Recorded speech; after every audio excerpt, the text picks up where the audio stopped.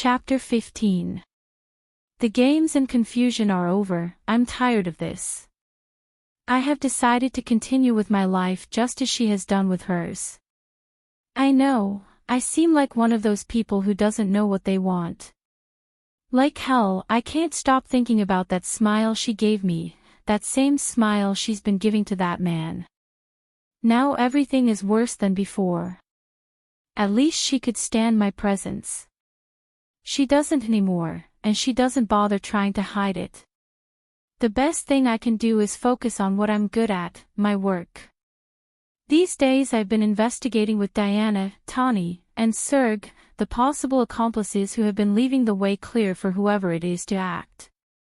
They all have suspects, and I have my doubts, which is why, whether I like it or not, I end up going to the only person who has answers. I'm old at this, I know how it works, and these merchandise thefts, I'm sure they have to do with a certain person. How is that possible if it hasn't even been a month? Antonio told me he would be out in 4 months, there were 3 more to go. Did he lie to us? Did Antonio lie to me?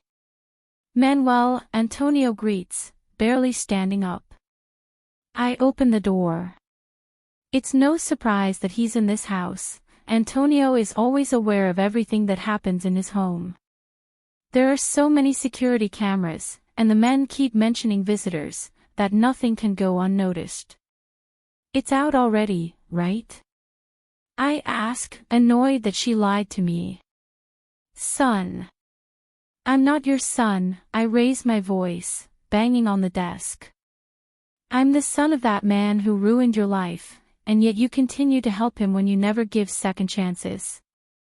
It's impossible for me to have extended my hand only for you to cut it off at the least expected moment.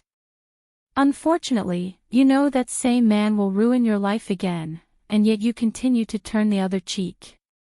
Antonio doesn't say anything, he's just waiting for me to unleash my anger, but his silence makes me want to explode. It's been a long time since I've had a tantrum.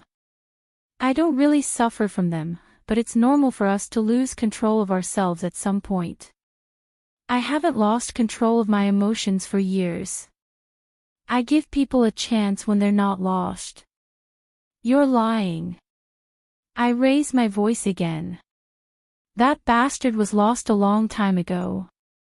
He grants me silence as if he doesn't believe those words were coming out of my mouth. He inhales deeply and then speaks with such calmness. You're the one who never gives a chance, he recalls, looking at me sadly. Did you ever give Arya a real chance? Did you ever give Taylor a real chance? You tried with her, but the first time you ran away and wouldn't listen. I know what I saw, I blurt out. And we're not talking about that. You know nothing, Bruce. Every part of my body tenses to the sound of that name. I'd forgotten what it sounded like. You think you know everything, but in reality, you know nothing. I've told you many times that human beings are deceived by the eye, but you always raise your index finger, judging others. Antonio. No. He cuts me off, throwing his hand in the air. I've had enough of you calling yourself a judge. I'm sure that of all the children I raised, the only one I gave complete freedom to was you, and that seems to have been a mistake. Son, I would have loved to be your son. I didn't ask you, I'm not your son. I see the anger flashing through his eyes. I know I shouldn't bother him because he's not the person he was years ago, not the person who could endure a heart attack. But I can't keep quiet. I can't do it because I know this man's truths will come out now. Cam is like watching a version of Antonio, only more feminine. No, I wanted to do it of my own free will, but it seems I made a mistake in the way I raised you. His eyes remain expressive. I gave you everything I could, I tried to replace your father, but you've never given us a damn chance. He blurts out the last part in frustration, his voice rising. His breathing becomes irregular and I know it must be from high blood pressure, but I can't bring myself to get close. I feel disgusted at even being able to touch him. Why should I give them a chance? They've never hurt me. They offered it to me. I live on because of them. Of course I have. Don't lie, he growls, turning his back on me, and I know he's doing it to regulate his tension. He heads toward the large window in the office, the one that overlooks the garden. There, all you can see is emptiness. If you had given us a chance, you wouldn't have changed your name. This time, he whispers more calmly. You blame me for never giving chances, but you're wrong. I give chances to people who aren't damaged, those who don't kill innocent people for power.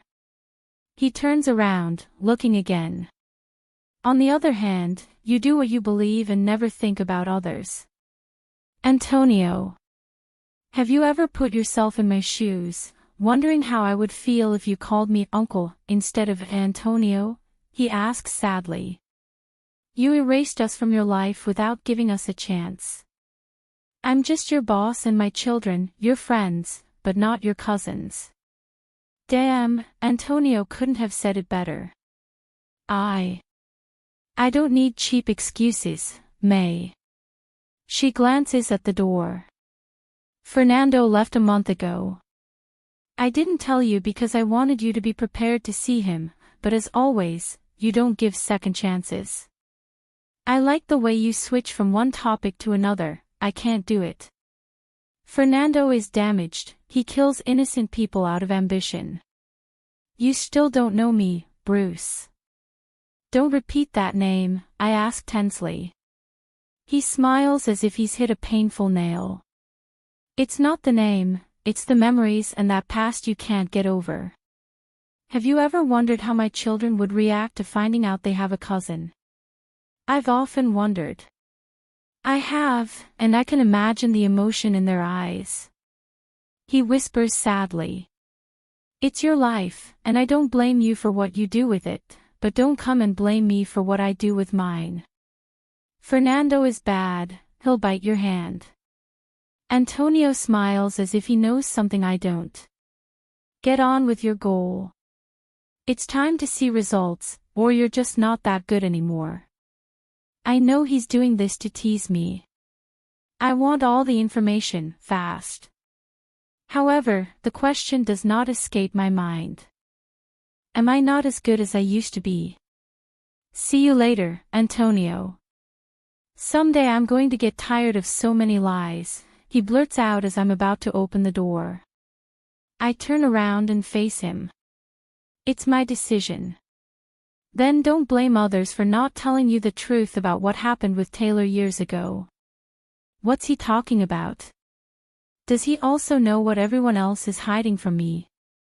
What do you know? I know what everyone knows, except you, because you never want to hear the truth. He shakes his head in disappointment. And I thought you were different from my children, but from what I see, you're a little more of an idiot than they are. Antonio. See you later, Bruce. I open my mouth to say something, but I have nothing to say, so I get out of there as quickly as possible.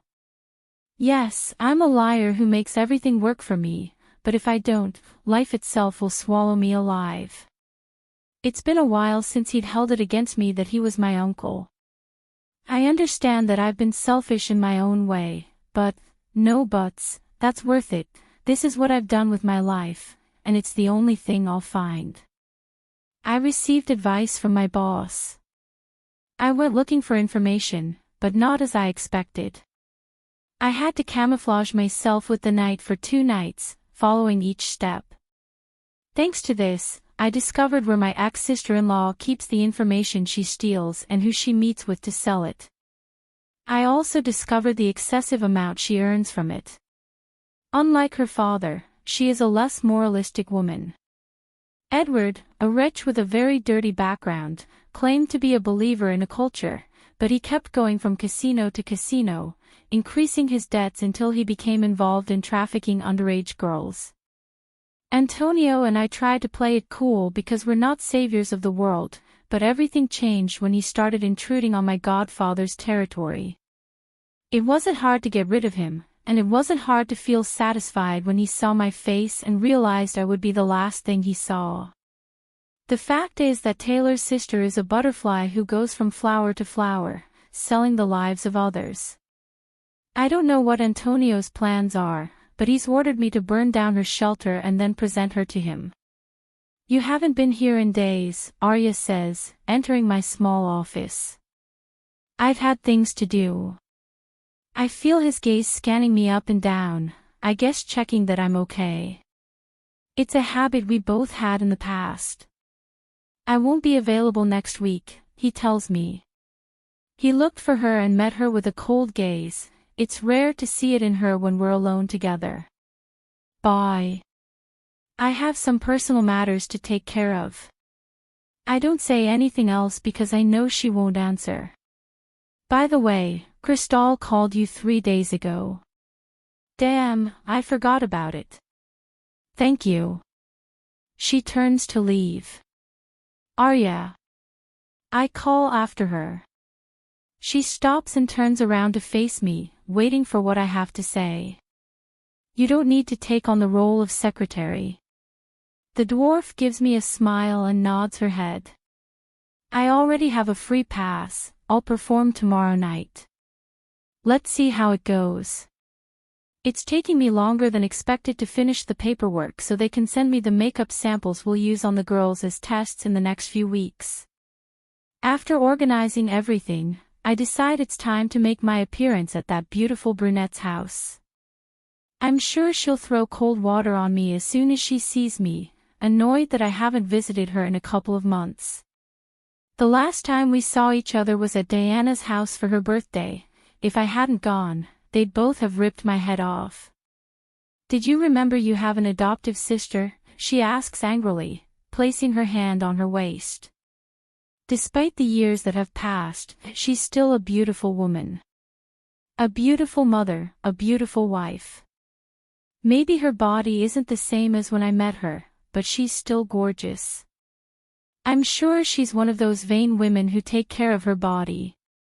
Everyone in this family is, but there are small details that aren't forgotten. "I'm sorry," I whisper as I enter the house. A big house, for a big family. Less than 5 years ago they moved completely to Metz. I knew that sooner or later they would come. Tawny is used to being close to family, besides the business is better to keep an eye on. "Next time I'm going to kick you in the balls," he warns. I raise my hands in a sign of peace while making a face of terror. The first thing I see in the living room is a family painting. Antonio is about to turn 13, our beautiful Christina will be 11, and little Agatha, the light of everyone's eyes, has just turned 2. That precious little girl is the most different of all. She's a version of her mother with some of her father's features. She inherited her mother's dark eyes. That's quite an achievement. I'll try to come more often. I hope so. Chris points with her index finger. I'll go get something to drink. He disappears towards the kitchen. "Manuel!" Christina exclaims, running toward me with that beautiful smile tugging at her lips. "You forgot about us." She hugs me so tightly I feel a bone crack. Christina is the strongest and most determined girl at her young age. She doesn't usually give up, always fighting for her ideals. If she has to argue with her father, she does. She's a warrior who pushes herself more than usual. She's just a girl who should enjoy herself, but she doesn't because she forces herself to be like the rest of the family. She's not like the rest, she's unique, and we all love her. The worst part is that. "Hey, Manuel." Antonio greets, coming down the stairs, holding a girl his own age. "Long time no see." He stands in front of me, extending his hand like a grown man when I break my hug with Christina. The girl in my arms avoids the boy's gaze. This is the problem, Antonio and his girlfriend. He's only 13 years old and already has a girlfriend, boys these days want to fly. A girlfriend who constantly shoves herself in Christina's face every chance she gets. They're foster siblings, but that didn't stop Christina from developing feelings for him, even though she was just a kid. The admiration she felt for him reached a new level, something we all hope will eventually pass, because those feelings aren't reciprocated. However, Antonio has no reason to make her feel inferior. The only person who makes her feel inferior is the boy she likes. I'm not the best at saying less when I've hurt certain women. You're getting bigger every day, I joke, taking his hand to pull him towards me and hug him. Hi, I greet the girl. They've been together for a year and I've never bothered to find out their names. Mom. Christina calls Chris's attention, who has arrived with a glass of juice, extending it toward me. Now that I look closely, little Christina was ready to go out. I'm surprised that for her age, her body has started to develop, she's already catching the attention of some of the boys. I'll be at Aunt Diana's house. Sure, darling, when you're ready to come, ask your aunt to please. Do you think Aunt would let me come alone? Good answer. She is the smartest of all. I'll pick you up, Antonio says. Who understands the boy? He rubs it in his girlfriend's face, but doesn't let her be. I'm sure he doesn't even let her have a boyfriend. My Aunt Diana will bring me. She approaches Chris, leaving a kiss on her cheek, then returns to me. Take care of Mom while I'm gone. The idea was to leave before dinner. Yes, I still avoid Chris's cooking. Luckily Tawny got tired of being food poisoned and ended up hiring a woman to take care of the food. The thing is, I wanted to leave, but here I am, watching one person or another come through that door. What people? Cristal told me that since I don't visit them very often, we'll have an impromptu get-together. The last to arrive are Diana, Sancho with his daughter, and Christina. I won't lie, I love these impromptu get-togethers because I feel like I'm part of the family. Antonio is right. I was the one who denied them the chance to see me as their cousin, but I can't help but remember what I went through to be here. All my suffering was for my family. I know they're not like Fernando or that woman, but I can't trust the word family. Long time no see, Marcos says, tapping my shoulder familiarly. Of all the men here, he's the one I tend to get along with the best. It must be because he's not possessive, he's the epitome of a perfect man for any woman, attentive, affectionate, helpful in raising his children, hardworking, and not at all jealous of us. If I continue describing this man's qualities, I might fall in love with him. The fact is that this man is more tractable than Sancho and Tawny. These two look like two possessive dogs about to urinate on their wives to prove that they are theirs. I've been a little busy. We all are. Remember. I know. Unlike you, we all make time to spend time together. And then comes Marcos, the philosopher. Cam's a little upset because you didn't go to the weekend get-together. I don't want to imagine how she'll feel if you don't go to her birthday party. I had forgotten that he is just a few days away from turning. Annoyed is an understatement. The woman standing next to her husband, holding little Elliot in her arms, appears to be taking him out of the equation. I'm so mad. Cam. Next time you snub me, I'll come find you and give you a hard time. I'll do my best to be there. It would have been you alone who got snubbed, Diana joins in. He went to the birthday party because I threatened him otherwise. I'm sure he wouldn't have gone. And if that weren't enough, every time we see each other, he's in a work mood. He's turning into a bitter person. It's not that I needed an invitation. The fact is, I couldn't attend because I was on a mission. I had to travel to London, the place where Nairobi moves like a fish in water. She has her contacts there, and so I had to spend a week there, hoping to spend some time with her so I could plant a virus on her cell phone, which Sergio then took it upon himself to spread throughout the system. Her threat wasn't long in coming. If I didn't go to her house, she'd come to my home herself and burn it down. I have no doubt about her. Her voice was so calm that I didn't want to test if she was joking. I had to travel quickly. Sorry about that, but I was working.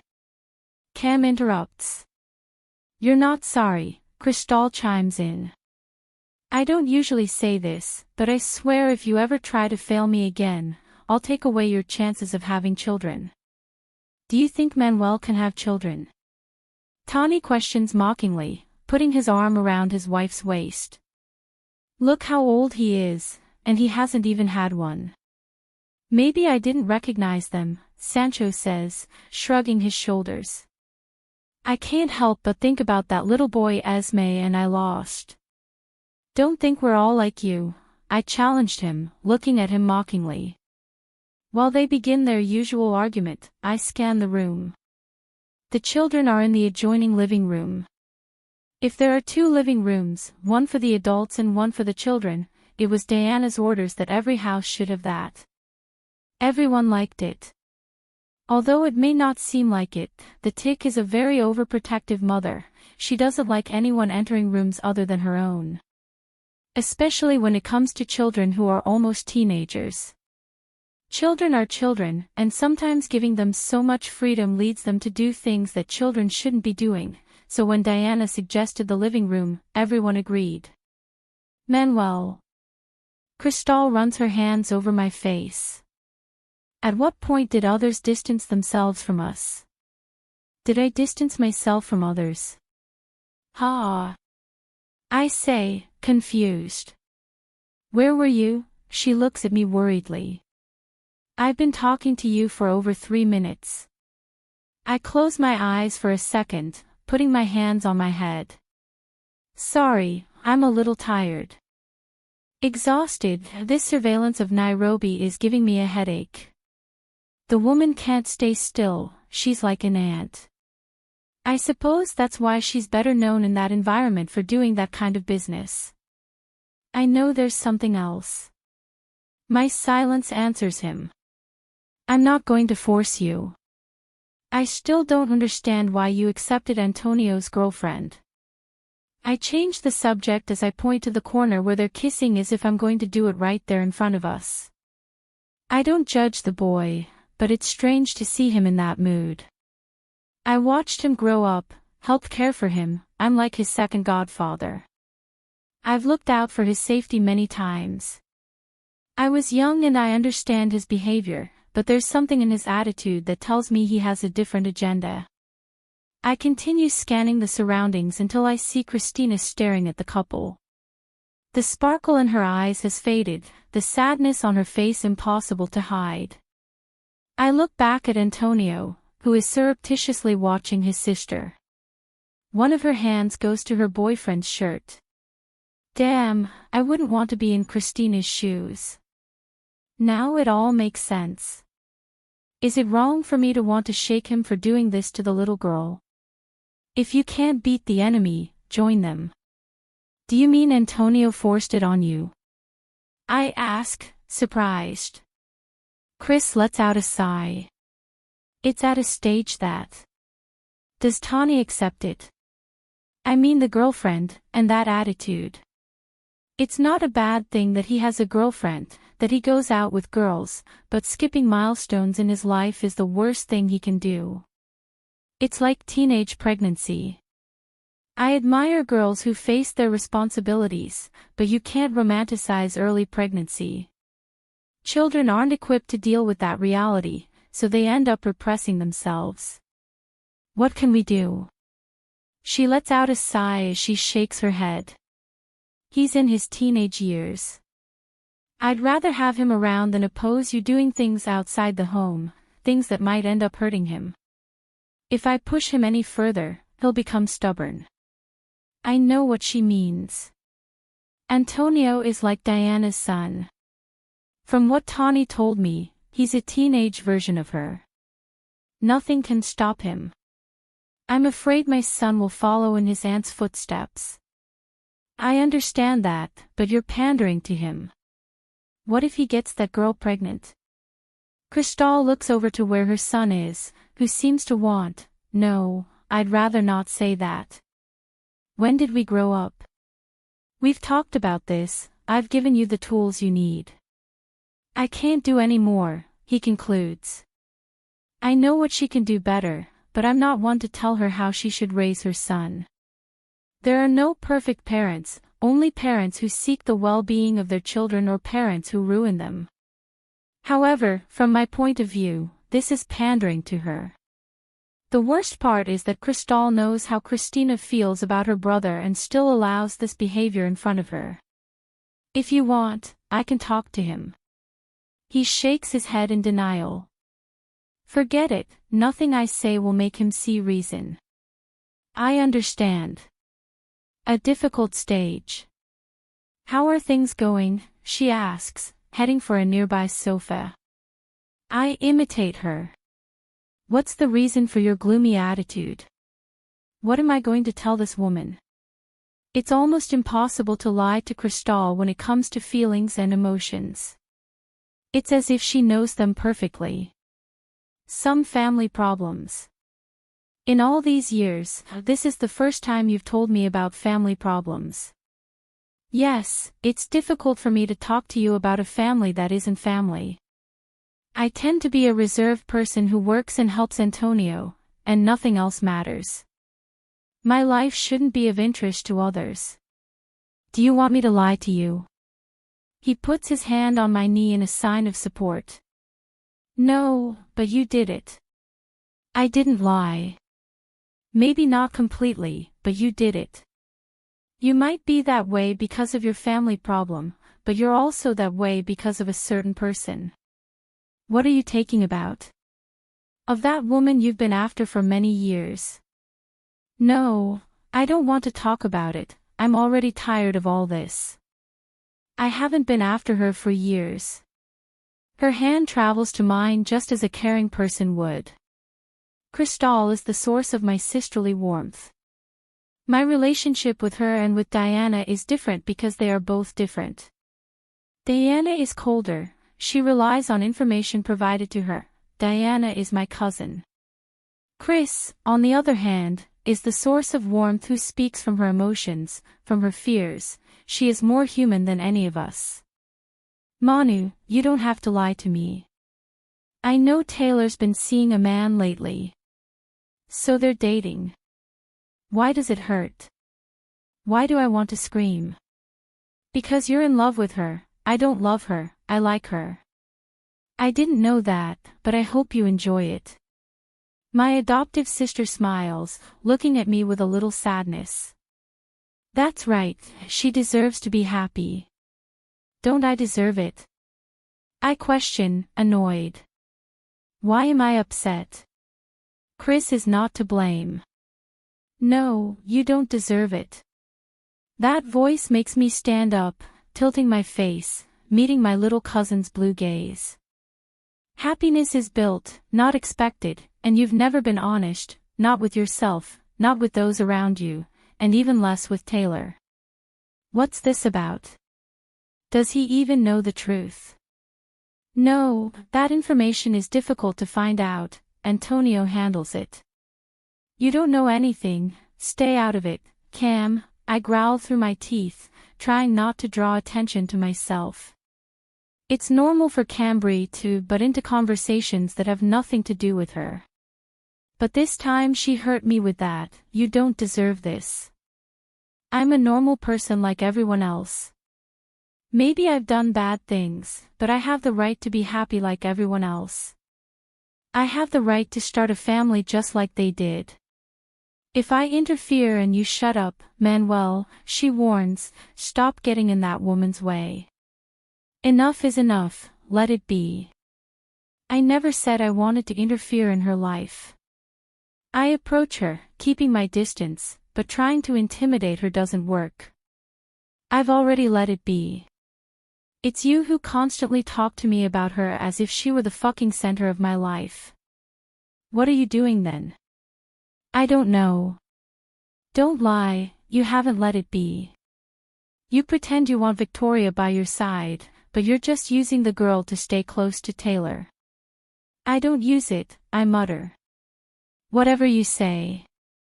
He shrugs. Just stop making excuses to be around her.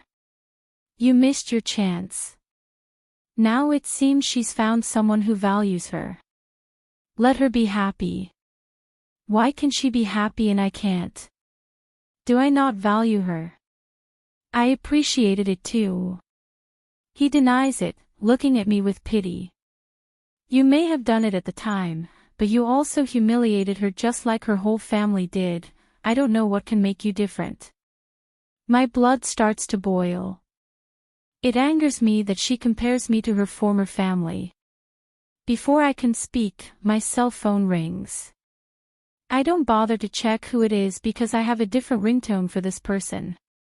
The strange thing is that it is at this time of night. Hello. Manu. She whispers through her tears. Are you busy? For her I never am. What's going on? I ask worriedly, forgetting about the judges at my side. Talk to me. I plead, moving as if my cell phone signal is bad. Can you come see me? That is not a question, especially in that state. Are you home? No, this is already wrong. He sent you the address by text. I'm on my way. Without waiting, I hang up and turn around, leaving the house. I don't bother saying goodbye, much less stopping Kristal's screams. Now there's someone who needs me, and that person is my second hope for staying on my feet. I'm not one to push the accelerator much, but I do so until I reach a park that's too lonely and dark for my liking. What are you doing here alone? Victory. It all started 3 days ago. No, it all started in Strasbourg. I saw a face covered by the hood of a jacket, a silhouette. I repeatedly encountered it wherever I went. It never did anything to me. It was always leaning against a wall, a lighthouse, or a post, smoking. Its presence frightened me, but it never dared to approach. I was able to live with that, but not since we returned. Since we arrived I've been feeling like I'm being followed constantly. My alert told me it wasn't dangerous, or at least not until I saw a hooded man dressed in black shoot another man in the head. I didn't see the face of the hooded man. I don't know if he was young or not, but I'm sure it was him I saw every time I went out there in Strasbourg. The fact is, that man saw what I saw, that he killed the other man. Instead of coming for me, he winked at me, ran his fingers over his lips, and blew me a kiss and a smile, letting me go. Never in my life had I run as if my life depended on it. I got home and tried to tell Mom, but I couldn't because Mom had a bomb waiting to explode on me. I couldn't recover from the shock because the true reality of life began to dawn on me. I had never understood the words my only friend was saying. A humble girl who life had treated a little rough, or so she said. I've heard millions of people talk about life's hard knocks, and luckily, being so young, life hasn't hit me hard, or at least it hasn't, until now. I enter the house desperate for my mother's comfort. I want to tell him what I saw and ask him to come with me to report that man, but when I enter the house I see everything broken, destroyed. I even see some blood stains on the floor. What if that man knows where I live? Of course you know where I live. Did you come for my mother? No, my mother. Mom. I shout, searching the whole house. Mom. I call again, entering her room. Relief comes when I see her, but it's replaced by fear when I see her on the ground, motionless. Her hands are covered in blood, her eyes closed. What if I kill her? Quickly, I approach her looking for the wound. Her head has nothing. I look at her hands. There are the wounds. They are not that deep. but they can be seen, and I think it has to do with the glass that was in the room. Mom. I try to move her, but she doesn't respond. I reach for the alcohol and hold it near her nose. After a few seconds, she opens her eyes. The first thing I see is a pain she never let me see. It's so agonizing it's contagious. For as long as I can remember, I've seen my mother as a strong woman, a warrior. I know she has a weight on her shoulders, but I didn't know it was that heavy. I didn't know that weight could destroy her.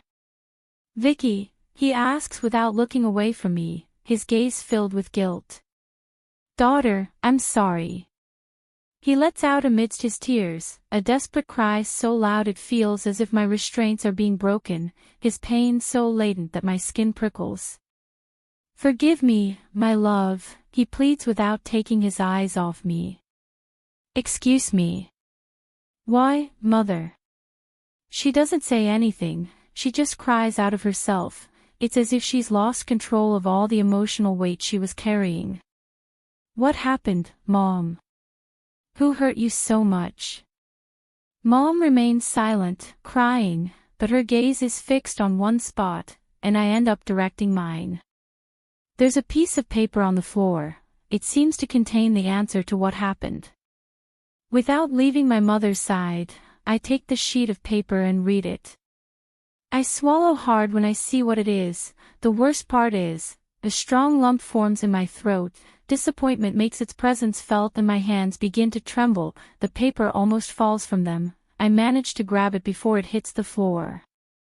Have I lived my whole life in a lie? Victoria. I breathe, blinking a few times. I can't let him see me cry. I'm not capable of crying in front of an audience.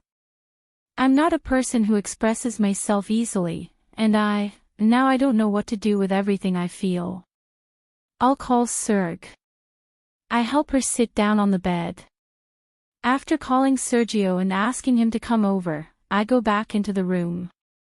He'll be here now. Daughter. I turn to leave the room and the house. Unfortunately, I've been raised so well that I can't be a rebellious girl. I can't leave without saying, I'll go out. Without being able to say anything else, I leave. For a moment I forget about the man I saw, what I saw him do. However, the alertness is still there, so I end up startling when a hand touches my shoulder. It takes me a few seconds to realize this is the person I thought was my father for 7 long years of my life. I'm sure he believed it was me too, and that's why he always seeks to be with me. What will he do now? Will he go away? What's up, kiddo? He sits down next to me. The tone of his voice never stops sounding worried. If he knew I wasn't his daughter, would he have come to see me at this time of night? My whole house of cards has come crashing down. I think about what to say, how to start, but saying it anyway won't stop the pain, so it's best to let it come out however it wants to come out of my mouth. Why did you try to get close to me since you discovered who my mother was? Hurry him up in bad times. What are you taking about? I know he's pretending to be confused. I know a lot about him, about the Ramos family. I know much more than any of them realize. Just because I prefer to remain silent doesn't mean I'm naive. You approached me because you assumed I was your daughter, right? Victoria. Why have you never done a DNA test on me? I scold him, sniffing. I watch him closely, even though the darkness doesn't allow me to see him clearly, only a few reflections from the lamp. Why? I ask, this time trying not to cry. Judging by the movement of his silhouette, I'm sure he's let out a sigh. He's wearing a black jacket, which he takes off to drape over my shoulders. What's that about? If I had any doubts, I would have done it a long time ago. It's hard to explain, he whispers, staring straight ahead. Why would I have the doubt? Did Mom cheat on him? I'm no one to judge her, but I deserve to know the truth. Explain to me. I beg. Why now? He questions, looking at me. His hands go to my face and dry my tears. What happened, kiddo? I've always liked hearing, little one, from your mouth. Will he stop doing it? Would you stop seeing me if I weren't your daughter? I ask, starting to cry again. I don't want him to get away from me. I've seen Manuel since I was 7 years old. I always thought he was my father. I waited patiently for the moment until Mom confirmed it. I thought it would be like that when she let me see him whenever I wanted, when she let me take him to photo shoots, but no, it was all a castle of lies. Victoria. Yes, he would stop seeing me if he found out I wasn't his daughter. Now I understand why Mom didn't want me to see this man. It all makes sense. She was against me spending time with him because when he found out the truth, he'd walk away, and I'd end up hurt. Could Mom be right? Most likely yes, I know because I see the doubt in your eyes. Is this all? Look. I hand him the paper. It takes all my willpower to do it, but one thing that defines me is that I go straight ahead, even when the consequences hurt. I can't harbor hope when I know the truth. I can't live on crumbs, on a child's wish. If I could choose, I would choose him as my father 1,000 times over, but fate has different plans for me. Chapter 16. Manuel. I look from the paper to her face again and again, my head trying to decipher what all these questions are about. Victoria, she is sincere, but she has never been direct about this subject. Why now?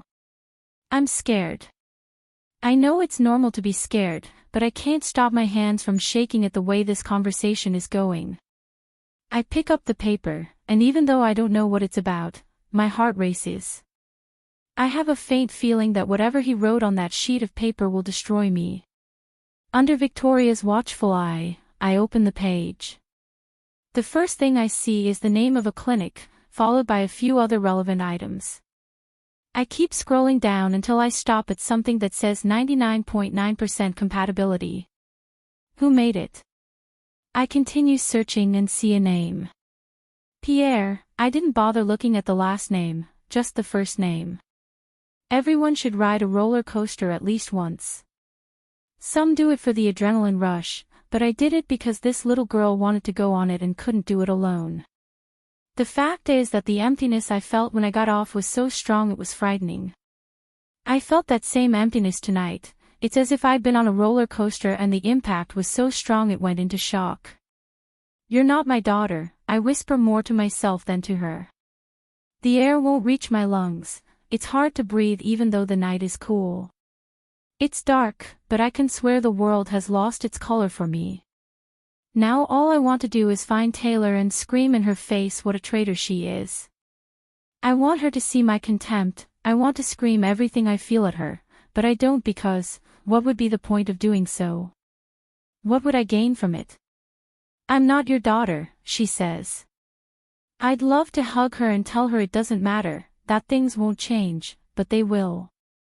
I'd like to think nothing would change, but the disappointment in my heart confirms that maybe I won't see it the same way anymore. Now she'll just be the daughter of the person her mother cheated on me with. We remain silent for a couple of minutes, about 10. I clear my throat for words, but I can't find any, so I end up taking the initiative to take her home. I'll take you home. I sound colder than I mean to. It's not her fault, I must remind myself, but half of my heart has stopped beating, so now I can only dream without any emotion. This has been happening since the first time I took the life of a human being. I want your version first, he says harshly. I didn't expect that tone from you, but maybe it's our way of hiding the pain we feel. What are you taking about? There are many versions and I don't know what you want to know. You and Mom were married, what happened? Despite the night and the harshness in her voice, I can see the tears shining in her eyes, but beyond it all, I see the determination to know everything. I let out a sigh, preparing for that story, not very long, just powerful. I traveled a lot for work, and one day when I came back to the apartment I found your mother with another man. That man. You have to know how to talk to children, I don't know how to do it. That man is your father. I point at the sheet of paper, still reeling. He nods, offering me silence for a few minutes. I'll take you home, I say, standing up. I was expecting a plea from her. Maybe some dramatic phrases like, "Don't leave my side, Manuel, it doesn't matter if that man is my biological father, you'll always be my father, I want you by my side." However, none of them come through. She just nods and lets me drive her home. Which makes me feel like an idiot. What's her fault? None, and yet here I am marking an invisible distance. I'd love to go in and confront Taylor, but I don't because I'm not responsible for what she might do today. And a part of me remembers that every time I tried to get close to Victoria, she told me I wasn't her father. Why didn't I believe him? Why did I have to give myself false hope? Who doesn't live on false hopes? Feelings were made so we wouldn't be invincible beings, feelings are a weakness. I've tried, ever since I came into this world, to hold on to my feelings because I'm a person. I want to be a person, but I'm tired of giving my all. I'm tired of always getting hurt and it being my fault. As soon as I get to the apartment, I grab my bag, pack my suitcase, and head off to do my job, which I'm good at, and no one says anything to me. The only thing I seem to be able to succeed at. Taylor. I've been staring outside for about half an hour, waiting for Victoria to come home. It doesn't. I know she needs her space, but it's not good for her to be out at this hour when she's so dangerous on foot. I still can't believe all this happened in just minutes. I can't process the despair in my daughter's eyes when she saw that leaf. Vicky isn't emotionally expressive, but her face speaks for itself, or at least I understand it. How did I get here? How could everything change so quickly? A couple of days ago, after I kicked Ariadna out of the office, I had to meet with that bastard in court. The judge ordered a DNA test for my daughter. I tried to refuse, I swear I tried, but I couldn't because if I didn't agree, they'd take her away from me. And I can endure anything in life, but not having Victoria taken away from me. I know she's a few years away from coming of age, she isn't yet, and I can't allow that man to take away the most precious thing life has ever given me. I was hoping the result would be negative, so I simply took a few of Vicky's hairs without her knowledge. Nothing in life goes as planned, and tonight the results arrived at my door. Just remembering opening that envelope makes me feel my life slipping away. I couldn't stand it and I collapsed. Today, more than ever, I'm angry at Manuel. If he hadn't turned his back on me, I'd have proof that he abused me, but I don't have it because I didn't go to a clinic, much less a hospital. Tay, go to bed. Luckily, he's always with me. If it weren't for Serg, I'd be in a cold tub right now, feeling my body go numb. Yes, I did that a lot when Victoria was a kid, it was my only way to calm down. It's been a while since I lost control. I can't even think about how my little girl felt or what she thought when she saw me in that state. I adore this man. He's a noble and admirable person who, despite how much it hurt his heart, remains here by my side, supporting me like he has all these years. He's never turned his back on me, and I'm more grateful for that today than ever. I whisper without taking my eyes off the door. Where is she? I blurt out, worried. She can't be out at this hour, exposing herself to all kinds of danger. Sergio opens his mouth, but closes it again when the door opens. Victoria shuffles in. Something that has always identified my daughter is her gaze, the features on her face. She's incredibly expressive in her emotional state. She'll never tell you how she feels, but you'll be able to see it in her if you know her well enough. That expression on her face breaks me, and it's because I know how much she wanted a father like Manuel. How I hate Pierre for ruining my little girl's fantasies. Victoria, Sir greets, nodding. They're too close, but now that we've seen her condition, he prefers to keep a little distance, allowing her to grieve. Is everything okay? My friend's gaze goes behind my daughter, she is alone. Well, he asks mockingly, a mockery filled with pain. Great. He blurts out ironically. Now what will you do with the DNA results? He asks, turning to me. I'll be reunited with my father, and we'll form a bond full of love, right? Victoria, Sergio warns. I shake my head as I stand up. If I don't do it now, I'll never do it. If my daughter is going to suffer, let it be just one pain and let her not hate me, or at least not hate me as much. Vicky has a different way of dealing with her emotions. I remember when she realized the first vaccine I had to give her. She went 2 weeks without speaking to me beyond what was necessary. She distanced herself. She saw me as the culprit of that pain and deception. I don't want to think about how he'll react when he finds out everything. Serg, I want to talk to my daughter, I blurt out, as serious as I can. He doesn't need to say anything else to nod, come closer, and hug me affectionately, but it's not the same loving care he's held me with all these years.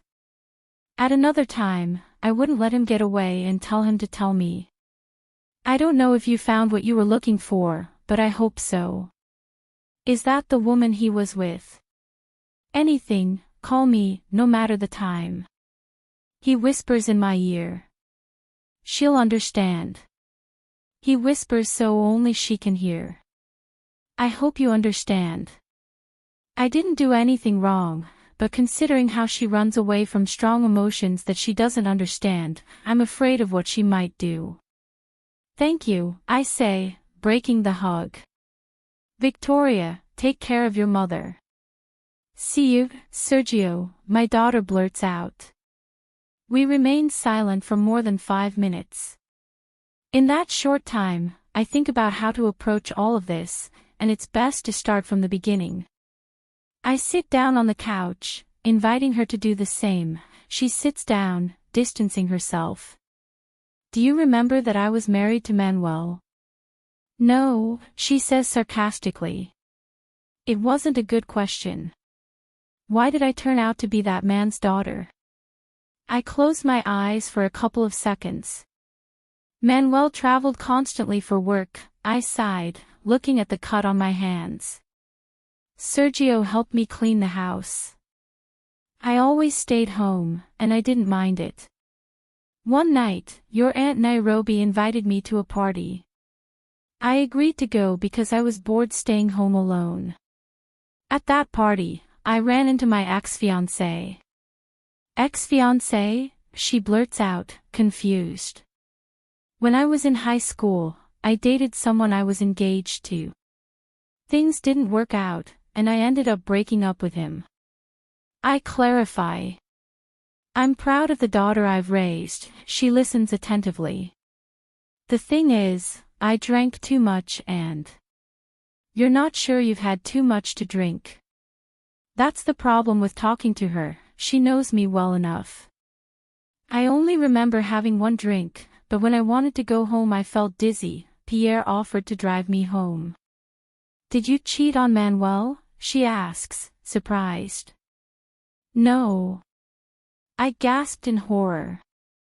When I got home, I said goodbye to him, but a man is stronger than a woman, and stronger than a drunk woman who has no willpower. My body froze, and I couldn't. I look at my daughter's face for a second, and the anger I saw has disappeared. Now I see pain, her little eyes shining as if they were holding back tears. Are you telling me that man abused you? She asks in horror. I can't answer, I can't confirm it. Am I the product of rape? She brings her hands to her mouth. Mom. She cries, sobbing. His body starts to shake, he tries to control it, but he can't. Victoria. I try to approach her, but she shakes her head. Did you know that man was my father? No. Why have you never taken a DNA test? Because you're my daughter, because I'm your mother, and I don't need any proof to confirm that, I say, standing up to sit next to her.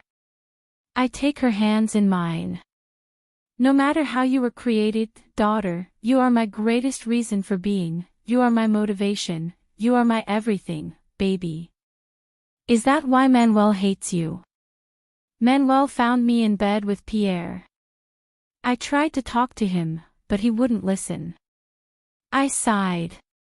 He asked me for a divorce. I tried to persuade him, but he couldn't, so I signed the divorce papers, and we moved on. And now everyone goes on with their lives. Doesn't it matter what happened in Strasbourg? I shake my head. Where there is no trust, there can be nothing. I'm sure if he knew the truth. Now she's thinking about everyone, but soon she'll think about everything I told her and create the wall between us, that wall I've been fearing. He didn't want to listen to her at the time, I don't want him to know now, not when I can defend myself. Is there something else you're hiding from me? He questions, changing the subject. If there is, tell me at once, mother, because this is the only chance we have to clear everything up. That's his checkmate. Where there's no trust, there can be nothing. Remember my earlier words. There is. What is it? I swallow hard, standing up. I go to the bedroom and grab a small box where I've packed a few things, the ultrasounds, a photo, and an outfit, his first outfit. For a mother, the absence of her son will never stop hurting. Not a day goes by when I don't remember my Max's little face. Here. I hand him the box. She looks at me in surprise because it's the one thing I don't usually let her touch. I don't know why I've kept the news of her having a little brother from her. It must be because I had to choose between one of our lives and the other. Max didn't develop lungs, Victoria had complications with her bone marrow. Max was in too serious a condition, and the doctors weren't sure he'd live. However, they had hoped for Victoria, but they needed a bone marrow that was compatible, and I wasn't. So the doctor told me about the possibility of my little one being the donor. It was that or lose them both. The decision I made hurt, it hurts every day. What's this? She takes the set in her hands as soon as she opens the box. Blue, she blurts, confused, continuing to search until she finds the photo. A boy. Mom. I breathe, taking a seat where I was a few minutes ago. His name was Max. Was he? What happened to him? She keeps searching until she finds the 3D ultrasound. 2 boys. Mom. She gasps in surprise, her hands shaking, the confusion still on her face even though she seems to have the answer. He was your twin brother. Twin. They were both raised in the same bag. What happened to him? My pregnancy didn't go well from the start. I suffered from anorexia, so they were a little weak despite extensive treatment.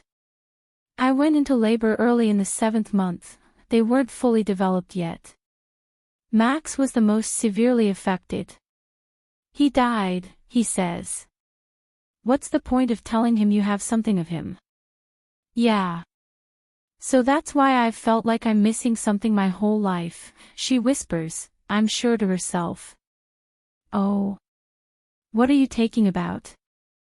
Victoria wipes her tears looking at my face. All my life I've felt like something was missing, but I didn't know what it was. Daughter. She stands up, leaving the box on the table in front of us. I've had enough information, let me process it. Without further ado, he goes to his room. Taylor. I've been staring outside for about half an hour, waiting for Victoria to come home. It doesn't. I know she needs her space, but it's not good for her to be out at this hour when she's so dangerous on foot.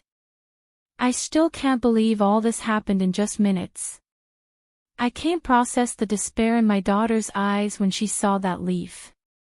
Vicky isn't emotionally expressive, but her face speaks for itself, or at least I understand it. How did I get here? How could everything change so quickly?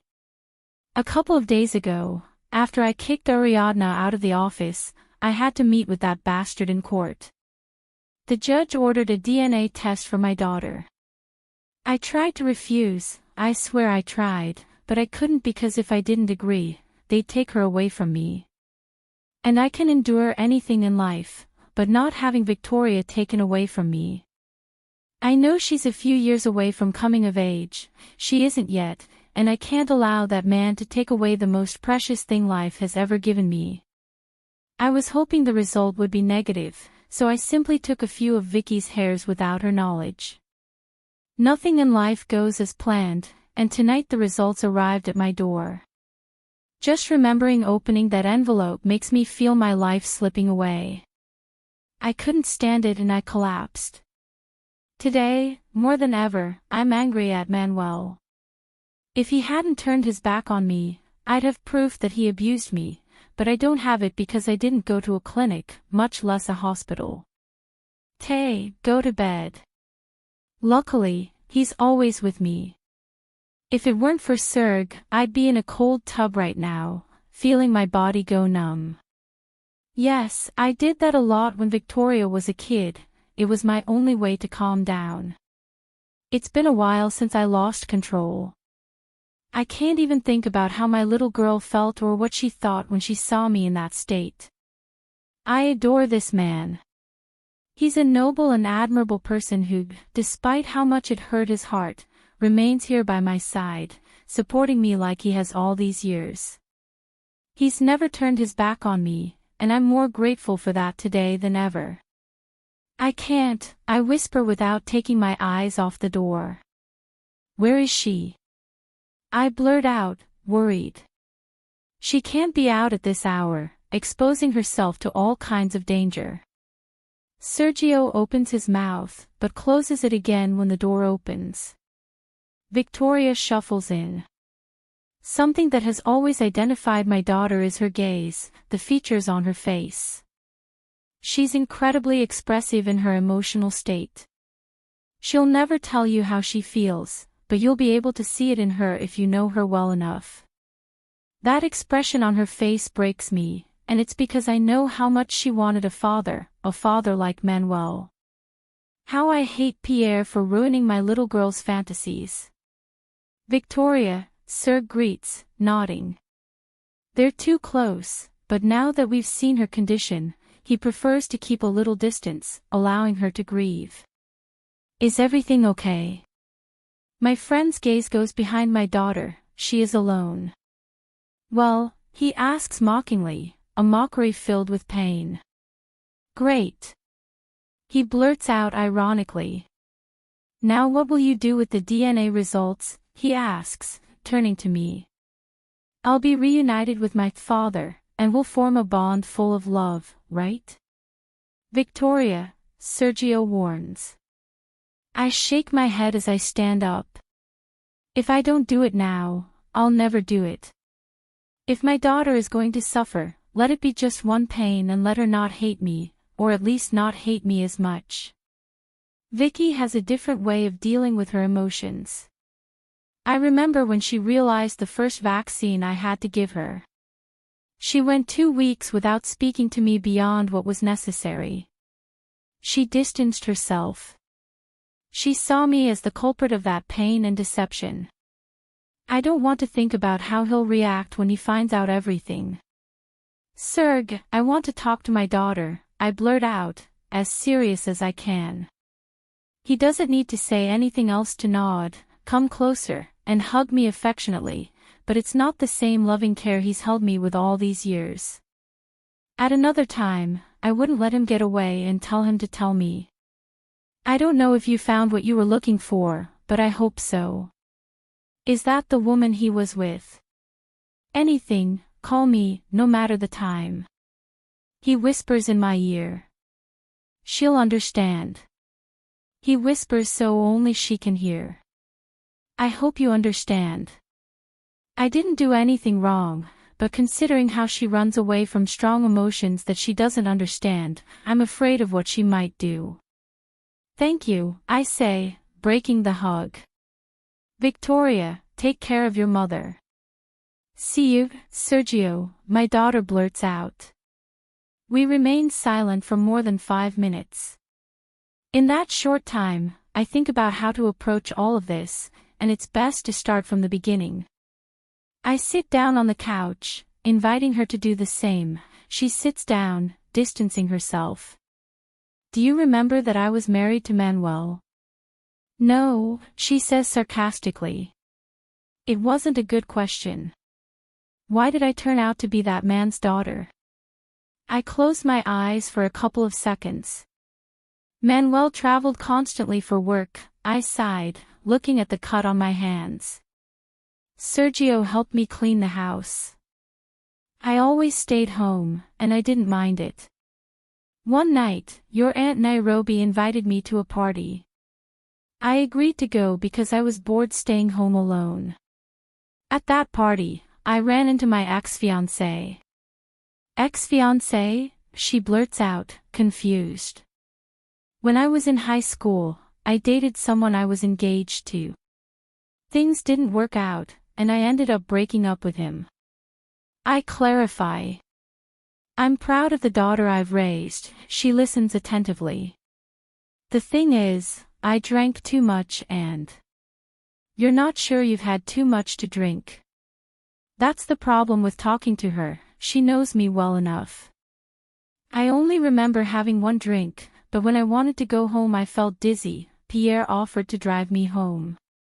Did you cheat on Manuel? She asks, surprised. No. I gasped in horror. When I got home, I said goodbye to him, but a man is stronger than a woman, and stronger than a drunk woman who has no willpower. My body froze, and I couldn't. I look at my daughter's face for a second, and the anger I saw has disappeared. Now I see pain, her little eyes shining as if they were holding back tears. Are you telling me that man abused you? She asks in horror. I can't answer, I can't confirm it. Am I the product of rape? She brings her hands to her mouth. Mom. She cries, sobbing. His body starts to shake, he tries to control it, but he can't. Victoria. I try to approach her, but she shakes her head. Did you know that man was my father? No. Why have you never taken a DNA test? Because you're my daughter, because I'm your mother, and I don't need any proof to confirm that, I say, standing up to sit next to her. I take her hands in mine. No matter how you were created, daughter, you are my greatest reason for being, you are my motivation, you are my everything, baby. Is that why Manuel hates you? Manuel found me in bed with Pierre. I tried to talk to him, but he wouldn't listen. I sighed. He asked me for a divorce. I tried to persuade him, but he couldn't, so I signed the divorce papers, and we moved on. And now everyone goes on with their lives. Doesn't it matter what happened in Strasbourg? I shake my head. Where there is no trust, there can be nothing. I'm sure if he knew the truth. Now she's thinking about everyone, but soon she'll think about everything I told her and create the wall between us, that wall I've been fearing. He didn't want to listen to her at the time, I don't want him to know now, not when I can defend myself. Is there something else you're hiding from me? He questions, changing the subject. If there is, tell me at once, mother, because this is the only chance we have to clear everything up. That's his checkmate. Where there's no trust, there can be nothing. Remember my earlier words. There is. What is it? I swallow hard, standing up. I go to the bedroom and grab a small box where I've packed a few things, the ultrasounds, a photo, and an outfit, his first outfit. For a mother, the absence of her son will never stop hurting. Not a day goes by when I don't remember my Max's little face. Here. I hand him the box. She looks at me in surprise because it's the one thing I don't usually let her touch. I don't know why I've kept the news of her having a little brother from her. It must be because I had to choose between one of our lives and the other. Max didn't develop lungs, Victoria had complications with her bone marrow. Max was in too serious a condition, and the doctors weren't sure he'd live. However, they had hope for Victoria, but they needed a bone marrow that was compatible, and I wasn't. So the doctor told me about the possibility of my little one being the donor. It was that or lose them both. The decision I made hurt, it hurts every day. What's this? She takes the set in her hands as soon as she opens the box. Blue, she blurts, confused, continuing to search until she finds the photo. A boy. Mom. I breathe, taking a seat where I was a few minutes ago. His name was Max. Was he? What happened to him? She keeps searching until she finds the 3D ultrasound. 2 boys. Mom. She gasps in surprise, her hands shaking, the confusion still on her face even though she seems to have the answer. He was your twin brother. Twin. They were both raised in the same bag. What happened to him? My pregnancy didn't go well from the start. I suffered from anorexia, so they were a little weak despite extensive treatment. I went into labor early in the 7th month, they weren't fully developed yet. Max was the most severely affected. He died, he says. What's the point of telling him you have something of him? Yeah. So that's why I've felt like I'm missing something my whole life, she whispers, I'm sure to herself. Oh. What are you taking about? Victoria wipes her tears looking at my face. All my life I've felt like something was missing, but I didn't know what it was. Daughter. She stands up, leaving the box on the table in front of us.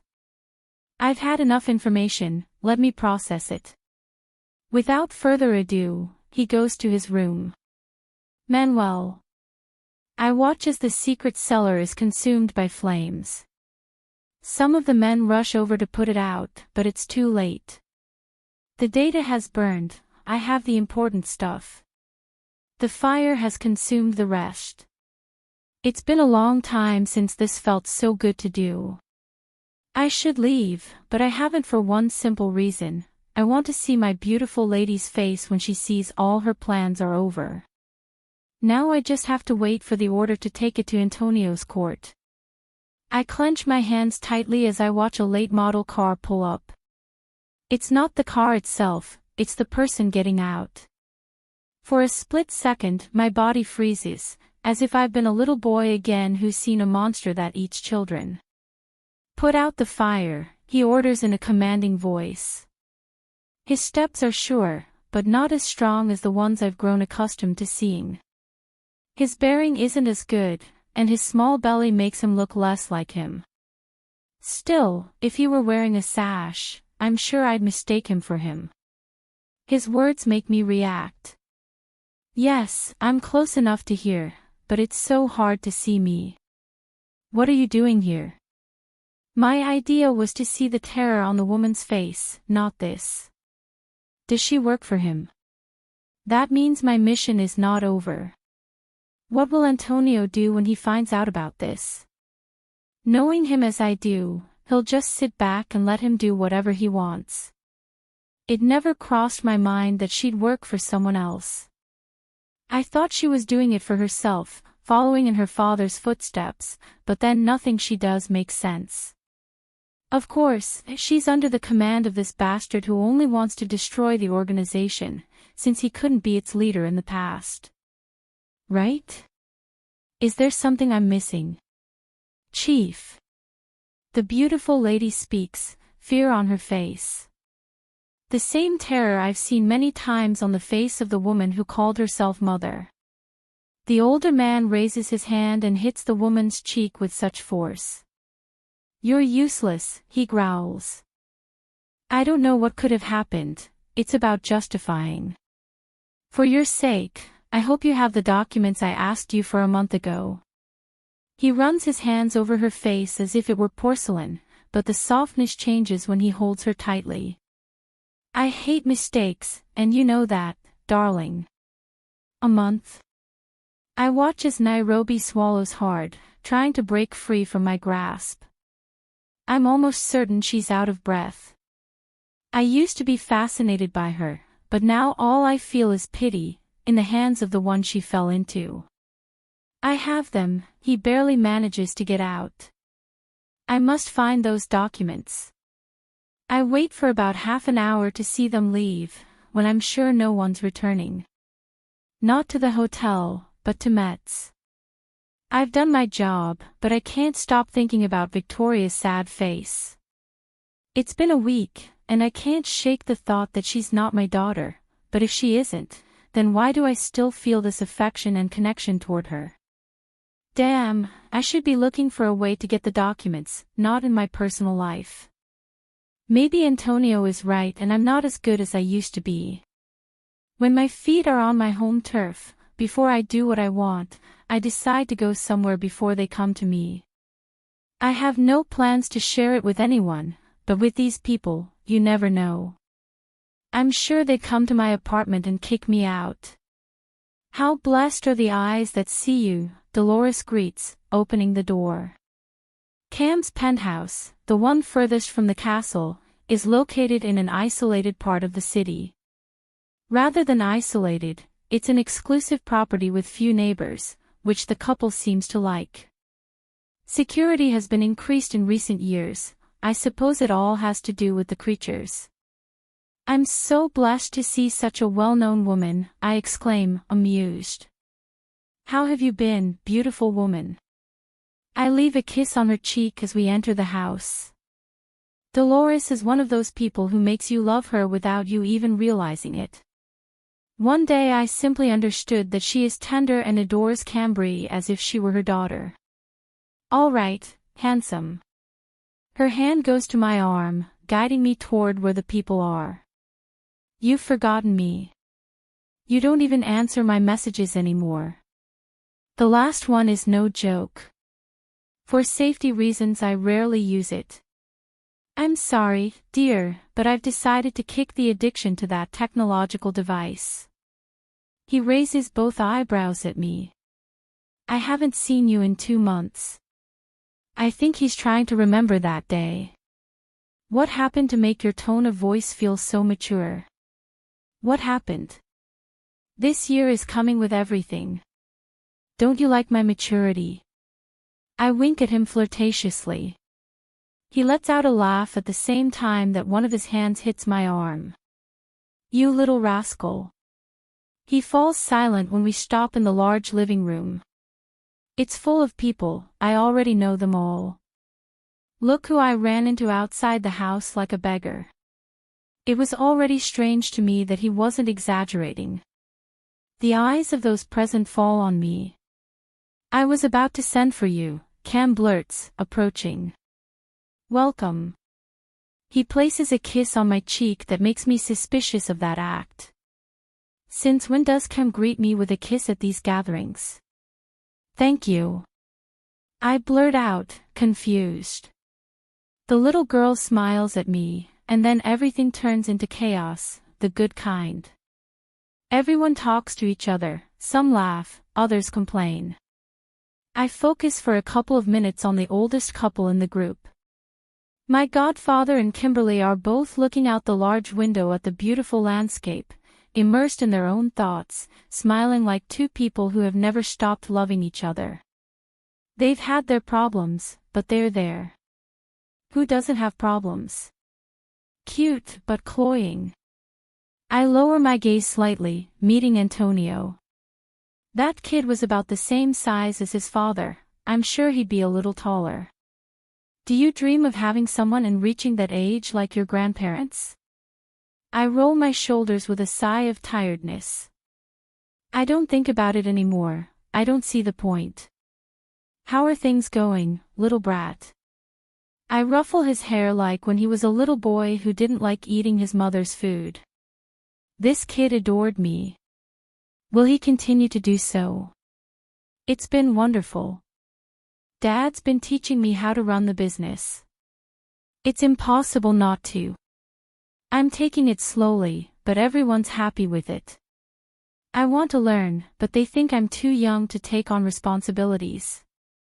They want their children to live before they start this torture. They want her to have the opportunity that the youngest had. There's no need to run when you can walk, I remind him. And what's the miracle I don't see you with that girl? I say casually. He puts his hands in his front pants pockets, revealing himself as a mysterious boy.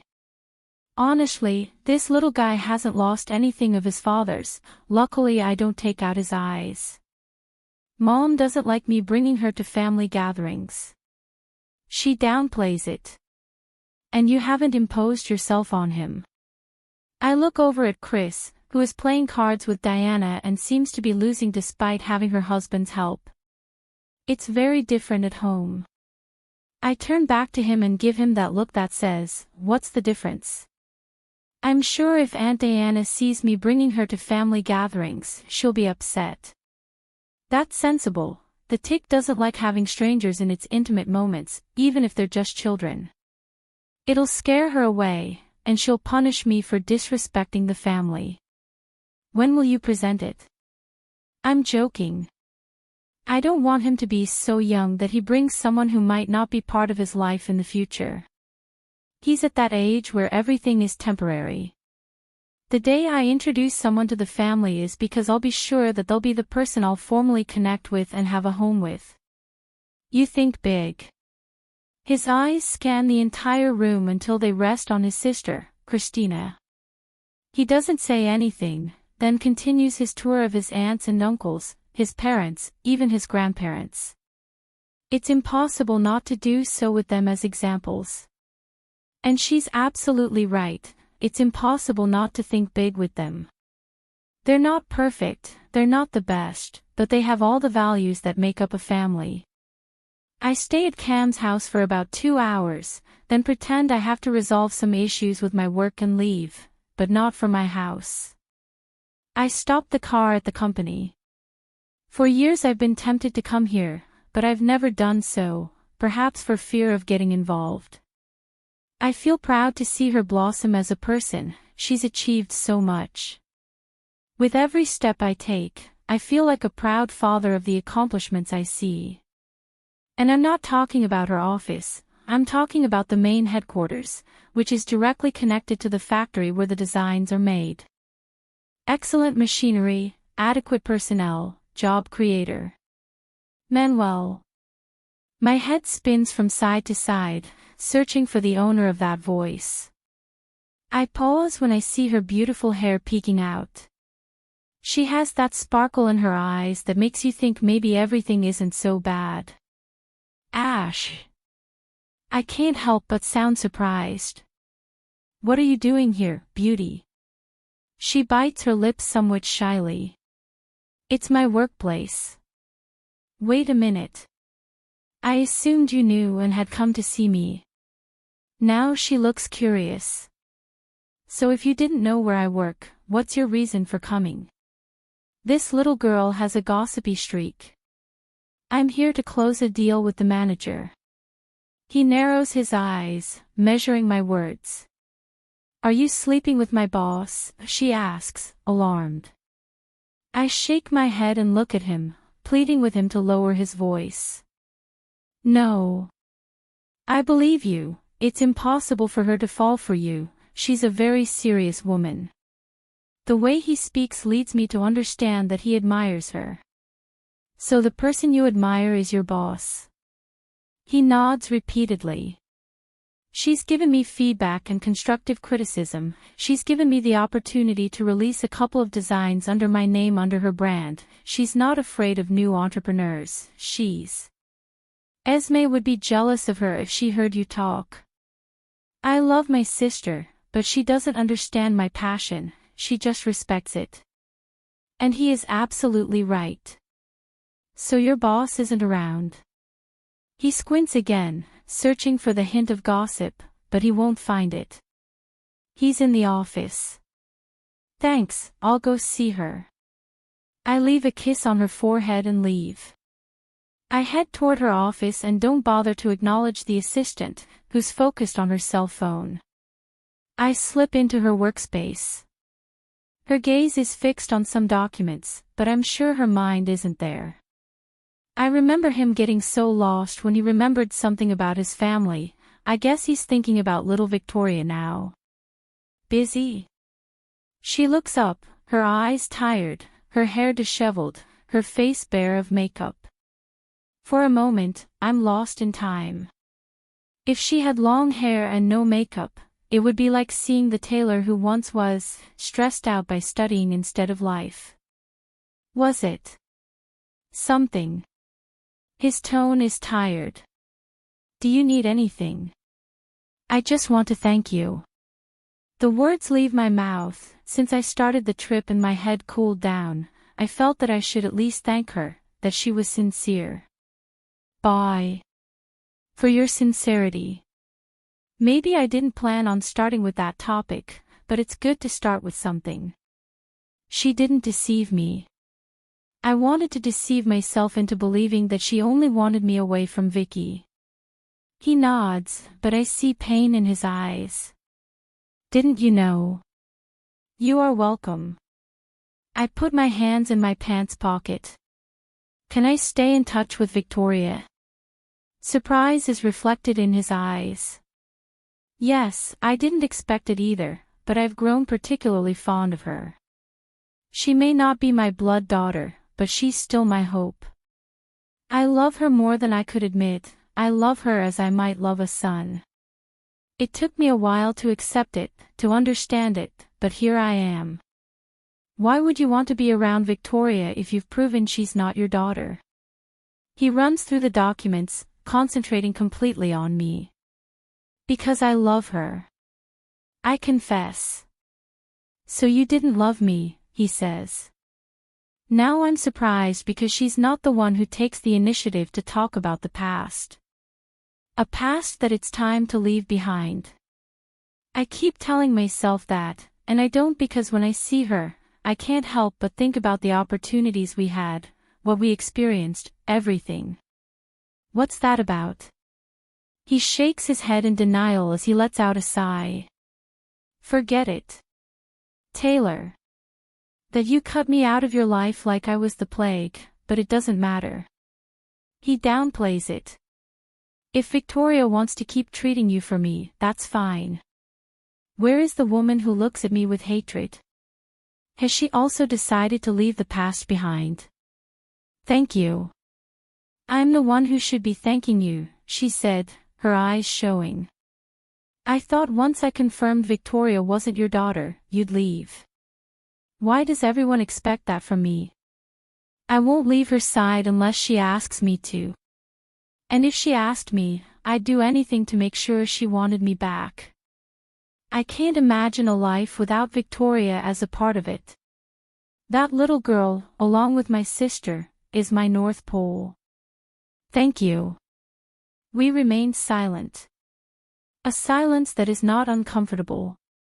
When do we go from awkward silences to comfortable ones? Since when do I have comfortable silences with her? Do you want to get some ice cream? I see myself saying. Taylor smiles at me, fuck she smiles back at me and it feels like fucking heaven. This smile reminds me of our time together. It's not unusual to see smiles from her, the odd thing is when they're directed at me. My heart races, as if I were in school and had asked out the girl I like. Strawberry. With vanilla. So, yes. We're not going far, about a 10-minute drive. While in the cafeteria, everyone is busy eating their ice cream. I watch her trying to figure out why she's so calm. I know something's going on in her head, otherwise she wouldn't be so relaxed. What happened to him? Does it have to do with Victoria's father? The person you're dating? How is it possible that things have changed in so few days? I don't like what I'm about to say, but I feel her subdued, as if she were a soulless person, just like when her father punished her, as if she were stuck in the monotony of a life she didn't want. Even now that I'm so close to her, I can tell she's lost weight, and I can't help but feel worried about it. Have you been eating well? I blurt out without thinking. He puts the ice cream aside, concentrating on me. I can't decipher that look. I'm not a child, she growls. Taylor. He lets out a sigh and clasps his hands on the table, resting his elbows there. Manuel, don't start. I raise my hands in a sign of peace.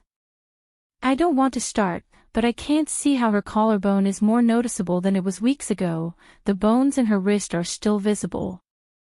She's not a thin woman, but she doesn't carry much weight either, and now... Okay. I eat a bit of my ice cream, trying not to intimidate her with this conversation. Cam told me you were seeing someone. I try to sound disinterested. Taylor raises both eyebrows as he blinks several times. Are we in the mood, friends? That doesn't sound familiar to me, but I can live with it. I couldn't tell you which friends, but I'd like us to have a good relationship for Victoria's sake. I don't want to upset anyone. Bad excuse. Always putting Victoria in. You don't need to know if I'm dating someone for that, just as I don't need to know if you're dating someone. That's a very radical tone of voice. He couldn't have said it better. You're right, sorry for intruding. It doesn't matter. Of course it matters. Maybe I don't love her, but I know I still like her. There's something about her that keeps me tied to her and attracts me like a mosquito to a lamp. If only I could forget the past, if only I... Taylor. No more, May. I understand. Chapter 16. The conversation isn't going very far and I understand. It's hard to try to forget and act as if nothing happened. I give him credit for his efforts. I hope that man doesn't hurt you. Will she give him a chance or stick with the Colombian? After finishing the ice cream in silence, I walk her back to the company. There's no point in forcing things, but I'm not going to lie and say it didn't feel right to sit in the same place without shooting sharp daggers at each other. I wait for about 5 minutes after she disappears into the company. The part of her that still seems to beat a little for her longs for her to stop and get out, hug me, kiss me, and tell me to have a happy day, that we'll talk later. It doesn't happen. That's the ugly thing about having something and it ending. Sometimes you're left longing for what you had in the past. Without any more time to waste, I head to the brain. It's no longer a company, it's now an organization that manages everything. Hello, I greet, entering the security section. Can you hack the cameras at this address? I place a piece of paper in front of Sergio. The green-eyed man looks up at me for a few seconds. Years ago, our relationship was more than good, we complimented each other, but in the last 3 years, things have changed. There's tension, and I know it all has to do with a certain short-haired woman. Does Antonio know? He shouldn't be worried after all, he works for the tick. It's part of my job. Good. He grants me silence as I watch him nimbly tap away at the keyboard. A bunch of digits and coordinates appear on the screen, which, to be honest, I don't understand. How are things going here? I take a seat in the empty chair. He stops for a second, tilts his face and looks at me, then continues with his work. Quite entertaining. Again, silence consumes us for about 2 minutes. Before I forget, Diana told me that if she sees you, I should tell you she wants to talk to you. Why don't you call me? He shrugs. I guess because you haven't answered it lately. He's pulling hard, man. Do you know what it's about? I think it has to do with the last robberies they've committed. I expected it. What else could the tick tell me? She just wants to suck my blood with work. I'm going to watch it. I stand up, unable to stand this silence. Before, we couldn't keep quiet, and now we're uncomfortable. I guess nothing between us will ever be the same. When you have the recordings, send them to me, but don't let anyone find out. I hope he doesn't tell Diana. He frowns in confusion. Because it's my mission, and I want to make sure everything's in order. Actually, because if Diana finds out, she'll start piecing together threads that I must first sort out. Is that clear? Like water. He speaks slowly. Good. I turn around as I'm about to leave. If I were you, I'd let go of that hesitation and go all in for her. I pause and take my hand off the door handle. Maybe your stubborn mind is telling you she betrayed you, but Taylor isn't one of those women. I turn around facing him. I expected everything, but not that my archenemy of a woman would tell me this. What happened? Taylor doesn't see me the way I see her, she confesses with a shrug. Actually, she's never seen a man the way she saw you. I raise an eyebrow. Well, maybe if you keep playing dumb, her feelings for a certain man will intensify. Why do I imagine her marrying that man she kissed? Are you talking about Daniel? I've never seen her interested in another man. Why can't I think reasonably and say I hope he's happy?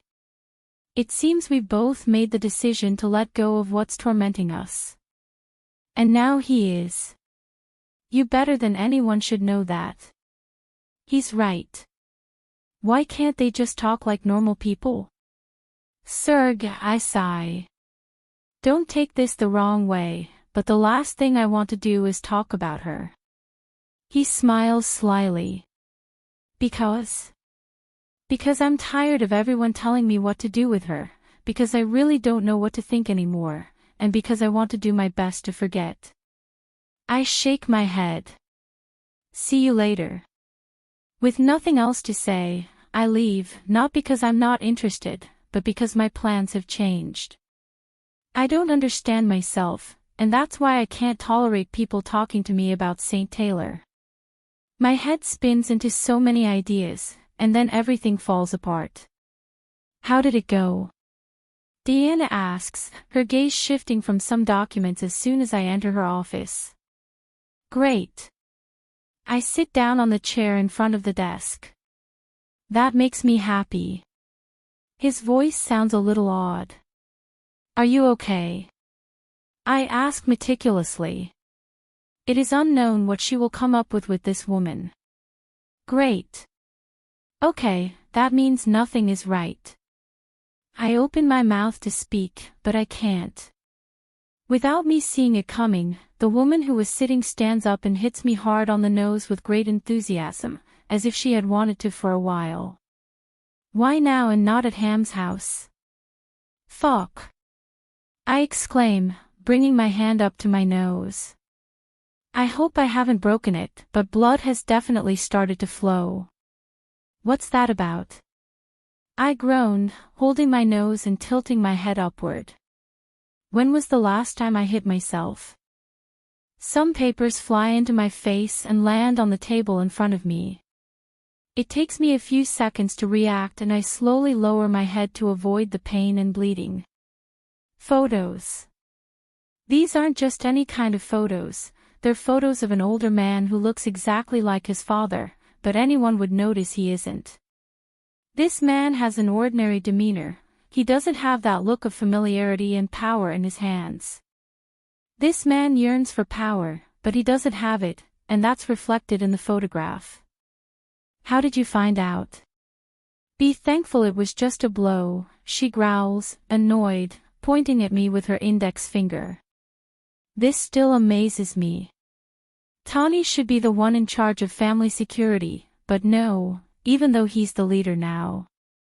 Diana controls security, Tawny manages it, he's the king, but the queen who moves in any direction is Diana. And that's... I point at the photo. It's stupid to deny her anything, and yet I try. Manuel, don't touch my ovaries now, she warns. This is serious. What do you want me to say? Nothing, really. It's too late to do that. Touch. I bring my hand to my forehead when I'm sure the bleeding has stopped. I don't have a face to see, but I do it anyway. What is the reason for your call? I don't feel able to talk about my beloved father, and there's no point in it anymore. I'm sure he knows everything he needs to know. This mission is no longer yours, he says harshly. I open my eyes, surprised by her coldness. It's more than her coldness because she doesn't usually interfere in matters that concern her father. Every mission I manage is on Antonio's orders. I know my godfather is no longer the leader, but he's still responsible for some things I usually handle. You can't do that. I can do it, and I've already done it, he challenges me. Antonio gave it to me. I've never had any problems with your work, but not this time. What has changed? I know you have personal problems and I know they're affecting you. Diana. You're still sleeping with that woman. Remember. Now we're not just talking about that woman, we're talking about Fernando. Yes, he knows everything. All the more reason. No, this involves emotions, and emotions are not advisable, not in missions or in business.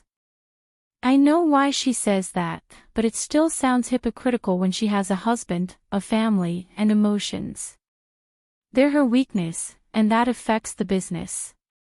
If her family were on the line, she'd do anything to keep them alive, even if it meant dying or giving up the family business. Diana. I already said it, Bruce. A low blow with that name. The mission was about that woman, but now it's not about her, it's about Fernando, and I'm not willing to make mistakes. I squeeze my hands tightly so as not to get excited or disrupt the conversation. It's best to be gentle with her, harshness will only make her angry and difficult to convince. Diane, I breathe. I understand what you mean, but I need to be inside. Despite the annoyance on her face, it seems I've softened a part of me. She better than anyone should know what it feels like to want to solve your own battles. Fine, if you want to continue with this objective, stop sleeping with that woman and start attacking. I need results, he warns. Also, you'll be working with Freud, Lucia, Elian, and Sergio. I don't usually work in companies. It's that or nothing. Antonio won't agree. It will have to be because I'm tired of people making fun of me, cousin. Sentence. Yes, she is angry, very angry. I knew that Diana would sooner or later discover the truth. I tried to get used to the idea that it would take longer to do it. He achieved it sooner than the time he had set for it.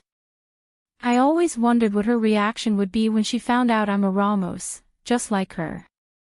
Not from the same parent, but still close.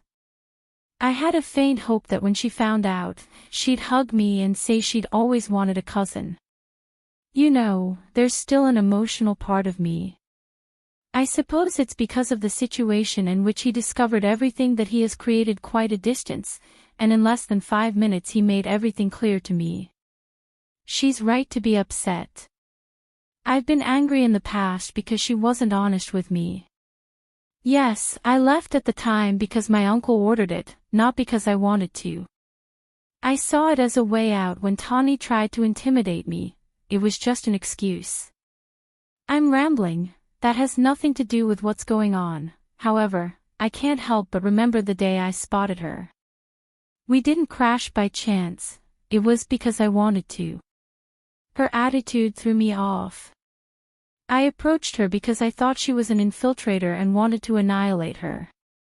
Now she's the one who can annihilate me, and I'm sure she wants to do it.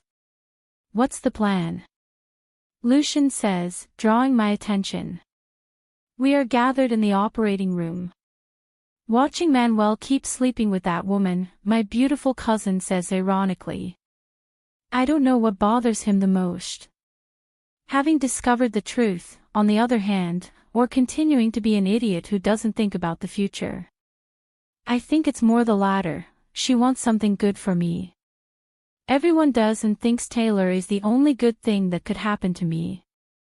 What can they know about my life or if she is good for me?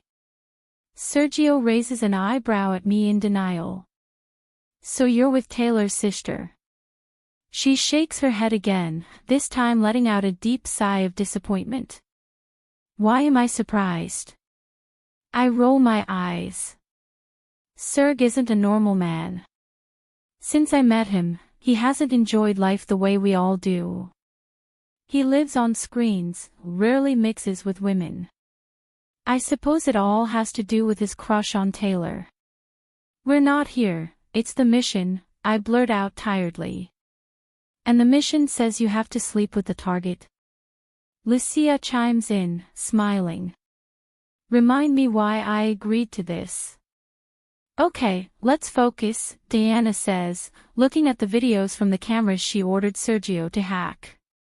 What we have on screen is a very compromising photo of the being who helped me create and the woman I've been following. What do you have on those two? The woman is married, as we already know. Her husband knows nothing about her dealings, Sergio blurts out, shifting in his swivel chair, appearing relaxed. She met Fernando in prison. I hate this kid because he likes to play with information. How is that? I find myself falling for his questioning game. The woman is one of those women who sells herself to the highest bidder. What she means, Sergio, is that she was a prostitute. She looked complete in case we don't understand what she meant. I didn't expect that. No wonder he knows how to please so well. One moment. I slept with the woman who sleeps with my father. It seems father and son have some interests in common, Diana blurts out, as if reading my mind. I feel disgusted at having shared saliva. Can you imagine kissing that woman and, 10 minutes earlier, she'd given Fernando oral sex? She shakes her head, and I just gag. How awful. The others present burst out laughing. Enough. I growl through gritted teeth. I don't want to imagine any more scenarios. What are we going to do? Lucian speaks again. It seems the man is ready for action, I understand. Being with Tawny behind the scenes isn't very interesting.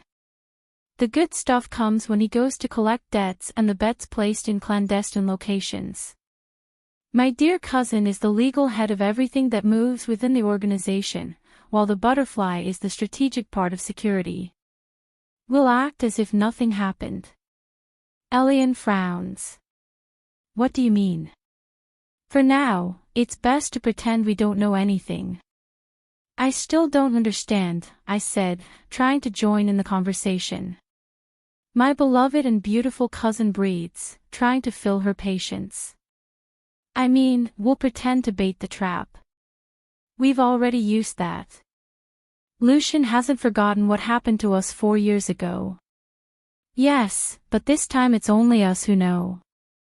We don't have any snitches, and if we do, it'll be the ones here, which makes it impossible. You're right. Let's make him think we don't know he's pretending to be my father and stealing from us. Is that why you found out? Now it all makes sense. I already suspected it, but this woman is quick to jump to conclusions. Yes, we met a few days ago in a wine cellar. Did he know who you were? Nod. I'd rather not ask how she knew he wasn't my godfather. That's easy to find out, especially since she's a very observant person. There are attitudes that don't come to everyone, and Antonio has a hallmark of distinction. That man knows everything about us. His eyes stay fixed on me. And that's why you have to stay away from that woman. It sounds easy, but it isn't. I haven't completed the mission yet. She's using you, and you think you're using her. There's no man she'll see that isn't approved by your father. What a disgusting word. What does that mean? Lucia is very communicative today. He is one of the quietest. Nairobi, or Nicole, as you want to call her, is Fernando's property. I frown. I don't like how that sounds, but that man is very possessive. I won't know. I still can't believe it, Sergio chimes in. Well, for now, let's get on with it and leave some bait so they don't feel caught out. I'll take care of that, I blurt out. No. Oh. I look at her, confused. Why does it have to be so hard? I have a job for you. I raise an eyebrow, still frowning. I need you to look after Taylor. What are you taking about? Let's go to the office. He looks at the others in the room. You all have to stick to the plan, nothing can go wrong. The way he looks at each of them makes me assume they all have a goal to accomplish, and I don't know it. I follow her in complete silence to the office. I confess I feel at ease after all, there's no longer any need to hide information. Antonio is right, I denied him the chance to be seen as family. Well, Taylor, she needs to be taken care of. Especially Taylor. Then we need to find someone who can do that. I lean back completely in my chair, making sure to stay far enough away. I'm not the right person for that. I don't take care of people. I'm a killer, I remind him. May. I let out a deep sigh as I roll my eyes. What do you have to take care of her from? Diana looks at me sadly, shaking her head at the same time. I know what's going through her head, and it's what's going through everyone's head every time we talk about her. How does everyone know what happened to me? Am I the bad guy in this story? It seems that in everyone's eyes I am the bad guy. You don't need. I need to know if you're going to put that responsibility on me. She knows better than anyone that to protect a target, you must have every kind of information you need to keep them alive. It's stupid because Taylor can't even kill a fly. Who can be your enemy? There is someone trying to hurt her. I need more information. She didn't trust Victoria's father's actions. So she knew it too, and she still let me get my hopes up. I need someone to prevent any malicious acts from that bastard toward her. The way she refers to that man takes me by surprise and confuses me because she may have a less than decent vocabulary, but she doesn't speak badly of people unless they've done something very wrong. What could that man do? Oh, fuck, he blurts out angrily. You really are Tawny's family. When they try to act like idiots, they look great in that role. What a great insult. He's a man who's lost all his family's money, he's broke, and the mother of his daughter is capable of giving him everything he wants. Can he take Victoria away from her? I ask in horror. I can't imagine that little girl away from her mother. A desperate person can do anything, and we both know that.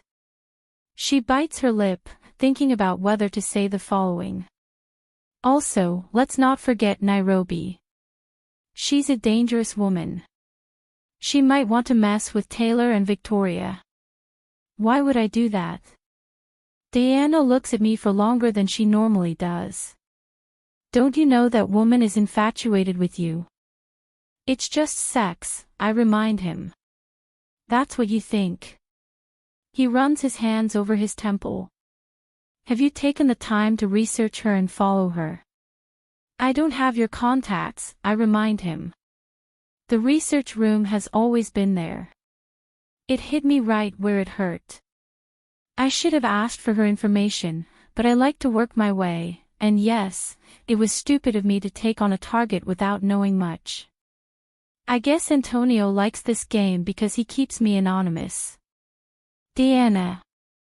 I don't want anyone to get hurt or kidnapped this time. I've had enough of that kind of adrenaline. She never told me, I'm sure she never told anyone, but she considers Taylor part of the family. I stay silent for longer than necessary, gauging what I see in her eyes. She's deeply concerned. That's what fascinates me about her, her loyalty to those she trusts. She doesn't have many friends, but the ones she does have are loyal to her, and vice versa. Why do you care so much? It's out of place to ask that, but I can't help it. Why should I not care? You know what I mean. He nods, moving from side to side in the swivel chair.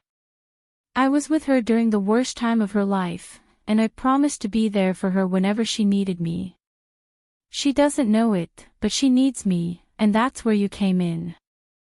Am I going to be your bodyguard? That's what I want you to be, but you'll be an undercover agent. I need you to approach as Manuel, not as the Black Eagle hitman. What do I gain from that? Don't let me take your head off for lying to me. You know that's not my job. I'm asking you as a favor. There are no ulterior motives. I need to be sure that you don't plan on joining her. I'm not one to interfere in other people's lives, he recalls. Unless I see threats and you know it. Of course I know. She doesn't want me around. I don't know how you'll do it, but I need you to be with her as much as possible. I look at her as if she were crazy. If necessary, I need you to stay there overnight. Taylor. Have you ever been standing because you felt obligated to? I'm standing, continuing with my life because. I don't even know the reason. I'm an empty shell that works. I'm a person who does everything because I know I have to, but not for pleasure. I live because I breathe. My job doesn't satisfy me. I don't want to go to the company. I don't want anything. My life, that's the hardest part. I feel like I've lost it and I don't know how to get it back. My mood isn't the best, but I have to face whatever comes. Today more than ever I need arms that support me, arms that give me warmth. I'm not dependent on people, I'm not anymore, but I need to not feel alone, and luckily now I'm in arms that offer me a bit of peace and quiet, so much so that I've been able to rest for a couple of hours in their company. Do you want something to drink? He whispers without leaving me. I want nothing more than to talk to my daughter. Oh, my Victoria. She's not home much anymore. I knew that when her brain assimilated some information it would draw an invisible line between us, knowing this doesn't stop it from hurting, especially when every day she avoids me, eats breakfast, leaves and comes back very late, locks herself in her room and comes out the next day. We are like two strangers. I try to find out where she goes, who she meets, but I don't know and asking her is impossible. She won't tell me anything. Besides, I don't feel capable of repressing her and forcing her to see my face. That will only make her hate me if she doesn't. She needs to process all this information. She needs to heal so she can forgive me and we can be best friends again. I don't know how long it will take, but I hope it's not too long. Does every mother go through this process with her children? I'm not talking about hiding things from her, but rather that her children reach a rebellious stage. I remember Nairobi was rebellious, but unlike me, Rosa didn't worry about whether she reached it or not. Fortunately, Vicky's academic performance hasn't dropped, but she's given up on the idea of becoming a model. I pull away from him, breaking the hug. We're sitting on the couch, his arms around my waist and his chin resting on my head as we both stare toward the door, or at least I do. No, thanks. I move a little away from him, so we're both facing the living room TV. I move to the edge of the couch, tilting my face slightly toward him, and he mimics me, giving me a smile filled with affection. The most adorable thing about this man is that his smile and his manner make you feel important and special, unique in life. I'm going back to Colombia, he reports. I can't hide my disappointment. I've grown accustomed to his presence. These past 2 weeks, he's been my rock, always attentive to whatever I need. I didn't want to upset Serg and cause problems with his new relationship. Daniel has been available from moment one, which I appreciate. I understand. I'm sure I pouted.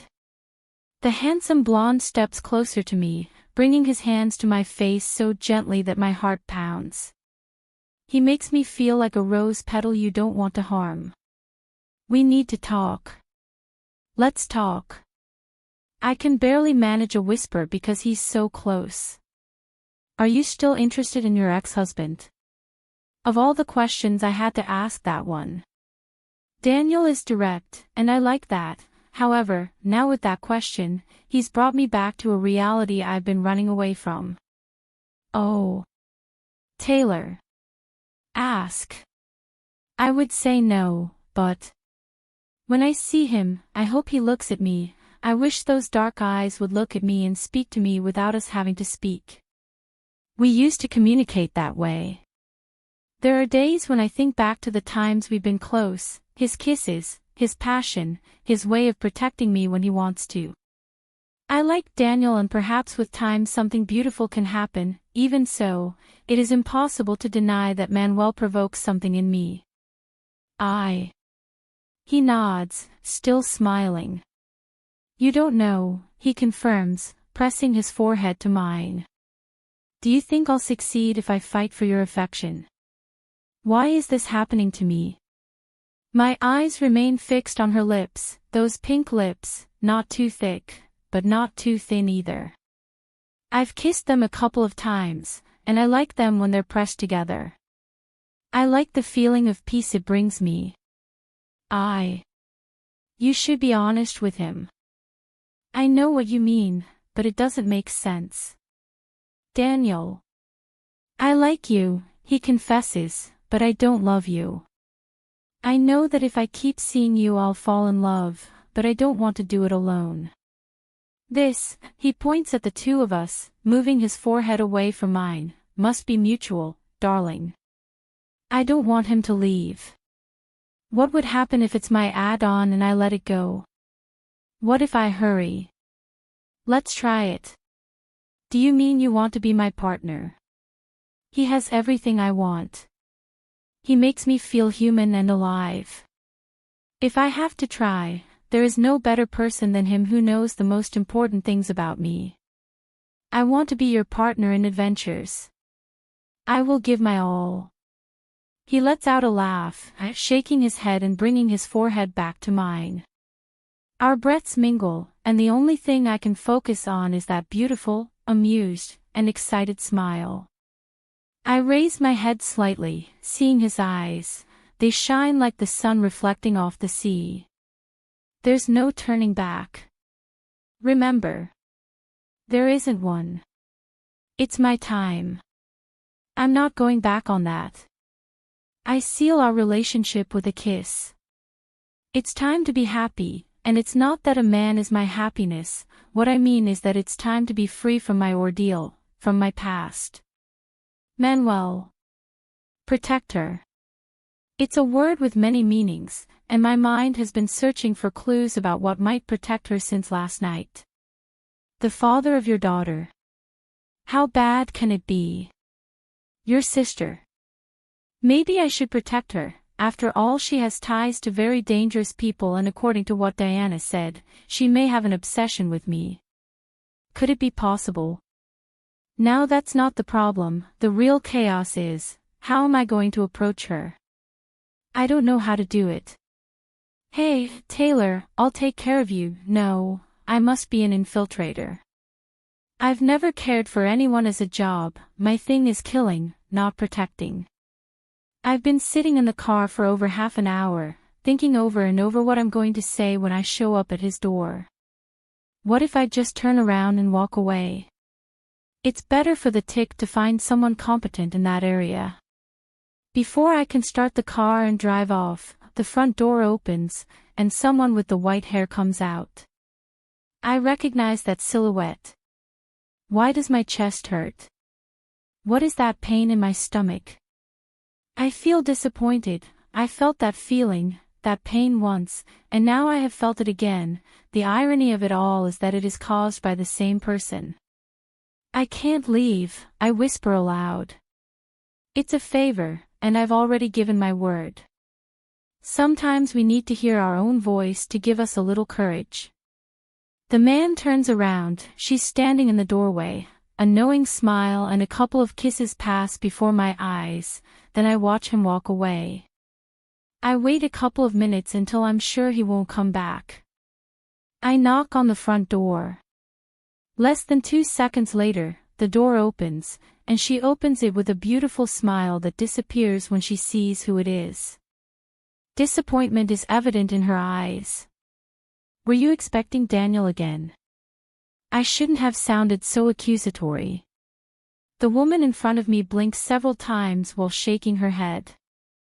I waited for anyone, but never for you. I'll pretend I didn't hear that. My eyes scan her from head to toe. I don't hide my scan of her, and it makes her uncomfortable. It's been 2 weeks since I learned Victoria wasn't my daughter. It seems I haven't been the only ones who've suffered. Her gaze lacks the gleam of strength and struggle that characterizes her. Her short hair is a tangle that looks more like a bird's nest. I'd say it needs a trim to be as silky as before, and most importantly, her thinness. This is worrying me. You can see the marks of her bones, more than the last time I saw her, a week ago. Thank you, I say ironically. You're welcome. The annoyance in his voice doesn't let up. So. I raise one of my eyebrows, behaving like a fool who knows nothing. So what? I push her a little forcefully away from the door, letting myself into the house as if it were my own. Since I'm doing her a favor, let's do things right. If she's going to hate me, then so be it. Sure, come in, you're at home, he says sarcastically behind my back. I know that. I ignore her and head for the kitchen, scanning the room, familiarizing myself with the surroundings. She comes up behind me, I suppose, eager to get me out, but she won't because she doesn't have the strength to do so. The kitchen is too small for my taste, and since it's not mine, I won't say anything. I grab some bread and some ingredients to make an energetic and nutritious sandwich. It's not like the ones you get at any cafe or restaurant, it's my special recipe. I usually make it during my training week to keep my muscle fibers intact and my stomach full. I prepare a certain amount, under his watchful eye, until he decides to speak. What do you think you're doing? He asks when I put the plate on the dining table in the living room. Manuel. He growls. I shrug, dismissing it. I'm hungry. I sit down and start eating like there's no tomorrow. The truth is, I didn't even have breakfast. You can eat if you want, but not all of it. I'm really hungry, so hungry I could eat an elephant. Yeah. He rolls his eyes as he sits across from me. After a few seconds, he takes half a sandwich. Victoria isn't here. I realize this as soon as I set foot in the house. It's strange to feel the absence. I liked coming here before because you could feel the love between them, but now I feel a chill that's a little scary. I'm not used to this coming from this home. I'll wait for you. He downplayed it. What time did? I spoke with my mouth full, which made her roll her eyes. He doesn't like bad table manners. I swallow the bite, wipe my mouth, and let out a sigh. He left at 5 in the morning. So early. I don't know what time he'll be back. He carries crumbs of food to his mouth. I put aside my food, concentrating on her. Is that what has her so finished? Are you still upset about the DNA test? That topic still hurts. Why couldn't it have been my daughter? Among other things. I understand. He doesn't want to talk, and that's his right. How's class going? She tries to smile, but sadness is evident in her little eyes. Luckily, you haven't neglected them. That's a good thing, isn't it? It's very tasty. He raises my secret recipe, changing the subject. Thanks. I would say it's nothing, but words are unnecessary here. He takes the other half of the sandwich and makes me feel like the best chef in the world. But it's not all easy, smooth, and good, so here we go. Don't eat it all. I try to take the food away from him. She dodges my throw, she has good reflexes.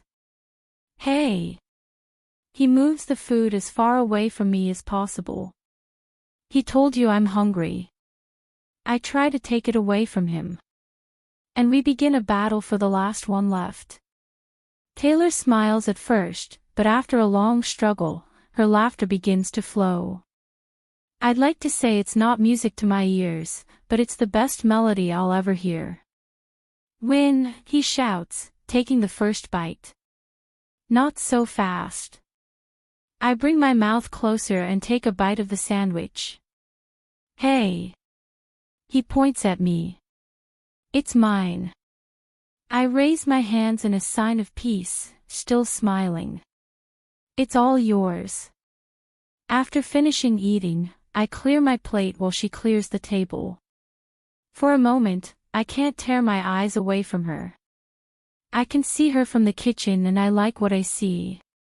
We could have been like this, but we weren't, and I know I'm a little guilty. Since we got married, I've been traveling more than with her. Thank you. Why? I question, approaching her. My heart is pounding and it has to do with what I was thinking.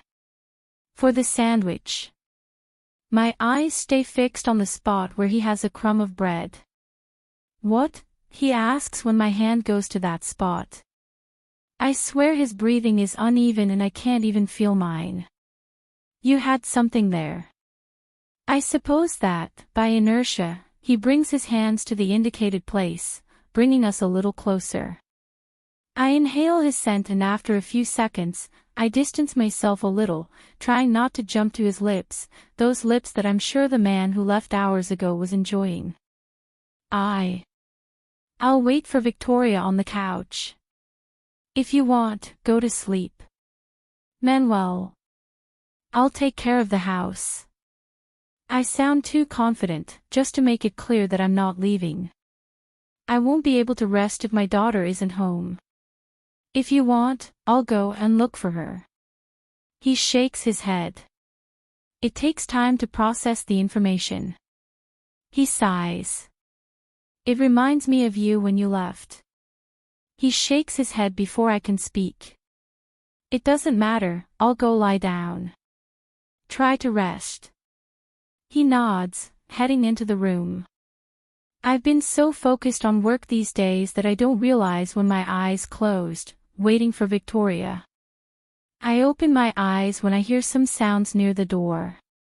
Out of inertia, I reach for the pillow, but the gun isn't there. I'll keep that in mind for next time. I continue with my eyes closed, but on alert. I don't get defensive when the door opens because it wasn't broken into, meaning it was opened with a key. The only person who has that key is Victoria. 4 in the morning. Why are you arriving at this hour? What's going on with her? With my eyes closed, my other senses become more acute, and I perceive his walking, calm, normal as always. Aren't you afraid your mother will find out? Aren't you afraid of waking your mother? I guess the only bad thing I've seen with Taylor as a mother is that she's very permissive. Where is the little girl who cares for her mother? Good morning, I say, without moving. What are you doing here? I don't like the tone of his voice. I couldn't even understand the last part, his words were slurred and jumbled. He was drinking. I'd better not ask where, much less with whom. Waiting for you. I open my eyes and sit down on the couch. Did my mother let you stay? He asks mockingly. Any problem with that? None. He shrugs as he heads toward the room. Did they make up? He asks sarcastically. Okay, problems.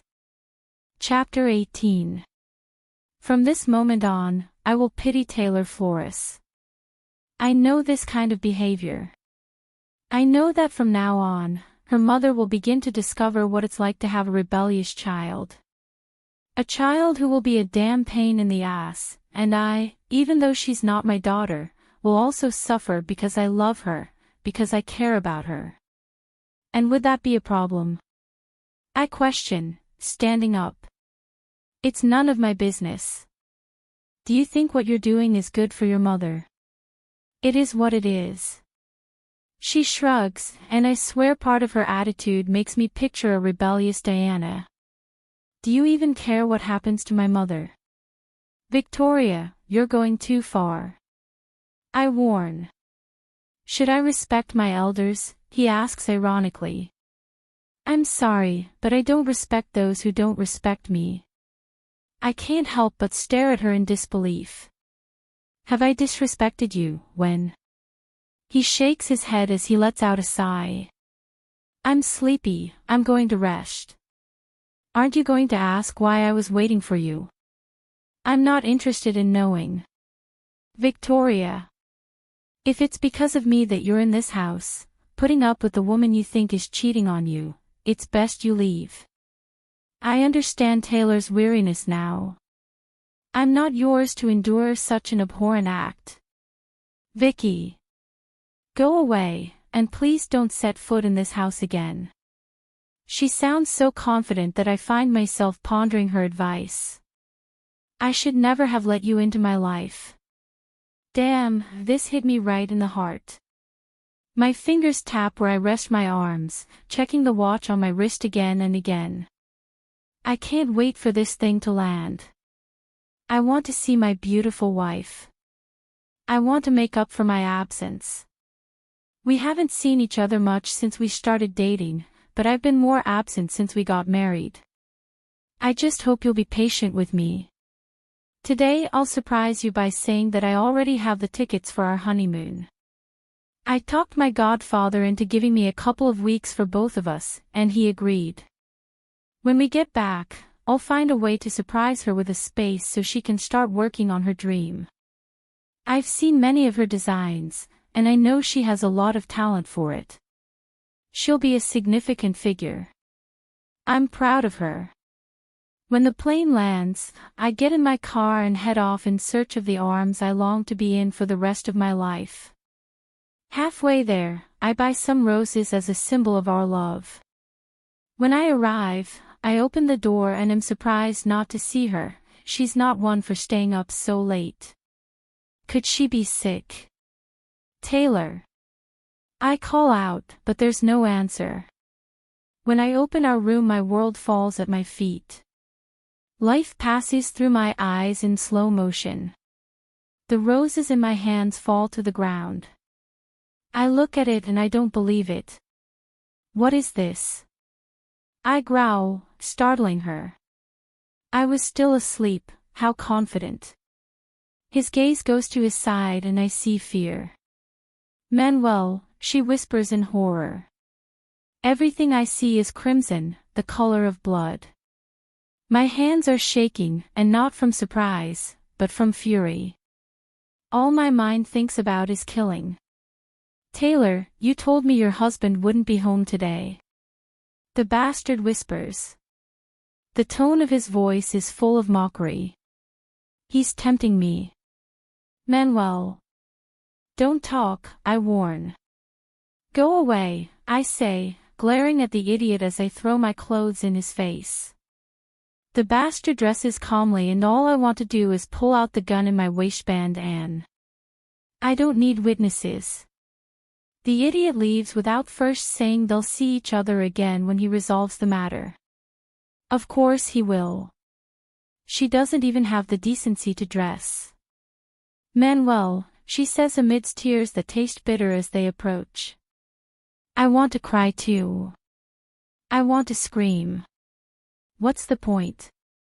I never expected this from you. My voice cracks. I'm broken, she broke me. Let me explain. What? I try not to move because if I do, I'm sure I'll touch her.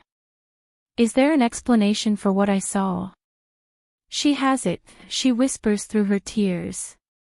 It's all very clear to me, I blurt out through gritted teeth. Since when have you been seeing my face? Was it always like this? What an idiot I was to think you wouldn't see my wallet. You're offending me. She tried to touch me, but I refused to make contact with her. Please, let me explain. She burst out crying, but it wasn't the normal crying I've seen from her. It is a desperate cry, it is a cry of need. I refuse to be manipulated. I clench my hands tightly, trying not to explode. I want a divorce. Love. I look at her with mockery and annoyance. You don't know what love is. He throws himself to the ground trying to touch me, but he can't. Please, everything has an explanation. There isn't one, what I saw tells me everything. Please, she sobs. I want a divorce. Don't think you're going to get anything from me. I look at her with the contempt she deserves. I never should have let you into my life. Don't say that, please, darling. Come to an understanding with my lawyer. Without letting her say anything else, I leave, but not before snatching the wedding ring from my hand and letting it fall to the ground. With every step I take, I step on the flowers. They say men don't cry, but we do, and when we do it's because we can't bear and control our emotions. When was the last time I cried? When Antonio told me my sister had a disease that would affect her for life. A disease that wouldn't let her live like a normal person. I never should have let you into my life. It's just a phrase, but it has such a deep meaning. Did it hurt her like it did me? What did I do wrong? I question, not hiding the fact that his words hurt me. Maybe not listening to the woman who was your wife at the time. Victoria. No. He raises his hand, silencing me. There's no justification for what you did. I really don't understand how you had the nerve to approach me after turning your back on my mother in a situation like that. She's crying, not desperately, but I can see how hard it is for her to speak, and not just because of the alcohol in her system. What are you taking about? That's the problem, she growls frustrated. You don't even know what happened to my mother because you didn't let her talk, you don't know that she... The light in the living room comes on and with it comes the lament of a mother. Victoria, that whisper makes the youngest of the house fall silent, still looking at me with contempt, then she looks at her mother and there is no guilt. Did you just get here? Isn't that obvious? Mother. You're taken, she blurts out in horror. She smiles, but that smile is scary, it's not her. No, you're just dreaming. Victoria, I warn. He rolls his eyes, looking at me in annoyance. From being the husband you want to be the lover now. Taylor's eyes widen in horror. Daughter, please. I'm going to sleep, I'm tired. Without looking anywhere, he leaves the room, leaving me with a bad taste in my mouth. What should I know that everyone knows? Is Taylor just going to let her go like that? I turn around and find myself face to face with Taylor. I'm a fan of landscapes and good drawings, and now I'm feasting on this one. Her face is bare of makeup, her hair is messy, but what I still don't like are those huge bags under her eyes. You couldn't sleep, I affirm. Thanks for saying I look horrible. Those were your words, not mine. I raise my hands in a sign of peace. I'm going to make breakfast. I try to ignore the fact that she's wearing very revealing pajamas. That? I'm a man, and anything with a skirt turns me on, lies. His hand goes to my arm and the warmth of her skin remains the same, it still has the same effect. She is still. You don't have to do it. Who guarantees me that you will eat? Manuel, he pleads. I can't pretend to be ignorant and let her feed herself. I'm sure she's not eating properly, and the worst part is that her daughter doesn't notice the damage she's causing her mother. I can do that. I move her hand away from my arm with a slight movement. I watch her and can't contain the desire to touch her short hair. I'm a good cook. I joke. He smiles without taking his eyes off me. It's not his best smile, but it's something. Who says so? You've tried my secret recipe. He shakes his head, which causes me to lower my hand. It's just a sandwich, anyone could make it. Did you do them? He shakes his head. See, not everyone can do it, you didn't do it. I stick my tongue out at him like the grown man I am. I have to look away from her, I have to take a few steps back, I need to control the desire to lean in a little and taste those delicious lips. It's not about my desire to kiss her, it's about my racing heart, it's about my desire to hold her and not let go, it's about the warmth inside my chest. We're back to the same thing, aren't we? Taylor. I still notice a man tall enough to make my kitchen look very small. His midnight dark hair is tousled, a sign that he only got up recently. His skin isn't as pale, but it's not dark-skinned either. Anyway, what I mean is, I watch as the man takes over my kitchen, preparing an Italian-style breakfast, his words, not mine. I should take him by the arm, lead him to my front door, and kick him in his good buttocks, but no. Here I am, enchanted by his presence, even though my mind reminds me that I have a partner since yesterday, and he's not exactly the one who's in my house. Are you done? I ask, not daring to enter the kitchen. I don't do it because we'd be too close and I might not be able to control my antsy hands. The man is attractive, I know the service he offers, so that makes my situation more difficult. Not yet. I'm hungry. I'm joking. Manuel tilts his face, stopping what he's doing. His gaze meets mine, and I see satisfaction in his expression at my words. I'm almost done, set the table. She's ready. How fast you are. You already know that. When I feel comfortable I don't hesitate to say any word. We both ate breakfast in complete silence. And yes, I have to say the man cooks like a god, so they say. I've never tried the food of the gods, so I can only say this man cooks deliciously. We were married for 3 months, and I didn't know he cooked so exquisitely. He was right, there are things I don't know about him, and even though I'm dying of curiosity, I don't need to know them. I'll take you to your office.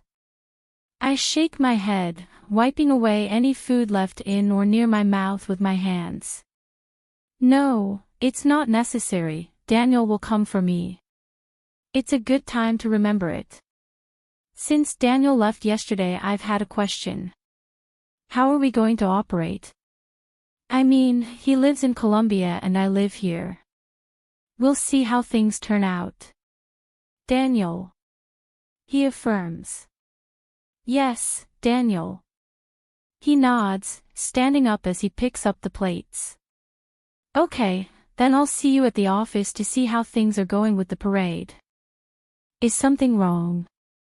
I see myself questioning as I stand up. Why? He frowns. I move my shoulders, helping him pick up the remaining dirty dishes. I don't know why you're standing so close to me. It's not normal for him to speak to me with such familiarity. Our relationship isn't at the I hate you stage anymore, but we're not at the best stage either. I have a faint feeling that I point out. He has an intention, but I can't figure out what it is. She smiles and that smile takes my breath away. It's funny. You're not the center of the world, Taylor. Just saying. I lift my busy hands and carry everything into the kitchen. I'm going to change. First, you should take a bath. Do you want to do it? Demons. Why did I say that? This is wrong. It's very bad for me that man is so close. I'd love to, but I'm sure Daniel wouldn't like it. He winks at me, still washing the dishes. I won't like it either, I say more seriously. He nods without taking his eyes off me. I'll prepare some food for Victoria. I should leave her and let her do it herself. I'm upset about the state I arrived in. Thank you. Although I doubt he'll eat anything. He continues his work. Will you go to school? Yeah. He only slept 2 hours. It's not my problem, he has responsibilities to fulfill. If it's my problem, it hurts me like any mother that her daughter is going through this process. There isn't a day I'm not away from home, there isn't a day I can close my eyes and sleep soundly. When I'm half asleep, I wake up from nightmares about my daughter being taken away from me. This is getting worse every day. After getting ready, I find the house empty. Manuel has left. I leave the house and find Daniel leaning against the car. Hello. I just saw a man leaving your house. The day couldn't have started any better. Not just any man, but your ex-husband. She remains motionless. That is, he is still leaning against the car. I close my eyes. Manuel, I'm going to kill you. Can't you just let me live my life? He stayed home last night, waiting for Victoria. He nods, finally moving. His shoulders move as if to signal a sigh. He leans closer to me and places a chaste kiss on my lips. I like that he gives me my space. There's no need to delve into other aspects, we still have time. I'm not asking much, Tay. Just let me know when that man is staying over. He asks, and yes, he's absolutely right. How are things going with Victoria? Daniel knows that Manuel is not Vicky's father, but he still respects his desire to be close to her. I bite my lip, I can't help my sadness. Just like 2 weeks ago, just like yesterday.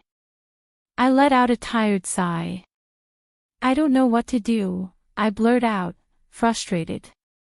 I'm giving him time, but what if that time, instead of helping her, actually hurts her? He embraces me, melting me into his warmth, a comforting warmth. We will look for a solution. On my way to the office, I can't stop thinking about how to fix all this. I feel like I no longer have the energy to fight the world. My mood drops a little more every day. The worst part is that I've lost my appetite, which means there are problems with my metabolism. What if I go back to the same thing? I'm focusing on the details for the parade that will take place in a month, or at least I'm trying to. I work with the board and with Ashley, our star designer. For this show, we'll be working with 3 of her designs and 2 by Lizeth Montemayor. She sent me a couple of designs that we decided to use, they're really perfect. Depending on how we do, I'll decide if she's the right person. List. I shake in my seat, scared. You can't touch. I growl. What were you thinking? He asks. No, better not tell me. You're a pig, I point out. He smiles slyly, rocking my world. You have to know how to appreciate smiles. You thought about it, I didn't. He downplays it, sitting across from me. I'm ready to look at the details we're missing. Don't you have anything else to do, Manuel? Yes, but this is what's most on my plate, so let's get to work. He leaves something on the table. I suppose you haven't had lunch. Eat, then we'll go to the factory. I hate it when he gives me orders, but this time, I listen to him. There's nothing better than having someone supervise my meal when I don't want to go back to the way I was. He doesn't speak again until I've eaten everything. He accompanies me by eating a few things, in small portions. Ready? Now yes, let's walk. I confess I like having him around without having to argue. I like his creative ability. He's good at what he does. He knows how to engage his audience. Now I understand why his brand is so well known in different parts of the United States and here in France. Taylor, I pause, searching for the owner of that voice. I smile when I see her coming toward us. You wanted me to see the embroidery the machines do. She says excitedly. I said I didn't trust her, but this past month she's earned my trust. She's attentive, she knows the meaning of prudence. Sure, let's go. Ashley nods, her eyes moving toward the person with me, and those eyes, like I've seen on many women, sparkle with excitement. Her smile tilts to one side, and now her copper hair seems to shine even more. Feeling bad. Not beautiful, Manuel says, looking at the girl. He has a calm, natural smile, a smile he used to give me years ago, but now I might feel a little awkward. Is this your area? The girl nods several times. I work in the embroidery department, and thanks to my boss's generosity, I'm able to work in the creative department, she whispers, bowing her head shyly. Shy. I've never seen her shy, and now. That makes me happy. And he really does. I hope I get to see one of those drawings. Well. I feel like an intruder between them. I clear my throat, slightly attracting both of their attention. It was as if they were in a bubble. I shouldn't feel uneasy, but I do.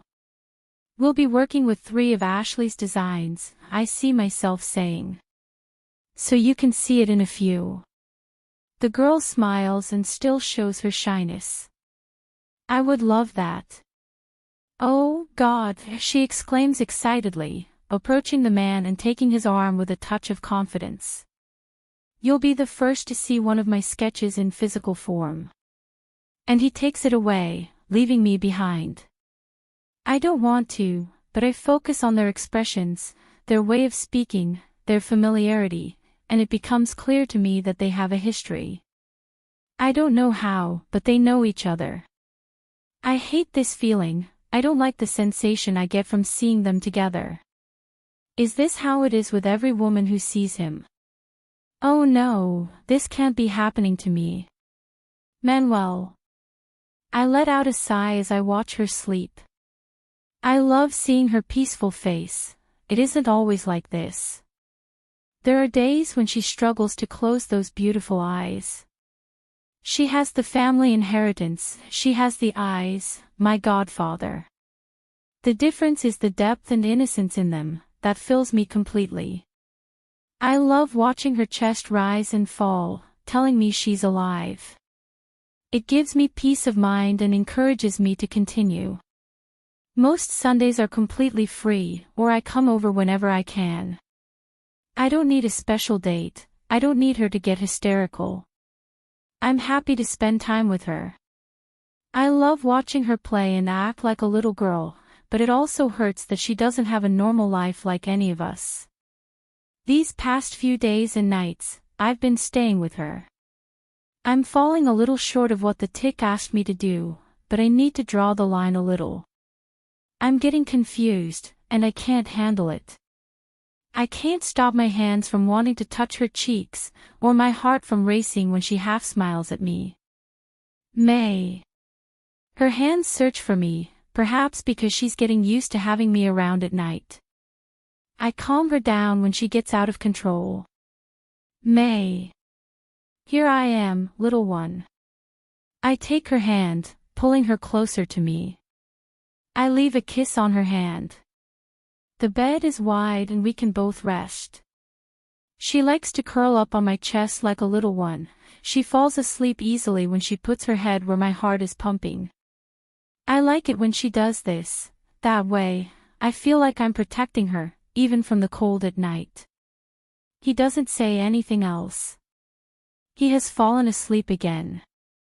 I would like to take her out of this place, to let her see how beautiful the world can be, because in the eyes of a pure and innocent person like her everything can be charming, everything can have life, but I can't do it and that frustrates me. What's the point of everything I've done if she can't improve?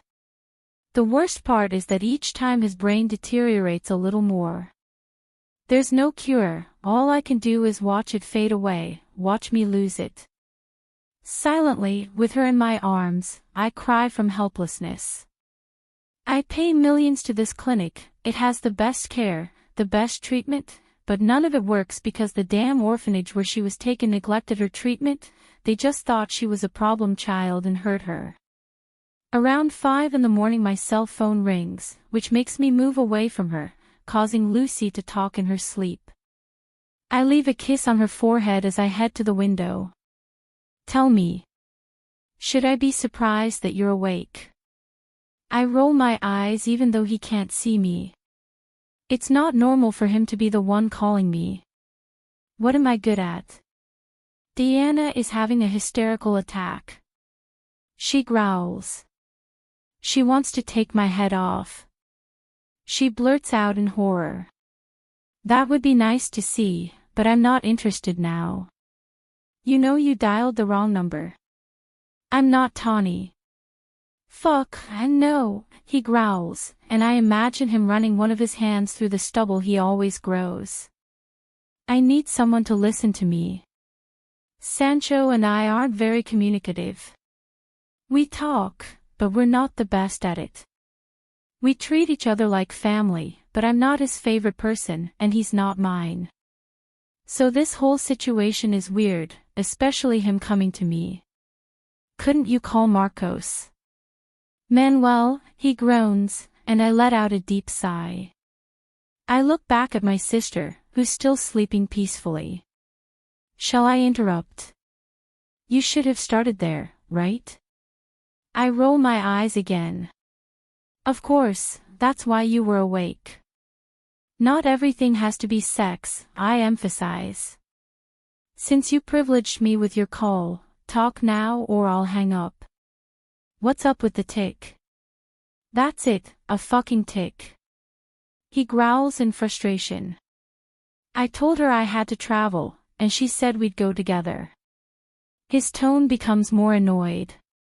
I told her I'm going for work, but she insisted on going. Since I told her I wasn't going to take her, now she thinks I have a lover. I frown. Diana jealous? A lover? That sounds more like a manipulation ploy to me. Anne. Fuck, he's driving me crazy. There's a brief silence between the two of them. He kicked me out of my room, I had to sleep in the living room, he wouldn't even let me go to Elle's room. He sounds frustrated. And on top of that, he's been checking every person who comes near me. Why would Diana think you have a lover? There is a great silence that seems strange to me. Would Sancho be able to deceive Diana? Could that be possible? He lets out a sigh. I've been a bit mysterious, he confesses. I've got a surprise planned for her. Can't she just rest easy without knowing everything? He raises his voice a little again. She must be a damn control freak. He yells, and I'm sure he means for her to hear him. Reminds me of someone. He looks like you. You're not helping, Manuel. I shrug, not missing any of Lucy's gestures. She moves around in the bed, and I'm sure she's looking for me. She calms down when she finds one of her favorite dolls. It is not my intention to do so. I'm happy to know about my cousin's love life. Pretend you're even a little interested. He growls. Careful, you're going to bite me, dog. I joke. Is that all, then? Doesn't that seem like much to you? He says, alarmed. Considering my love problems, that's very little. So what will you do to please Diana? I'm not going to take her on the trip, he emphasizes. They're both so stubborn and proud, it still strikes me as odd that they've been together for a couple of years. 10. 12. Okay. I draw out the why to add drama to the situation. I wish you the best of luck, you're going to need it, considering who it is. Tawny has it easy. Chris is loving, not explosive, and understanding. She does unleash her temper when necessary, but she's not as explosive as Diana. She's like a contained demon, but when unleashed, she can do a lot of damage. You're very considerate, she says sarcastically. I don't understand why I came to you. You're not even good enough to offer a little support. No one asked you to call me. Lucy begins to groan, which means she'll wake up soon. Sancho, I hope you can calm that demon down. We'll talk later. He lets out a sigh. I hope you succeed or do well in what you do. A moment of silence. Thank you. If nothing is said, hang up. What one finds out without wanting to know. So our butterfly is jealous. Is there any special reason? May. I put my cell phone in my pocket and approach her. Here I am, Lou. I walk over and place a kiss on her head. Out. I smile, trying to hold back tears. Today will be one of those days where he can barely speak. When the sun rises, he can utter phrases. He struggles a bit with understanding and takes a while to respond, but he does. We have wonderful conversations. I'll go get permission to leave, don't move. Today is Sunday and I don't plan on leaving here until tomorrow. I try to keep up with her. I've attended various training sessions to understand her care, her changes, her deterioration, and the worst part of all these training sessions is that I always end up with the same conclusion: there's no cure for her illness. We have to wait for the day her heart stops working, or in this case, her brain. I hate those beings so much. I've been paying attention to everything happening around me, and I don't see anything out of the ordinary. I still don't understand Diana's insistence that I protect this woman. Nothing interesting is happening, or at least not of that kind. It's interesting to share the same air with her as if nothing bad were happening between us. It's as if time has gone back. This kind of confusion has brought me closer to Lou. It's been about 20 days since I accepted Diana's request. I'd like to say that everything is the same as before, but no. What are you thinking about, sir? His arms rest on my hips, hugging me from behind. I throw my head back, allowing him to hug me. With all the work I have to do. Actually, now I'm thinking about how I let that filthy woman marry a worthless man. How are things at home? I watch Taylor pace back and forth, checking the work of the wonderful machinery she has. I like that she's innovative. It makes her work even better. She doesn't take her eyes off the material in front of her for even a second. If you want to know about her, ask directly. I move part of my body back, hugging her with one arm so she's next to me. That way, I can see that beautiful face with its wonderful freckles. I'll never tire of saying how gorgeous she is. How is your sister? We haven't spoken since she got married. She bites her lip. I don't agree with it, and that's my way of letting her know. And you think it's her fault for marrying that man? She snorts, making her copper locks move. The thing is, Esme needs your support, not your backing down. Did she give it to you when you decided to make your way away from your family? I ask. Or when you told her you were in love? She closes her eyes and breathes. When she opens them, I see that shy girl. I just can't stand that man. Your sister probably does. I roll my eyes. I return my gaze to the woman I've been accompanying. Her eyes meet mine for a second, then she goes back to her work. Sometimes I wish I could read minds to know what's going on in that complicated head of hers. Okay, you win. I could have prevented him from getting married, but the last conversation we had made it very clear that he didn't want to have any connection with me, much less with my business. He hates me. He hates that it was my fault we lost our son. I hate myself for it too. These are things that happen, and things that I take with me, and I suppose she does. How are things going with that bastard? He's no bastard. It doesn't take her a second to defend him. He's a wonderful, luminous being. I roll my eyes, still sarcastic. Now I want the truth, Ashley. I've given you your time. He shakes his head away from me. No, Manuel, I'm not going to let you get involved in this. She's a stubborn woman who reminds me of someone who doesn't want to see me in the spotlight. The irony of life is that her mother tolerates me now, but she doesn't, if I stray from the topic.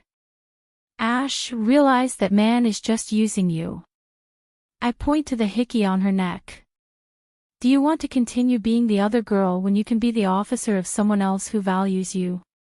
He's my first love, my first man. Just because it's the first doesn't mean it's the last. The sound of a throat clearing silences us, as if we're doing something wrong. We both tilt our heads, meeting the owner of the place. Her eyes are accusatory, but she says nothing. The girls are ready for the test, he says. Whenever you want, it will be done. Now his gaze rests on the redhead. Ashley, I need us to meet tomorrow to finalize the final details of the concept. The girl nods, repeatedly, delighted. Clear. His eyes are fixed on me again. When I'm done, I'll wait for you in the office. Without further ado, he leaves. And like an idiot, I find myself lost in the movement of her, but as she walks. She is not even a fraction of the woman from the beginning of the year. He feeds himself when I give him food. I've tried to make him not forget to eat until now, but he's still thin, his eyes are more than sunken, he looks like a zombie. Do you like my boss? I look away from the exit, focusing again on this woman. No. Liar. She brings her hand to her mouth. I'm sorry to disappoint you, but she has a boyfriend. Her eyelashes flutter like a butterfly's wings. So everyone knows she has a boyfriend. Have you seen it? She nods repeatedly, letting out a sigh as if she were a fool in love. I've seen him several times. He's handsome, funny, simple, affectionate. Did I mention handsome? I roll my eyes as I bring one of my fingers to her forehead and tap it. He's her boyfriend, not yours. The languages of this place say that. I'm not interested in the gossip here, I interrupt, not wanting to hear any of it. I'll go see what he wants to talk about, Taylor.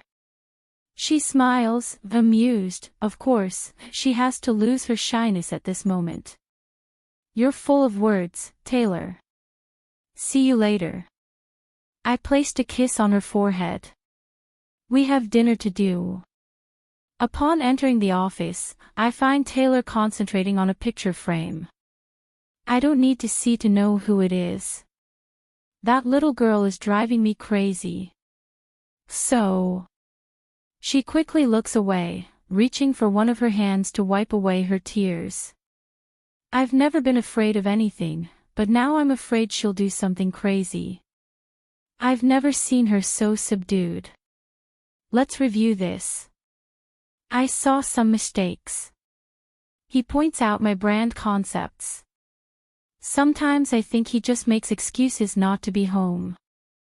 We ended up leaving very late, so I ended up taking her to dinner at one of those restaurants she likes so much. During this time, things seem to have gotten a little more complicated, and I'm talking about everything in general. I don't have as much control over my brain anymore. My life mostly consists of being around Taylor and spending nights with Lucy. I haven't heard from Arya for a couple of weeks. She's been missing. There's no clue we can find her. I've tried contacting her, but that damn device keeps showing up as if it's out of service. It's as if she's erased everything about herself so she can't be found. What's going through that woman's head? Doesn't she know I care about her? You're still worried about that woman, aren't you? He says. I am. Finish chewing as you put your fork down on the table. Why don't you look for her? It's not that simple. It is, if you would stop looking for me every day. Taylor. He remains silent as he continues eating. Everything is so confusing. On the other hand, there's everything related to Fernando. He's very careful with his steps, but we already have him where we wanted him, or at least that's what Diana says. What I don't know is where he wants him. He's cut me off from that case. As for Taylor and Victoria, things are getting harder every day, and it's because the girl is in her most difficult phase. There are even days when she stays away from home. And with Taylor, it's getting harder and harder to keep my hands off her every day. There isn't a day that goes by that I don't spend some time with her. In reality, I've become her shadow. That's not the hard part. The complicated thing is that I feel the same fire that I fall in love with her with. And that's why I'm running away. This is getting me into trouble with Daniel. I'm talking about a couple of minutes. I'd be lying if I said I wasn't happy. Don't hide your smile with that false seriousness. I'm sorry, but I'm working. Is this all about work? She blurts out, bewildered. I'm trying to understand you, but no matter how hard I try, I just don't get it. Something tells me this has nothing to do with what Diana asked me for. I know Taylor's referring to our work together, and I can sense her offense at my response. I don't want to think about how she'll react when she finds out I was doing this on Diana's orders. Chapter 19. This woman has always had something that makes it impossible for me to stop looking at her. I open my mouth, but I have to close it when my cell phone starts ringing, my heart races and my hands start to shake. This number also has a different tone and they rarely call me, so I can't help but feel afraid. Give me a moment, I ask Taylor. Good night, I answer as quickly as I can, trying to keep my voice neutral. Mr. Cullen. That must be the nurse on duty. Lucy, you're in intensive care. That last bit sounds like an echo. Usually when they call me it's because she had a tantrum. My hand starts shaking so much that the phone falls to the table. Intensive care. I can't help but travel back in time. I can't help but remember when that woman put those things in my sister's body and that man did nothing. I can't help but see a child crying and doing nothing to save his sister. My eyes fill with tears and I'm sure my face has lost its color. Was everything I did in vain? What if I can't do anything to save her? She can't go, she can't leave me. Manuel, Taylor's hands pass in front of me, I guess calling me. What happened? I can see the concern on his face. No words come out of my mouth, all I can think about is my little sister. This morning when I left her everything was fine. What has changed? No words form, I have to go.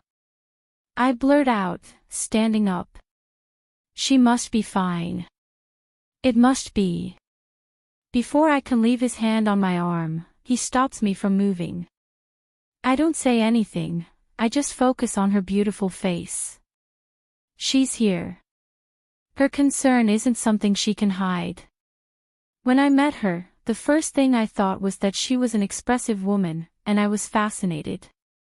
She still seems expressive to me, and perhaps it's because I saw that same look on her face when I talked about the divorce that morning.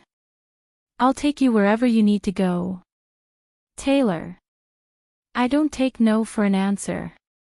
I open my mouth to speak, but she gets in front of me. You're in no condition to drive. You're right. Now it could cause an accident. Do you know how to drive? I ask, surprised. I've never seen her drive, I don't believe it. Yeah. Why don't you have a car? Because I don't like being dependent on that.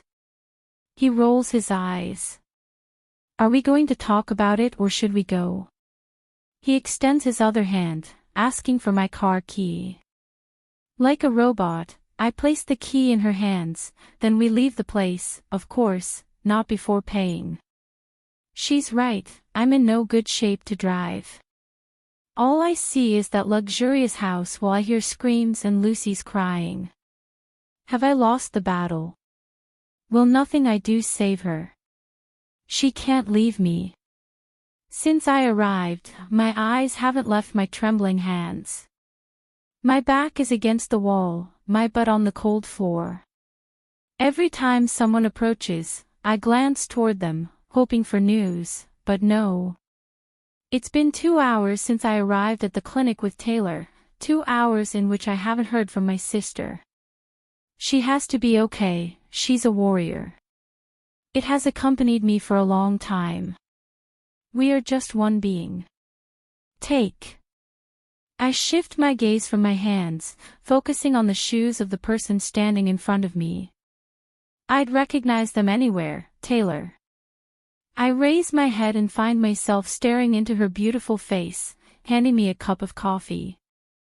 Thank you. I'll take it because I really need it. Don't you have anyone to call? He asks, sitting next to me. Why on the ground? There are plenty of chairs, but she prefers to stay next to me. If you want, you can leave. I'll manage on my own. I don't think it's good for me to be alone, but if she feels uncomfortable I can't force her to be by my side.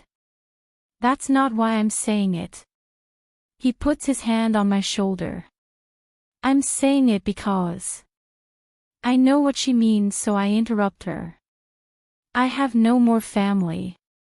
And what about us? A voice asks, making me quickly look in the direction it's coming from. I swallow hard when I meet my beautiful cousin's blue-gray gaze. Beside her is little Giselle, who's looking around curiously. Is it just her? I couldn't stand for anyone else seeing me weak. Lucy, she's my Achilles heel. Why am I surprised that she's here? She knows almost everything. And whether I like it or not, this person also knows a lot about me. Deanna, I whisper. Taylor stands up instinctively. Good morning. The butterfly looks at Taylor and then at me. This isn't how I thought I'd meet her, but it's better than ever. It sounds cruel. Were you planning on coming to see her? I asked, standing up. Not even Antonio is interested in coming to see her. Why wouldn't I? He challenges me with his gaze. Deanna. Lucy, she's part of the family, so I don't see any problem with meeting her. She seems to understand my look. I'm not Antonio, she whispers. I give time, but there's a limit. I never turn my back on the family, even if they deserve it. I think it's best if I go. Taylor speaks. I don't want him to leave. No need, Deanna said. I'd go check on Manuel and make sure he wasn't alone. I'd rather not ask how she found out. He's not alone, he's in good company, so I'm leaving. I have some matters to take care of. I'll stop by later. See you. Let's hope everything goes well. What if it's too late? I try not to let the lump in my throat affect my speech. Failure, it shows. Deanna gives me a smile, her eyes filled with shine and tears. I've already seen her, he confesses. We've talked, we've played, and she. He sighs, loves Elle. My eyes have started to shed tears. She even said she'd give UPA to her. UPA, his favorite stuffed animal. I swallow hard, imagining my sister sharing her time with someone other than me. Deanna comes over and hugs me. Ever since she found out we're cousins, she's kept her distance, rarely treating me with affection, but here she is. He gives me his comfort, his support. It's his favorite, I whisper, holding back my sobs. I know. She runs her hands through my hair, it feels good. Since when is she so affectionate? But really, you're her favorite stuffed animal, her favorite person, no matter what happens.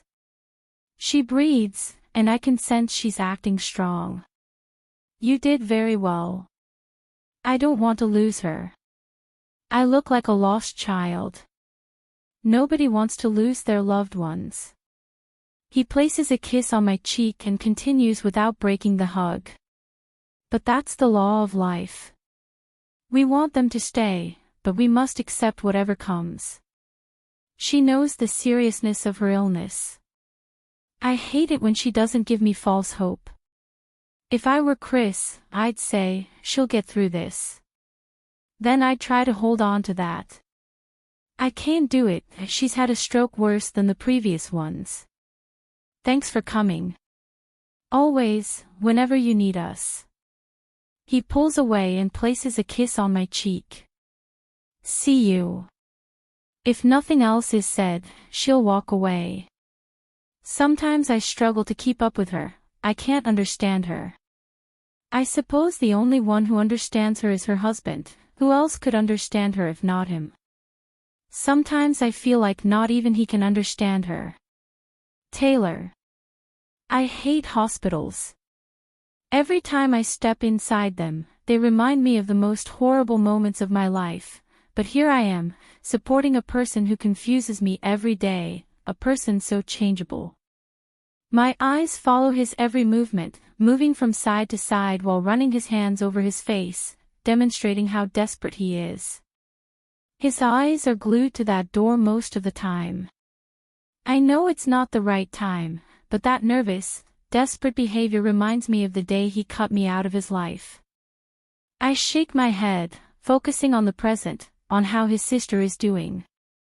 I sincerely hope for her well. More than anyone, I understand the pain of losing one of the people who support us in life. I don't know how Manuel feels when the door he watches so often opens, but I can speak for myself when I say I'm scared. Just seeing the man in the robe brings tears of despair. I don't know her, but she often spoke to me about her when we were married. I remember that time before going on a trip she promised we would go see her, but it didn't happen. How is she? Manuel asks, when the doctor stands in front of us. Doctor. I can tell from his face what he'll say, and silently my eyes continue to shed a few tears.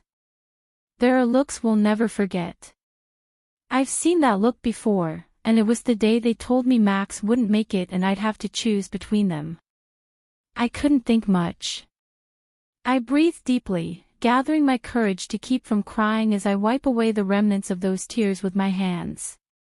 I try not to let him see them, because today this man needs a strong person by his side to give him a little comfort. Even the toughest and meanest person will always need a little comfort from someone else. I don't even know why I want to be by his side.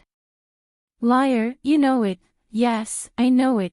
That man has rekindled the flame I thought was extinguished, and the worst part is that I feel closer to him every time, and I wish he would feel closer to me. She couldn't stand the operation. The man next to me shakes his head repeatedly, his hands moving from side to side and his face filling with silent tears. It can't be, this has to be a lie, he whispers to himself. We did everything we could.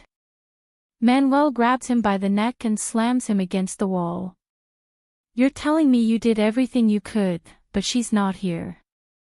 You're telling me you did what you could, but not the impossible. He blurts out angrily. I'm sure the man is choking, I'm not sure, I've seen his face go from red to purple in moments. You're telling me all the millions I leave you every month weren't enough to keep her alive. She growls, squeezing him. I approach him and take his arms, trying to get him to loosen his grip and not kill that man. I swear I can see it in his eyes. I know I can't push him away, but I'm sure he'll do it of his own free will. Manuel, I whisper, shaking my head repeatedly. Manuel. His gaze travels to me, I don't know what he sees in it, but he slowly drops the man to the ground, who sits there gasping for air. She can't leave, he repeatedly denies. I can't leave her. His eyes are fixed on me as if I were his only lifeline, and like the fool that I am, I take his face in my hands, feeling important in his life. Let her go, I beg. He repeatedly denies his guilt, falling on his butt to the floor. He curls into the fetal position, and I see him cry like I'd never imagined. They say men are the strongest because they rarely let their weakness show, but now that I truly see him, I realize they only keep their pain quiet. Now that I see this man, I see that the pain that's surfacing has consumed him for many years. I can't, she whispers, crying. She's all I have left, I surreptitiously wipe my cheeks as I sit down and lean forward, squatting down in front of him. I tilt his face up, making him look at me. I've never seen him so vulnerable in all the time I've known him, not even that morning. I can't deny that my heart aches to see him so vulnerable. Instinctively I hug him, trying to be his support. In reality, we both need it, but this isn't my time to cry. I let the man next to me hold me so tightly, as if he were afraid I'd leave, while he cries like a little one. That crying reminds me of the day I had to let Max go. It's like the person who held your world together has been ripped from your arms. Does he think so? What will happen from now on? You have us. Why did I say that? He doesn't say anything, and I can't deny that it hurt me. What did you expect? What would you tell me to never leave you? I'm a fool to think that this month. No, this is not the time to think about me. Now this man is going through a pain that I don't recommend ever feeling. My hands are shaking. Another place I hate is the funeral home. This morning when we arrived at the funeral home, everything was empty. It was impossible not to feel the cold of abandonment. It was like being in a cemetery late at night. I couldn't believe what I was seeing. Seriously, this man is alone in the world. My heart sank a little at the sight of so much loneliness. We've been in complete silence for 2 hours, and as I stand here, I find myself wondering if this is what the day I die will be like. Will my daughter be alone? I can't control my bitter smile. Will she be there? I don't even see her now. I find myself leaning against the doorway while he stands there looking at his sister in that coffin. He hasn't left the room since I arrived. His bearing isn't weak. On the contrary, I sense so much hatred, so much anger, and I don't know who it's directed at. I've tried to get him to talk to me, but he won't. I try to understand it, but I can't understand who that fury is directed at. A hand on my shoulder makes me jump. I quickly turn around, only to be greeted by a sad smile from Cristal. Hi, she whispers and her gaze goes to him.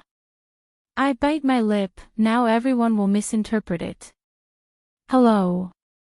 He makes a move to open his mouth, but closes it again, offers me his smile again, nods, and goes over to his friend, hugging him tightly enough to let him know he's not alone. At least he's not alone in his pain anymore. He rests his head on her shoulder without taking his gaze off his sister. I perceive the movement of his lips, his body shakes slightly. I'm sure he's trying not to be seen as weak. It's normal for her to be in this state, Diana speaks from beside me. When do I get there? Her sister has been her only motivation to stay on her feet, like you were with Victoria. Very good comparison. Is it normal for him to be so angry instead of sad? Weren't you there when Max died? Yes, I was very angry about everything. Hey, Tay.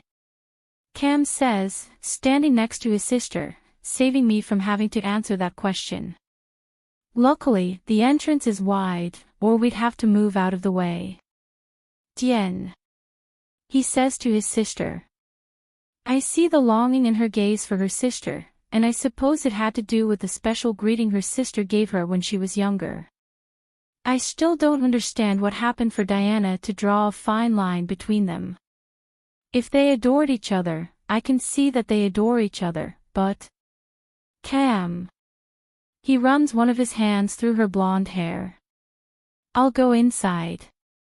And so a room that had been empty for more than 2 hours is filled, not with strangers who knew the deceased, but with people who give their full support to this desperate and lonely man. His friends. They didn't even come close to see the body. That support they are giving you is only from the family. I have never understood the meaning of life. Why continue with life when those we care about leave? What's the point of living for the sake of living? Yes, I'm in a depressed mood. It's been a week since Manuel's sister died, a week since I held her hand and leaned on her shoulder thinking things would change, but it seems things have taken their normal course, or at least it should seem that way to me, but no, and I don't feel comfortable with it. The man hasn't been back to the factory, much less the office, and I'd understand if I hadn't seen him outside the building 3 days later. I clearly remember his arms wrapped around the waist of a certain redhead. After a few minutes of that, they left. From that moment on, I haven't heard from him. And I miss him a little. I got used to having him hanging around. I got used to seeing it. I got used to feeling that he cared. I got used to him taking care of me. What do you think about going out tonight? Daniel blurts, bringing me back to reality. I'll buy you a drink.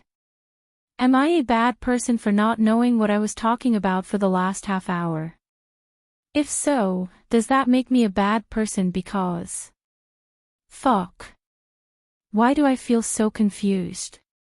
When I agreed to go out with him, I was sure he'd give me a chance, but lately, I feel like I've just been making excuses to avoid him. We've seen each other, we've gone out, I've tried to make time for him. However, lately, I feel like this won't get us anywhere, and all because that man came into my life to disrupt what I was building. Will it always be like this? Destroys everything I build. And then he leaves. Where will we go? He smiles as he takes my hands on the desk. This man dazzles me with that beautiful smile, as if it were his signature gesture. He stopped by today to bring me some food. What is it with men and food? There's a new bar I've heard a lot about. Do you want to go? I don't want to go, but I can't keep running away. I'm going to give it my all to see if it works out. If it doesn't, I hope we at least end up on good terms. I'm not one to hide, and I'm not going to start, not with this man who made me question continuing my emotional life. Whatever this turns out to be, I'll always be grateful he showed up in my life. Clear. Is it that simple? He asks, amused. Why the question? Whenever I invite you somewhere where we'll be alone together without anyone interrupting us, you come up with a million excuses. So I notice. He squeezes my hand lovingly, carefully, tenderly. It's impossible for my heart not to race at his actions, but they're not like they used to be. Can a feeling change overnight? It's not overnight. One feeling changes when another appears to replace it. And I'm not saying that you stop loving someone when another appears, I mean that feelings are replaced by feelings. You can love today, but if that person fails you, you end up feeling indifference, which ends the original feeling. That's not the case, and I know that if my feelings changed, it's because I allowed that man back into my life. Now I doubt whether I ever stopped loving him, but yes, I'm sure I stopped loving him when he left. Let's not force things, he asks. We said we were going to try. It's as if he can read my thoughts. I'm not going to force you into anything. If you feel uneasy, we can stop whenever you want. So you're picking me up. I don't know why I feel uncomfortable when he tells me he'll always defend and respect my opinion. It must be because I haven't met good men who respect my decisions, and that's not a privilege in itself, but an obligation that each person must respect the other's opinion. The fact is, I feel uncomfortable because I don't want to acknowledge something we should all respect, however, I'm still not used to it. Of course. He stands up. See you tonight. He walks around the desk, standing close to me, and smiles as he leans down, placing a kiss on my cheek. He notices it too. The kisses on the mouth are gone, there's no intention of it. I feel like this attempt at a relationship is coming to an end. How long did we last? It doesn't matter how long we lasted, what matters are the good things that the relationship left me with. Careful on the road, I whisper. Next week we have the launch of the makeup collection, along with some special outfits. It wasn't my idea, but Diana is a partner, so I must respect the decisions of the majority partner. Although I am seriously considering buying some shares. The afternoon passes slowly but surely. I spend most of it at the factory, and I can't help but notice that my eyes aren't fixed on a certain redhead. I'm staring at her more than usual, and that's because of those stupid bumblebees and elephants in my stomach when I see her near a certain person. I've seen too much confidence in them. Manuel's eyes look at her with adoration, and her eyes brighten and grow stronger, her confident demeanor disappears, turning shy. I'm sure they've seen each other more often. It bothers me to no end that that idiot disappeared from my life again. How can he confuse me and leave? I understand what's going on, but why did he come back into my life when I opened my heart? Why did he have to come back to my heart? No matter how many questions you ask me, I won't get an answer to any of them. I finish getting ready while hopping on my feet, trying to put on my shoes and leave the room. I'm running a little late, and I'm actually trying to catch up with my daughter for a couple of minutes. I miss her more than anything in the world. We no longer sit in the living room watching movies, soap operas, or just talking. I want her by my side, I want her to tell me that everything is over. Don't you realize the pain you cause me?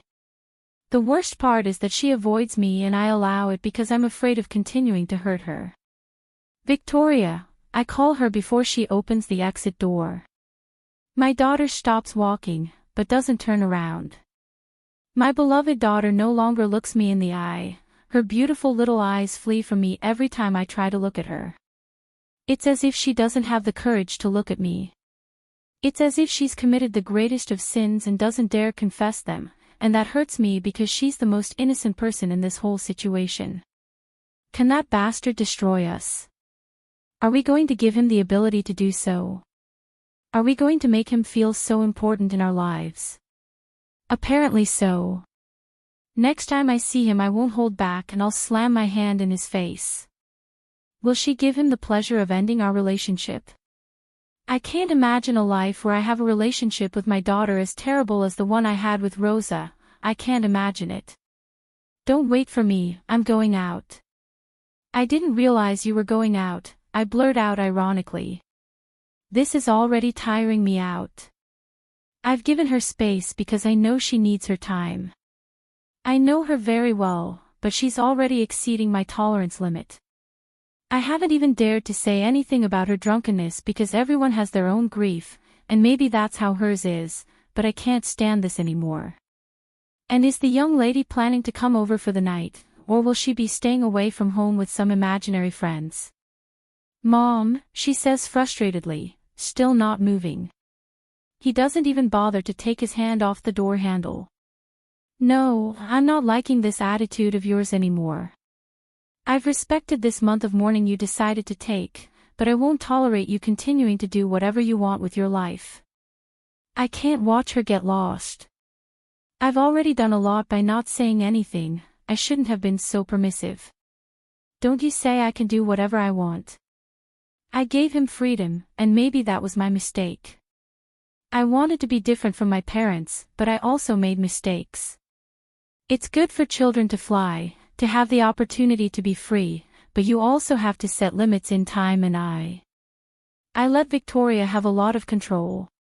Will I ever be able to get my hands on it again? With these attitudes I doubt it. Yes, you can do whatever you want as long as you have arguments to prove to me that you're not destroying your life. I emphasize. Don't wait for me. I swear I want to take her arm and make her look at me, squeeze some sense into her. I can't stand this anymore. I really feel like I'm going to collapse. There are days when I can't stop thinking about suicide if this situation doesn't change. This topic isn't over. If you want to escape now, I'll allow you to say goodbye to that routine today, but I don't intend to stop touching on the subject because the young lady looks for a way to escape from it every time I speak. Mom, he pleads. No, this time, Mom, it's not going to work. I point at her even though she can't see me. You can go today, but you have until 10 o'clock at night to get home, and I expect you to do it sober. Victoria, don't cross my limit. I beg.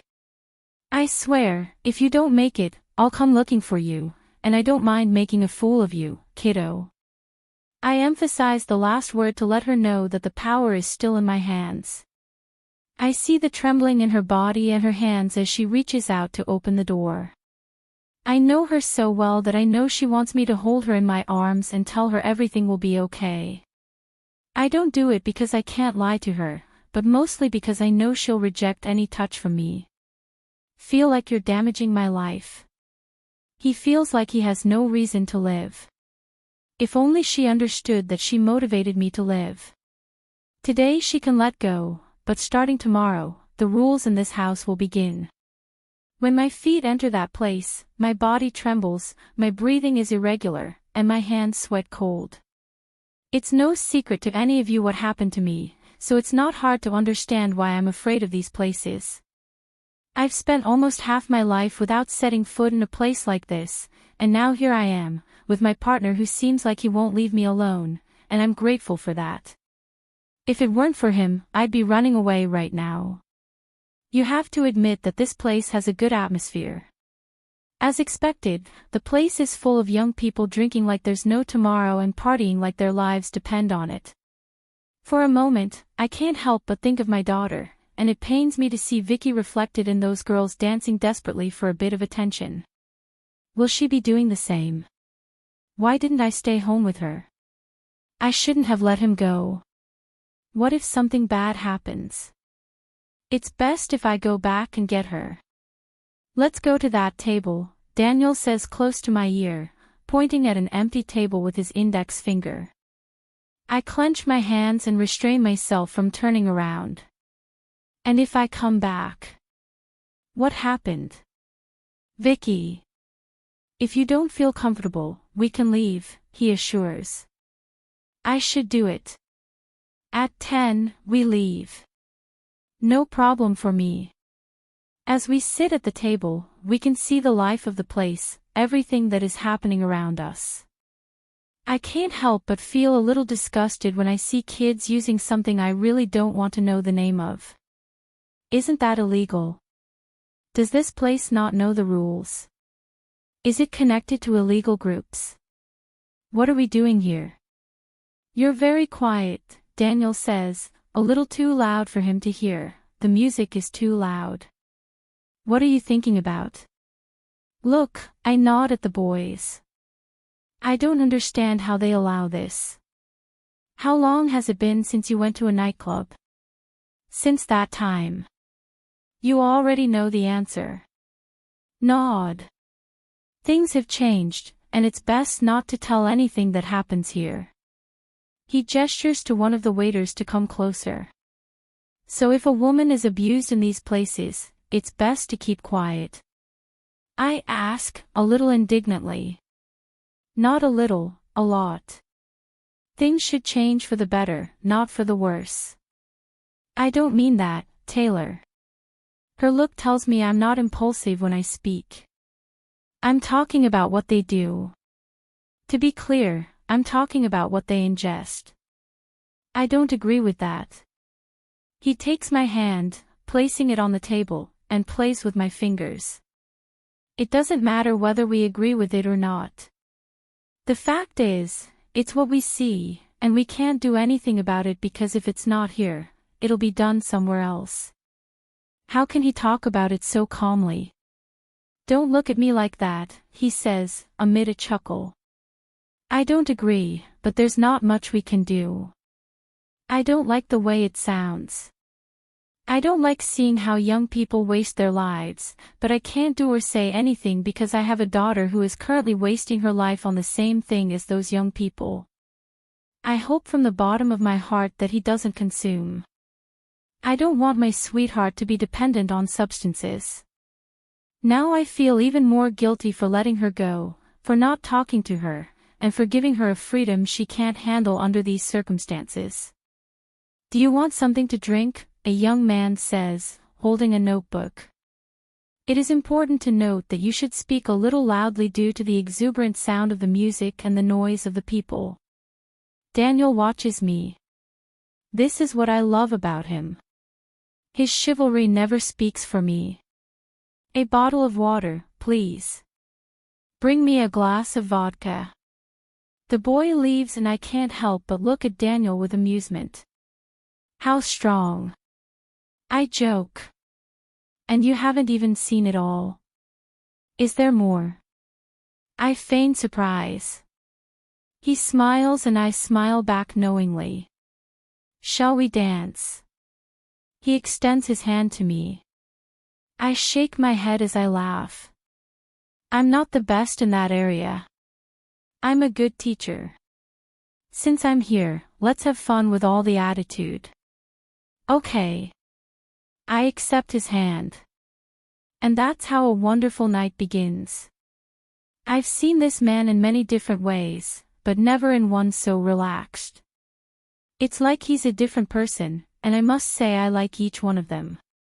He's a transparent man who shows what he's really about, but since we're always masochistic, we end up looking for a dark person who doesn't wallow in his darkness. I like Daniel, but I'm not fascinated by him. He brings me peace, but he doesn't stir my stomach with a million emotions.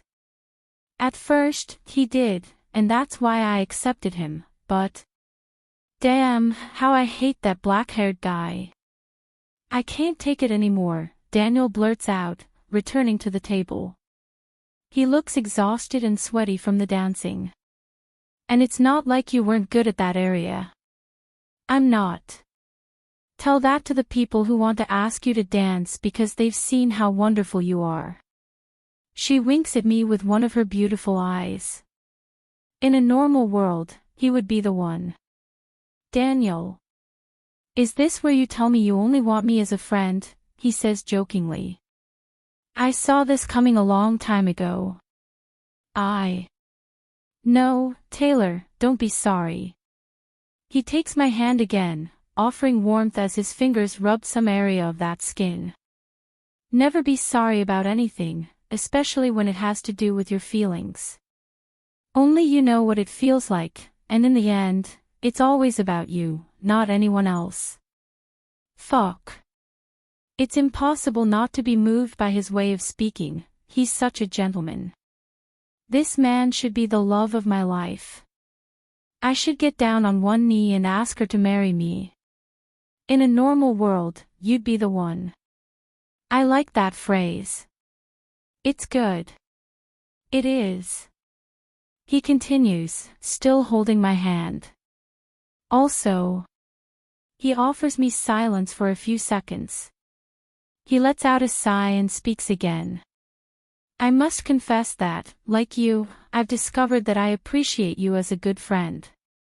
Really? I ask, surprised. Was I worrying about nothing? I like you, but not to the point of making me lose my mind. Like that person who did it in the past. I interrupt, and I see surprise on his face. He's never told me this, but the look in his eyes doesn't lie. I know those feelings. Your eyes show the pain of that absence. May I know? He signals to the boy to bring him the same thing as a little while ago. He waits in complete silence until he feels ready, and then it takes a couple of minutes before he takes a fresh glass of vodka. It's nothing special. I fell in love with someone who had other plans for their life, and they ended up leaving, he says, shrugging as if it were no big deal. It's the big thing. Why do we minimize our emotions? If we feel, it's a great thing. If you doubt a person, it's a big deal. We shouldn't doubt what we feel. I don't know who that woman is, but before she left, did you offer to keep her company in her dreams? Her silence tells me everything. No. That can save them suffering. I had my plans too. And there was no room for the other one in those. We don't think of it that way. I nod repeatedly. I can see from your face that you saw her recently. So it wasn't just me who was looking for excuses. Taylor.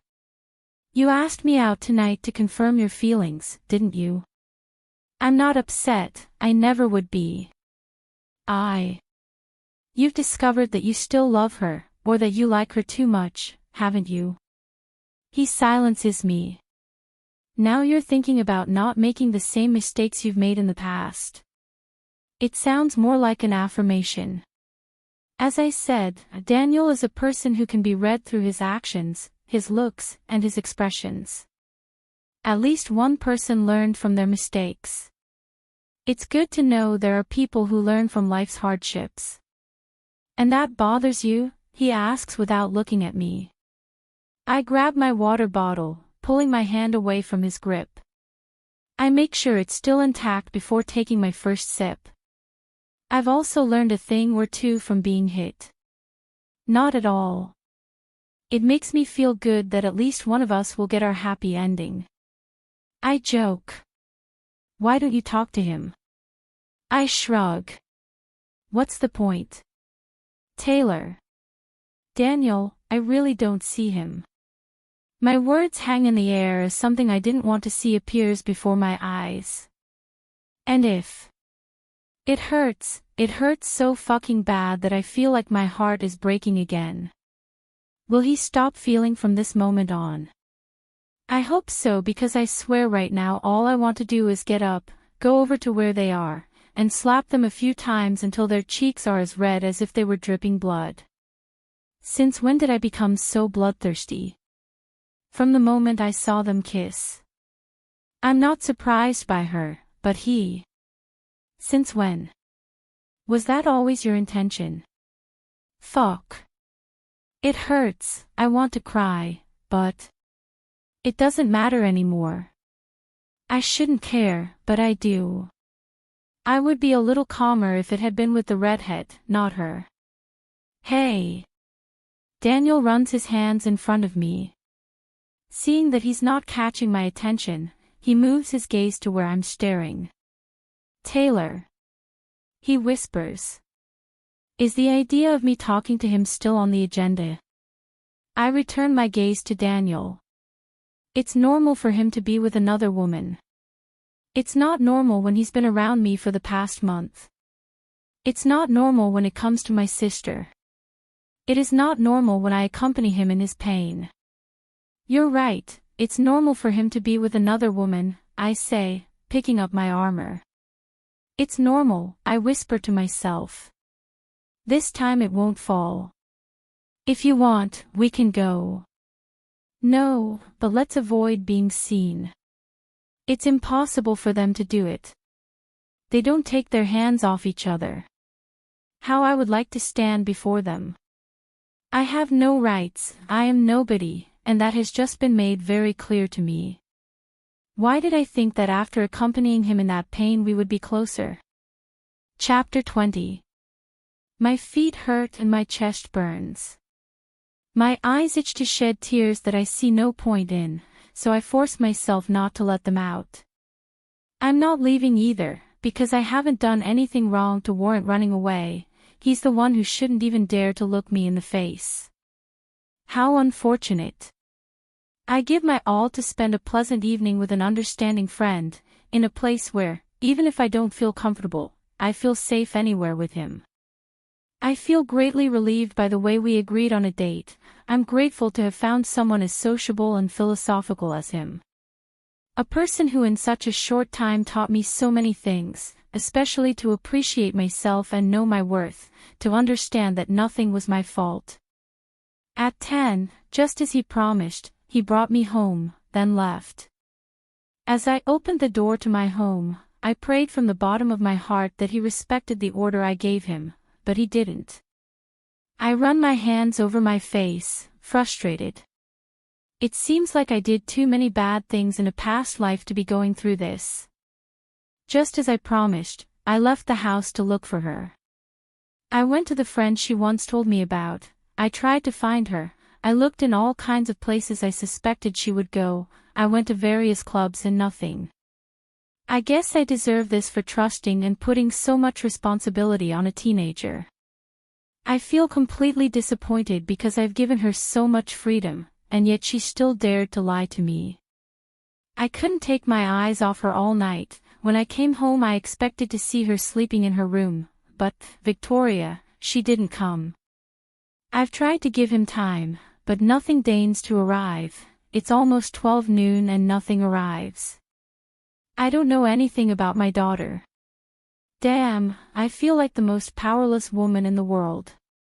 All I am and can do is be a torrent of tears and a woman filled with despair. Where is my treasure? Did I scare her? Was I too hard on her? What if something bad happened to him? We'll find her, Cristal says, handing me a cup of tea. Yes, the only place I can turn for help is this big mansion, which looks like a palace, not a mansion, but oh well. The fact is, the only ones I can turn to are them, the ones I trust the most. I know I should go to the police and file a report, but it takes 48 hours of disappearance for them to take the case into account. I can't wait that long. Luckily, Diana has a security team that can do everything. I shouldn't have said those things to him, I blurt out, distressed. You did the right thing, said Kimberly, the eldest of the clan. It's never too late to set boundaries, so don't feel bad about it. I feel like I was very radical. She must have felt that way. You did what I would have done. Reassure yourself, Kim. I'll try to get in touch with her, Antonio says, his cell phone in hand. He's so similar to that family, he even acts like them. I have to say he's a little rougher, more so than Tawny was when I first met him. My hope shines brightly, and it's because Antonio is Victoria's best friend. How could I not have thought of that? I've already tried, Christina says. Her cell phone is off. I'll use other methods, Cristal's eldest son blurts out, tapping away at his cell phone. Will you seduce her? Christina mocks. It doesn't work with Victoria. Children. Cristal asks. This is not the time for your arguments, please. Christina glares at her brother, then sighs and shakes her head. She's only 11 years old, and she behaves like a big girl, like an adult with responsibilities. Vicky was mature for her age, but Christina, despite having the traits of a child, her behavior and attitude are those of a 15-year-old. Do you know about Victoria's boyfriend? Christina asks, drawing everyone's attention, even Antonio's, who stops typing on his phone and looks at her with a raised eyebrow. What? She questions, challenging her brother with a look. Didn't you think about it? She rolls her eyes. Boyfriend. I whisper. I hadn't thought about it. Is my daughter dating someone and I didn't know? Did Victoria turn to a man to escape that pain? Oh God. I want to scream. That would be the worst thing my daughter could have done. How stupid of me, I shouldn't have given her all that freedom. I forgot she was a teenager. I'm a terrible mother. Why do you think that?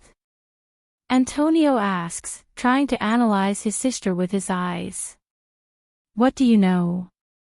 Christina rolls her eyes.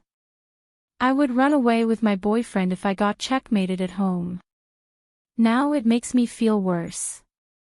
Checkmate. You don't have a boyfriend. This is already seeming personal. And what do you know? You're just a little girl, Antonio reminds her. Are you done? Diana interrupts, stomping with each step she takes. As soon as she enters the room, a great silence falls. Even the youngest children respect her, it's as if she were the future leader of the clan. Not even the boys remain silent when Kimberly speaks. Whispers Antonio. There's no doubt you're Tawny's son, and Christina has a point in her favor. He shakes his head. Well, let's get to the point. I already have some of our men searching the area, but we need you to stay calm and remember a place that might help us. I shake my head. If I knew, I wouldn't be here. The last person I wanted to see spoke. Diana raises one of her eyebrows at the man I didn't bother to look at. And what is humor about? I'll join the team. Change the subject. I don't know if I'm crazy, but I feel his gaze on me. With whose permission? My friend challenges him. Tien. The woman rolls her eyes and focuses on me. Go home and find something that can help us. I nod as I stand up, intending to ignore him. If you know anything, don't hesitate to let me know. I'll check the room to see if I find anything. I became so desperate that I forgot to check his room. I'll go with you, Manuel says, standing next to me. I breathe as I try to calm my discomfort and feeling of disgust. No thanks, I know the way very well. Without anything else to say, I leave there. Victory. Okay. I'm not a good daughter. I'm not the best person. I never will be. And I may be a heartless girl now, but I'll never be as good as my mother, not even a fifth of that. She is too noble. And I know I shouldn't be taking this attitude with her, but the thing is, I'm just a person now who has no sense of purpose in life. I'm not capable of handling so much pain and information. I ruined my mother's life, and it's something I haven't been able to shake off for a second since I found out. If my mother hadn't existed, at least she would have gotten married and tried to be happy. Maybe I was the one who should have died instead of that baby, Max, but then he would be the one feeling guilty because we are both children of the same bastard and the same act. Life is very miserable. And people, a bunch of shit who are in charge of harming the most innocent people. Should I get something to eat? The man leaning against the doorframe says. Or aren't you hungry? I offer my silence, and that seems to irritate him. You haven't spoken since you woke up, and that bothers me. He growls, approaching the bed and leaning toward me. Give me a word, at least tell me you're okay, he blurts out, frustrated. This man is strange. I feel like I'm losing track of his behavior, and I don't really care much about him. Sometimes he speaks to me harshly, other times tenderly. The strangest thing of all is that I'm with him, after knowing what he does. At what point did I get caught up in this? Am I crazy? I may have become a heartless, crazy teenager. I'm fine, I sigh. You're not. You are absolutely right. And what about that? He shakes his head, his eyes darting from my lips to my eyes, until he decides to take over my mouth. I'm not going to say I don't like his kisses, nor am I going to say I don't like what goes beyond the kisses. There's a party today at one of the abandoned warehouses, he says after breaking the kiss, standing up straight as if nothing bothered him. He's a good liar. Are you going? I don't know. I know myself so well that I know I'll end up going. Why? I'm sure Mom is worried, but I don't feel up to seeing her. If only she had told me the truth from the beginning, maybe things would have been different. Maybe I'd know how to face the world, how to confront that bastard who abused her, how to stand up to Manuel and tell him what a jerk and a fool he was. I would know how to take on the world, would know about difficulties, and I would face them, but no, I know. Are you going home? I can't stop looking at him, and not because he's shirtless. This man provokes many things in me, and I like how he makes me feel. I like the adrenaline rush we experience every moment. I like that he accompanies me through my drunkenness. I like that he offers me new things. I like that he protects me. I like that he sees me as if I were the center of his strange world. The most ironic thing of all is that I know he's not a good person, but every single thing he offers me feels so good. He takes care of me and never forces me. He doesn't disrespect me, he doesn't manipulate me. He doesn't hide things from me. No. Will the police be on my tail? She raises both eyebrows, and those eyes look beautiful. Scared. I always have it on me, he says mockingly, his twisted, dangerous smile charming me. Let's hope that doesn't put me in danger. Oh.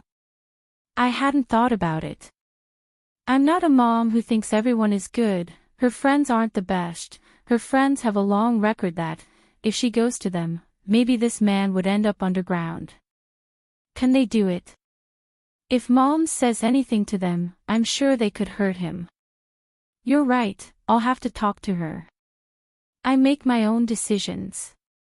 You're a minor. Remember. I hate it when he gets rational, and I hate it even more when he's right. This man may be anything, but he's a man who knows his stuff. What are you doing messing with minors? I try to joke. Roll your eyes. I'm only 6 or 7 years older than you, there's not much difference. He downplays it. We don't even know each other's ages. It's as if we don't care about each other's lives, it's as if we only care about how each other's company makes us feel. We're not official, we don't owe each other fidelity, we haven't even talked about who we are, we both use each other to avoid being alone. Tell it to a judge. Are you scared now? He says mockingly, buttoning his shirt. I'm going to take a shower. I stand up. Talk to your mother and tell her you're okay. Are you really worried? I tilt my face to meet his gaze. This time I only see seriousness in him. It's not unusual to see him serious, what's unusual is that he looks at me that way. Victoria, she lets out a sigh, ruffling her hair with her hands, that dark hair I love, I can be whatever I am, and whatever you want to think, but since I can remember, I've never seen pain so pure and palpable in a mother as it is in yours. Do you really want to make her suffer? He never takes his eyes off me, and I feel like a little girl who's been scolded for misbehaving. His words have touched me deeply, especially because I know a part of his story. I know how difficult it is for him to speak from a mother's perspective. I know she's right. What a mom. She's the most wonderful person in the world. She's never forced me to do anything I didn't agree with. She always gave me freedom, and now, all I can think about right now is the burden Mom is carrying on her shoulders, that same burden she refuses to let go of. I swallow hard, searching for words. Nothing comes out. He nods and shakes his head repeatedly as if he were getting over this. Why should he be tiring if he doesn't even know the reason for my behavior? If you don't want to go home. He trails off, pondering what he's going to say. Call her and tell her you'll be living with me. His seriousness never leaves his face. Living? Is it that simple? How many women have wanted to live with him, and he's refused? But don't let the pain overwhelm her. You don't know what a desperate mother can do for her child. Do you? I raise both eyebrows, waiting for his answer. Do you want to know? The seriousness leaves his face, now replaced by a cynical, mocking, and dangerous smile. So, darling, you want to know. I don't like it when he speaks to me in that threatening, mysterious tone. I know very well he's no saint, and I know it was a mistake of me to tell him that. I'm not interested in anything he does related to his work. Something tells me that many mothers have begged for their children's lives and have ended up doing too much for them. No. He smiles, and for a moment I think I see disappointment in his eyes. That's what I thought, model. I roll my eyes at that absurd nickname he's called me since I let him into my life. It still feels strange to me after the fear he caused me. I'm going to have a bath. I haven't taken 2 steps when he speaks and my feet stop. Don't forget to call your mother. I'll think about it. I feel his steps approaching. One of his hands rests on my shoulder, while the other goes to my waist and plays with it. It's not an option, model, he whispers into my hatred. I'm not going to get into trouble because of you. Talk to your mother. If you don't do it now, you might regret it later. He leaves a resounding kiss on my cheek and walks away. Manuel. There are memories that make you feel alive, but others kill you. And I, lately, consider myself a person who is dead in life. What's the point of continuing to live? I've racked my brain, searching for a reason to stay here, but there isn't one. The small hope that kept me going is gone. There's nothing left that makes me feel a bit of pure, innocent warmth that doesn't come with a hidden agenda. You have us. I've been thinking about that phrase for a whole week, the one that melted my shell, the one that kept me from going crazy after losing her. There's no point in continuing to do so. It seems he has retracted his words. And from what I see, we're back to square one, and I don't know if I want to keep trying to move forward. Every time we move forward, we end up going back to square one. No, it makes no sense, it doesn't, or I'm tired of it. How are you doing with what I asked you for? A female voice asks behind me. He's asked me so many things lately. I failed. Taylor's coldness today has made it clear that he doesn't want me around, and I'll grant him that. You saw it, didn't you? I blurt out ironically. She puts her hand on my shoulder, offering support. Sometimes I really want to understand her, but I can't. You don't have to keep doing this. He sighs. What do you mean? I question, tilting my face to meet his gaze fixed on the window. She was seeing the same thing as me. We're at the highest part of the palace, the part where you can see everything that's happening outside. It's a private area where few people can see it, especially children. It's like a tower where you can see everything. The fact is, from here we saw him leave in that Uber. We saw how his body trembled. The worst part is that he has distanced himself from me. I feel disappointed. What did I do wrong this time? Don't be an idiot, you know the answer. Yes, I know I've been ignoring her this week, but I just couldn't help it. We all have our moments of torture. Psychologists call it self-acknowledgement. I was self-acknowledging after the loss I suffered. I must have felt the cold of having nothing, the loneliness and emptiness I must have gotten used to. I was wrong not to communicate, I know that better than anyone. I met with other people, and I just pushed her aside. I felt ashamed that she saw me so weak, so vulnerable. I understand the reason for your behavior. I'm taking the weight off your shoulders. He inhales the fresh air brought by the trees. You don't have to take care of her anymore. Diana. I'll look for someone who can be close to Taylor, he assures. I don't understand why you want to take care of her, I blurt out in annoyance, placing my hands on the edge of the small tower, or terrace, whatever you want to call it. This is really getting to me, everyone is treating me like I'm an idiot. What's that about? His face tilts, and he looks at me with both eyebrows raised. I don't understand why everyone insists I'm the culprit. I'm frustrated with all this shit. What is she? The good guy in the story. For a moment, I see fire and cold in Diana's gaze. It's the same look that always haunts her when she exterminates the villains in her story. We were just talking about protecting Taylor. Why did we end up talking about her story? I hate that she looks at me like I'm an idiot. To answer your question, what kind of person do you consider yourself to be? I'm not in the mood for riddles. Me neither, and the truth is I'm tired of secrets. His body moves so that he is facing each other. Finally, I say sarcastically, throwing my hands in the air. It's about time, Saint Diana. He smiles mockingly, but his gaze reveals annoyance. You don't want my hand on your delicate face, so you tone it down, she warns, then blurts out, Manuel, you're the bad guy in Taylor's story. She assures. I expected everything, but not that those words would sound so sincere. What are you taking about? Are you going to play the saint? I wouldn't do it if you didn't insist on hiding what I want to know. Good. What do you mean? I'll tell you. So, you're the bad guy because you couldn't think your wife was. You were here. Another voice joins in, causing Diana to fall silent.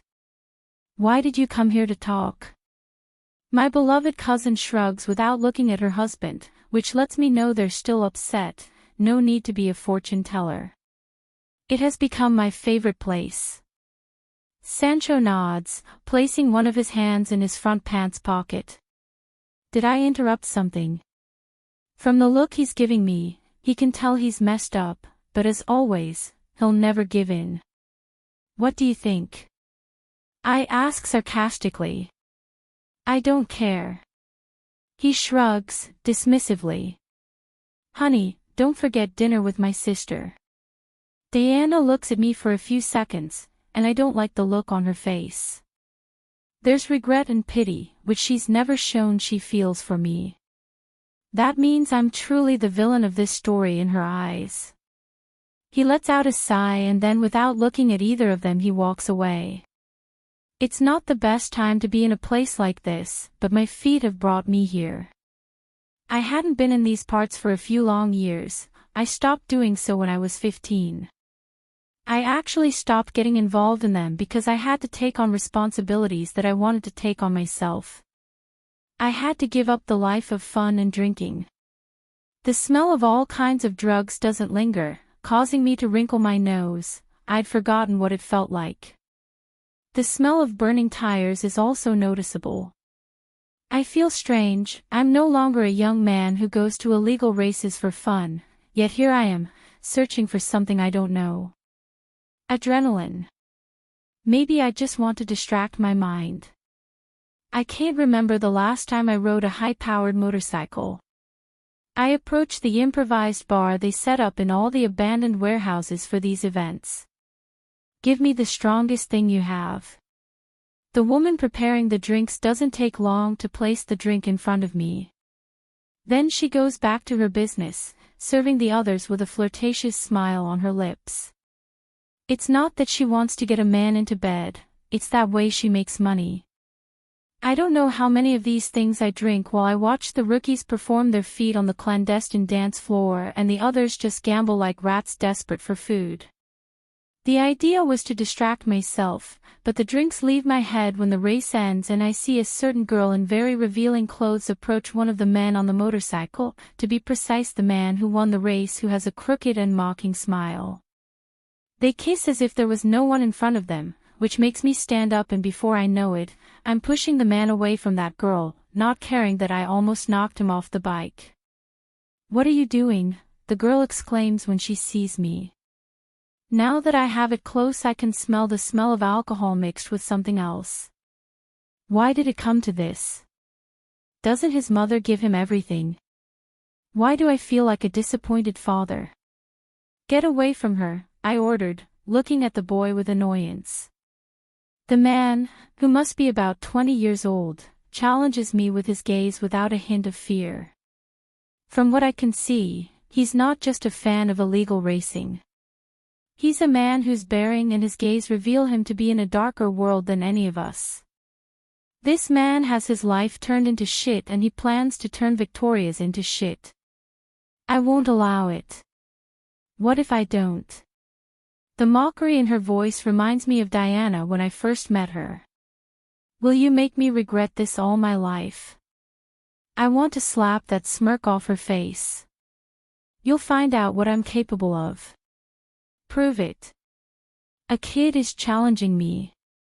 I raise my hand, preparing to hit him, but Victoria steps in front of him, protecting him. Her expression reflects only annoyance and a hint of disappointment. By now, I realize we have the attention of almost all the spectators. It's normal for these things to happen in these places. Don't you dare touch it. Are you defending him? I asked incredulously. Why not? Are you challenging me? She's the only person who's been there when I needed someone. She's hurt, but it's a lie. And her words have hurt me, because no matter where she is, whenever she needs me or calls me, I'll go wherever she is. It doesn't matter that she doesn't have my blood, Victoria matters to me like a father would to his daughter. She has never been alone. You're lying. I try to take her arm, but she dodges me. We've all been there for you, Victoria. You'd better go, sir. The man spoke calmly, but his words contained the threat we all use when someone wants to take our girl away from us. We don't want any trouble. Are you threatening me, kid? Manuel, go. Victoria asks. I won't do it unless it's with you.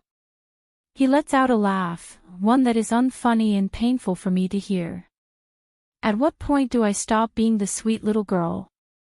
At what point do I stop seeing myself with affection and emotion in her eyes? At what point do I stop being rational? Damn, I still can't believe it. Do you care what happens to me? What's that about? You weren't there when my mother needed you, and now you want to be there when neither of them needs you. Does she know the real reason? Victoria. Go away or I won't stop my words. Let them go. Maybe that way he can let out all his pain. Fine.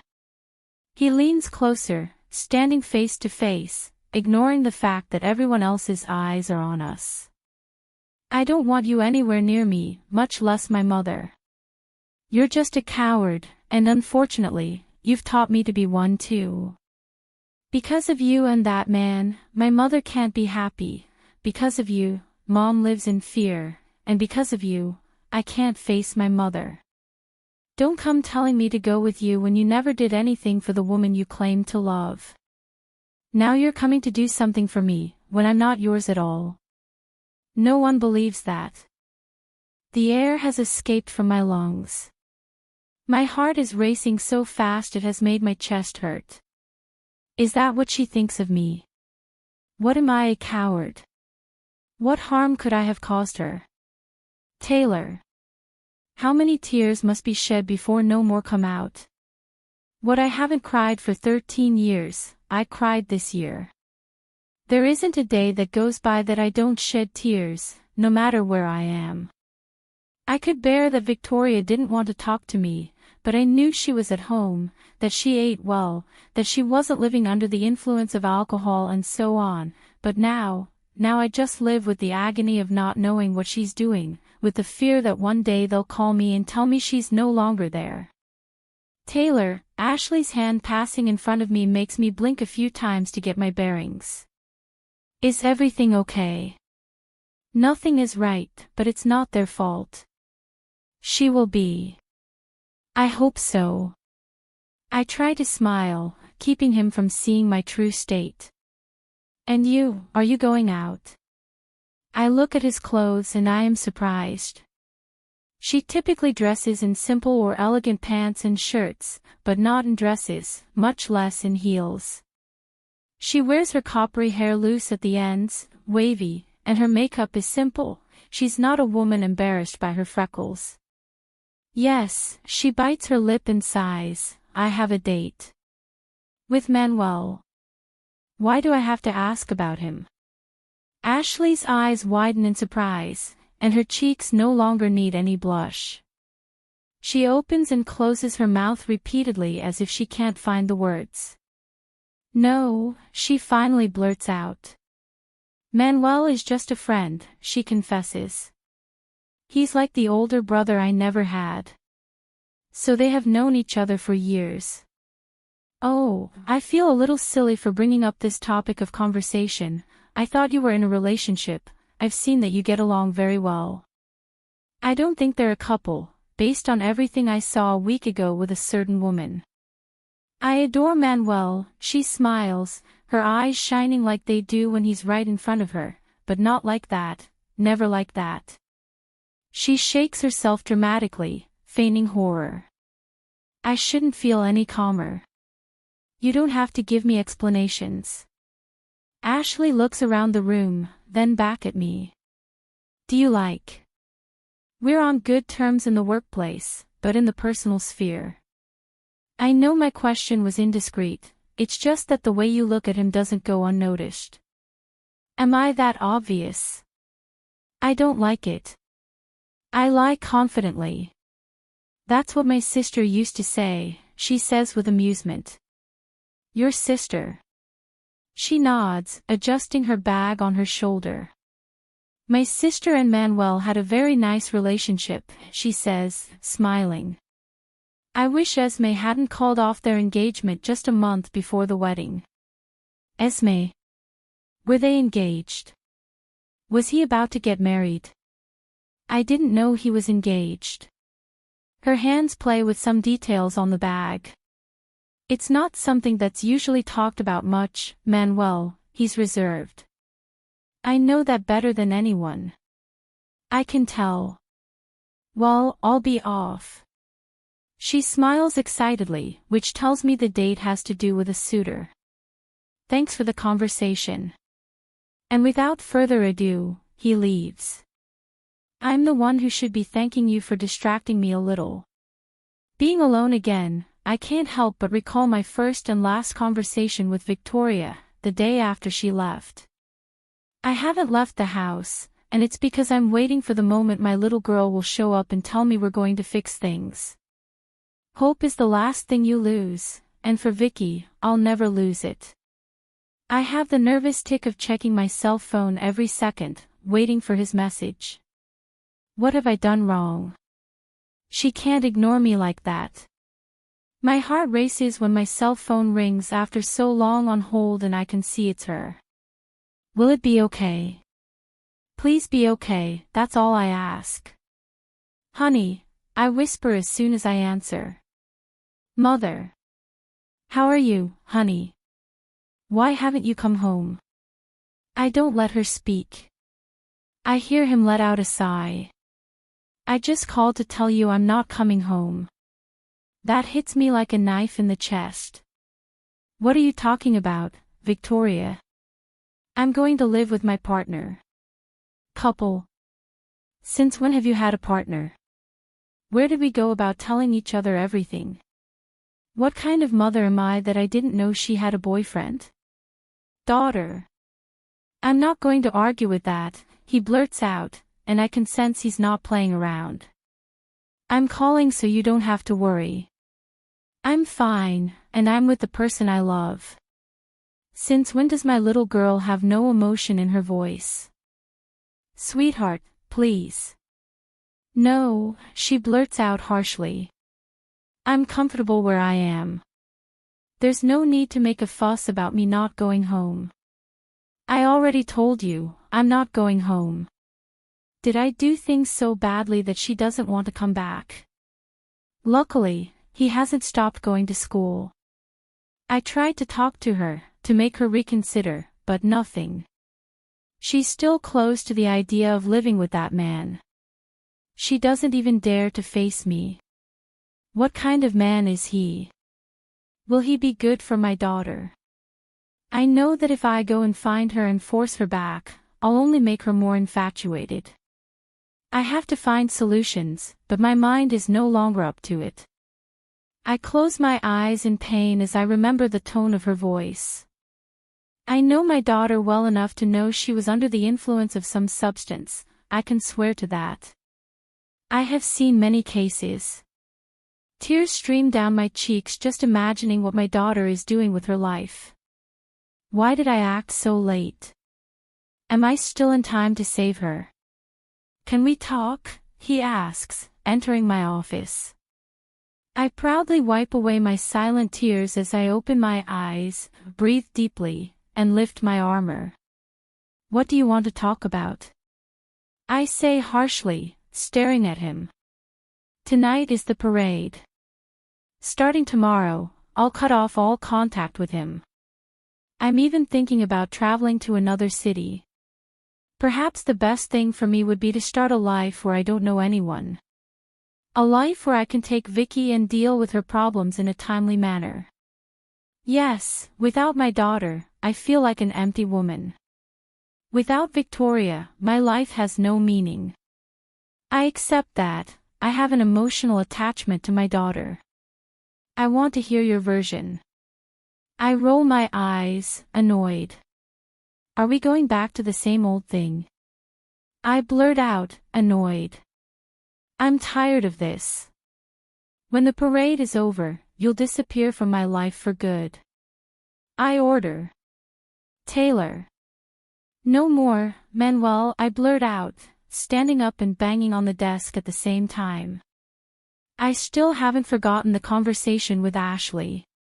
He rebuilt his life, and I'm tired of you coming here and asking me questions every time you feel like it, and then you just leave. You never talk to me. I burst out laughing. This is amazing. Do I ever talk? I question incredulously. When I wanted to talk, you didn't want to listen, so I really don't see the point in talking after so many years. He has it. The confidence in his voice makes me look at him more closely. As I've said before, he's not a transparent man who lets you read his expressions, but there are times when his emotions overwhelm him and you can read them. Today is one of those days where I can easily see what's going on in his head. He knows it, or perhaps he suspects it. I'm not sure about anything, but something is brewing in that brain. I should feel calm, but I don't. That he knows this only makes the annoyance appear, because there's something inside me that keeps blaming him, and you know why. I'm ready to let go of the pain that consumes me, however, there's something that stops me, and that's that doubt in his eyes. He doesn't know, he just wants to hear me out. We always come back to the same thing. He doesn't have it for me anymore. Taylor, he tries to get closer to me, but I back away, marking the distance. I don't care about anything. All I want is for you to disappear from my life. He tries to move forward, but I retreat again. Every time you come close, you destroy everything I've achieved, and the worst part is that after you disarm me, you end up leaving like always. I can't take it anymore. I'm not up to it anymore. I sobbed desperately. I can't take it anymore. Taylor, what happened? My silence seems to bother him. If you don't tell me, I'm going to find that man, get all the information out of him, and kill him if possible. He growls with hatred. Did I do something to you? I blurt out sadly. Taylor. It's time for the truth. The damage done to me is different. Her eyes inspect me, and I see surprise in them. He hurt me in every way possible, but, if I'm honest, it hurt me more that you turned your back on what that man did to me. My confession is taking effect. Pain is reflected in his eyes at the same time as confusion. What are you talking about, Taylor? He sounds pleading, just like I begged him not to leave. What did he do to you? Why does everyone blame me? I shake my head, holding back my desire to scream at him, and swallow back my tears. Nothing matters now, all I want is for you not to get involved in anything that has to do with that man. Okay. Don't ask me that. I'm not asking you, I'm ordering you, I conclude, wiping away my tears. If not, in fact, I'm asking you to leave, Mr. Cullen. I need to finish the last details for tonight. Just like that. What else do you want? Taylor. I don't care about anything but my daughter. I don't care about the rest. Actually, if there's one thing that matters to me and I can't keep quiet about it, since when have you been sleeping with my sister? My question takes him by surprise. I see all kinds of emotions flash through his dark eyes. Fear, confusion, pain, but most of all, regret. Does that exonerate him of all blame? What did you expect? What was I not going to discover? Of all the women in the world, he ended up messing with my sister. It doesn't even hurt me to think that she was about to get married. As I let out a laugh that is lacking in grace. What? I shake my head. That doesn't matter. I just want to know one thing.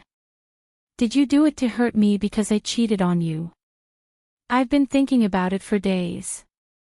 That's why you came back to me, isn't it? To break my heart. I wish I couldn't cry, but some tears have left my eyes again. When will I stop crying? It's not what you think. Clear. Congratulations, you did it again. Chapter 21. Manuel. Congratulations, you did it again.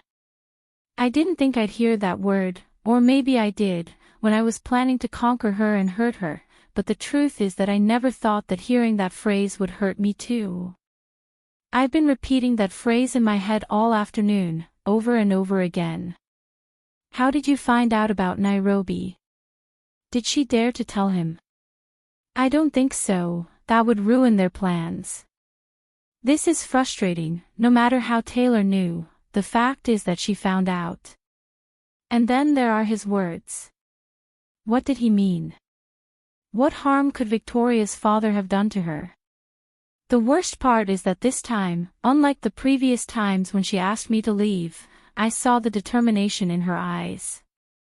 I saw the exhaustion, the agony, and the desperation. Above all, I saw how determined she is to close the cycle. I don't even see the fury she always unleashes on me, it was just please. It's as if I no longer have the life to fight. What are you thinking about? That voice. I tilt my face to find myself facing a beautiful woman with red hair. Why red? I can't deny that I'm glad to see her before me, I'm relieved that she's here, talking to me. I hadn't heard from her in a couple of months. I looked her over from top to bottom and I could come to the conclusion that her features were harder. That dress she was wearing as always showed off her rear end, her best attribute. But that red hair didn't convince me, and above all that coldness in her gaze when she saw everything. Where were you? She's not the warmest woman, but there's always something about her that ends up being fire. I don't see that, at this moment. I like it. He downplays it. So what are you thinking about? In the things of life. So I have the Colin philosopher before me, he jokes, settling in next to me. I'll be sure to keep my distance so you don't shoot me. I didn't want to stay at the reception after the parade. I really didn't have the courage to see that beautiful, short-haired woman on the arm of that man with a lifeless smile. Hell, if I'd known she'd turn into a ghost, I wouldn't have gone near her. I wouldn't have accepted Diana's request. Where were you? Personal matters. I nod, looking straight ahead. He won't say anything to me. The venue used for the show was chosen by my agency, so it's a very spacious place with good lighting, but it also has a bar, and that's where I've spent nearly the last 2 hours. I should go back to my apartment, but I don't because this concerns me too. I'm not going to let her put all the responsibility on her. I understand. Looks like your damsel found a prince. Don't talk, I growl, taking another drink. So you're still in love with her, he says mockingly. How's the mission going? My silence answers him. So you're still sleeping with my stepmother, he says mockingly again. Stepmother. I turn to look at her as if she were a ghost. What are you talking about? You didn't know Nairobi was my stepmother, she says, raising both eyebrows, then shaking her head in amusement. Antonio likes the fun and mystery it creates in other people's lives. Sometimes I think he feels like a god. So that was the issue you had to resolve? Yes. I wait impatiently for her to tell me more. I'm in contact with my father. She tosses her hair back and forth. I'll be the heir to all his assets. She blinks repeatedly, looking tender.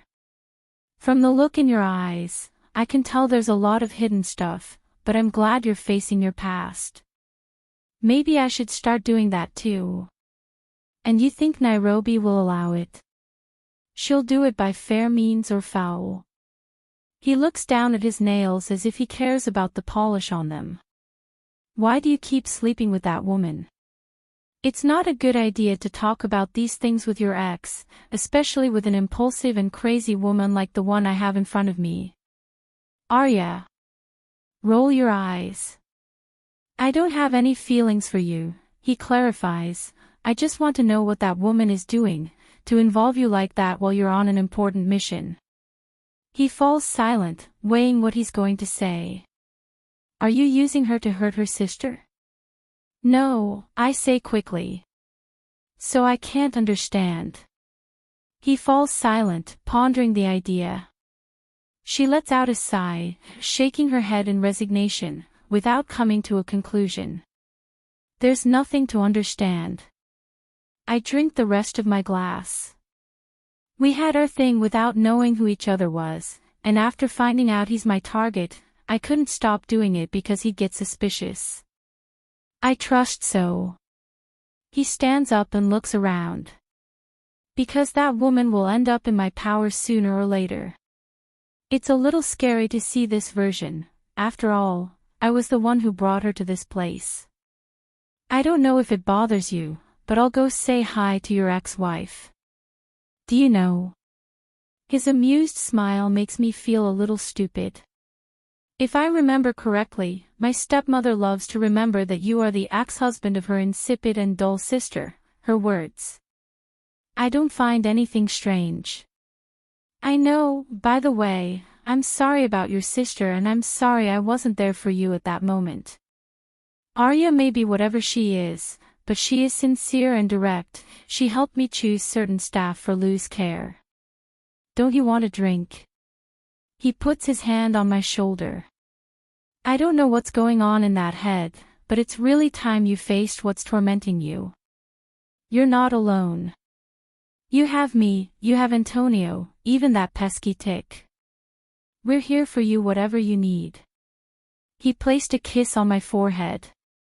I know it's the mission, but stop sleeping with that woman, or things will get complicated. Without further ado, he walks away. Arya. Unlike everyone else in this distinguished parade, I'm not as sociable as they are. I don't have a social circle I can claim to be part of. I'm like a free bird, wandering around without any compulsion.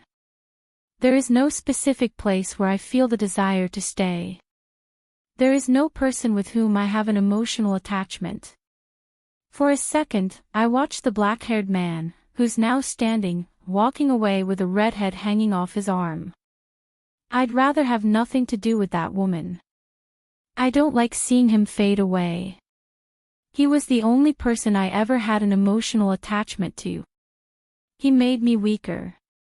I know it wasn't his fault, which is why I still hold him in high regard.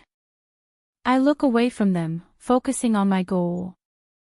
I'm not very happy about having to approach that woman, not when she was the cause of my suffering, but I must do it. It's Diana's order. I don't like following orders, but here we are. Why do I do it? Simple, she's my boss and I can't go against her. Besides, I should be grateful. Diana has given me a real treat with that pile of praise she gave me. And if I didn't agree, I'm sure she would have thrown what happened a few months ago in my face. She saved my ass, again. So I must be grateful and take care of her protégé. What's so special about her that they protect her as if she were one of the family? Hello, I interrupt the couple. They look cute together, but something tells me they're nothing more than friends. Poor Manuel, with his thoughts, tends to be very weak-willed and ends up believing what he sees. He never sees beyond his own eyes, so he ends up disappointed in life. He practically lives in disappointment and always ends up believing that all that glitters is gold. Hello? The short-haired girl says, confused. This is going to be harder than I thought. Neither she nor I tolerate each other. Have you seen your sister? Of course, the best topic to bring up is your family. It's my irony. Taylor stares at me in confusion as she opens her mouth, but not a word comes out. Now that I look at the woman, I can see how her makeup doesn't cover her sunken eyes, even her collarbones are visible. Sister. He finally speaks. It seems that, no, there is discomfort between the two. Good evening, Diana Ramos greets, holding a glass. Hello, Arya. She nods at me, then looks at the short-haired girl. How are things going here? I'm not unaware of Manuel's concern about the tick. Great, I find myself saying. I was talking to Taylor about his sister. I fake a smile that makes my discomfort clear. In the end, I see the man as my lifeline. I'm Arya. I extend my hand toward him. Daniel. He returns my greeting. Nice to meet you. I scan him over and over again until I make him uncomfortable. It's only natural that it makes the people around me uncomfortable. You're not from here, are you? My question causes the man to smile a little more relaxed. I'm from Colombia. The accent already said it. Tay, Diana speaks with the seriousness characteristic of her voice. I've asked Arya to look after you. The woman blinks a couple of times in discomfort and confusion. Diana. It's not up for discussion. Since it didn't work, Manuel, I hope it does. I blurt out without thinking. It seems like I screwed up. Taylor tilts her face, meeting my gaze. This time there's no discomfort, just disappointment. So she's still interested in the man. They love each other, but they are far away, as always so cliché. Manuel. I can feel the annoyance in Diana's gaze fixed on me. He never told me what I shouldn't say, and I don't follow protocols. I asked Manuel to look after you as a favor. I hope that didn't cause any problems. He said calmly, as always. I love her outward self-control. I'm sure she's burning up inside. I'm sorry, but I'm not good at keeping secrets. I'm a spontaneous person who doesn't hold anything back. I'm a streetwise person, that's what sets me apart. Was that the reason you were so attached to me? Though she tries to hide it, there's disappointment in her voice. Diana looks at me again. I know there was another reason besides that. That man, when it comes to his feelings, turns into a snowball. He admits what he feels, but runs away like a coward. What happened between those two that made them distance themselves when they seemed to want to be on top of each other? Well, the point is, from now on I'll take care of you. I hope you don't make my job difficult, or Diana might kick me out. I blurt out, avoiding any further awkwardness. I'll be close to you. I hope we can at least put up with each other for a little while. I don't expect anything else to get away from there. I know they're different, but I can't help but think of a few facial similarities. These 6 years I've investigated this man who calls himself a father.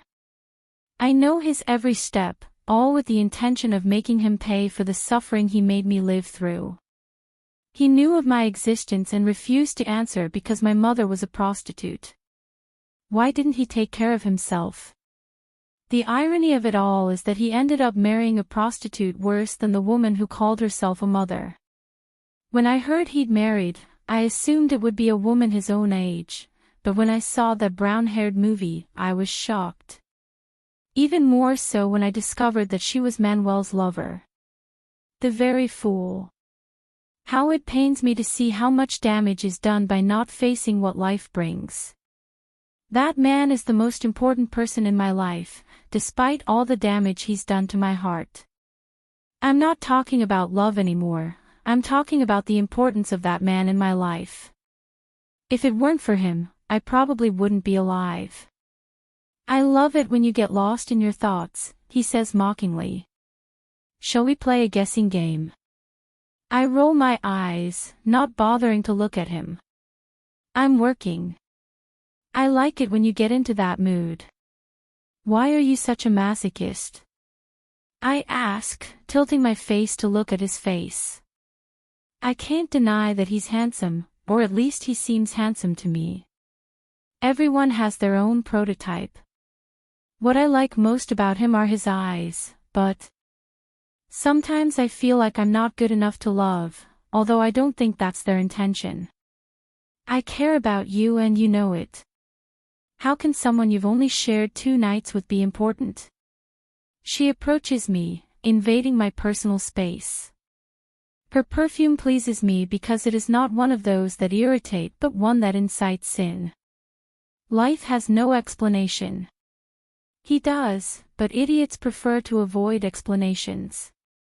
He raises his hands in the air, keeping his distance, in a sign of peace, which pleases me. I understand you're not in the mood. I don't like that he understands that. Do you want something to drink? I shake my head. The best thing I can do is keep my distance from this man. No, the best thing I can do is nip his approach towards me in the bud. After Manuel, I don't sleep with the same person more than 3 times. I agreed to meet Manuel for a drink at my apartment. Just what I thought. I see disappointment in his eyes and his feet step back. One of his hands goes to the back of his neck, showing the discomfort my answer has caused him. I understand.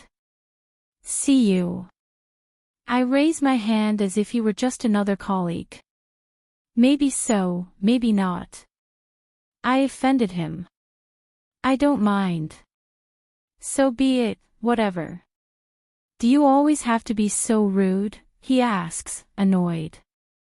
I ignore him for a moment, my eyes instinctively searching for the person who has been missing for more than 2 minutes. Where did he go? I walk around the whole place until I find her in a corner of the bar. He has a bottle of water in his hand. They are so similar and they always judge each other. Now I understand why Manuel married her. What I don't understand is how they got divorced so soon. It's what I am. No. Lucian, stop, I blurt out, tired. Sex is just that, sex, you know that better than anyone. Sex with a couple of drinks in your head stops being sex the next day. It's like that song says, if I don't remember, I'm done. Yes, I remember those 2 nights very well. What's the point of telling him if I remember? What's the point of creating expectations when I don't even have any? I am alive and I have a life mission.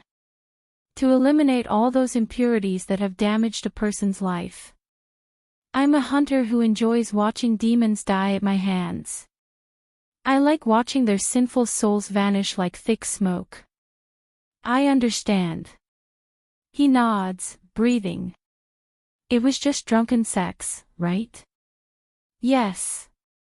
This time I approach him, placing my hand on his tie. I want you to be clear, my sole purpose is to win Manuel's heart. I want to be Mrs. Cullen. I'm lying. I don't want that anymore. Less so after the mini report that Antonio's daughter gave me. Don't you know that he loves another woman? Where there was fire, there are ashes, and I was there before that woman, I conclude, moving away from him again. Actually, I may have been first, but Taylor was the first woman to reach that man's heart, and at the time, I hated her, but it is what it is. We must accept things as they are, or at least when they don't hurt us too much. It's a dream. Maybe it will come true, suddenly, one day you least expect it, you'll get our wedding invitation. My security doesn't please him. But tell me. What man likes a woman's security? Many of them feel very masculine when they humiliate women. They love being in control, and not having it bothers them. It's an advantage that he knows me because he knows I tend to be very direct with what I think and feel. Fine, do what you want. Thank you for your blessing, I say mockingly. Taylor. New month, new life, new beginning. We're in one of the warmest months of the year, and at the same time, a cool and relaxing month. I especially love this time because my daughter and I would gather in a large park to fly our kites, the ones we both created. This year it won't be possible. It's been 4 months since Vicky left home. I continued going to school, but one day out of nowhere she stopped going, and I know what it has to do with my insistence, but I couldn't let things continue like that. Now I don't know anything about her. I've tried to look for her, but I don't have many contacts, and everywhere I end up going I don't know anything about her. I've even suffered harassment trying to find her, but nothing, and that makes me feel powerless. Diana, she just tells me to give her time. 4 months isn't enough. I've begged him a million times to give me the address, but he won't. He says Victoria is in a place where a good person like me can't go. I still don't understand the term good. Isn't my daughter? If it is in that place, do I cease to be it? I want to know who that man is, but it's like I don't. Why don't you tell me anything? The only good thing about all this is that I haven't heard anything from that man who ended up screwing up my life. Hello, good.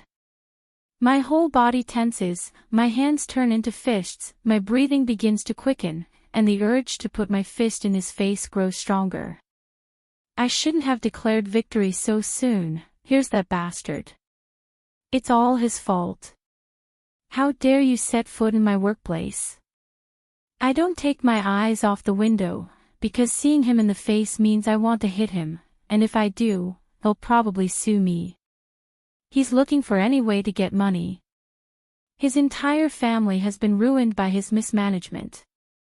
I'm not surprised. What do you want? I ask, not moving. Is this how you greet the father of your daughter? He says mockingly. I'm not worthy of even a glance from you. As he finishes the last word, he grabs me tightly by the arm, turning me around so I can face him. I don't grimace despite the damage he's caused to my skin. This time, any touch from him, any sign, I'll take as a way to send him to jail. I'm not that Taylor who hung her head and felt ashamed, I'm not. And I will never be again. I swallow my desire to scream and cry. Because of him my daughter has left my house. He's right, you're not even worthy of breathing the same air as me, I blurt out through gritted teeth, challenging him with my gaze. His free hand runs over my face as if it were made of porcelain. I don't walk away because for a second my body freezes. For an instant, I remember that woman in that bed crying and pleading not to be hurt, that woman who could do nothing to defend herself. How could he drug me? Should I inject something? I never understood it. You've grown into such a beautiful woman. He brings his face so close to mine that his breath makes me gag. I'd give anything to reminisce about the good old days. His tongue runs over my cheek, and I can't move. My body is shaking. Taylor, react. I close my eyes, inhale, and with a little courage I push him, but he doesn't move away. Let me go. I growl. I know you liked what we did years ago. We even have a daughter together. He leans down again, licking my neck this time. Your scent excites me. I'd like to see what a lioness you are. You didn't do anything then, but now. Now, no shit. I destroy my life. Gathering my inner courage, I push him with all my strength, kicking him between his legs. Now, no shit. I snarl, trying to appear strong, but I'm afraid. Now, you'll never lay a hand on me again. Do you think you're some kind of man, drugging a woman to get her? I want to lean over and hit him, but I don't for so many reasons. You're just a piece of shit who doesn't even have the ability to get a woman into bed for arousal, you're just a fucking rapist. The idiot stands up, still with his hands on his privates. His eyes blaze. I know he can do anything to me, but I'm not going to bow my head when I'm the victim. He raises one of his hands about to hit me, but a voice stops him. I wouldn't do that if I were you. Compared to last time, his voice sounds lethal. Lower your hand, he orders, but Pierre doesn't. So you like to play rough? He questions mockingly. I still don't understand why Diana chose her. This matter is between my wife and me. Women. Arya lets out a few unfunny laughs as she approaches us. He hasn't seen Pierre's face yet. From what I understand, Mrs. Taylor is a woman of no commitment. Now that I watch her stomping forward, she reminds me of Diana. You got married and we didn't know, Taylor, she jokes. Is it time to joke? Pierre gives me the same look he gave me that day. You look prettier when you're quiet. When I do, you'll be my bridesmaid. I will never be silent again. I figured as much. I'm your favorite. He winks at me. Just like Pierre did with me, Arya does with him. She takes his arm, turning him so he can face her. I'm going to give you an instruction. I'm letting you slide this one because I'm in a good mood. The next time I see you near Taylor or anyone associated with her, I'm going to get my hands on the thing you hold most dear. She approaches him in that way that makes you want to disappear, and in this case, intimidate you. This. She takes what's between his legs, squeezing it tightly, making him squeal. You seem to have it small. I can see why you're not satisfying anyone. She lets go, pushing him away from her. Go. She nods toward the exit. Pierre looks at her, then looks at me. This won't stay like this. You're right, Arya speaks for me. This won't stay like this. For some reason that sounds like a promise to me. How can someone as small as her appear so strong? I rarely had the opportunity to interact with this woman, but the real reason I always kept my distance is because one of those days after the divorce, I saw her walking away with him, holding hands. She was something of Manuel's, and at the time, it hurt me. What affected me most was that this woman in front of me knows him better than anyone else. I was jealous at the time, I may still be, but nothing makes sense anymore. He broke my heart again. Pierre stomps off. He is very upset. Thank you, I whisper, sitting back in my chair. Now I can breathe calmly, which doesn't mean my hands have stopped shaking. I can still feel like I'm short of breath. When did I stop breathing? It's my job, he says with his typical seriousness toward me. He seems to dislike me too. It's good that you're brave, but not stupid. What are you talking about? I blurt out, confused. You must know how to measure strength, a man like that is no match for you. That's good advice. Thank you. It runs through me from top to bottom, I can even swear that now I see empathy in his gaze. Did she hear everything? I wouldn't be surprised. Arya. I saw her on certain occasions around the Ramos family, and after spending some time around that family, I saw her become an important designer. I can say that I saw how an ugly duckling became a swan. I've always seen her as a strong woman, a powerful woman, and perhaps a bit arrogant, but now... Ironic. Now I understand why Diana is looking for ways to take care of her, right now. Because a woman who seems so tough needs to be taken care of.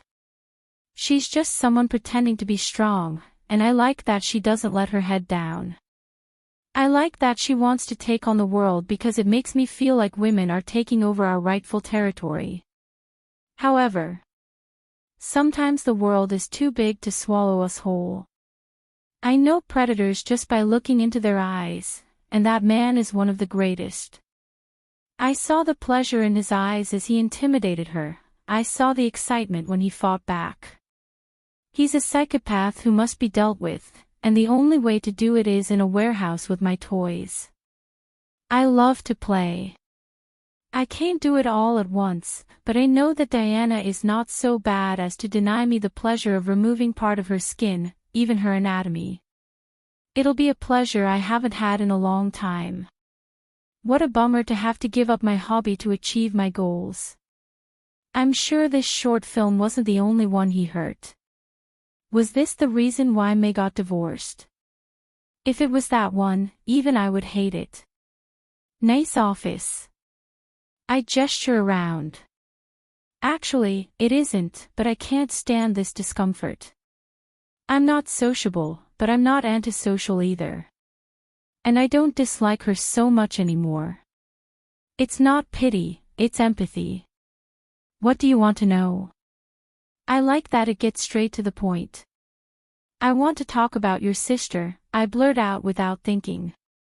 My idea was to ask if Manuel knew what happened, but now that I think about it, I care more about Nicole. She's a pawn I must arrange to suit our needs. My sister. Yes, I would like to hear from her. She stares at me in confusion for a couple of seconds. The dark circles under her eyes are more pronounced, the bones are no longer just those of her collarbone. I've noticed she's not eating properly. I truly understand why Manuel hasn't forgotten her. She's beautiful in every expression she expresses, or at least she was before, because in these months I've seen her physical deterioration. Which? Nairobi. She leans her back against the chair and uses her hand to invite me to sit opposite her. If it weren't for her weak eyes and tired body, she would look like a powerful woman. I don't know much. Whatever you know is useful to me. Why do you want to know? I shrug, sitting down in the empty chair. She doesn't need to know. I've seen her very close to Manuel. He raises both eyebrows, and for a moment I see disappointment. He tries to smile, but he can't. I see a broken heart again. I'm not clairvoyant, but even a blind person could see what I see. It's rare to see a love that lasts so many years. That. No surprise there, so I assume he knows. Is that the reason for his newfound distance? Since when have I been interested in love stories? How pathetic I feel. I understand you're married. I don't know much about Nairobi, all I can say is that she's not a trustworthy person, she blurts out, as if tired. And it's not because I've seen them together, it's because she reminds me of Edward. I frown, trying to follow the thread of the conversation. Edward. Our father. Oh. So she herself knows that woman is a danger. Did she always know her father wasn't trustworthy? Now that I think about it, Manuel had something to do with that. What would happen if this woman found out that her father was murdered by the man she still seems to care about? So you consider her a dangerous person? If she doesn't trust her sister, I should be on my guard, not because I think she's good. But because Diana told me her sister has been stalking her, which means there's trouble. Nairobi and I have some unfinished business, but everything is different when it has to do with this woman. What is your interest in her? She's married to my father, I confess. I'm afraid she might hurt him. I'm lying, for all I care. He deserves it. That word tastes like sulfur to me, father. Everything related to people who have my blood disgusts me. Oh. I'll be outside. I point to the restroom the employees use. Your information doesn't help me much, but it's enough to know that your relationship isn't good, so I need to be careful. I sit down on the chair near the coffee machine, cross my legs, and one of my feet begins to tap the floor while in my hand is a cup of strong coffee for insomnia. It hadn't been more than half an hour when my cell phone rang, causing me to look away from the door to the dyed-haired office. A couple of non-offensive people had come in and out, especially a redhead. I think I'd seen her with Manuel several times. I don't intend to go into it further, I don't care. Hello. Your father is in the hospital. I clench my hands too tightly. Father. Why does everyone have to say he's my father?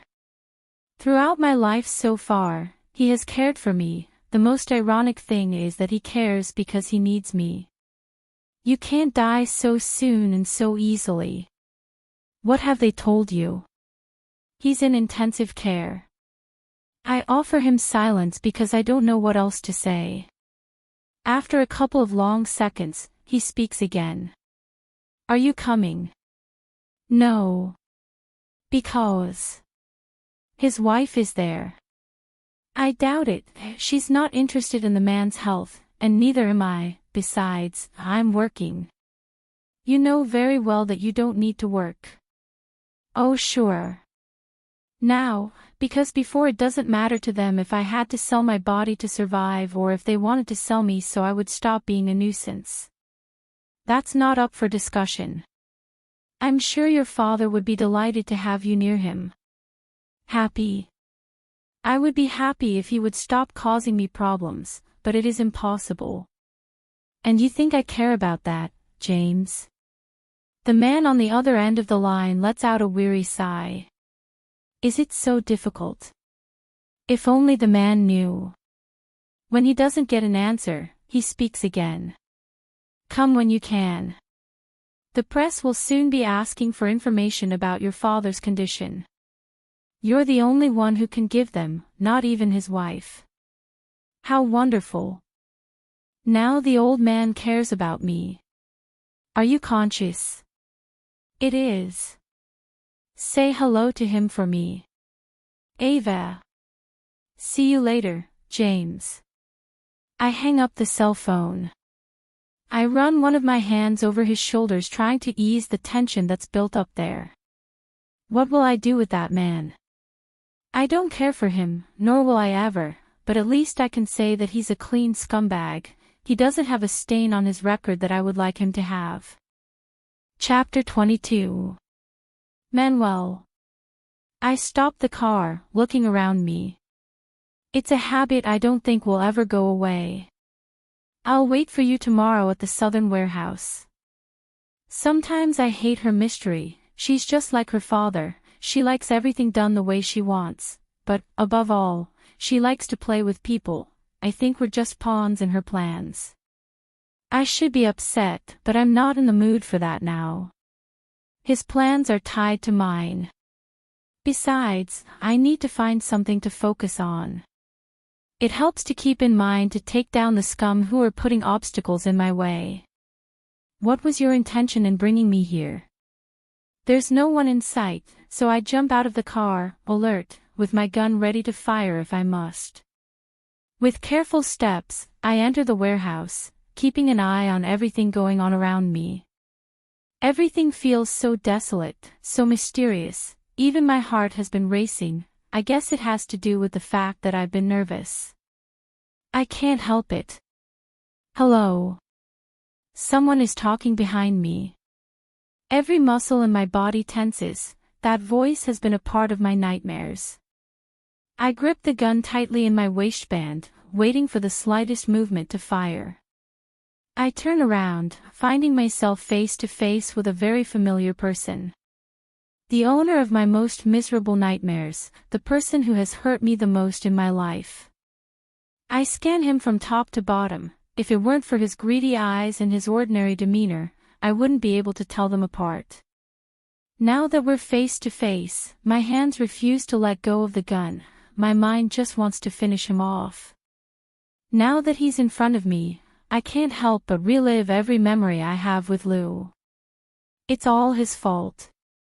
I make a move to pull out my gun, but before I can, someone interrupts me. Dad. The confusion in his voice puts me on alert. I tilt my head, looking at her. She doesn't think he's her father, does she? It's impossible for him to fool her. He can do it with anyone, except her. Oh, honey, I didn't know you'd be here. Daughter. So this has been his game. He's been pretending to be Antonio to steal our things. He's trying to harm my godfather again. I guess he knows this and is playing dumb. How can you deceive them? Why am I thinking that he has deceived them? What? Did you forget? Silence from Fernando. I didn't tell you I'd come to the warehouse to make sure there were no mistakes. This merchandise is important and needs to be taken care of because in a couple of weeks we'll have it delivered to one of our partners. Sorry, daughter, I forgot. I can't believe how obviously the word daughter is mentioned every second. It is now clear to us that she is a daughter. Is that why Diana made me come here? Dad, why aren't you going home to rest? After all, you're not up to this kind of running around anymore, and you've been looking very haggard lately. Diana comes closer and runs her hands over his face with a genuine smile that confuses me. I told you to watch your blood pressure, leave the business in our hands. I know, but... You have nothing to worry about, Manuel and I can take care of this for today. When I get home, I'll tell you how it goes. He nods, faking a smile. Not even that can match Antonio. It's okay, daughter. He stares at me for a little longer than usual. I suppose he's curious about who his son is, or just looking for a way to manipulate me. It's typical of him. See you later, Manuel. Out of the corner of my eye I see Diana. I see that look of determination and mockery, so I force myself to behave as if I had the real Antonio in front of me. She knows it. It's a relief. See you, Godfather. He nods and without anything else to say, he leaves. I remain silent, waiting for Diana to tell me what she has to say, but she doesn't. She only offers me silence, and that pisses me off. Why did you make me come here in the first place? How did you know he'd be here? He lets out a sigh as he starts walking through the small winery. He's been pretending to be my father for nearly 7 months. He finally speaks as if it were a story. That's why no one suspected the loss of the cargo, not even me. The way he says it lets me know he doesn't like being seen. Why are we here? This warehouse is where we'll continue to lay the bait until we can recover the cargo. And I assume the man's presence here means the trap has worked. We're laying down a dose of cargo so he doesn't feel exposed. How long do you give us? I hope it's soon. This has caused us some losses with our partners. Is that the plan? I already said it last time, but I need you to confirm it. For now, yes, after I achieve my goal, Fernando is all yours unless something comes up. Antonio won't agree. I'm not going to put my family at risk, and I want that man far away. Antonio is still the boss, I remind him. I know, and as long as I live, I always will, he asserts. But when it comes to security, it's my responsibility, and that man is a risk I'm not going to take. We've been through enough to make the same mistakes. I understand. He stops his steps, tilts his face and looks at me. Now comes the hard part, he sighs. I know I asked you to stay away from her, but I need you to get as much information out of her as possible and I need it by yesterday. What kind of information? I need all the contacts you have, who you sold the merchandise to, and why you decided to start this war. I want it all. I don't think he'll give anything away. She travels a lot, and even though she's asked to meet up, I've been avoiding her. It's hard to get her to tell me about her plans when I've been completely ignoring her, and I don't think she trusts me. If it is handled by Fernando, it will never fall. Come up with it. I'll try, but I'm not guaranteeing anything. Try it, if you don't succeed we'll find another way. Good. Without further ado, he leaves, leaving me alone here. Maybe my mind was in a state of shock. Now that I seem to have processed everything, the air feels thick. I just saw the man who fathered me, and all I could think about was exterminating him. Does that make me a bad person? Since when do I care? I've killed millions of people, I've been a bad person for a long time. As for Fernando, now I doubt he is Antonio's twin brother. How can it be so obvious? Aren't you afraid of being discovered? No, he knows that if he's discovered, nothing will happen to him because Antonio will always be on his side, no matter what. That's one of the reasons why I've isolated myself from that man, from that image to follow. I haven't seen him in 4 months unless it's for one of the missions. I'm a professional, and I haven't even engaged in conversation beyond what's strictly necessary. This time Fernando is wrong because I have seen the decision in the tick's gaze. That man I once called father has no way out unless he takes his evil and leaves. I don't think I will, so I'm sorry. I'm really not sorry. For all I care, he'll get sick in hell. I wish I wasn't in this position. I've done some horrible things in life, but this one, honestly, makes me feel like a demon who stops at nothing. Never in my entire life have I had such a complicated mission. Being with her was crazy, fascinating, and exciting, but ever since I discovered she was my target, ever since I found out she was a woman with a long record, I've felt dirty, like a fucking prostitute, no offense. It's been almost 8 months and I'm still at it. Every time my lips touch theirs it makes me feel so useless. Fuck, I've been on the verge of giving up and the worst part is that I can't help but think that with that mouth she's done so many things to Fernando. Everything was ready to complete the mission, but that man had to appear linked to it to complicate things. Did Antonio not know they had something? I find that strange. Something tells me my beloved godfather was just looking for a way to get me closer to that man. What did he expect? Hugs and welcomes. Well, that doesn't matter now. As I was saying, I no longer feel comfortable having this woman around. Before, I enjoyed the pleasures and everything he wanted to give me, but now that I know she's an accomplice to that bastard, in the harm he's done to many people, in that I've shared saliva with Fernando through her, luckily, I always use a condom. Now I just think about how I will torture her. And the worst part is that I'm a hitman with many years of experience. Yes, I've killed many women, those who believe they have the power to manipulate others and harm entire organizations, those women who are madams and try to capture girls in Antonio's territory. I've never talked about it and I don't know if others have, but this time I'll explain how the hidden part of the coin Antonio handles works. I'm the one who knows the business best. I've been his right-hand man since I learned to hold a gun and defend him. I've been shot more by Antonio than by anyone else. That's beside the point.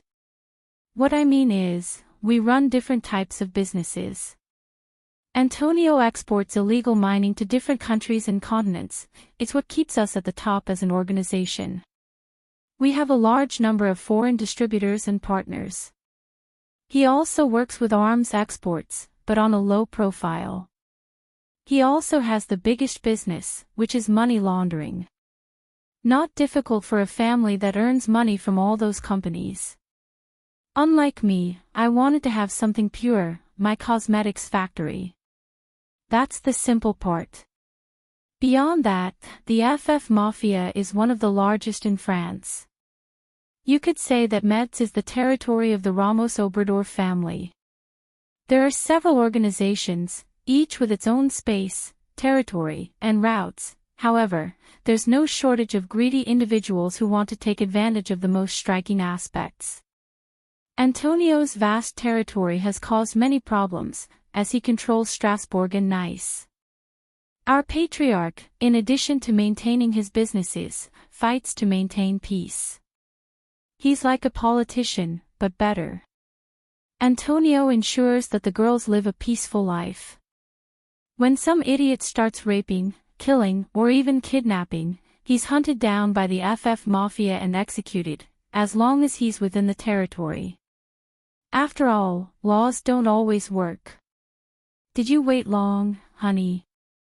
Why is it always the same question? If she knows I'm late, why does she ask if I waited too long? I just arrived. He doesn't need to know that I've had a couple of drinks before to gather the courage I need. Better. She places a kiss on my cheek as she sits down next to me. Can you believe Taylor's daughter is missing? She blurts out in that way that makes you want to get gossip out of her. She reminds me so much of my sister, but you can expect that where there's a stick, there's a chip on the side. Does he hate his sister? The real question is, why does he hate his sister so much? Is Diana right to put someone in her care? And we care about that because... Actually, I do care about the situation with Victoria. More than caring, I worry because I've discovered she's very close to that guy. I've been following them closely, and I don't like what I've discovered. They're too close, and that kind of man, when he sets his sights on a woman, makes her his property. I haven't wanted to tell Taylor because I don't see the point in bothering her anymore and I don't want to see those eyes any duller than they already are. You're right, we don't care. He runs his hand down my arm. However, I can't stop thinking about the upbringing that woman gave my niece. Mom's right, Taylor is a shameless woman who corrupted her own daughter. I try to clear my mind so I don't grab her by the neck and squeeze her. Taylor isn't like that. And we care about that because... I ask again. He squints his eyes as if analyzing me. So we're leaving. No. Clear. Here we go, I hope everything goes as planned. I pay and we get ready to get away from there. No, I'm not taking her to bed. I'm looking for a way to get the information I need out of her without putting her on alert. I feel like an idiot resorting to these methods. I'm not a fan of using drugs on women, but I have no other option. This drug only subdues the mind, leaving you sensitive and spilling all the beans you want to know. The best part is that you don't remember a thing afterward, an advantage you have to know how to use. In this hotel room, I finally learned some things that, when it comes to this woman, truly disgust me. And not because of her profession, but because of everything that has driven her ambition. They really have nothing to do with each other. This drug is very efficient. How do I know him? Well, let's say I have my contacts. When I wake up, the first thing I do is head towards where my dear cousin is. Yes, I had to stay at the hotel pretending we had spent the night. I can't put her on alert, not yet. I'd rather she keep thinking she's manipulating me. There are few advantages that this gives us. That's fast, he says, looking away from the screen. Do you have what I asked for? Before, I couldn't accept that she knew who it was when she walked into the office.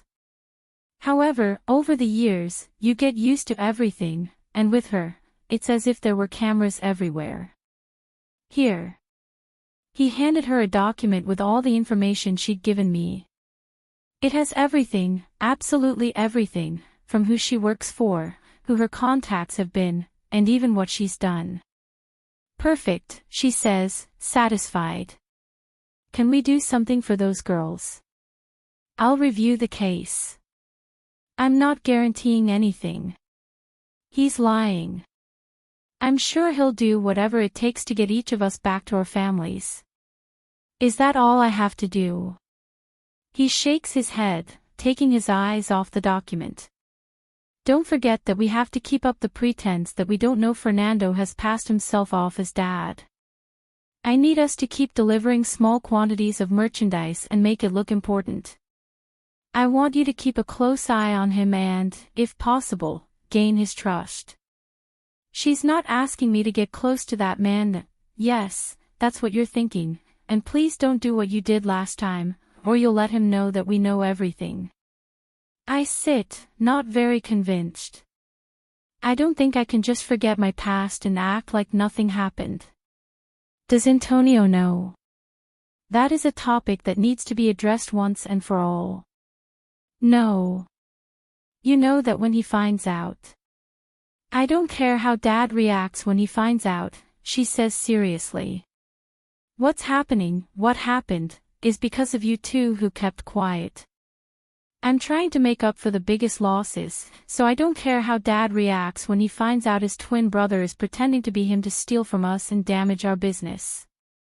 Fernando's real intention is to take over the organization. Diana may sound harsh, but something tells me she cares the least about business. What she's worried about is him messing with one of us. She knows better than anyone how those people think. You're asking me for something almost impossible. I try to be honest. Being around Fernando is not something I enjoy. I know it's difficult, but if it weren't for the fact that he wants something with you, I wouldn't be asking you. What could that man possibly want with me? Something tells me he wants to use you for his purposes. I would never do such a thing. I know that. You're the person I trust the most, he admits. But that man doesn't know that. He thinks you're as ambitious as he is and that you're just waiting for the right moment to strike. He's looking for an ally in you. You flatter me, but I can't breathe the same air as you. Wear a mask. You can't do it with her. Something tells me that when Antonio finds out, they've kept a lot of things from me. Why not pay them back in kind, she asks seriously. You're absolutely right, this is going to be very difficult. I'll do what you ask. I'm not asking you to join him, I'm just asking you to keep an eye on him without raising suspicions. It's good that I clarify that. Good. I don't quite agree, but I'd rather move first than give him the chance to move. I tap my fingers on the steering wheel, my eyes never leaving that place. Just thinking about going in there makes my heart race. I haven't seen her again, I haven't looked for her again, because I don't even know the reason, I just know she needs some peace, and I'm such a narcissist that I think I'm messing up her world. I must confess that I feel a deep emptiness at not knowing anything about her. That feeling her absence causes makes me remember that time I broke all emotional ties between us. Perhaps it's stupid to mention it now that so much has happened, but that day, despite my anger, despite everything I felt, I had hoped she would fight, that she wouldn't give up. But when she signed the papers, I knew it was all over. And yes, I felt more lost than before. He decided to get out of the car as my eyes scanned everything around him, then I looked back at the entrance. What does Arya want? Why did she bring me here? What's the urgency? It's been a long few months and I still can't get over the tick that put her in Taylor's care. Doesn't Arya hate her? Why does she? Upon entering, I don't bother to say hello, as I did every time I came in here. I have no emotional connection. My footsteps are heavy, as is the pounding of my heart. I'm hoping to see her, and that's why I feel anxious. Have you been eating well?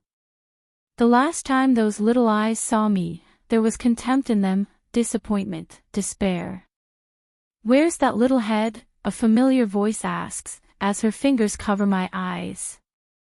The first thing that crosses my mind is that sweet smile that characterizes her. Guess who I am? I can't help but smile at the excitement in her voice. She's so charming, so sweet, yet still a little girl. I won't say she's a redhead. He bursts out laughing, taking his hands away from my face.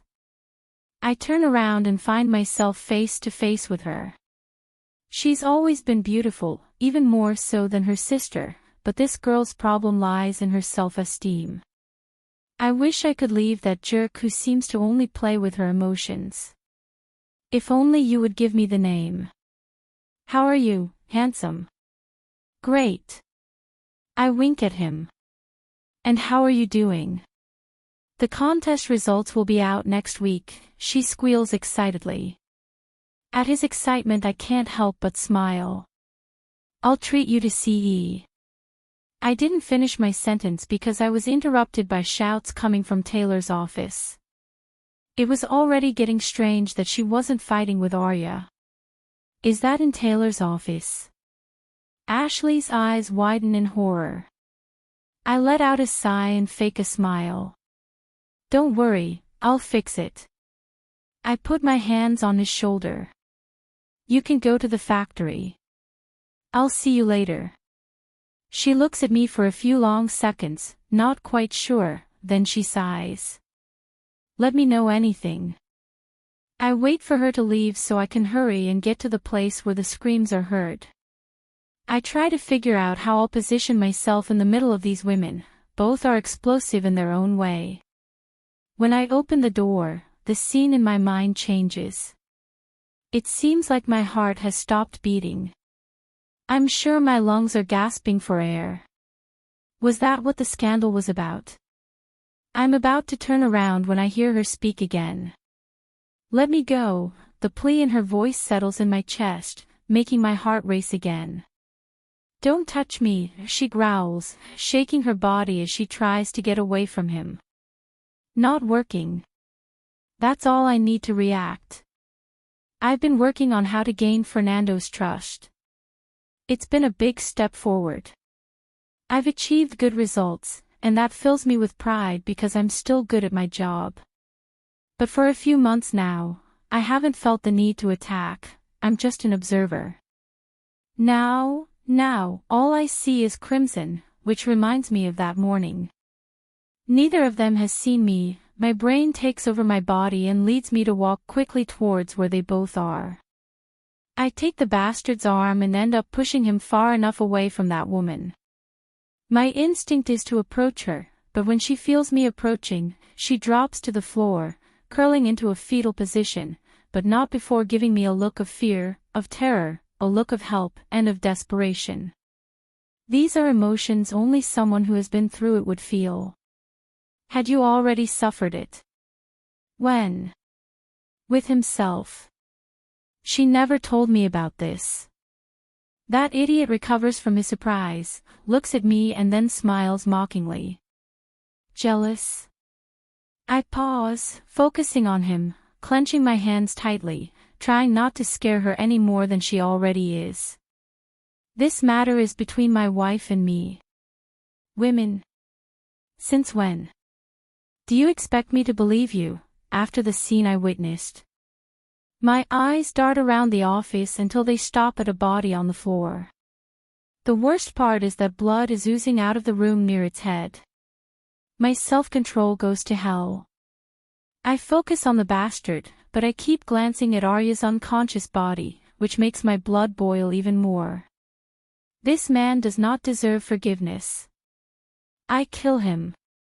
He has hurt two of the women who matter most to me in life. I breathe deeply, searching for my will. I try to ignore what it provokes in me to concentrate for a few moments on the state of the short-haired woman, her body trembling. She is still in a fetal position, her face is between her legs. They say the body and the eyes say it all without the mouth having to speak. I'm getting responses I don't like, and that's leading me to react the way I didn't want to. Without thinking much, I go for it.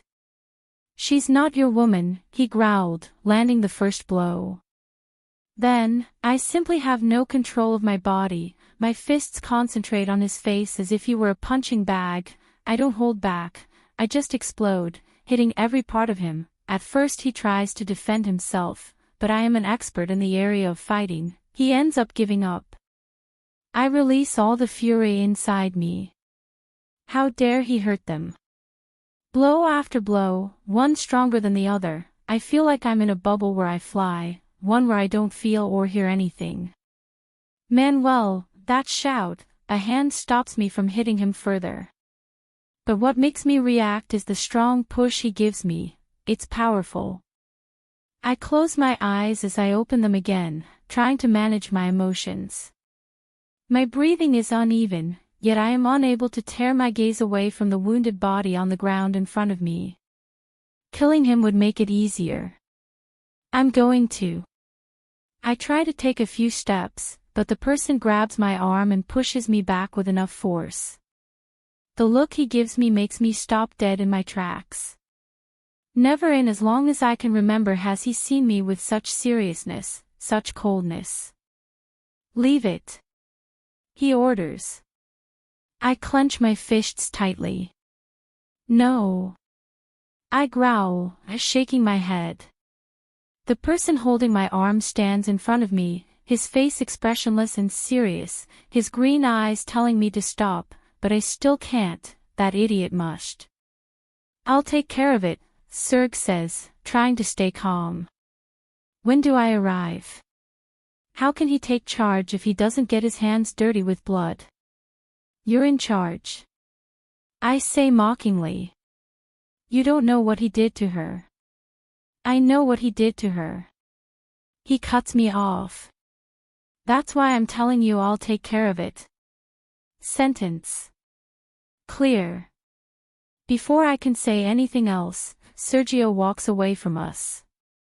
I try to calm my breathing, but having the wretch's badly wounded body in front of me doesn't work. I think she needs you, whispers a woman I've never seen in my life. Where did this woman come from?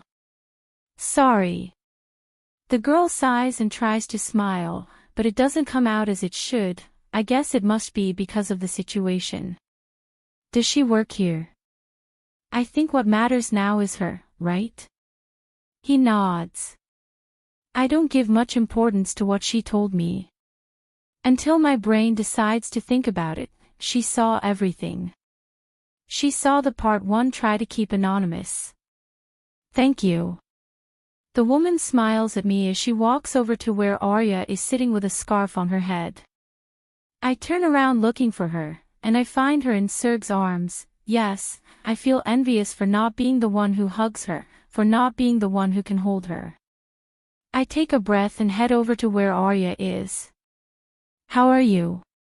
I ask. She smiles, rolling her eyes without taking her hand off his head. He must have a serious wound there. I want to go back and beat him worse than he already is. I've been through worse.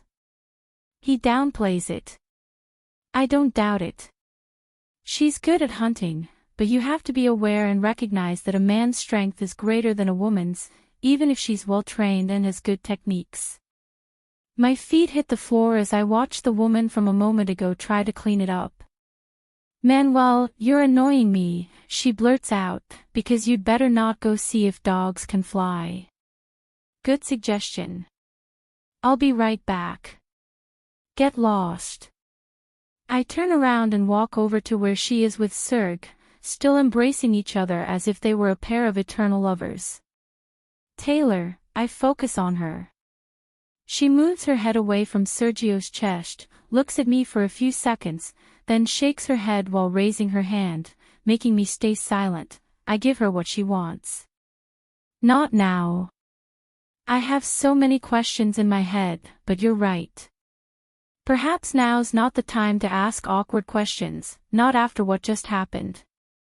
However, I have questions I need to clear up as soon as possible.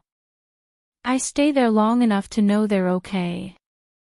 Luckily, Sergio's there, and he's in charge of everything related to that bastard's care and Taylor's. If it were up to me, I would have killed him right there. But I understand that it deserves a different ending. Before leaving, I make sure Taylor is a little calmer. I need answers, and I don't think she'll give them to me. I need to clear up the doubts that are gnawing at me, and there's only one person right now who can give me the answers I need. I'm scared because if that's what I'm thinking, I've been an idiot, a bastard, the worst thing in the world. How can I face him again if my assumptions are true? How is she? Is the first thing he asks as soon as I enter the office. Not a word comes out of my mouth. Manuel, he speaks again after several minutes have passed, and he hasn't received a response from me. I swallow hard as I search her gaze, unable to stop staring.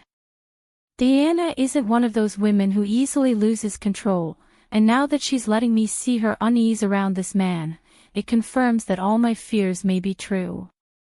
I close the door, luckily the walls are soundproof, and in complete silence I sit down in front of her. What are you hiding from me? That shouldn't have been the question, you may already know the answer. He raises one of his eyebrows, giving me that look that makes you look like an idiot, even though you're not. However, now I'm doubting it, I think I may have been the biggest idiot. She has the gift of making you feel like a nothing even though you are not. What are we talking about, Manu? He asks, tilting his face as if scanning me. Do you think you're so important that we should hide something from you? Okay, I wasn't expecting that tone of voice. You know very well what I mean, I say again. It seems like my mind is thinking one thing, but my tongue is saying something else. I don't know. He crosses his arms, leaning back in his seat. So be more specific. She's pulling my leg, I know she knows what I'm talking about. How did you know that man would attack? Oh, he says with a mocking smile, I see. That's what you meant. I'd like to know what conclusion you came to. Diana. He shakes his head, the mockery still in his eyes. I'm really curious to see what conclusion you came to. I hate the mystery of it. It's just that I haven't even been able to think much about the conclusion because I'm afraid. Taylor looked at me today as if everything was my fault. I confess. The worst part is that today, after so many years, I feel guilty. Those eyes, that reproachful look, I can't get it out of my head. My beloved cousin moves her arms away from her chest as she places her elbows on the edge of the desk. She leans forward slightly, looking at the documents on the table. I don't think she's looking at them. I suppose it's her way of considering what she's going to say. And I suppose the conclusion that led you to is that you're guilty, right? He asserts, and when he doesn't get a response from me, he speaks again. I already told you, she thinks you're the villain in her story. He clasps his hands near his face, still with his elbows, leaning on the edge of the desk. I've told you, we've told you, but it seems you didn't want to listen to us. It's not that I didn't want to listen to them, it's that everything always pointed towards her. The evidence. He shakes his head and drops his hands onto the desk, making the office resonate. Don't bring the evidence in here because even if it doesn't point to her, you'd still believe it was all her fault. I've known you for years and I know how you think, so don't come shoving your fingers in my mouth. Diana. Manuel, this doesn't concern me, she says, standing up. I'm no one to talk about Taylor's things in life, but that's okay. So many years have passed, and she still hasn't gotten over it, and neither have you. Her words are so profound that it surprises me. I don't see any annoyance, only a desire for all the misunderstandings to end. She sees you as the villain because you only accepted what your eyes saw. It couldn't have been anything else. Shut up and listen, he warns, his gaze fixed on me. He remains silent for a few seconds, then sits down in his seat. That day you couldn't have imagined that your wife was under the influence of drugs, you couldn't have imagined that your wife had been abused by that bastard. He lets out the last part with such hatred that I feel my body vibrate with fear. It just can't be. I deny several times. She can't play with this. But then the fear in Taylor's eyes when I walked into the office, the pleading in her voice, reminded me of that morning when she begged me to listen to her. And the conclusion I'd come to has come true. I left her when she needed me most. Not. The fact that you deny it isn't going to change reality. Every moment we spent together at that moment is present. Have you never thought about the reason for her resentment toward you? She questions, and this time her gaze scares me because it's like seeing Cambry. The sincerity that will hurt comes, and the worst part is that she's not like that. Diana doesn't interfere in other people's lives, she lets everything take its course. Taylor doesn't want you in her life because you turned your back on her when I needed you most. Don't play like this, no. Do I look like I'm playing along? Wasn't that the conclusion you came to a moment ago? She stands up again, turning her back on me to one of the paintings behind her seat. It's as if she doesn't like talking about this.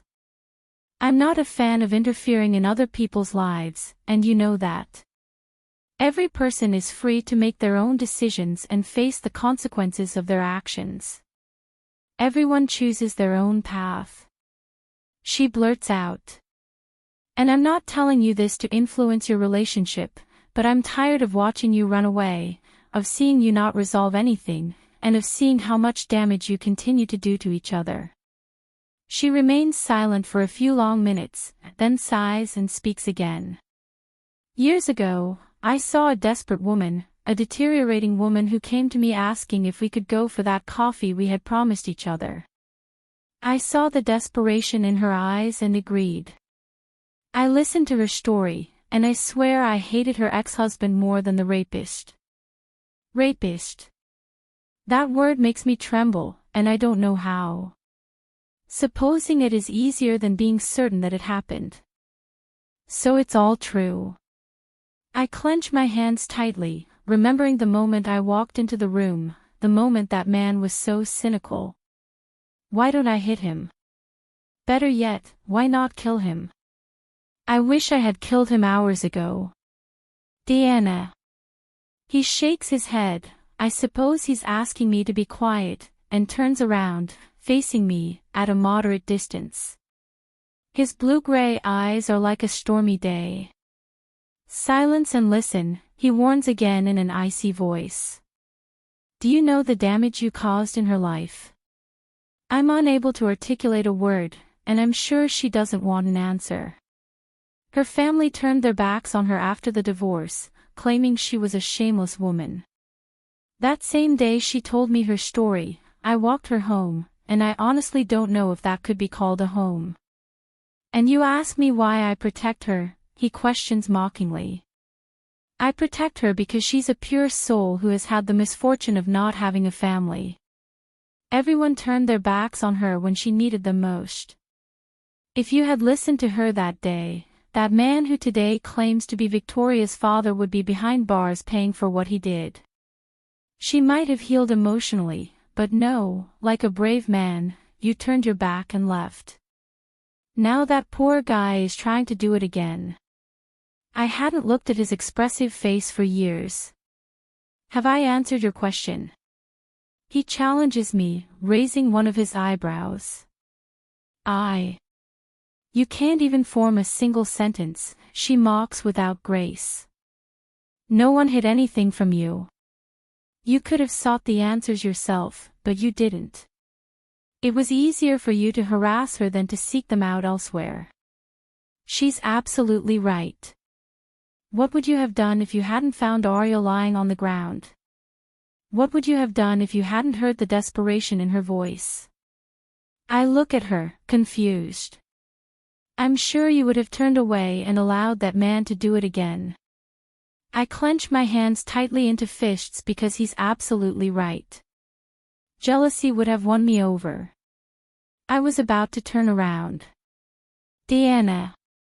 She closes her eyes and opens them again a little more calmly. I don't want to find out you're laying a finger on that man again. And he defends it. How do you expect me to do nothing? You could have done it at the time, you're not allowed to lay a single finger on him, he warns. What you did today was enough. You're nobody to tell me what I should or shouldn't do. I'm the person who's watching your ass, so I'm going to tell you nicely, Bruce May Ramos Cullen, you're not allowed near that man, otherwise your ass will touch the shit I've been watching you from. He'd never threatened me before, not like that. So think carefully if you want your ass sitting on the prison toilet. Deanna. I'm not going to talk about it anymore, you know that. Don't ask me anymore because from now on that's a thing of the past, and I try not to return to the past like Taylor does. He states. And please, don't go near her. She's already had enough with Vicky without you bothering her. Without further ado, he turns around and walks away, leaving me with ghosts running through my mind. From the moment I said yes on our wedding day until the 3 months we'd been together, I remember seeing her dressed in light blue walking toward me. I'm not very devout in church, but I was going to do it for her. We had plans to get married in every sense, and I. Chapter 23. Taylor. I don't know what other mothers are like with their children, but I've discovered that my life has lost all its sparkle.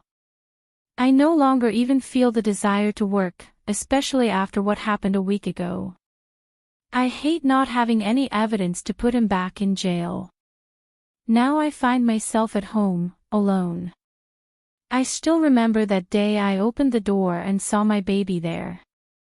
I was so excited to have her home. That excitement didn't last long, she only came to get all her things. I tried to stop her from leaving. I called the police, but they said she was old enough to decide about her life unless she sued the man. How can I sue someone I know nothing about? If I did, she'd hate me even more. I tried to fight her off, but she just didn't care. I threw myself on the floor and begged her not to leave me. Ever since I found out about the pregnancy, ever since my daughter fought to stay with me, I promised myself I would always live for her. Victoria is the meaning of my being, she brightens my life, and now that she's gone, I feel like I'm in a hole that consumes me every day. I know children have to go, but not so soon and certainly not like that. What wrong have I done in life to have to go through all this? Who have I hurt? I'm sure if I had hurt someone, I wouldn't be paying for all the wrongs. Sometimes I really don't understand why life is so cruel to me. I saw my daughter so different, it's like she'd been traded, and that hurts. It's all my fault. I shouldn't have given her freedom. I put too much responsibility on her. I let out a deep sigh as I stand up. The couch has been very comfortable for the past 3 nights and 4 days. I decided to take my time, but it seems like this staying at home thing is more depressing. I open the door reluctantly. What do you want? I question, barely bothered. I barely recognize the person in front of me. His silence bothers me, actually, it bothers me more to have to see his face after what he did. I think you came to the wrong house. I try to close the door, but his hand prevents me from doing so. I should do it and crush those fingers. Let's talk, Tay. He asks. Talk. I don't have a voice, I blurt out in annoyance. You'd better go. Tay, you're not okay. And that matters to you? I question, annoyed. This is all your damn fault in my life. I remind him. I press my hands tightly against the door frame, otherwise I'll give him the slap he deserves. Go away. Tay. Her eyes reflect pity and it really bothers me. I know you need a shoulder. I burst out laughing, a laugh that makes me look like a lunatic with my messy hair, 3-night-old pajamas, and I'm pretty sure I stink. I haven't even showered. That's not what matters. What matters is that she's come to give me her shoulder to cry on, after everything I've been through is her fault. I push her with all the force I can exert, making it impossible for her to enter the house, and I leaving the door half open. A shoulder to cry on? I ask, standing face to face. Yeah. You lost the privilege of being my shoulder when you brought that man back into my life, when you knew what he did to me and still sent him to continue hurting me. What kind of person are you? Sister. I'm not your sister. I shout, and some passers-by look at me as if I were crazy. I am. I stopped being your sister when you told that man I had a daughter who could be his. I blurt out hatefully. The last time I saw you, I told you there's nothing between us anymore, and I'm not going to change my mind, even if you kneel down and kiss my feet. Ariadna opens her eyes, staring at me, perplexed and incredulous at my words. Leave right now, or I swear I'll forget I ever cared about you. Tay, I. Get out. I shout, raising my hand. I've lost control. I know I need emotional support, but my life doesn't matter to me.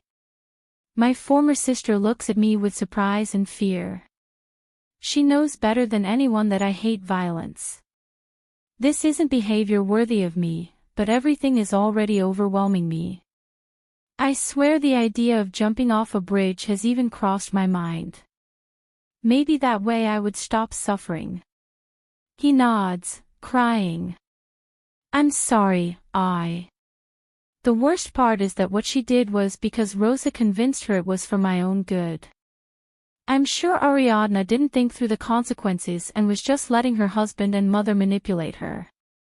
I can already imagine Rosa brainwashing her into thinking I'd be happy if Pierre ended up being Victoria's father. Who in the world thinks I would be happy with the person who raped me? In Ariadne's manipulable head. It's not all her fault, but I can't trust her again. When trust disappears, it's impossible to get back. Seeing that I don't say anything, he turns around and walks away. I'd like to say that after she's gone, I feel sorry for her, and I want to get in touch and tell her I forgive her. No, I can't bring myself to feel anything other than the desire for her to suffer what I'm suffering. How can there be such envious people in life? I don't know how long I've been standing outside the house, staring at no particular place. The fact is that when I'm about to turn around and enter my house, a soft, raspy voice stops me. I haven't heard it in months. It must be because everyone's been wrapped up in their own world lately. That voice gives me some peace. From what I see, I've arrived at the best moment of your life. I turn around and find a perfect woman. If you look at her with the naked eye and focus on her, she is perfect, so much so that she can make you feel inferior. I have never taken the time to describe her as my eyes see her. She's tall, her dress style remains high standard, she's slim despite her pregnancy, she seems to resist the slightest natural fat, and her hair has returned to its natural blonde. Her blue eyes are sometimes like seeing the sky, other times like seeing the ocean, so deep yet clear. She's that kind of strange, yet charming woman. She remains elegant even as she tries to abandon that lifestyle. Today she is very casual, which surprises me. At her side she has some small earthquakes holding hands. The little girl is beautiful, she has her father's eyes, but her hair is like her mother's, her skin is as light as Ham's, while the boy is like seeing his father. He has many features like Marcos, but something tells me that he also resembles his mother. Nobody talks about her. Do you consider this a good time? He shrugs, looking around. Of course, I would have loved to see your hand stick to his cheek, she blurts out casually. I don't understand why you always repress those impulses. You're right.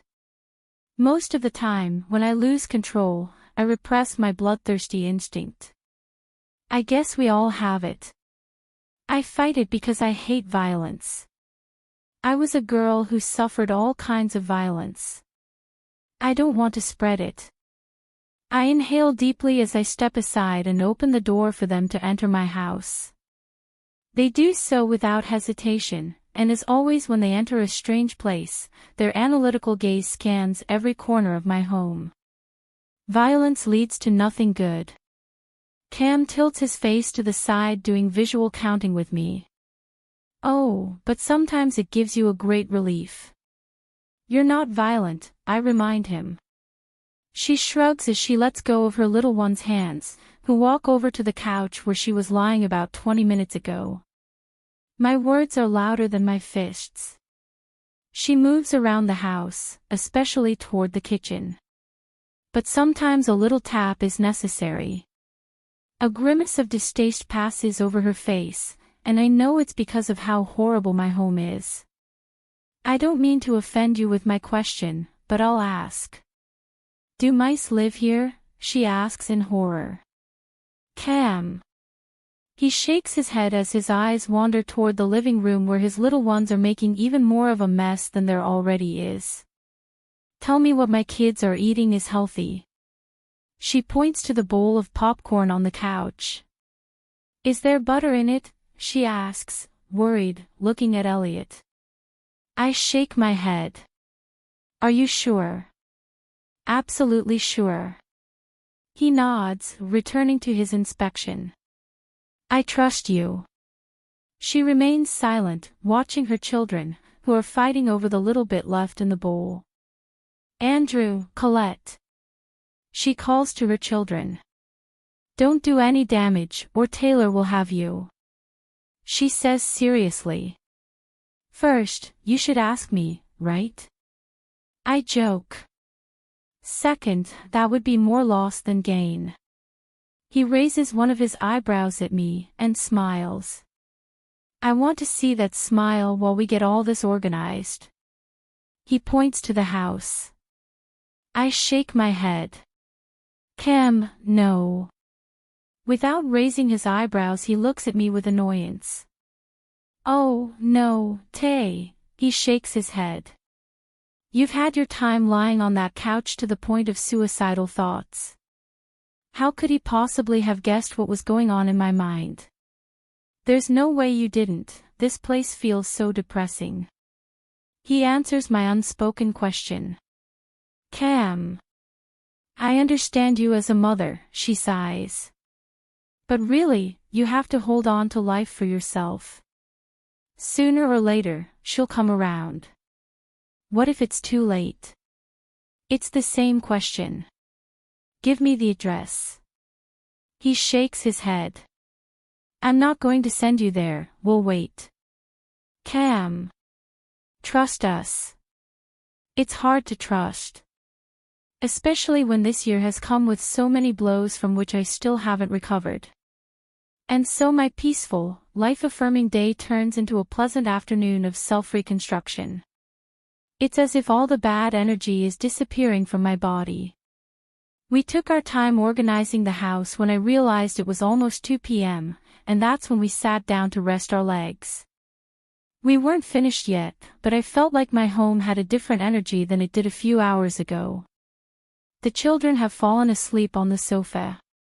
My stomach growls and reminds me that I must eat, something impossible, to stay upright. I must feed myself with serum. Shall we order something to eat?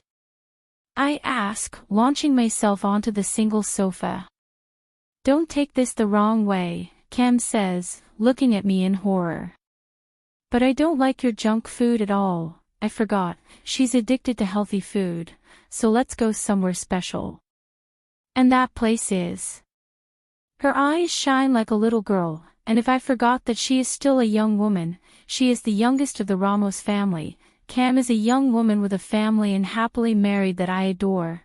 I know that she went through a long process to have what she has today. You'll find out later. Cam. Come on. She stands up without taking her eyes off her children. Oh, put on something comfortable you can run in. Run. Why would I have to run? He shrugs, heading into the kitchen. That's all he'll tell me. Grateful for your company, I don't complain. I take a long shower, finally getting rid of the bad stuff inside me. Finally, I dress up in something comfortable, loose-fitting jeans, a gray shirt that's neither too short nor too long, and finally, some comfortable running shoes, just like Cam suggested.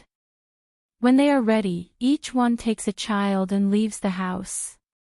The car Cam had been in pulls up to the Ramos Obrador family's grand castle.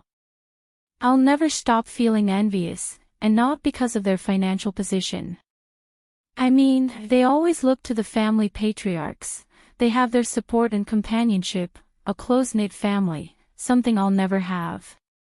On the other hand, even when I got married, they turned their backs on me. This castle is the greatest strength of all of them, no matter how far away they are, no matter how each one already has their home, they end up returning home. Hello, I greet from behind Cam, still holding the little one asleep in my arms. Everyone is in the living room, which surprises me. The good thing about this house is that it's big, and the living room can fit too many people. Hi, Tay, Kimberly says. She's the most difficult member of the family, but she's also the most loving. Not everyone can understand her, but it's thanks to her that this family is still standing, and I'll give Diana the rest. When I come here I can't help but think that everyone has everything I ever wanted. Every time I look at Antonio, I can't help but think about my engagement day and how he's been a part of my story ever since. How could he pretend he didn't know me? This man seems to have big secrets too. They took a while, Diana says. Cambry shrugs, watching me out of the corner of her eye after releasing her little girl who has just woken up. It must be because that place didn't look like a house, he accuses, but I know he's joking. What place? Chris intervenes. Taylor's house, Cam blurts out to his sister-in-law. Shall we go? I watch the delighted grandparents with all their grandchildren surrounding them, and I can't help but think that my little girl never had this. Now even little Elliot has come out of my arms, meeting his grandparents, who accept him without any rejection. Will it take a while?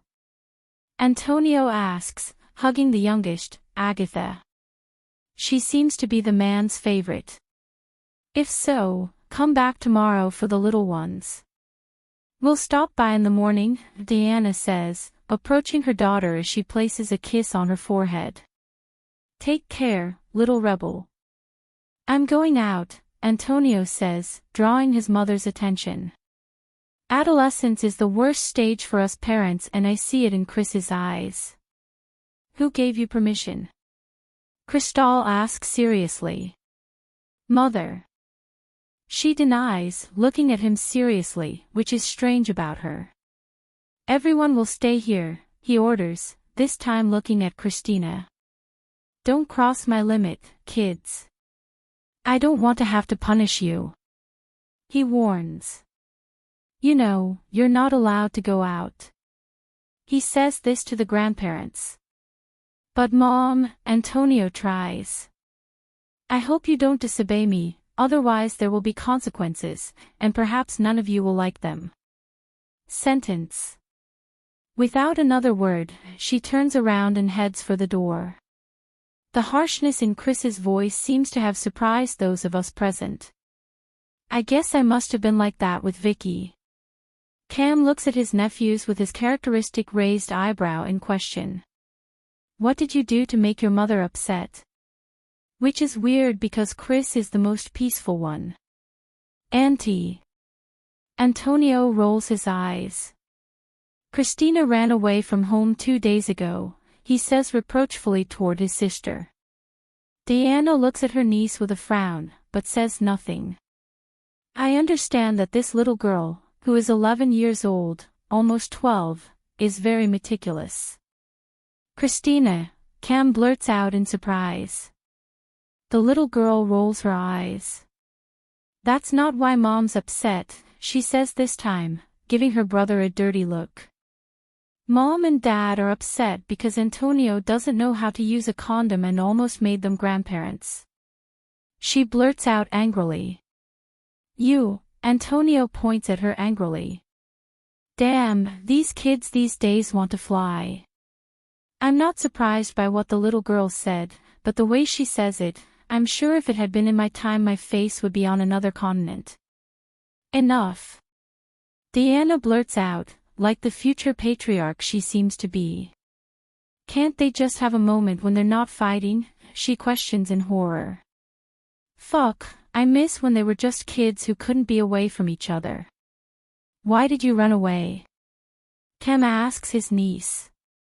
Christina looks down at the ground, then back up. "I was invited to a sleepover." "Don't do that again without your father's permission," Cam reminds us. "They don't know the risks they could be exposing themselves to." "What does it matter?" Antonio speaks angrily. "The young lady can do whatever she wants, but I'm the bad guy in this story." "Antonio," Diana warns. Antonio looks at his sister with annoyance and utters a phrase that even hurts me. I don't want to imagine what trigger it will have in Christina, who is just a little girl who wants her brother's attention. Well, I don't want to be near her anymore, not even when I die. We all fell silent, even the other children's attention was on them. Christina blinked, puzzled, as she breathed, and from her reaction, I could tell she was doing it to keep from crying. Fake a smile, the same one I've often put on my face. "Fine," he sighs, "I'm no genie in Aladdin's lamp, but I'll grant your wish." Without further ado, he turns and walks out to the poolside. "Don't you think you were too harsh?" Cam asks. That's what she gets for butting in where no one wants her. "Haven't you interfered in his life?" Diana asks this time. "Aunt." "Christina only wants your well-being," he reminds her. "And there's nothing wrong with what she said, because you're the one who made a mistake. You're just a kid, how can you be so irresponsible?" She blurts out in disbelief. "If you want to do adult things, at least take care of yourself." "Auntie," he growls through his teeth, watching me. Oh, now he's embarrassed. "I don't know how you'll do it, but find a way to fix your relationship with your sister," Diana says, very seriously this time. "I won't tolerate this kind of behavior between you, and that's an order, Antonio." The little one swallows as he nods his head. Yes, Aunt. Remember, words hurt more than blows, Cam said, looking reproachfully at his nephew. We left the castle on an adventure I wasn't expecting, but one that brought a little light to my dark life. Manuel. Living in emotional misery is no longer an option. There isn't a day that goes by that I don't feel guilty, that I want to go to her and beg her forgiveness on my knees, but what would be the point of all this? The only thing I would accomplish is reminding her of the suffering I go through. She doesn't want me around, she can't stand me, and now I understand the reason for that. Above all, I respect her. That's why I've tried to stay busy, working day and night on my business, getting all the documentation and budgets ready, among other things. I've continued with Diana's plan, and everything's going well. Everything follows a line. However, the thought of finding that scum and killing him won't leave my mind. How could he possibly try to do it again? How could fate be so shitty as to make him Victoria's father? There isn't a day that goes by without my mind wandering back to the pleas of my then wife. I could have been her lifeline, but I turned my back on her. I could have been everything. What would things be like if we hadn't separated? Where are we going? I ask when Sancho stops the car at a gas station. How long have we been on the road? 3 hours. You're worse than the donkey in Shrek, Tawny says, who's in the passenger seat, playing music on the player. It's our day out, guys, he says proudly. It's rare for them to have these impromptu get-togethers. After all, they're responsible people who can't leave the business. Still, they're making time to gossip here, because men do it too. Of course, I say ironically. If I remember correctly, I think I'm the only single one. I point to myself. If you value your lives, I'm sure you won't have your boys' nights. Just thinking about it brings a funny image to mind. The girls dominating their men, Diana about to fire her favorite weapon at a woman sitting on Sancho's lap while simultaneously shooting him in the crotch. Cristal, my beautiful adoptive sister, would run away before, but now I think she'd slap her husband a couple of times and kick him between his legs, spending many long years sleeping on the couch with the air conditioning on. As for Cam, she would raise an eyebrow at her husband's behavior and then unleash her hurtful words. The trio, perfect. A lethal with weapons. A sensitive one, but she stands up for herself. And the other one never keeps anything. Why? Sancho gets in and starts walking again.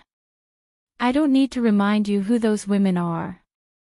To have a boys' night, you don't need everything you're used to, Marcos says, concentrating on the window next to him.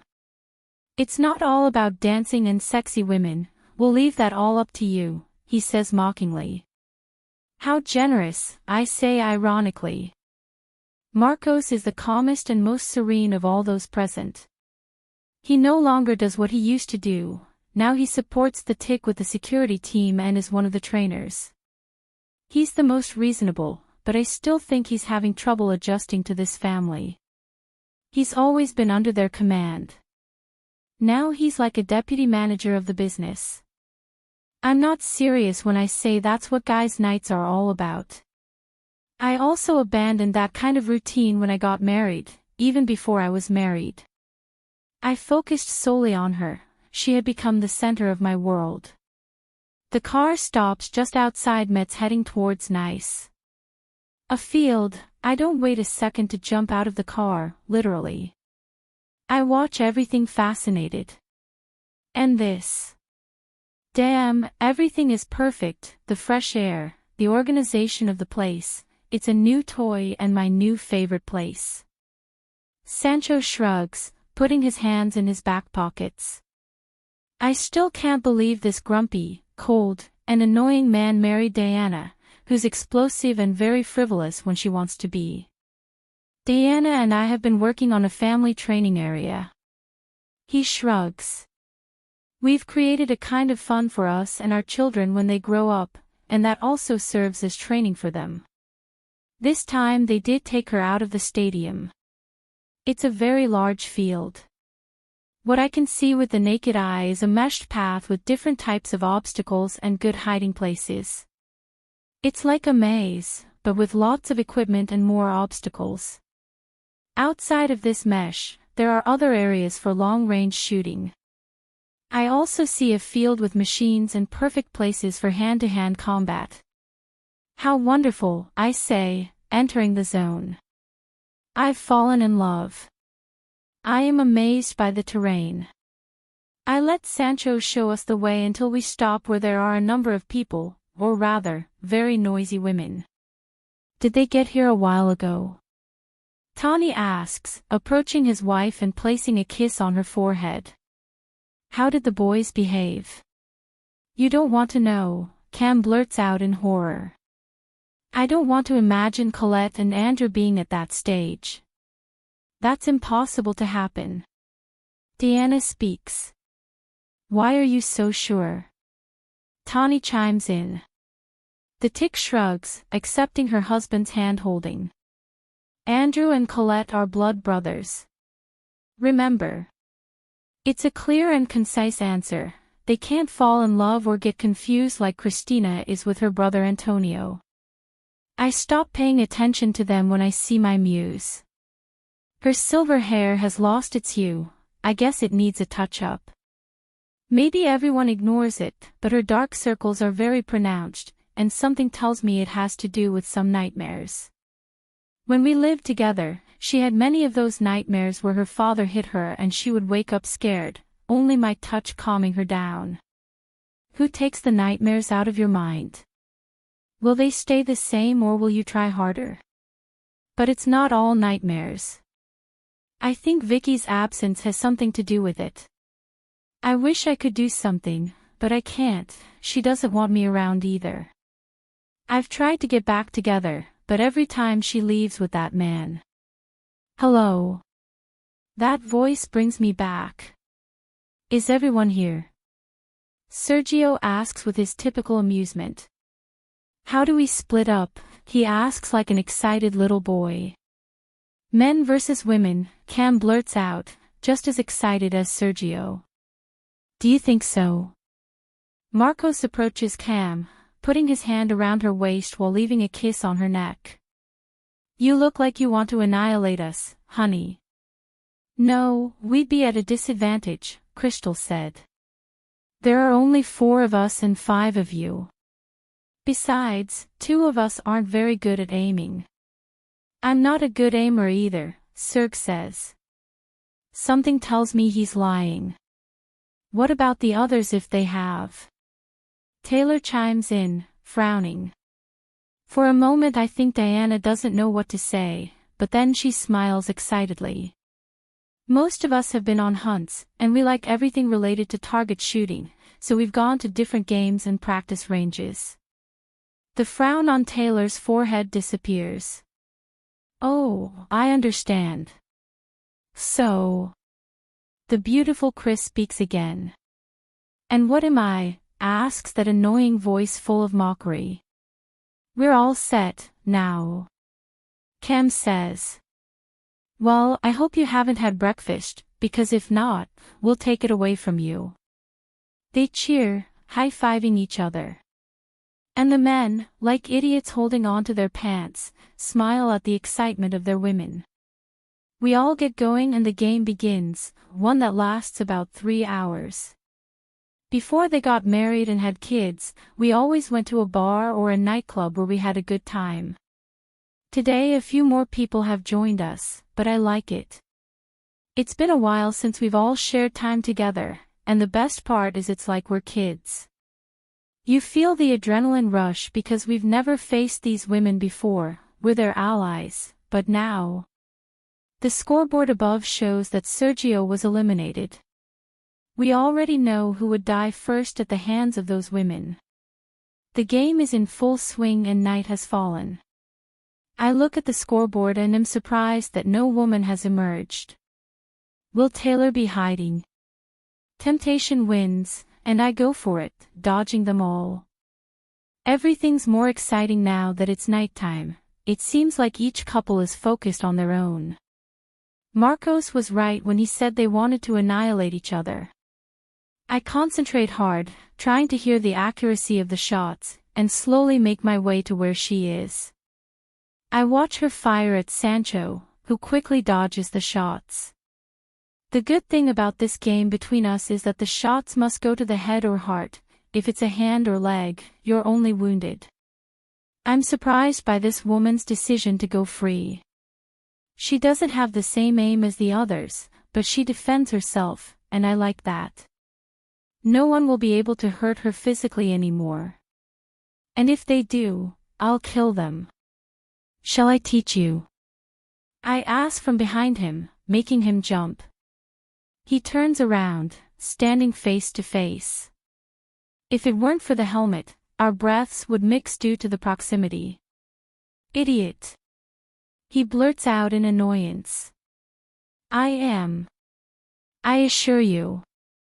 She blinks in disbelief. Good thing you know, he says angrily, raising the gun toward me, but his hands are shaking. It's as if everything has stopped being a game between us. I can see in his eyes that the gun is as real as it gets, as if he's debating whether to shoot me or let me shoot him. Even through his helmet, I can see how his eyes have turned red, and I know his mind is now accusing me of what I did and everything he suffered. I deserve it. Shoot, I ask, taking her by surprise. If you had to do it, would you really do it?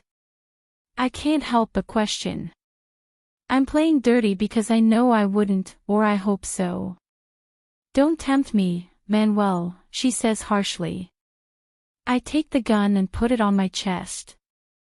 Only she can shoot without having to touch a gun. She's the only person who has ever hurt me, and I'm not even talking about the possible betrayal, I'm talking about many more things we've been through. She's the only one I'll allow it to. I promise things will be different from now on. Instinctively, I run my hands over her shoulders, and her body tenses. He shakes his head and his hands continue to shake. Don't promise something you're not going to keep. Taylor. He closes his eyes, and I notice that his breathing is irregular due to the movement of his shoulders and chest. Never in your life promise me something again you won't keep, he declares as he fires. Damn, even though I had the vest on, it hurt, but my heart hurt more. Her expressions, everything about her, gave it away. I fired the gun, imagining it was real and that I'd end up wounded, no, dead. I deserve it. I look up and realize I was the only one left. How long did it take? As they leave the maze, the girls cheer for Taylor and promise to gather around just the two of them to celebrate the victory for the girl who is least practiced with weapons. I sit on one of the stools, taking off my vest and the rest of my gear. You shouldn't do this in front of so many hormonal women, Arya jokes, sitting next to me. So you let them win. I thought they'd take forever. Oh. I look at her, confused. They took their time. I look at the scoreboard and the times each one left. Everything there felt like it happened in such a short time. I feel stupid for saying this, but I can't keep quiet. She shot. Arya's hand on my shoulder makes me look into her eyes. I would have done it too, she confesses. You're partly to blame for her suffering. It was her way of letting out everything she feels. Since when does she speak well of Taylor to me? But, I remain silent, thinking about my question. What changed? He shrugs, dismissing it, but says nothing. Then I understand. I'd forgotten she was with Taylor during a critical part of his life. He won their sympathy. Taylor. My pencil moves on that page as if it had a life of its own. And for once, after so many months, I feel at ease, with a little light in my life. It reminds me of when I started in this world, Everything I did was for my own satisfaction, to please myself and not others. I smile excitedly as I look at the sheet of paper in front of me. Perhaps for many it's nothing, but for me, who hasn't drawn for almost a year, it's a new beginning, it's everything. I'm finishing up the most important details. I want to focus on this so I don't keep falling into the dark pit. I want to fill myself with faith and hope that my daughter will come home to me. I hope to present it at the board meeting we'll have in a week. I want to have a complete line, and I know I can achieve that. It's a somewhat ambitious project, but I like it, and I can say that I know Diana would like it. The idea for this came to me 2 days ago, that night playing in the fields. Hello, shall I interrupt? Instinctively, I look up from my beautiful design to find a jerk leaning against the door frame as if he were the sexiest thing in the world. I can't lie and say he isn't, but I've had enough of him. I no longer want to be on that rope that pulls and then lets go. You do, I blurt out. I see him swallow and inhale a little. No. Taylor. I let out a sigh of annoyance. When will it stop bothering me? I couldn't understand it no matter how hard I tried in the past, and even less now. What do you want? I ask, placing my arms on the desk as I lean forward slightly and clasp my hands together. I don't have all the time. I haven't given him permission to enter the office, but he does. However, his steps are slow, uncertain, as if he were afraid I would lash out at him. What would be the point? I am nobody in his life and he is nobody in mine. As it says in a book of poems whose name I can't remember now, we are two strangers with shared memories. I don't know. He runs his hands through his hair in frustration. That indecision in him and me is what always keeps us there, but I don't see the point now because Manuel already did everything he had to do. He ended up hurting me by being with my sister. Then go away, I'm not here for your games. I declared. Tay. No. I raise a hand in the air, trying to shut him up. Don't come with. Today I woke up with the need to see you. He interrupts.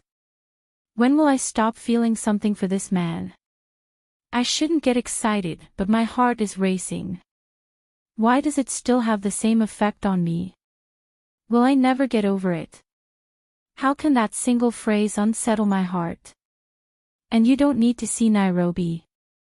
I say sarcastically. He looks down, looking embarrassed. That's weird coming from him. He is very expressive today. Tay. You don't have to pretend, Manuel. It would be loose. What are you talking about? He sounds confused.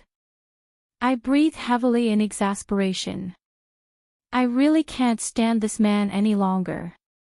The first time you got close to Victoria, fine, I accept that. The second time you did it to protect me, on Diana's orders or as a favor, fine, I have no problem with that. It sounds easy to say, but this man has disappointed me so much that every time I talk about what we were or what we've been through, it hurts. Really, there's no need for us to continue with this. Taylor. Enough with Taylor. I growl, standing up as my hands slam on the desk. Can't you see? I refuse to cry. Every time you come near me, I end up hurt, disappointed, and wishing I'd never see you again. You always screw up, or we screw up. He takes a few steps forward and invades my personal space. I wish I had the strength to back away, but I don't even have that. His hand reaches out towards my face and... That's how I wanted to find them, exclaims that shrill voice that I've been resenting lately. I close my eyes and inhale a little. Everything has a limit, and mine has already been surpassed. They shouldn't tempt me enough. I've already imagined killing Manuel. I don't want to imagine what I might do to her. When I open my eyes, I step back, marking the distance between me and the man. I see him clench his hands into fists. After a few seconds, he returns to the spot where he shouldn't have moved. What are you doing here? Manuel growls, grabbing her arm. His eyes focus on me and I feel the poison in them. I want you to stay away from my man, she warns. I look at Nairobi in surprise.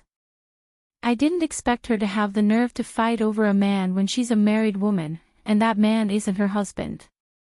There really are some people who are a pest.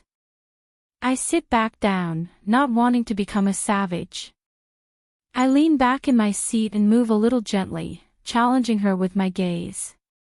Hey, sis, I say mockingly, rolling my eyes. How are you? The irony doesn't take long. Don't act like this, Taylor. She tries to walk, but Manuel still has her arm in his.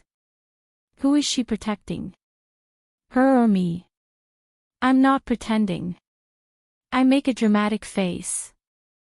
If memory serves, I remember you're a married woman, and not exactly to Manuel. I remind her. I'm sure that, if that were the case, he would have told me. After all, he's here to tell me he can't stop thinking about me. Okay, I know, there was no need to emphasize what he said to me, but my jealousy has spoken. Besides, his arrogant demeanor, his need to humiliate me, makes me want to prove to him that he's not going to talk to me that way. She must know we're equals. There's no more compassion in my heart for them. Nairobi lets out a laugh that's laughless and tries to get closer to me again, but Manuel still won't let go. I should feel fine, but no, the stupid cramps in my stomach are making themselves felt. What I do with my life is none of your business, he growls. I've never cared. I attack. Actually, I do care, but what's the point of saying it? Are you? Stop it, Nicole. I was already missing that tone of voice. Stop bothering Taylor. And you're defending her after what she did to you? She asks, annoyed, trying to break free from his grasp. She cheated on you with her ex-fiancé. The hatred, the anger of his words, hits me. I knew I wasn't his favorite, but this is beyond the pale. Since when did my sister hate me? When did Nairobi become like this? What did I do to make her have those feelings towards me? Whether I defend her or not is my problem, Nicole. He challenges her. You'd better go. She tries to touch Manuel's face, but he dodges her, leaving her free. Manuel, she blurts out, dismayed and hurt, I suppose by the way the man treated her. Why the masochism? I'm getting a divorce just for you, darling. Okay. I must confess that I did not expect such a submissive tone. Now, back to what you said, are you going to give up all your comforts for Manuel? Do you love him that much? Is it love or obsession? Why do I feel like an intruder now? Maybe it's not as bad as I thought. I never asked you for a divorce, he blurts out so harshly it surprises me. I don't want to imagine what my sister felt. I just saw her eyes fill with tears that she tried to hold back. I just don't understand, she whispers ruefully. Nairobi is so strange now that I can't figure out if she's just acting or if she's really that devastated. Why, with so many men in the world, does she end up messing with my ex-husband? I'm going to give up everything for you. The apple of discord is looking at her in a way that scares me a little, I must confess. It's as if he wants to strangle her with his bare hands, but he doesn't because I'm right in front of them. What does he know about my sister? I never told you to leave your husband. How can you speak in such a despicable way? We both knew that what we had would come to an end sooner or later, didn't we? No, I still feel like an intruder who shouldn't hear that. You love me the same way I love you. Does he have bipolar disorder? You're just confused now. She tries to touch him, but he pulls away. Manuel. I already told you, I've never asked you for anything and I've never loved you. That confession causes a drastic change in Nairobi's attitude, and she ends up taking it out on the wrong person, me. Her brown eyes, like those of the woman I once called mother, focus on me, and I see all the hatred she might one day hide from me. It is impossible for that hatred to grow overnight. Why do you hate me? This is all your fucking fault, he shouts, glaring at me. Chapter 24. I should have kept quiet, but it's just that. All my life I remained silent when it came to them. I always had to bow my head to please them. She's no one to blame me for something I have no fault of my own. Even the most womanizing or unfaithful person knows that ex-partners, friends, and family members don't touch each other. And mine, why? I try not to sound confused. You still have the nerve to ask, she yells again. You've got his eye on you. You're a wretch who can't stand seeing me happy and successful. You're jealous. I'm not able to say anything, much less process it. Jealous? When have I envied anything in her? The only thing I could envy him for was when he had Rose's attention. What harm have I done to him? For as long as I can remember, or at least before they turned their backs on me, I was attentive to her. I tried to show her my appreciation, but she was always focused on her own world, so she always ignored me and treated me with contempt on some occasions. What harm have I done to you? I question, standing up. I search my mind for any harm I may have caused him, but I find nothing. Marry Manuel, she shouts, out of her mind. I blink several times trying to get my bearings. Get married. But I was just a girl when I married him. Oh. I was the one who should have married him, not you. She looks me up and down in disgust. You're a bitch, you should never have noticed him. She's crazy, I confirm it. You have no idea how much I enjoyed it when Pierre told me everything he did to you. His words echo in my head and my whole world trembles. Is it so monstrous? Why should I be surprised? My breathing quickens and everything spins around me. If it weren't for my hands gripping the edge of the desk, I would have fallen. You, I whisper with tears in my eyes. Not. I shake my head several times, she can't. She can't be that bad, especially being so small. She couldn't. Yes, she raises her head proudly, I was the one who drugged that drink. She blurts it out as if it were an achievement, but it only makes me gag. I was the one who called Pierre to come get you. I was the one who told Mom to manipulate that stupid Ariadne so Pierre would do the DNA test on your bastard. I was. The last thing is the straw that breaks my back. I don't know how I do it, but with a strong push I push Manuel out of the way and without stopping to think I slam my hand on his face, and I don't do it like a delicate woman would. My hand closes and stops on his cheek. Instinctively I throw another one and damn, I'm so angry that I go for the other one when Manuel gets between us. Tay, he hugs me with his body, preventing me from getting closer. Let me go, I shake in his arms. I'm going to teach her that no one messes with my daughter. I will never forgive him for the harm he has done to us.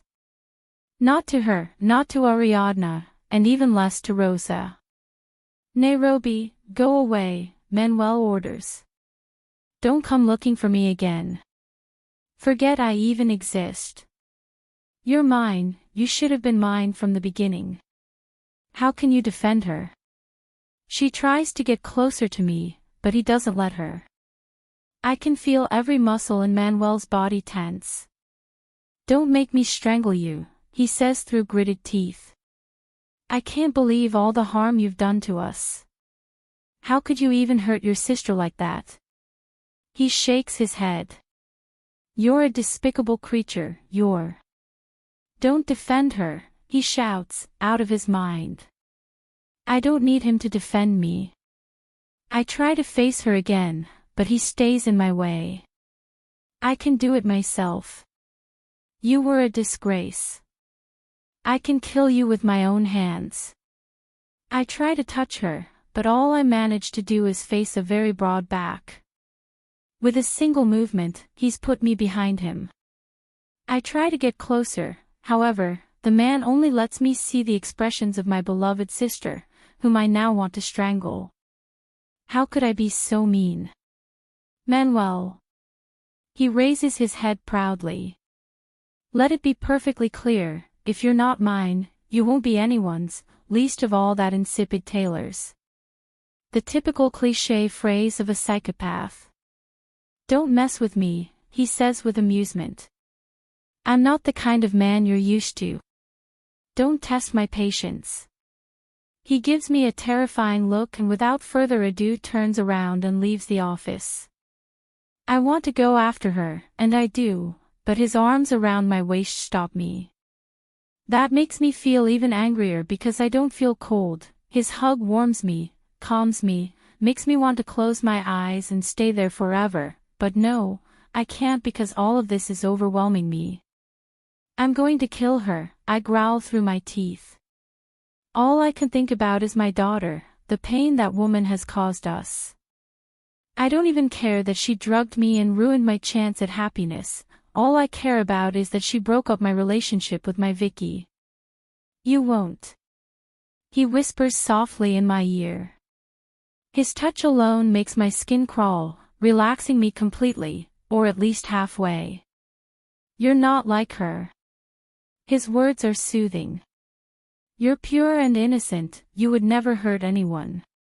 I want to laugh without grace, but I don't see any reason to do so. I stop struggling and turn around, facing him. His arms are still around my waist. Now our gaze meets, and just like every time I see him up close, I lose myself in those eyes that sometimes express everything and sometimes nothing. I guess that's why you ended up sleeping with her. He lowers his head and when I think he won't say anything, he does. I didn't know she was your sister when I messed with her, she confesses, taking me by surprise. I admit I stayed with her when I found out she was your sister, but there's a reason for everything. I didn't expect an explanation, but he did. And that makes me feel important because it reminds me of when we first started dating, when he tried to explain things to me so there were no misunderstandings. How is it that despite everything we've been through, all the pain he's done to me, my heart still beats for him? So many years later, and yet my skin still reacts to his touch, my heart to the sound of his voice. I don't need an explanation. Tay. It's your life, you decide who you mess with. But it hurt that it was my sister. I'm not one to ask you for explanations. He comes closer, putting his hands on my face. You're the only person who has the right to ask me for explanations. His hand goes to my hair. It doesn't matter that I'm no longer your legal husband, you're the only one who can ask me to explain. Hello. They interrupt him. Can't I have a moment of peace? Why does life keep suck for me? I expected Manuel to move away from me, but he doesn't, his eyes try not to leave mine. It takes me a few seconds to comprehend everything, his body is tense. I'm sure he's concentrating on me so he doesn't fall for that man's provocation, so he doesn't strike him like he did weeks ago. I guess you already know everything. It's impossible that he doesn't know with Nairobi's confession. What do you want? I ask without moving away from Manuel. I don't want to see that aggressive man. I'm afraid of what he might do, and the truth is, I don't want to see that degenerate either. Don't fall for his provocations, I ask in a whisper. I'll try, he whispers. I take his hand and turn around to face the cause of my suffering. His eyes scan me, and I know he's doing so to provoke the man holding my hand. I gently tap his fingers, trying to distract him. However, my gaze also scans Pierre. His bruises haven't healed, and in his right hand he has one of those crutches he uses to help him walk. His eyes are still purple, and his jaw appears to have shifted slightly. Does it make me a bad person to be satisfied with how miserable he looks? Now that I look closely, there is a man at his side who has an elegant N. One moment. Lawyer. That man is a lawyer. Now what have you got in store for me, life? You missed me, darling. Oh, I swear one of these days I'll hit him just like Manuel did. The man's hands are squeezing me a little tightly, of course, without hurting me. You have no idea, I blurt out sarcastically. That makes me happy. He tries to wink at me, but it doesn't work, his face is stiff. I guess everything hurts. Since you're no longer able to care for my daughter, I've filed a lawsuit for custody. The lawyer approaches, handing me a piece of paper. I bite my cheeks internally. The summons is in 2 days.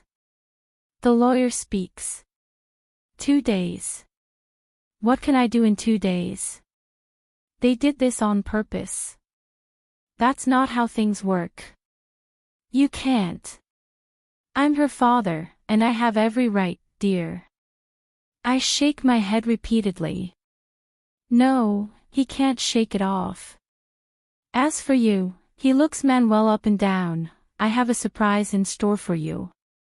At that moment 2 officers enter in their work clothes. My client has filed a lawsuit for damages and attempted murder. The lawyer speaks. Attempted murder. What else can happen to us? In horror, I tilt my head, looking at Manuel, who appears to be calm. The officers approach him, handcuff him as if he were a criminal, then utter the typical phrase they always say when they capture someone as if they were the bad guy, and take him away.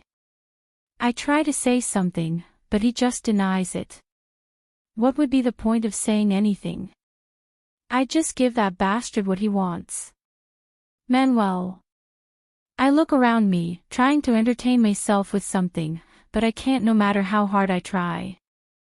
All I can think about is that Taylor doesn't have enough time for a lawyer to defend her, or for a lawyer to prepare a good defense. From any angle, she's the one who's losing, especially now that Victoria isn't home and has been under the influence of drugs. Damn, it's really not enough with everything that's happened. I should have killed that bastard. How long have I been here? No less than 2 hours. I wish I could help Taylor in some way, and that has nothing to do with him being behind bars. It has to do with me not finding any alternative solutions. There's nothing we can do. Maybe. That's all I can do. Hello, my lawyer greets, shaking his head. It's been a while since you've been in trouble. He says, positioning himself in front of the gate, looking at me with amusement. When was the last time? He acts thoughtful. Damage to other people's property. When I burned down the apartment we had, I damaged some of the neighbors' apartments, so they sued me and I ended up behind bars, nothing money can't fix. In this case I would be happy to be here if I had killed him. I should have killed him. A long time ago. Currently, I only look for him or we are in contact when it comes to legal matters for the company. I thought you'd become a responsible and sensible man. He jokes. You see, that's not the case. He rolls his eyes at my mood. Attempted murder, are you serious? He knows better than anyone that it wasn't an attempted murder. With my eyes closed I could have killed him. Did you pay the bail? Everything is already resolved. Good. I should at least be close to her so she feels she's not alone. How long does the process take? Are you eager to go out? He asks mockingly, his smile fading when he sees my seriousness. You'll be able to go home in less than an hour, of course. You can't leave the city until the trial. Good. Same as always. I need a favor. The man smiles amused. As long as you keep filling my pocket, as many as I want. I roll my eyes, annoyed. What am I good at? Taylor doesn't know lawyers, and there's no one better than the one standing before me to defend her. After my family, he's the last person I'd ever trust to take care of her. He's very good at what he does, and hope is the last thing she'll lose. I take my time explaining what I want him to do. I'm sure he won't win, but we have to do something. And I know that if possible he will appeal. It's your life, you decide who you mess with. But it hurt that it was my sister. I'm not one to ask you for explanations. He comes closer, putting his hands on my face. You're the only person who has the right to ask me for explanations. His hand goes to my hair. It doesn't matter that I'm no longer your legal husband, you're the only one who can ask me to explain. Hello. They interrupt him. Can't I have a moment of peace? Why does life keep suck for me? I expected Manuel to move away from me, but he doesn't, his eyes try not to leave mine. It takes me a few seconds to comprehend everything, his body is tense.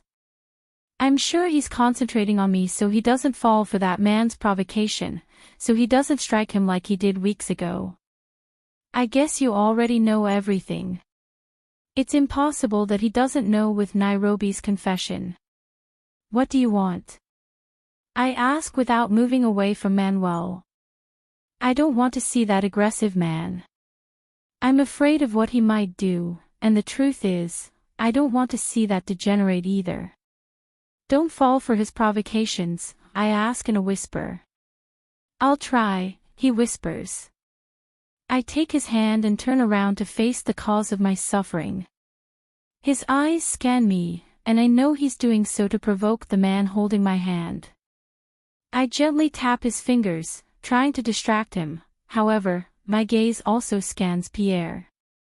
His bruises haven't healed, and in his right hand he has one of those crutches he uses to help him walk. His eyes are still purple, and his jaw appears to have shifted slightly. Does it make me a bad person to be satisfied with how miserable he looks? Now that I look closely, there is a man at his side who has an elegant N. One moment. Lawyer. That man is a lawyer. Now what have you got in store for me, life? You missed me, darling. Oh, I swear one of these days I'll hit him just like Manuel did. The man's hands are squeezing me a little tightly, of course, without hurting me. You have no idea, I blurt out sarcastically. That makes me happy. He tries to wink at me, but it doesn't work, his face is stiff. I guess everything hurts. Since you're no longer able to care for my daughter, I've filed a lawsuit for custody. The lawyer approaches, handing me a piece of paper. I bite my cheeks internally. The summons is in 2 days. The lawyer speaks. 2 days. What can I do in 2 days? They did this on purpose. That's not how things work. You can't. I'm her father, and I have every right, dear. I shake my head repeatedly. No, he can't shake it off. As for you, he looks Manuel up and down, I have a surprise in store for you. At that moment 2 officers enter in their work clothes.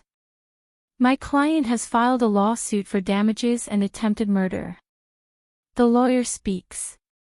Attempted murder. What else can happen to us? In horror, I tilt my head, looking at Manuel, who appears to be calm. The officers approach him, handcuff him as if he were a criminal, then utter the typical phrase they always say when they capture someone as if they were the bad guy, and take him away. I try to say something, but he just denies it. What would be the point of saying anything? I'd just give that bastard what he wants. Manuel. I look around me, trying to entertain myself with something, but I can't no matter how hard I try. All I can think about is that Taylor doesn't have enough time for a lawyer to defend her, or for a lawyer to prepare a good defense. From any angle, she's the one who's losing, especially now that Victoria isn't home and has been under the influence of drugs. Damn, it's really not enough with everything that's happened. I should have killed that bastard. How long have I been here? No less than 2 hours. I wish I could help Taylor in some way, and that has nothing to do with him being behind bars. It has to do with me not finding any alternative solutions. There's nothing we can do. Maybe. That's all I can do. Hello, my lawyer greets, shaking his head. It's been a while since you've been in trouble. He says, positioning himself in front of the gate, looking at me with amusement. When was the last time? He acts thoughtful. Damage to other people's property. When I burned down the apartment we had, I damaged some of the neighbors' apartments, so they sued me and I ended up behind bars. Nothing money can't fix. In this case I would be happy to be here if I had killed him. I should have killed him. A long time ago. Currently, I only look for him or we are in contact when it comes to legal matters for the company. I thought you'd become a responsible and sensible man. He jokes. You see, that's not the case. He rolls his eyes at my mood. Attempted murder, are you serious? He knows better than anyone that it wasn't an attempted murder. With my eyes closed I could have killed him. Did you pay the bail? Everything is already resolved. Good. I should at least be close to her so she feels she's not alone. How long does the process take? Are you eager to go out? He asks mockingly, his smile fading when he sees my seriousness. You'll be able to go home in less than an hour, of course. You can't leave the city until the trial. Good. Same as always. I need a favor. The man smiles amused. As long as you keep filling my pocket, as many as I want. I roll my eyes, annoyed. What am I good at? Taylor doesn't know lawyers, and there's no one better than the one standing before me to defend her. After my family, he's the last person I'd ever trust to take care of her. He's very good at what he does, and hope is the last thing she'll lose. I take my time explaining what I want him to do. I'm sure he won't win, but we have to do something. And I know that if possible he will appeal. I'm sure your face has lost color. I'd like to tell you we'll get through this, but I can't because it's impossible in this case, perhaps when everything is well prepared, not now. I bite my tongue to avoid saying anything else, but out of my mouth comes the phrase that Diana always told me, well actually she said it to all of us. Every action has a reaction. No. He shakes his head. I can't be near that man. And your actions have brought your mother to the brink of a breakdown, yet you haven't even bothered to see her or say hello. I'm not one to hold it against him. I understand it's difficult to accept that you're the product of that rape. Saying it out loud sends shivers down my spine. But Taylor isn't to blame for anything, she's just been doing her best to make sure you're well and happy. You're the most innocent of all, Vicky, your mother needs you. I'm no good. Her voice sounds muffled. He's holding back tears. You're not being that way now, when she needed you most, but you were always an exceptional daughter. I sigh. You accuse me of hurting your mother, and you're absolutely right, but you're not being any better. You've turned your back on her when she needs you most. I put my hand on her shoulder. Don't turn your back on her like I did. Manuel. See you, little one. I approach her and place a kiss on her forehead, trying to convey how much I appreciate her. Victoria is the most innocent, referring to what happened years ago. Now. I couldn't say. I promised myself I wouldn't be selfish. I'm not going to focus on my feelings again when it comes to her. What matters here, and what will matter, is her, how she is. How can he still stand? She doesn't know it, but she's very strong. I would have liked to sit next to her and take her hand for support, to lend her my shoulder to lean on, but I can't for 3 reasons. First, she keeps avoiding me, and now more than ever I understand why. Second, the guilt of not having done something for her keeps me from approaching her. And finally, there are 2 men at her side supporting her. I'm just superfluous. Yes, I'm jealous. No, I'm nobody to be jealous, let alone to say anything. At least she's not alone. The trial started more than half an hour ago, and just as I predicted, Taylor has everything to lose. That bastard has prepared so well that I doubt it all came from that empty head of his. Could Nairobi have something to do with this? I wouldn't doubt it. At least I had the pleasure of seeing the fear reflected in that wretch's eyes when he saw me. What did you expect? I have more power than him, but I can't use it now. This is the kind of law I'm on the other side of the world for. Justice is shit. They care about evidence, regardless of innocence, or the money they pass under the table. All they care about is their own profit. Where is the young woman? The judge asks. Mrs. Flores, you had an order to bring her to the stand. Everyone present looks to each side of the room searching for the aforementioned woman. I'm disappointed. It seems like I didn't get what I wanted. At least if I were to appear, maybe Taylor could win, though I doubt it. But she'd have the strength to continue, and that's what she needs. She's so emaciated, she looks like the dead people in the animated film Coco.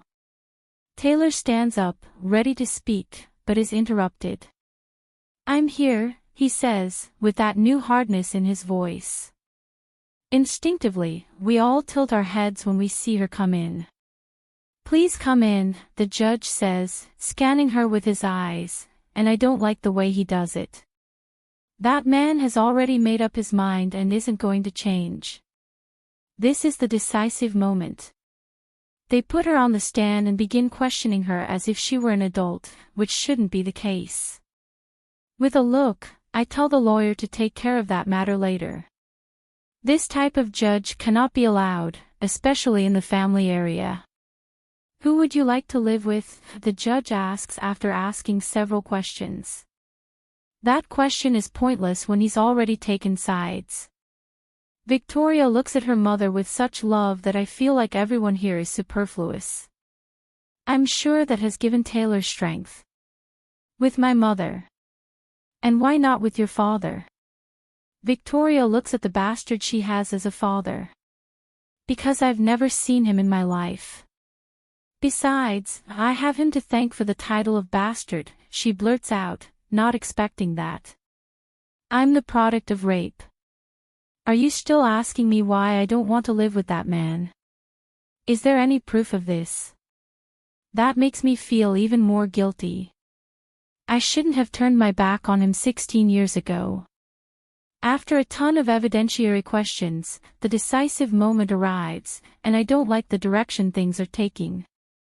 They knew how to arrange everything to their liking. When the verdict comes, I already know what the judge's decision will be. Based on the evidence presented, I believe that the young woman, Victoria, should live with her father until she reaches the age of majority and can speak.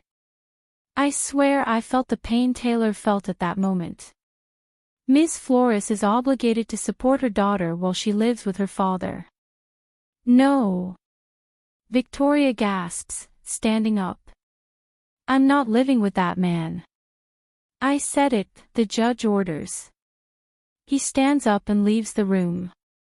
I remember this little girl wasn't so arrogant, she wasn't one to keep quiet, but she wasn't one to stand up to the authorities. How is it possible that you, being a family court judge, sent me to live with an abuser? She questions, annoyed. You call yourself a judge, and all you're doing is sending him to the slaughterhouse. Is it all for my own good? She questions mockingly. You don't know what's good for me. She points her finger at her mother. That woman over there crying, she knows what's good for my life. She's always fought to see me happy. Pierre approaches Victoria and tries to touch her. Daughter. Don't you dare touch me with those disgusting hands, he warns. Or I'll be able to take them off while you're sleeping, he says contemptuously. Her gaze is frightening, like watching Diana lose her temper. This little girl isn't lethal, but they bear a certain resemblance, especially with that attitude. Pierre's look tells me there's trouble ahead and I confirm it when he speaks. You heard the judge. You're going to live with me. Otherwise, I'll sue your mother and, if possible, that man you were sleeping with. Sentence. He did his homework well, he took the time to research everything. It had taken a while for the man to get his claws out. Victoria looks up, challenging her with this. Just lay a finger on my mother or my boyfriend again, and you'll know what I'm capable of for the people I care about. Her head is raised in such a defiant way that it surprises me. If you want to take me with you, I advise you to sleep with your eyes open. Are you threatening me? He growls through gritted teeth. I'm the daughter of a wretched rapist, I probably grew up with his mental disorders, don't you think? I approach, finally making my presence known, and the man doesn't seem to like it. Did he think he could keep me in prison? Poor thing, he doesn't know what awaits him if he keeps interfering where he shouldn't. Victoria. I call out, and she seems to be struggling with herself to keep from hitting that man, possibly trying to be strong. Don't make it harder for your mother. I nod toward the woman who can't stop crying. The little girl nods, taking a deep breath. When there's silence, Taylor leans in close and hugs her daughter so tightly, with so much love, that my heart aches. I couldn't do anything to spare her this pain. I'll find a way for you to come home, he says as they separate, running his hands over his face and hair. As long as you take care of yourself and always be on alert. As he says this, his eyes stay fixed on the bastard, referring to him. Don't hesitate to call me if anything happens. I will, mother. I see Taylor's need to take her in his arms and keep her from leaving. Vicky. The little girl lets out a sigh. See you, mother. She lets go, walking away from the room with that man, keeping her distance. Only a few of us remain in the room. I suppose Vicky's departure with that man is unsettling Taylor. Her scream of pain and heart-rending sobs sent chills through my skin. Daniel and Sergio try to calm her down, but it doesn't work. I measure my steps trying not to cause a worse reaction in her. When I am close enough I cover her with my arms, her delicate hands surround me, her face is hidden in my chest and her body shakes with her sobs. May, she sobs, still hidden in my chest. We'll get it back. That's a promise. She breaks the hug, her tear-filled eyes linger on me, or at least she tries to. I'm sure her tears are keeping her from seeing clearly. Promise me, she sounds hopeful. I run my hands over her face, wiping away the tears that fall, while at the same time, with one of my hands, I run one of the strands of hair that is stuck to her skin. I promise. Instinctively I leave a kiss on her forehead. And whatever it costs me, I will fulfill it. He nods, breaking contact completely. That's when Sergio appears, catching Taylor's attention. He opens his arms, and she doesn't hesitate to go to him. It's like he's one of the safest places in the world, and I understand. It was and is a lifeline for her. After saying goodbye, Daniel appears, placing one of his hands on Taylor's shoulders, causing her to turn around to face him. I can't hate him, even if I want to. He's been there for Taylor, and he may have made her happier than I ever could. I have some matters to attend to. Report. All right. How can you be okay if your body hasn't stopped shaking? I'll stop by your house later, I want to check that you're okay. Don't worry, I'll stay with her. I put my hands on her shoulders to validate my words. Daniel smiles as he nods. That won't stop me from going to see her. Well, I'm not going to argue with him, especially about that. As you wish. We leave the room and just as I promised, I take her home, but not to hers, but to my apartment. I'm not going to let her be alone for a second, especially in her state of mind, something that tells me this woman can do something crazy. I'd rather be home, he blurts, sitting down on the living room sofa as if it were a soulless body. I really don't see the need to be here. I do see it. I'd rather have you around, he downplayed it. Did Diana ask you to take care of me again, he asks, as if he's too short of breath to fight. If that's the case, you don't need to. I sit down next to her at the same time that my hand takes hers and begins to play with it, how small it is. I don't need to be told to take care of you. I try to look her in the eye to show her my sincerity, but she avoids me at all costs. Your well-being is my priority. Manuel. I lift her hand and place a kiss on it. I won't show her what I feel with words. From this moment on, I'll show her everything with actions, even if I remain in her life as nothing more than an acquaintance who was there for a moment. You should rest for a while. If you take me home, I will. I roll my eyes and urge her to stand up, but she doesn't. I lift her up like she's a little girl. In reality, she's a minion next to me. May, she growls loudly. Put me down. He starts moving his feet like a little animal. Of course I will, I say, amused, walking toward the bedroom. I put her down on the big bed in my sweet bedroom. I'll get you some clothes so you can shower. Do I smell bad? You smelled better to me. I joke. I wink at him as I head into the closet to find something to rest on. Taylor. I toss and turn in bed, feeling strange. When did I fall asleep? I guess I was just too tired. I open my eyes and everything is dark. I try to close them again, but desperate thoughts soon appear. I let out a sigh and open my eyes again without moving. It's already nighttime. I don't usually sleep during the day, but it seems my body needs it. I don't know how long I stare at the ceiling, only that it's long enough to make me feel uncomfortable in bed. I try to move, but a hand on my waist prevents me from making any movement. Feeling that pressure makes me scared. So I go over everything that happened that morning in my mind until the moment I might fall asleep. I feel so frustrated, angry, and disappointed with life, with people, with everything. Right now, all I can think about is finding a way to have Vicky with me. I'm sure she's starting to come around. What can I do to get her back? Do I have to sell my soul to someone? Are you hungry? He asks close to my ear, bringing me back to reality. Damn, I'm in his bed. I would be lying if I said that their proximity doesn't provoke inexplicable sensations in me. None of that makes sense. No. I don't even feel like applying serum anymore. Even in the darkness, I feel him shift in the bed, his hands moving away from my waist.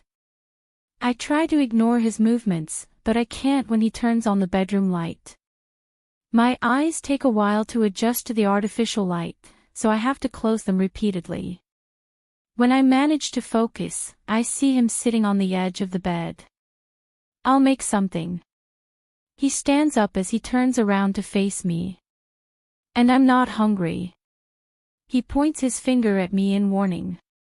My greedy eyes scan every inch of his exposed skin. He's shirtless, so I can indulge in the sight of every muscle.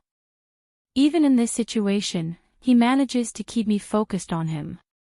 Why do they all have such exuberant muscles? I blink a few times looking at that large tattoo on his chest. When did you do it? Was it the last time you had it? I'm not hungry, I managed to say. Now I'm hungry for something else. Even my mouth is watering and the man seems to have noticed, I say, because of his silly twisted smile. We need to eat. He removed the sheet covering me. Upstairs, we need to feed ourselves. I close my eyes, letting out a deep sigh as I stand up. What's your problem with food? I ask, frustrated. Manuel, without taking his eyes off me, runs his hands over the shirt I'm wearing, pulling it down completely. The advantages of being short compared to this big guy, his shirts fit me like dresses. Better not look for temptations, he says, amused, but I'm sure that even if there were all the temptations, nothing would happen between us. I don't have a problem with food, but I love seeing you eat. He winks at me. Why is he so calm? Why is it so tender? Is it because he's discovered I shouldn't cheat on him? Is it guilt? Most likely, he's trying to calm his conscience. And the reason is... I raise both eyebrows. Don't tell me you get turned on watching me eat. He lets out a few laughs, shaking his head, his chest rising and falling, while his face reflects amusement. Don't think it's such a big deal. He leans a little closer, taking my hands in his. I'm going to make you a promise today. I shake my head. No. Taylor. Manuel, I beg. I'm going to fight for this heart. He places his hand on my chest, to beat again, for those little eyes to shine with life again. Even if it's not for me, I'm going to fight for your forgiveness. I'm too sensitive. I accept it. I was an idiot, and maybe I still am, but I want a new change in my life, and I want to start by redeeming all the damage I caused you. Give me the chance to. I take my hands away from his. Your words are very nice, but... I'm sorry, but I don't think I'm capable of, I sigh. Taylor.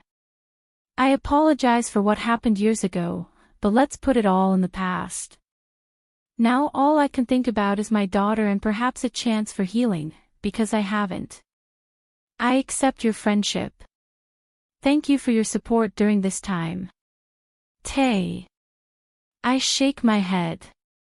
I don't feel up to anything else. I'm no longer in the mood for anything. All I want is to get my daughter back and form the family we once were, her and me against the world. The smile that was on her face fades, but it comes back, not with the same emotion. Nod. Come on. I finished eating the last bite left on my plate. I admit the man has a very good sense of seasoning, he's always been that way. I remember some Sundays when he would cook for me, and my stomach was grateful. This time I just hope my stomach can handle it. Do you want to watch a movie or something? She asks, washing the dishes. It's night, I remind him. He shrugs. It's even better. The last thing I'm in is the mood to watch movies, I remind him. Come on, Tay, I'm sure you're not sleepy. He's absolutely right. Let's watch one of those movies you like so much. It's better than staying in bed staring at the ceiling eating away at my head. After tidying up the kitchen, we settled down on the couch, ready to watch a movie. What he's doing feels good. I know it's all meant to distract me a little, and it works. Manuel. His gaze remains glued to the screen. I've spoken with the lawyer, we'll appeal the judge's decision. Have you done it? So it's true that he will help me. Having his support makes me feel more secure, gives me the confidence to stand up to that bastard. I guess that's how it would have been back then. Thank you. There's nothing to be thankful for. I don't want Vicky to be near that man. Does that mean you're not doing it for me but for my daughter? Whatever the reason, your help is welcome. We continued watching the movie in silence until the simultaneous sounds of our cell phones made their way into the room. I don't know if it's because my nerves were on edge, but that sound sounded desperate to me. As if something had happened. We paused the movie and answered the call, he on his side and I on mine. I would have preferred the two of us to be together so he could hold me like he has since we left the courtroom. Victoria has had an accident. All it takes is hearing those words for the phone to fall from my hands and shatter. It's as if everything is happening in slow motion, as if it were a dream from which I'm beginning to wake up, but it's not, and I know it's not a dream when I feel Manuel's hands on my waist, holding me. My baby. From that moment on, everything in my head is chaos, and I'm crying. I don't even know how I got to the hospital. I guess Manuel is the one who keeps my mind calm. They say an unstable person needs a calm person to keep them grounded, but it seems that's true after all. How is she? Manuel asks when we're standing in front of Cristal. What are Tawny and Cristal doing here? We don't know, Cristal whispers through her tears. They brought them to the clinic less than 20 minutes ago. What clinic is this? Now that I think about it, I don't know which direction it is. I need to know how my daughter is, I finally blurt out. I can't lose her, not like that. I'm hoping it's nothing serious. Let's try to stay calm, Tawny says. They'll be fine, he assures. They. I blurt out, confused. Yes. Cristal speaks again. Antonio was with Victoria. Oh, fuck. Now I understand why you are here. Time can sometimes be nothing and other times it can be an eternity. I don't know how much time passes, I'd rather not check the time or I'd get even more impatient. A doctor comes out and stands in front of us, so I assume the news is coming. There's no typical family phrase, it's as if I know these people. Who doesn't? They are like the owners of Mets. How is my daughter? I speak before she does. Mr. Ramos, the doctor ignored me, focusing on Tawny. Your son is stable and out of danger. When he wakes up, we'll run some routine tests to check his condition. Thanks, Tawny says, more relaxed. So I was worried too. Who wouldn't be for their child? As for the young woman, he turns to me. She took the hardest hit, her leg cut was deep, and she ended up losing a lot of blood. Oh, my little one. We've already saturated the wound, but we'll need a blood transfusion. Why? Manuel asks, still holding my hand. Wasn't it just a cut? As I said, you lost a lot of blood on the journey. The man seemed very uneasy with the presence of the two men. In the tests we performed, we saw that your red blood cells aren't reproducing as quickly as they should, so we need to ensure your condition with a transfusion. The problem is, Victoria doesn't have a common blood type. We don't have your blood type in our blood bank. Tears roll down my cheeks in despair, and it's not that I'm being dramatic. As mothers, even the slightest scratch saddens us. Life can't be unfair, right? My daughter is a warrior. She fought when she was a baby, it's impossible for her not to fight now. I know that ever since Vicky was discharged so many months after birth, she wouldn't have a normal life. I always tried to prevent her from getting hurt because her body doesn't heal properly, her red blood cells don't reproduce as quickly as a normal person's. And I suppose the excess of alcohol and drugs has influenced his body. Damn, I was hoping he was coming around, apparently not. I frantically run my hands through my hair. Where will we get that kind of blood? I whisper to myself. The father's family tends to be more compatible in these cases, the doctor comments. Do you have no way of contacting him? That is. Pierre. Manuel and I looked at each other at the same time as if we had just read each other's minds. I'll look for him, he assures. He leaves a kiss on my head and then leaves. Chapter 25. Manuel. We're used to breaking the rules, this is practically our territory, and justice is weaker for those who support him in his work and put some money in his pockets. That's why I don't mind giving the bastard a couple of whacks when I've found him sleeping peacefully in an apartment. I don't care that he still hasn't recovered from the last beating. At least I wasn't in a bar.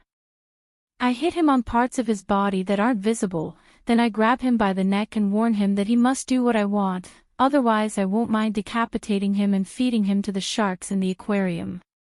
He hasn't even spent a day with her and she's already in danger because of his ineptitude. Is that what he wanted her for? The good news is that this can be a great benefit, we can appeal to regain custody of Victoria. That man isn't fit to care for her. Just one day and she is seriously ill. I can do it alone.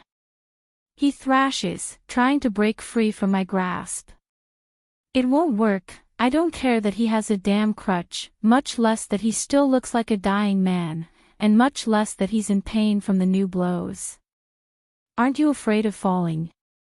I ask sarcastically. He doesn't say anything, and I'm grateful for that.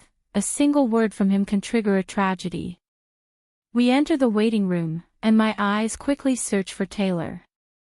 I place her next to Cristal, Tawny, and Sergio. At least the bastard knows what he's supposed to do. He must be afraid of me. The bastard isn't so withered now. Good morning, he says mockingly. Taylor quickly stands up and walks towards us without wasting any time. Thank you, he whispers, turning to me. The idiot seems to misunderstand. Now you need me, no, dear. Oh no, I'm not going to let him harass Taylor. As long as I'm alive he'll never harm her again, I'll take his hands off first. It's not that I need you, it's that it's your obligation. I find myself speaking even though no one has asked me to. After all, Victoria is under your care. If something happens to her, you could easily go to jail for negligence, and not just for that. Who says so, you? He still feels capable of arguing with me. I smile, and I'm sure my smile intimidates him because I see him swallowing with difficulty. I say it myself, because I'll be the one in charge of putting everything in its place, starting with putting you in jail. I can feel his body tense and I'm glad he understands I'm not joking. Taylor tilts her face, finding herself face to face with him, and without further ado, she slaps him. Pray to someone or other for my daughter's well-being, because if anything else happens to her, I swear I'll make you live through the worst of your hells, he warns. Is it wrong for me to feel excited? Yes, it's very wrong, but damn, I like the version of the powerful woman who never gives up. It makes me feel like a father proud of his son's achievements. Pierre swallows hard at the threat of this beautiful lady. I can even see the surprise on Tawny and Serg's faces, who looks at her with pride. What should I do? I'll take him to the blood bank, Taylor says. I can't help but give her a look of disagreement. I don't want her alone with that madman. I can take care of myself, and besides, I don't think I'm in any good shape to do anything. It sounds so deadly, I sedate. I raise my hands in a sign of peace. Okay. My feet itch to chase after them, but I don't. I said I would respect their space, and I will. Jealous? Tawny jokes after about 10 minutes. There's no need to be, Taylor isn't interested in that man, and besides, he's not that good looking. He continues the joke, winking at me. It seems that age hasn't taken away his childish side, nor his idiocy either. I'm not one to say that, we're similar. Darling, Cristal interrupts, please, if you don't know, don't talk. I tilt my face to look at Cristal. Why do you miss me? I'm the only one who has lived in anonymity, I guess it's my fault. You knew that too.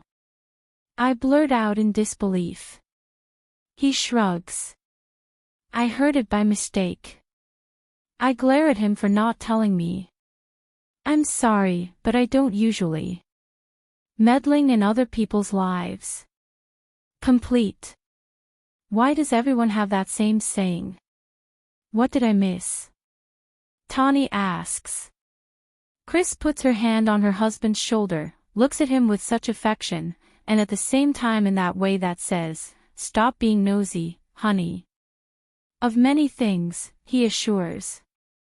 We remain silent, each of us sitting in the waiting room. Taylor returns a few minutes later with the bastard. As she sets foot in the living room, she sits in one of the waiting chairs, a little farther away, keeping her distance from that man and me. I move away from my friends and approach her, following her in complete silence.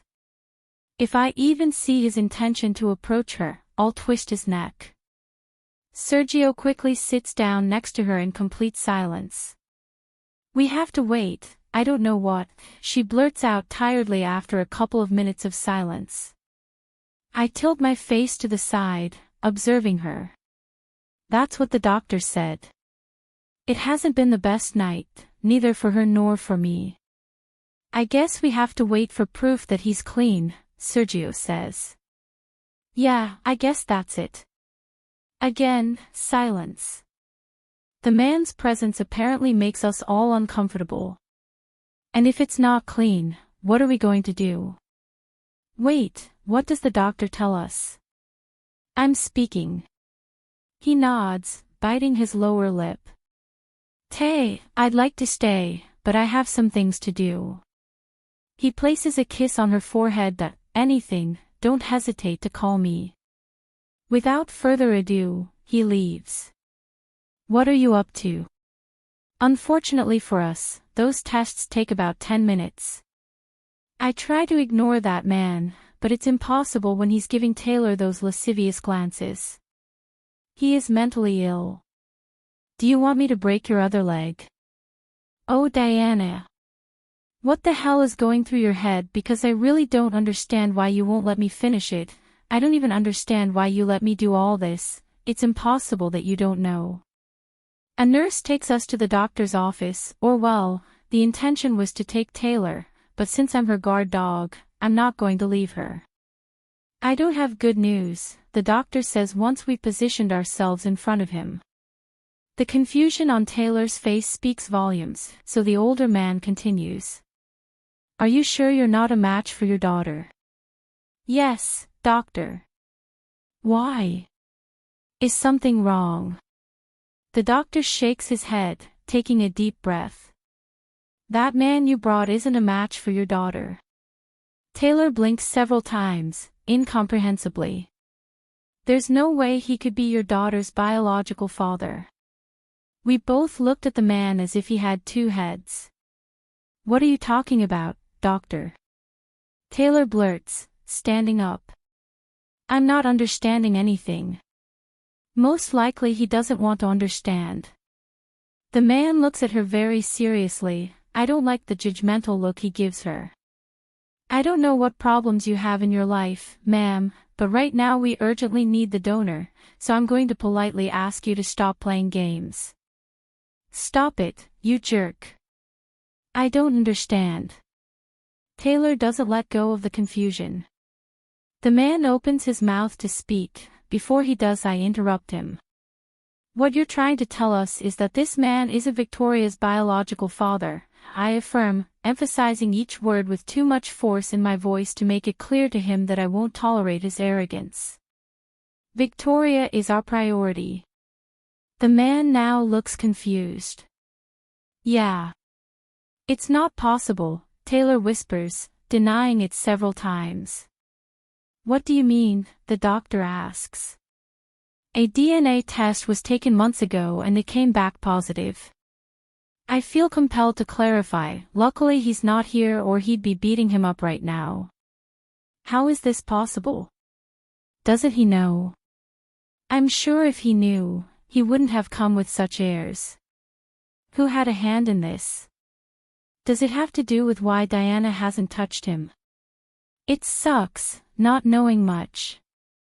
It's impossible for it to come out positive unless they'll forge it. I'll finish for him. He nods repeatedly. Now the important thing is that we must find the donor. Remember. One moment. If it's negative, if he's not the father, that means. My heart races as if I've found a way to cling to life again. I instinctively turn to Taylor. She feels my gaze, but I can see in her eyes that she still doesn't understand what the doctor means. Damn, emotion gets the better of me and I end up standing up. I hug her and crash my lips onto hers. I thought she would reject me after all. I just accept that we were friends, but her lips move in time with mine. I have to break the kiss because it's not the best place to enjoy the nectar of her kisses. And besides, I'm taking advantage of the situation. May. I put one of my fingers to her mouth, silencing any reproach in her voice. I'm so happy that no one can dull that happiness. She is my daughter, mine.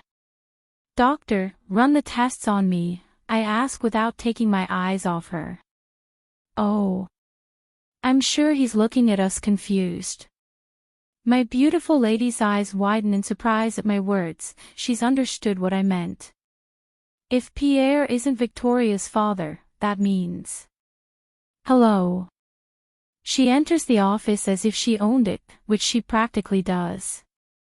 It was already late. Mrs. Santos. The doctor stands up as if the Queen had just entered. How can I help you? She looks at Taylor and me, then at the man. How is my nephew? Stable. And how is Victoria, doctor? Why does he always have to scare everyone when he comes? The man swallows hard, looking around, even though it's just us. Seeing he has no way out, he says. I was telling you that we need the donors so Victoria's recovery will be faster, he clarifies. Deanna nods as her gaze travels to another place, a familiar painting on the desk. Does she know more than me? She always knows something more than us. So that's why that man is in the room. I think it's more of a statement to herself. Yes, but he is not compatible with the young woman. She nods again. I understand. Her eyes remain fixed on me for a few long seconds. There's no need for me to run tests on Manuel.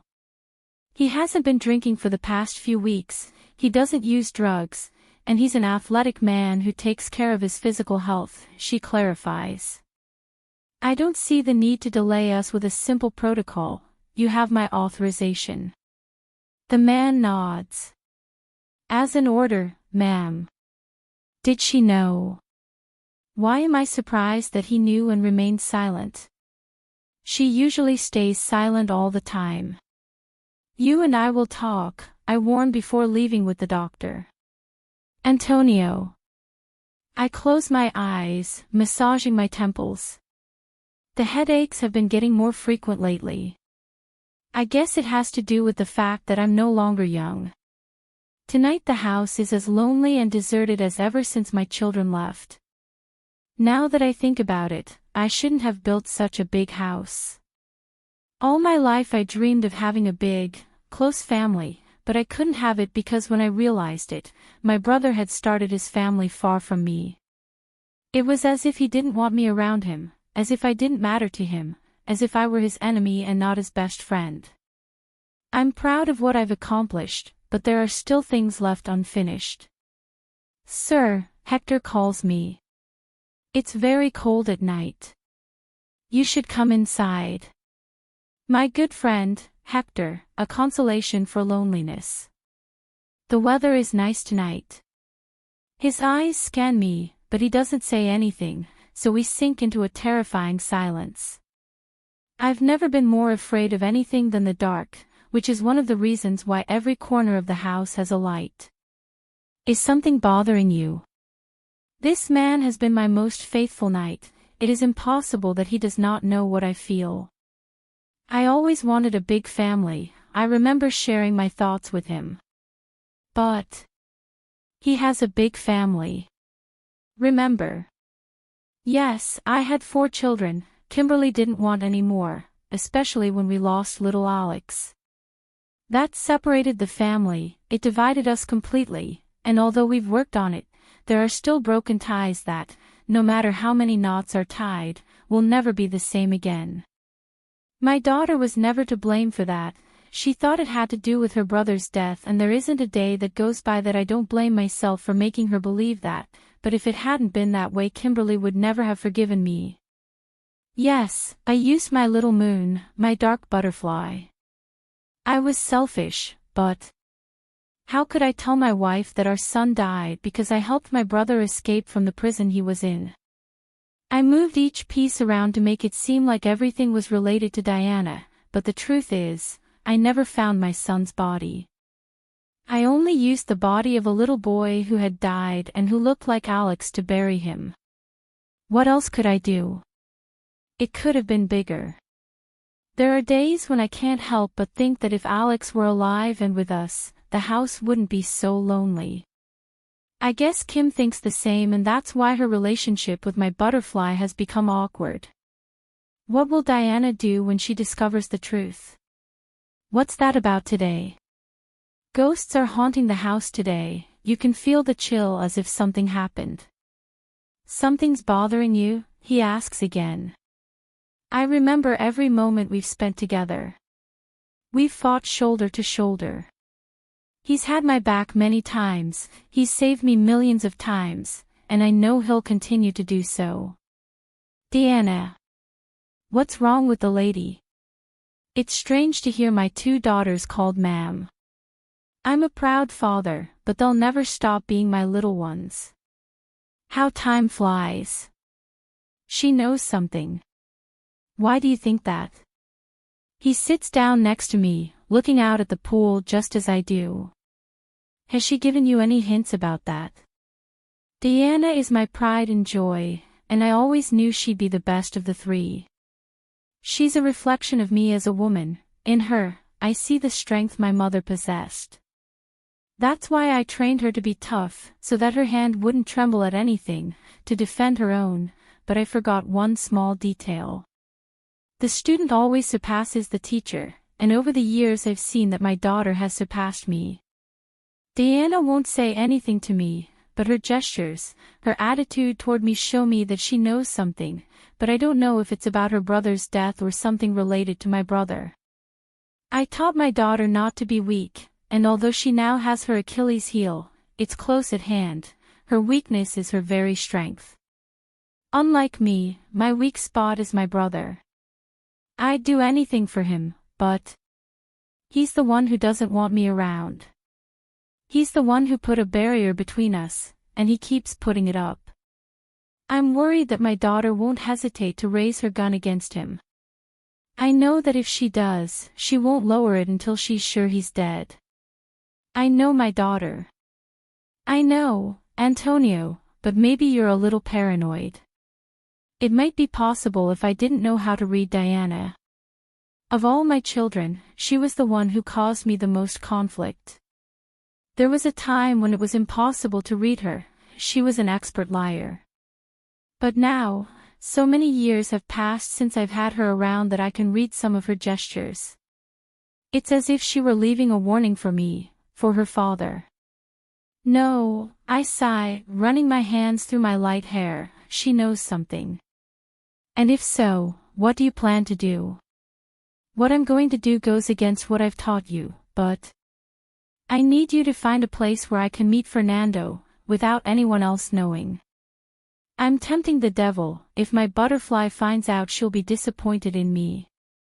That's dangerous, he says quickly. I know how dangerous it is.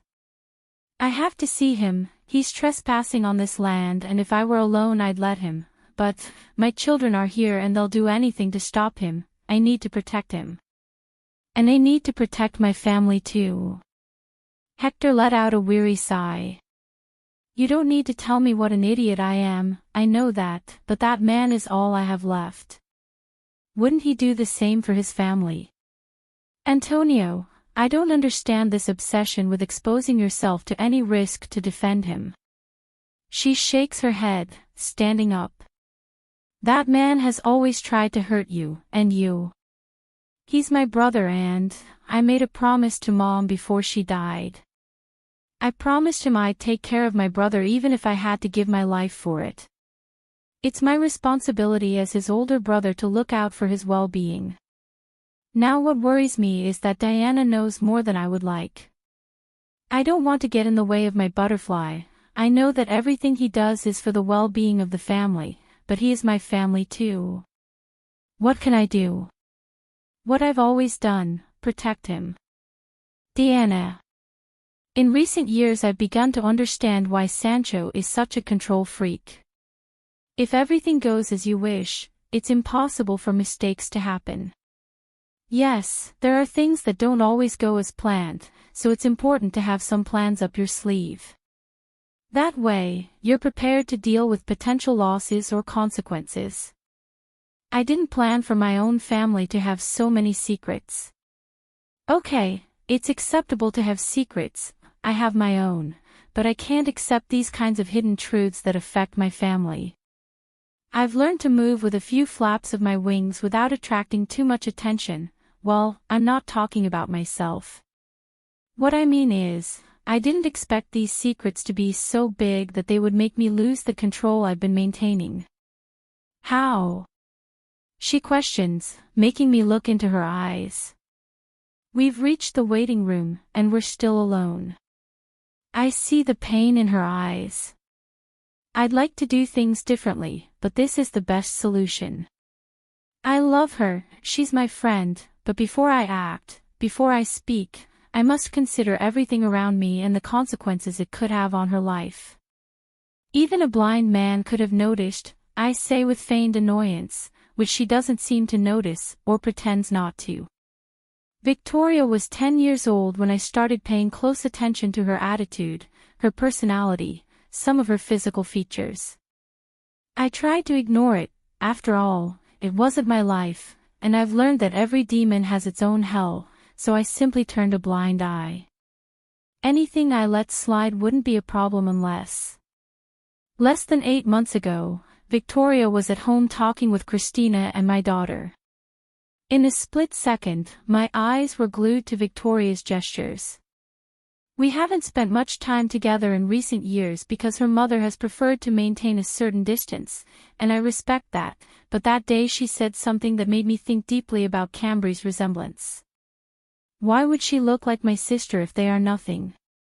The light bulb went off in my head, and I ended up taking a DNA test with Victoria. If only it gave a percentage of kinship.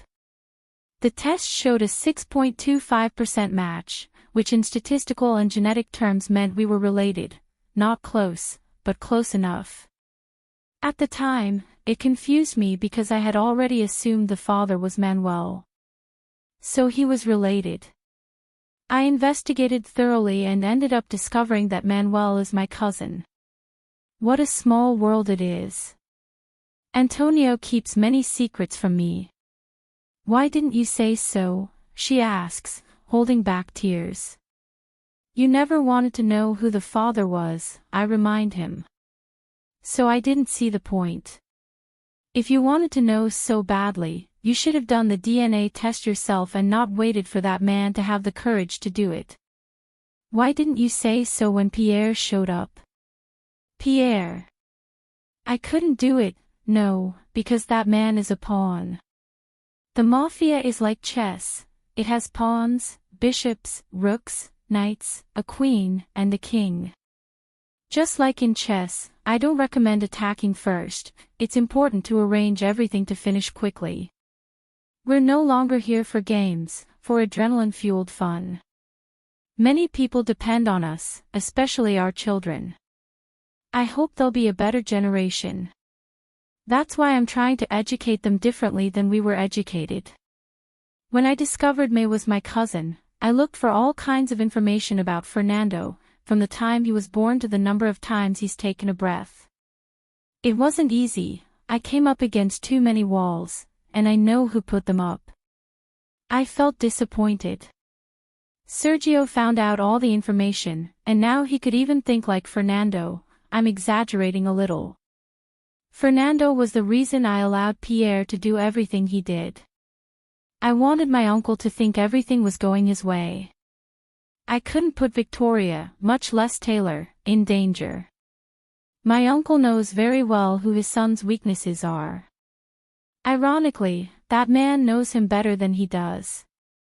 If he did anything that wasn't according to plan, that man would attack. That's why I asked Manuel to take care of her, but he couldn't.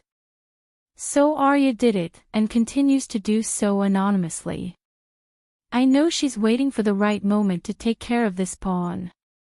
I just want to get to Fernando and bring peace to my family. If you had been interested, you would have confirmed it yourself. He bites his lower lip, I'm sure, holding back. Something doesn't add up, she blurts out to herself. Why is he here trying to give blood for my daughter if he knew he wasn't her father? The hardest blow is the one she least expects, but she has already felt it. Nairobi tampered with the evidence. I confess. Taylor blinks in confusion. How do you know? Silence on my part. You always knew, didn't you? I keep my distance because from now on he might not want me in his life or his daughter's. I shouldn't tell him this, not when it's a lie, but right now what I need is for him to be as far away from us as possible. I have everything under control, but if Fernando wants to get to her, he will, so I prefer to see her far away from us and well guarded by one of our own. If I have to remain silent to protect my people, I will. He nods, still biting his lip. Has it always been about this? She blurts out, amidst soft tears. It's always been about your family. If you have to get in the way to save them, you will. She shakes her head, running her hands over her tear-stained face. I thought. Here's a final touch. Wouldn't you put us between the two of us to save your daughter? I know he wouldn't, and neither would I. I'd rather he believe that way so he'll let us go. It's the law. She nods repeatedly. I can see how much my words have offended her. I'd never do that. Don't think everyone is like you. I'm sure if I could or were capable, I'd slap myself. Now that I think about it, I wouldn't doubt that all those things they say about you are true. They're so true, but his heart is so pure that he always thought it was a lie. Even now I know he still thinks it's a lie. I don't want to know what he'll do when he discovers that what they say about me is so little. This makes me remember when Chris discovered what we do. Everyone runs away, even I did. So what if they are?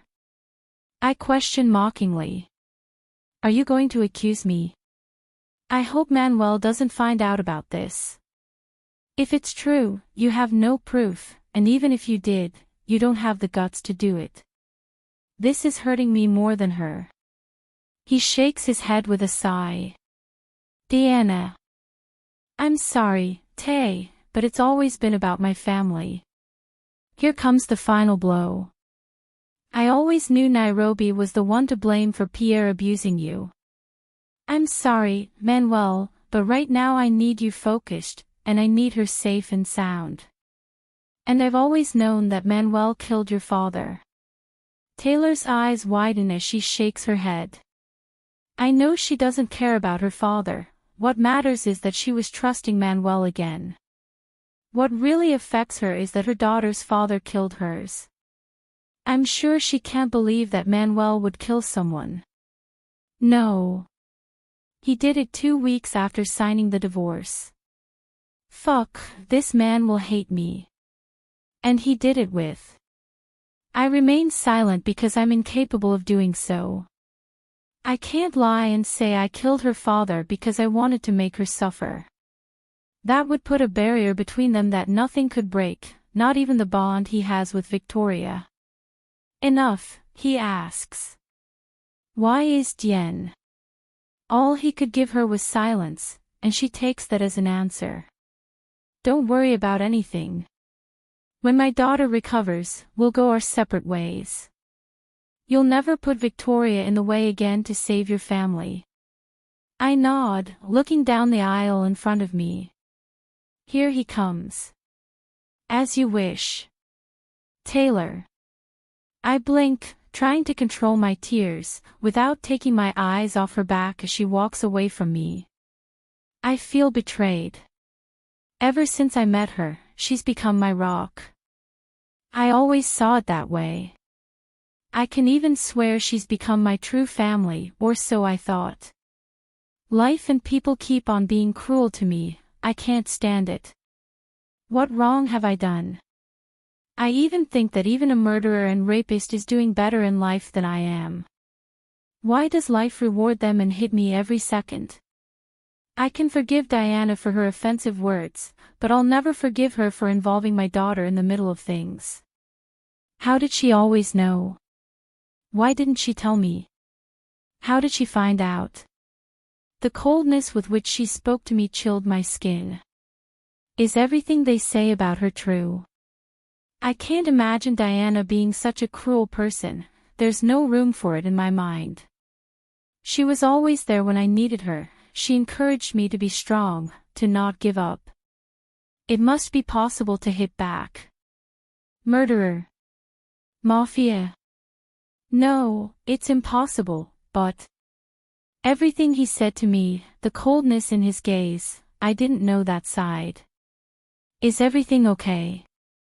Manuel asks, standing next to me. Well, not a damn thing. I'm tired of everyone thinking I'm stupid. How can he see my face? How can he be so shameless? Killer. My head starts to hurt, everything around me starts to spin, and I slowly feel the air escaping my lungs, refusing to come back. I clench my hands tightly, and before anxiety can get the better of me, I slap him, making it resonate throughout the room. His eyes widen in surprise as he brings one of his hands to the area, looking at me in confusion. You're a degenerate. I blurt out, or rather, shout, not caring that I'm attracting the attention of strangers. How can you look me in the face after taking Edward's life? How can you? I shake my head.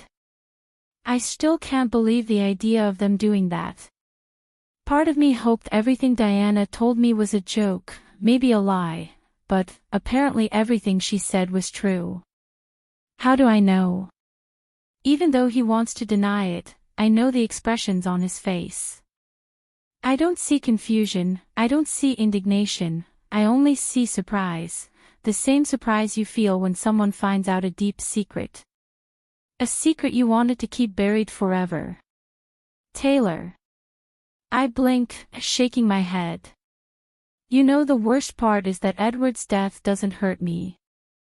I'm not going to be fake and say it hurts, because the truth is that when he was hitting me, I wished from the bottom of my heart that someone would ease my pain, that the world would take pity on me and take him out of my life.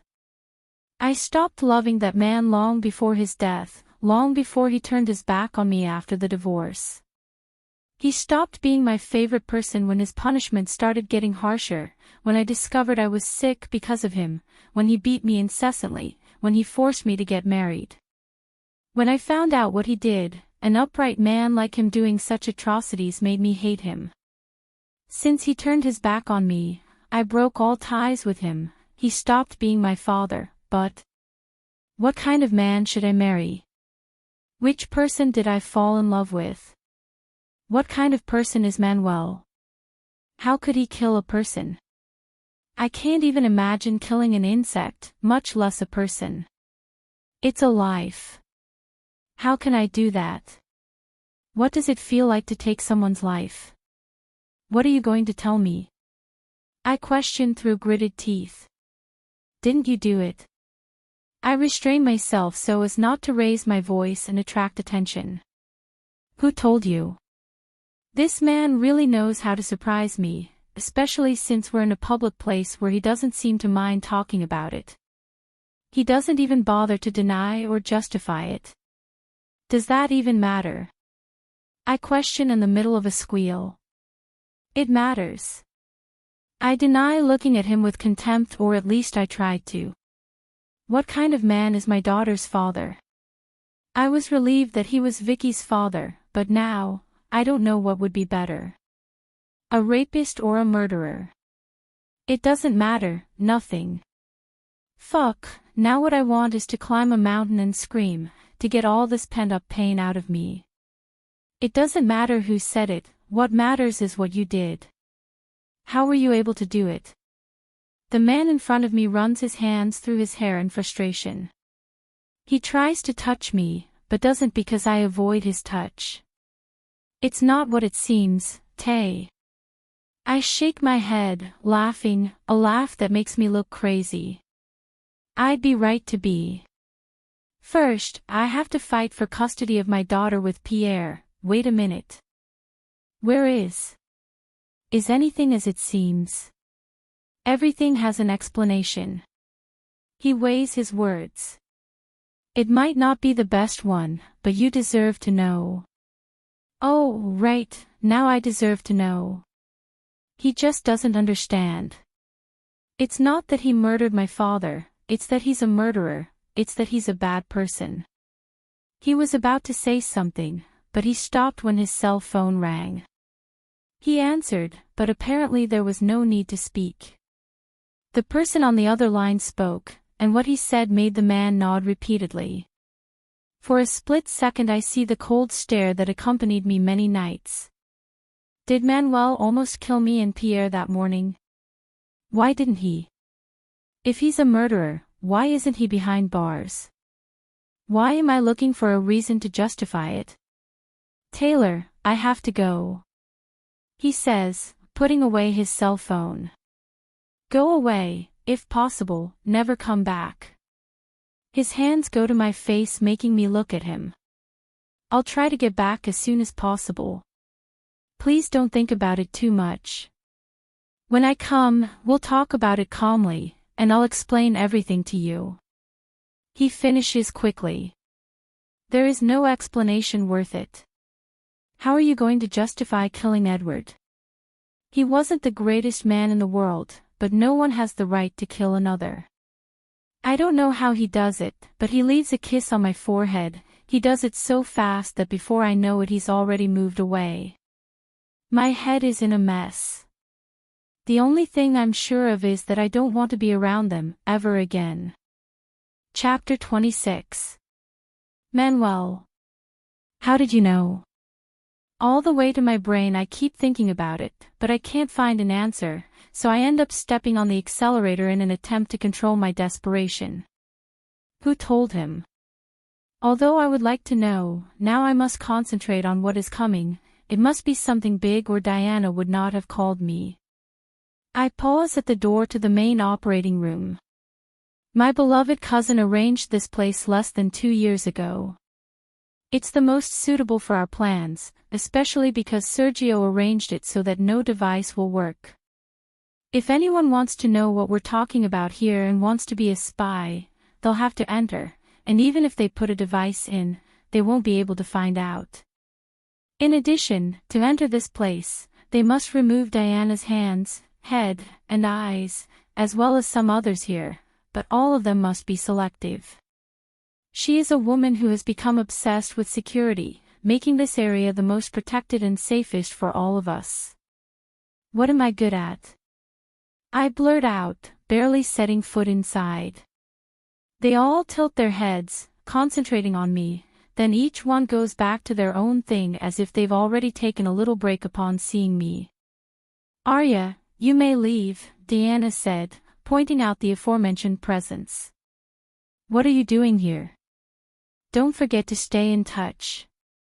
The dwarf nods without question, which takes me by surprise. What happened to these women? Why do I see so much respect in Arya's gaze towards the tick? What did I miss?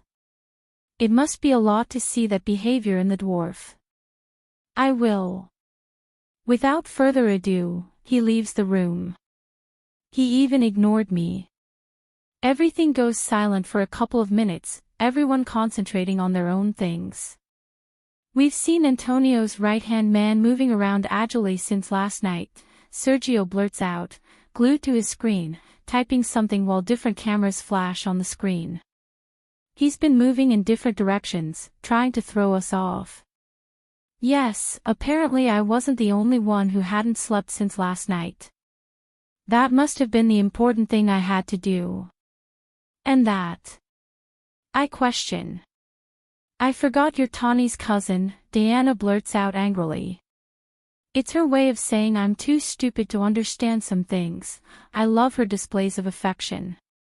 Hector isn't one to leave Dad's side unless he asks him to, especially when he's so mysterious. It won't be. Why does that old man have to be such an idiot? How can he even think of giving his life for that man who tried to ruin him? How can he prefer him to us, his true family? What do you have planned? Let's play the double card. I like to see when the tick gets into this plan. Dad is waiting for Fernando to take him to a place where they can meet, however, we'll be the ones taking Fernando to a warehouse, and for that same reason he'll take my father, or maybe Dad will be the one taking us to him. It's good, but risky. Once we know the place and are sure that the two will meet there, one of us will patrol the perimeter to avoid any unpleasant surprises. That is, you want to attack at once. Nod. I'm not going to wait. I can take care of the analysis of the territory, says Lucia, Tawny's right-hand man. We have a special team. I trust that. Our operations leader speaks again. While we're in the possible warehouse that will take us, I need some people to guard Pierre and Nairobi. I need them to keep an eye on him. Any problem with them? I see myself questioning. We shouldn't turn our backs on them and think it's all over. He's hiding something from me. Leave them to me, I ask. A sad smile spreads across her face, which takes us all by surprise. She's not much of an expressive type, especially in public. What will happen when she finds out? That question takes me back in time. Antonio asked me that same question, and I couldn't answer like I did now. What does it matter? She already knows I killed her father. Pierre is mine, he blurts out, taken aback. Nairobi is Arya's. Oh. I say, confused. You don't need to know everything, I nod, still confused. Let's wait and see where it leads us, while Sergio continues following Hector's path. We'll see where it leads us. I'm sure it's the same place. What about me? Diana lets out a deep sigh as if what she has to say is difficult for her. Something new about her, it's as if she's done something I won't like. Since when do you care about my opinion? You may leave now. So he wants me alone. I wait patiently for everyone to leave. When we're alone, she remains silent, and I know she intends for me to make the first move. It's her habit to wait for others to act. Well, we're not just talking about past accounts, he reports. Fernando is moving in murkier waters than I thought. A contact I have in Colombia has been warning me that he's been seeing someone who's not very trustworthy. And that's Franco Leone. I open my eyes as wide as I can. Leone? I haven't heard that last name for a while, especially because he, like me, decided to uproot a part of our lives. What does all this have to do with him? This is not good. I'm not worried about Franco. I've got him under close surveillance, he assures. How can you be sure of that? He was here a couple of years ago. I hate it when he talks about important matters as if they were simple. Why didn't I know? I was looking for a way to reach Serg. I had to take the bull by the horns and take him back to Colombia. He won't say any more on the subject. What worries me is Franco's partner. If you're worried, it's because you're not a good person. Who is it? He's an Italian. That's the problem. We have some dealings with the Italians. If either of us or they break them, there'll be a great massacre. Ernesto Morelli is a top-level bootlicker. If we touch a hair of his now, the organization will come down on us. Isn't there any way to reach him? There is one, but it will take time. Which? Taylor. Instinctively, I deny it. I'm not going to put her in the middle of this, especially not now. No. She's interested in doing business with a Colombian woman, he clarifies. That Colombian woman has some different interests with Morelli. I could use her to get closer to him, but that will take time. He lets out a sigh, considering what he said. This isn't new, he's been thinking about it for a while. For now, we should focus on Fernando. He's not the king, he's still a pawn like the others, but he's the one who's bothering us. I run my hands through my hair, pondering the idea of Taylor getting involved in all of this. Just thinking about it terrifies me. Why do the Italians want to break the agreements? Something tells me it's not the Italians. Just the man. I've investigated Morelli. His ambition is boundless, he doesn't hesitate to kill his own son. He reminds me of someone, but who? Yeah, Fernando. This is a plot between Leon and Morelli. I still don't understand. I shake my head. What's the point of this? Let's just say Leon resented the way I made him return to his country, and he's still interested in our star. Sergio, as for Morelli, ambition is where it all begins. Where do you know Leon from? Her silence tells me the answer. You know, don't you? It's not my story, it's not my business. Okay. There's something else I want to tell you. I see this is where the tricky part comes in, because he can't even see my face. I was talking to Tay. What's that about? Since when did you tell me anything about Taylor? Anne. I told her you killed Edward. I would have preferred her to hit me. I quickly stand up, shaking my head. My chest is burning, as if having her near me will scorch me.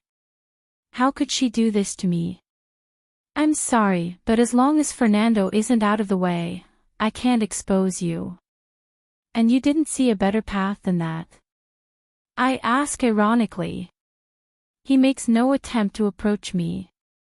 The worst part is that their eyes are now on me and accusing me. Did you expect to keep that forever? She asks. I can't believe it, May, but thank me. If I hadn't done it, I'm sure the woman you shared fluids with for quite some time would have told you. You're right about that. Right now, I don't care what you think, Manuel. The only important thing for me is ensuring the safety of my family and those I care about. At least I know that if I'm ever gone, I know she'll protect my daughter. It feels good to know our connection was between father and daughter. From this moment on, we'll disappear from Taylor and Victoria's lives. Are we? I swallow hard because I can't wrap my head around losing my daughter if I've only just found her. If I disappear out of nowhere, I'm sure I'll lose any chance we might have had. I can't disappear right now, not when Taylor's mind is in turmoil, especially since Vicky needs me. Not when Taylor doesn't know the reason I killed her father, not when she doesn't know my story. If I disappear right now, I'm sure it'll all be over. Diana. I'm not asking you to, she says seriously. If you care about them, you'll stay away from them while we sort out the issues. I don't think I can get close again. I nod. She's right. I can't put them at risk, not when it comes to something more shady, but what if they don't accept me back into their lives and I lose her completely? Is it still mine? Damn conscience. What will you do with Italian? I'll let everything take its course. I don't like this. She never lets things take their course, she's used to facing things head-on. I'm sure she has a plan in mind. Besides, her eyes tell me she's going to drag Taylor into this. But how will she do it if she possibly doesn't want to know about us? I don't want to see her in danger. I can't even think about her coming out with a split nail, but I know that no matter what I say, I won't change her mind, so all I can think about is protecting her for now. And if I'm honest, I trust that she won't let Tay get hurt. Fine, but I'm not going to let Taylor be. I'm the most interested in not getting hurt. I trust your word, he said seriously. I hope you take care of them. I know exactly what I have to do. She sounds offended. Okay, now you have to take care of some matters outside of here. Antonio. Family gatherings in recent years have put my heart at ease. I know that if anything happens to me, my dear wife won't be alone, and not just my wife, but my entire family. Each one of them has each other to face any problem. This is the greatest achievement I have ever had in my life and I am proud of it. Grandpa. Christina waves her hands in front of me. Where's your head? Somewhere she doesn't need to know. I was telling you, I already know what I want to do when I finish high school. Of all my grandchildren, she is the one who cares the most about me, she is the one who makes an effort to reciprocate our feelings, she doesn't have to do it, we all know that she loves us the same way we adore her. It may be difficult for her to admit that she doesn't have our blood, but beyond that, family is more than just a blood bond. I hope she'll understand that someday. And what do you want to do? We're not having a full meeting today. Christina and Agatha stayed here today because Tawny and Cristal have things to do regarding Antonio's accident. Diana is busy, so they came to our house, and Elle ended up joining them. She's in the garden, entertaining herself with a dog her father got her a few months ago. I'm going to be a doctor. She raises her head proudly. I want to work in a family clinic. I want to save lives, but above all, I want to be there to help my family. I've already said it, Christina pushes herself even though she's so young. No one asks her to, but she prefers to. These kids have a better life than my own. They can choose their own paths, yet they still choose to throw themselves into taking care of each other. This little woman has taken on a huge responsibility. I've seen her ability to care for the little ones, even us, but now that I think about it. Why didn't he go see his brother? Whatever you do, we'll be proud of you. I run my hands over her tender, childlike face. In reality, she's grown up very quickly, she doesn't look 11. Your brother's being discharged today, right? He fakes a smile while nodding. Yeah. Why didn't you go? He shrugs. I'd rather keep you company. He plays with his hands and avoids my gaze. And the truth is, Antonio is an unbearable troglodyte. Sibling fight. No, a voice very different from Christina's chimes in. Sibling fights are quickly resolved. The future family doctor opens her eyes wide and tries to focus her attention on another topic. Of course, someone who has siblings says so. Christina, he warns, challenging her. Elle, he exclaims in horror. What? She blurts out, confused. That little brat reminds me so much of his mother. I didn't say anything bad, I just said it wasn't your typical sibling fight. She walks over and sits down next to me. Antonio is a controlling idiot. He doesn't like people butting into his life, but he's always meddling in other people's lives like he's some kind of god. She blurts out in annoyance. Wow, he couldn't have described it better. And that has to do with what?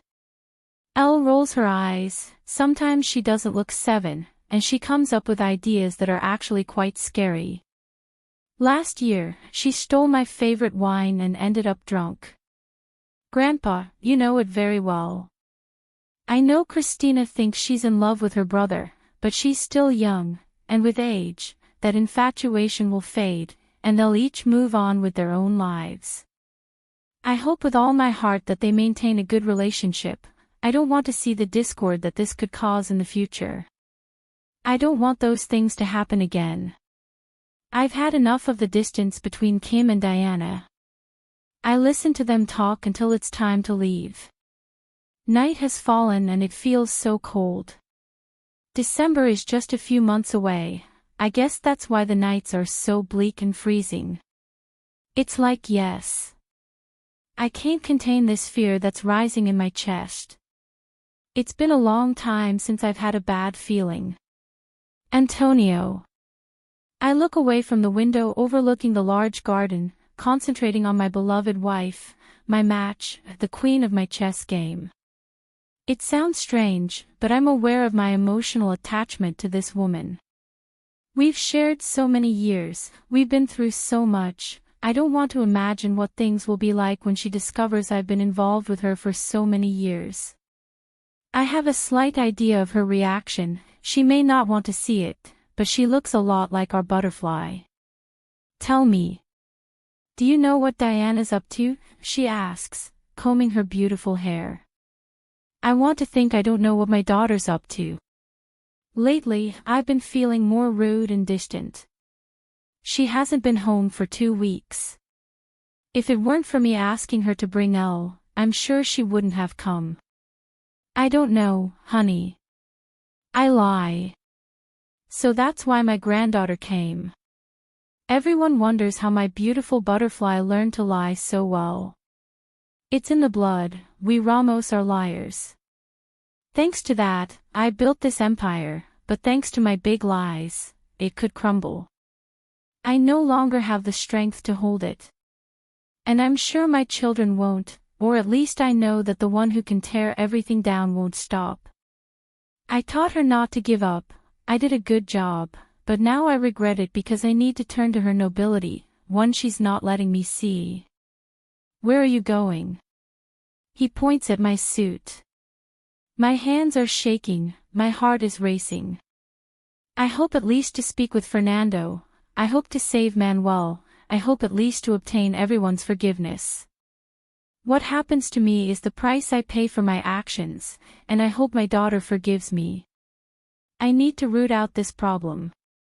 Hector will take me to a bar. I lie again. Kim rolls her eyes. You're not young, she says. Your blood pressure is high, no alcohol. She points the toothbrush at me in warning. I don't want to have to put you in the hospital, is that clear? What will happen when she discovers that her husband made her hate her daughter, an innocent little girl? Like water, darling. I lean in close, placing a chaste kiss on her lips. Have I told you I love you, beautiful woman? I hope it's not the last kiss, that it's not my last I love you. You did, but I like that you said it. She leans her forehead against mine as she sighs deeply. Is everything okay, Antonio? She asks seriously. You're not hiding something from me, are you? That's the problem with sharing so many years with a person. They get to know you more than you'd like, and it's not because it's a sign of weakness, it's because there are things I'd like to protect them from. She comes across as a tough woman, but she's weak, sensitive, and delicate. What could I be hiding from you, honey? I ask, moving closer to her. I don't know, you tell me. He smiled, running my hands through some strands of his blonde hair. You're looking a little weird. What can I tell you? I'm a little worried about Diana. I feel like a bastard for continuing this lie. I didn't want to tell you, but she's venturing into territory we shouldn't. And this is the time to tell me, he questions, pulling away from my touch. You know very well that I hate it when you hide things that happen in the family from me. What did he do this time? I lean in close and plant a kiss on her forehead with all the love I can muster. Perhaps she didn't notice it in the way I said it, but that question makes me confirm that I will never trust my daughter 100%. It's as if I were waiting for another blow from her. I'm sorry, daughter. I want to take my time researching, and when I have everything, I'll let you know. For a moment, I'm tempted to look away, but I can't. Antonio, he warns. See you later, honey. I kiss her lips again. This time, I do leave the room. I hope to return. Diana. My butt hurts from sitting so long watching Serg type on the various computers. I think it's been more than 5 days since I've been stuck here, and I know all this is because Antonio knows me well enough to know I'm probably following him, but he seems to have doubted my resilience. Did Hector think I'd strayed from my path? If he thought that, I should be more careful about Dad's safety. Or maybe he wants to take me there too. You never know with Dad. What do you have for me, Serg? Without taking his eyes off the screen, he speaks. He's been in the car moving for half an hour, Hector. That means they're heading towards the place Fernando's taking them. How can Dad be reckless? For God's sake. He doesn't even have a bodyguard. He accuses me of being reckless, and he is. They're heading towards the outskirts of Metz, heading towards Nice. I nod, still staring at the red dot on the screen. Fernando has taken the bait. That means they're going to the building under construction, I affirm. I've been eagerly awaiting this moment. I want to root out the problems this whole conflict has brought me. I still can't believe I have an uncle, let alone a cousin, and especially that it's my uncle who tried to harm my dad in the past. How is it that Dad is still on his side knowing what he's doing? Fernando may be a bishop at the moment, but that doesn't mean he's not a person with a lot of darkness. When he found himself bankrupt and exposed for his mismanagement within the organization, he prostituted his wife to maintain his quality of life. However, it all ended. And the most damaged were the little ones. Just as you thought. I hadn't planned for it to be today, but I was sure they would see each other soon. Why the rush? I suspect Dad wants to protect him. He knows that taking care of my family won't be a problem, especially with a man who doesn't care about anything. I just hope everything goes as planned because I don't expect any kind of loss, or at least not from my team. I feel sorry for Dad. Anything else? I just sent the alert to the boys, they're already in their locations. Good. I watched the screen, focusing on the green dots displayed on the building we've seen Fernando enter many times, setting up his appointment with Dad. It's funny, they're both meticulous, but I have the feeling my beloved uncle showed up because he wants me there. Either that, or they've lost their ability to go unnoticed. How did they reach such a level? What are you up to? Well, he blurts out, surprised, tilting his face, then turns back to his own. Yeah, for now, we just have to wait for the guys to clear the perimeter. I don't think I called Dad to talk about tea. Tell them I don't want any mistakes and I want everyone with their coordinates activated. Okay. Good. He nods as he begins to give them orders. This man is my chief of operations. Aren't you going? He asks, catching me off guard. Go. I don't know why I feel this way, but I have a faint feeling that if I go, something inside me will change, and I'm sure it has to do with my relationship with Dad. These days, I'm careful because it's no longer just about me. I have to be there to take care of my rebellious little girl. Is something wrong? He asks, looking away from the screen. His brow furrowed as his green eyes focused on my every gesture. Tien. I let out a tired sigh. I've been discovering a lot of secrets lately, I confess. I don't feel ready for another one. Do you think there's more? I don't know, but I feel like Dad would do anything to protect Fernando, and I sigh, I don't feel ready to be disappointed in one of the most important men in my life. No matter how he parented me, no matter the rough times I went through, I adore him. I love him because no matter what the circumstances, he supported me and was there for me.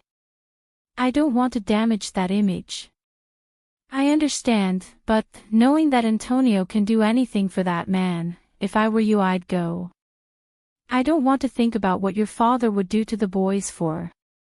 Good point, I hadn't thought of it that way. I can't expose the boys, because I don't have the courage to face the true version of Antonio.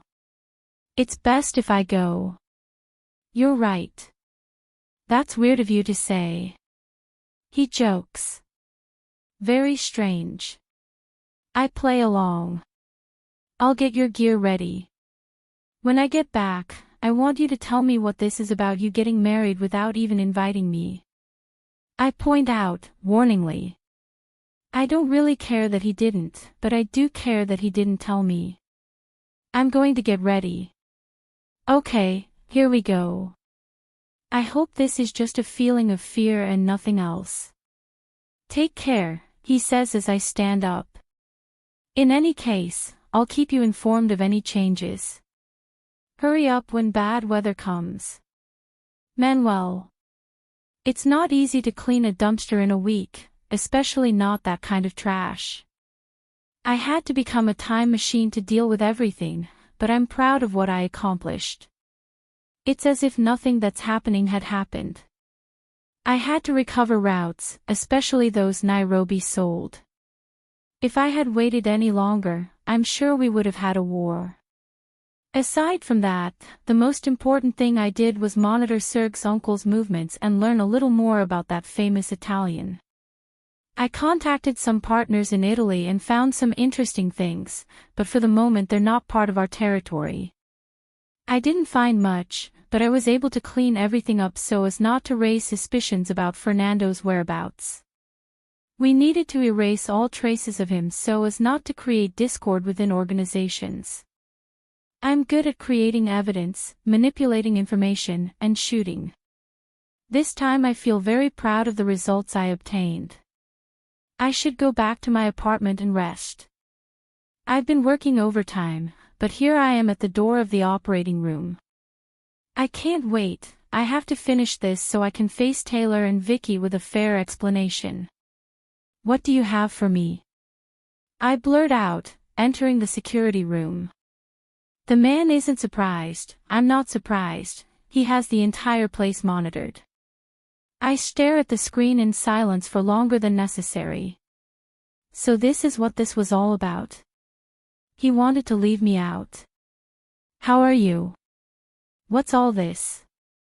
I feign a little ignorance. Sir clears his throat a little. You already know the answer. Was this always your intention? I ask, annoyed. Or was it sudden?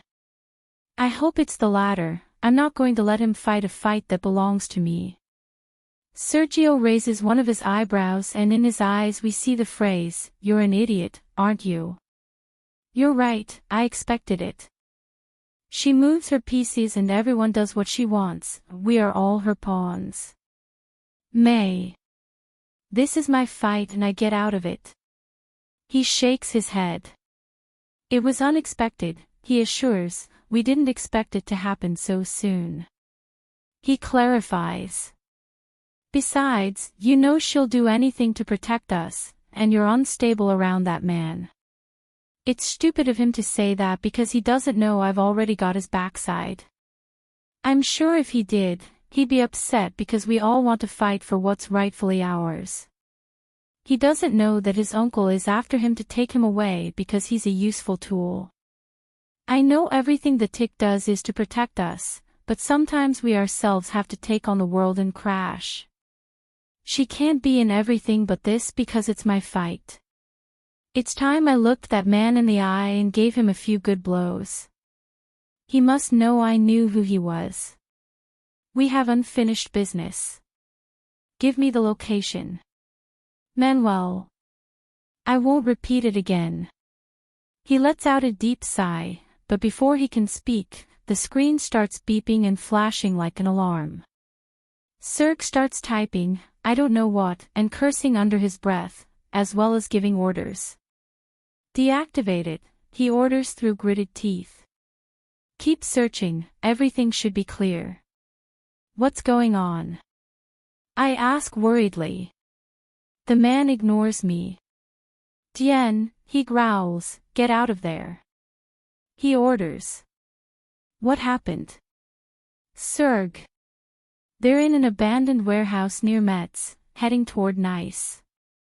It's a building under construction. I'm sending you the specific address. That means what just happened complicated everything. Go quickly and make sure everyone's okay. Repeat the order as operations leader. What happened? I blurt out, confused. I'm not sure, I've received confirmation that there was an explosion. A bomb. Go, he orders without saying anything else, there's no time. I nod and begin my journey. Not because I don't have questions, but because I know they need me, I know when to stay silent. Just like old times, I hit the gas until I reach my destination. I wish it were like in the novels and we could get there quickly.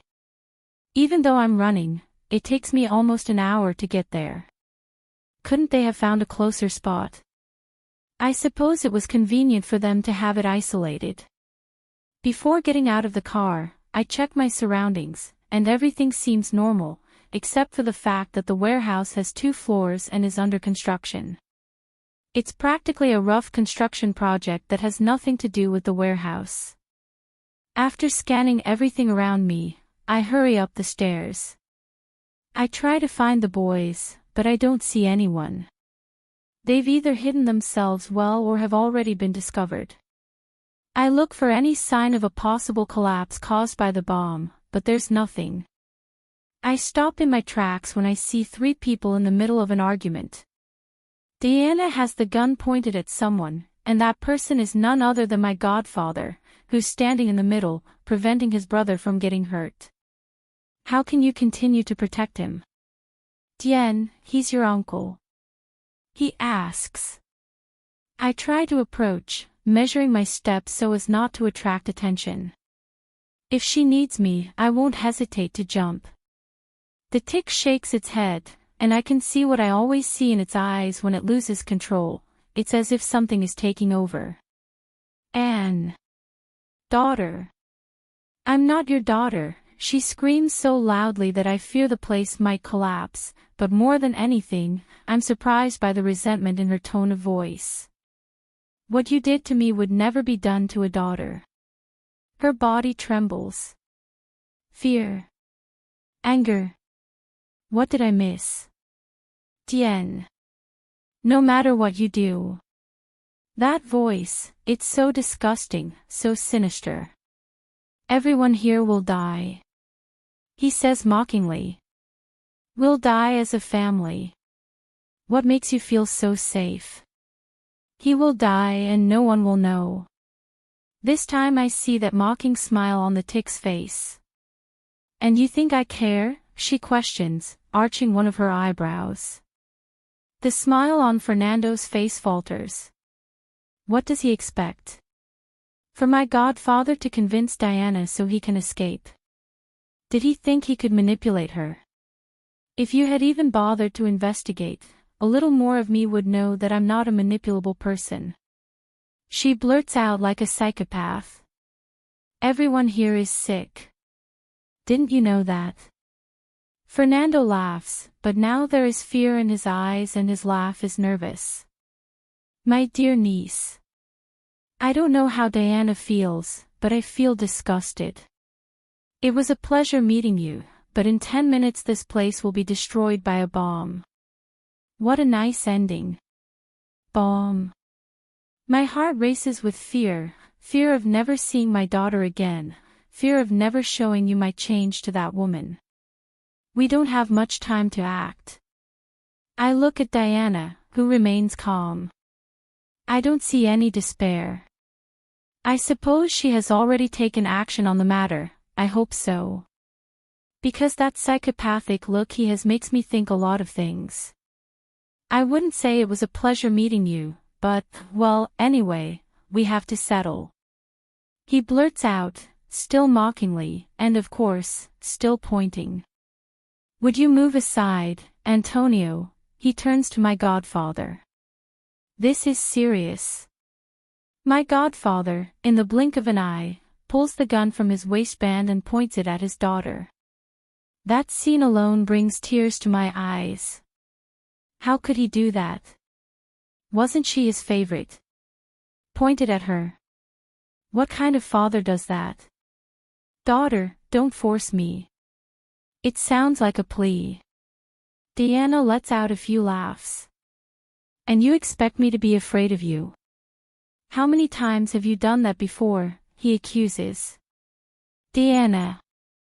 You did it when I was a child, because you think I'd doubt you doing it now. There's reproach in his voice, and if I were my godfather, I'm sure my chest would bleed. What I must confess is that I didn't expect you to confront me about this wretched being. I never stopped to think about how Antonio raised Diana. Now that they're both signing up, I get an idea. I don't see any pain or disappointment on my cousin's face, it's as if she were an iceberg. Daughter. So you're going to let me kill him, or are we going to wait for the bomb to go off? I can feel Fernando trembling. He's a coward, always using others to achieve his goal. You wouldn't be able to. Test me, she mockingly challenges him. So what do we do, Manuel? Fuck. A shock runs through my entire body. I feel like I've been caught doing something wrong. Antonio scans the room until he meets my gaze, and like always when I see him, I can't sense any guilt for his actions. I don't see the slightest remorse in his eyes for doing all this. He puts Fernando above his family. He's even targeting his daughter. What father does that? Seeing this, I promise myself to always put my daughter as a priority. Welcome, son, join the party. The bastard can't get Antonio out of the way to confront me, he's a degenerate. Finally, we meet face to face. The bastard knows that if he gets Antonio out of the way, Diana won't hesitate to shoot him.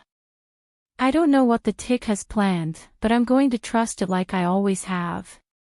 We'd already met, but you didn't have the guts to admit you were Fernando, I blurt out, moving a little closer to them. Always like a rat hiding. He tries to move Antonio, but he doesn't give in, you're just a bootlicker. Look who's talking. Tick, tock. Instinctively I glance at my watch and 5 minutes have passed. Diana lets out a breath, looks at me, and then at her father. I see no apology, nothing but disappointment. She wouldn't be capable of hurting my godfather even though he would. Dear uncle, you should know that I've made a law in my life. Never forgive those who hurt my people. He loads the gun. I'll give you a bonus. No one should ever underestimate me because I'm a control freak. He points directly at Antonio. I'll never forgive you for what you did to me. He sentences. Before we even see it all coming in a split second, I don't know how he does it, but he knocks my uncle's gun down and grabs his arm, pulling it back far enough to give him room to shoot Fernando in the leg and arm. I've always said she's fast with a shot, but not to mention in martial arts. Daughter. Antonio makes a move to go, but I don't let him. I get in the way. I'd like to give you a different ending, but let's just let things take their course. He speaks again in that way that makes your skin freeze. He tilts his face and speaks to me with his gaze. See you.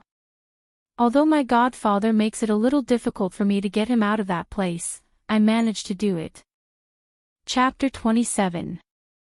As we leave the building, some of the boys are waiting outside. I assume Sir gave the order.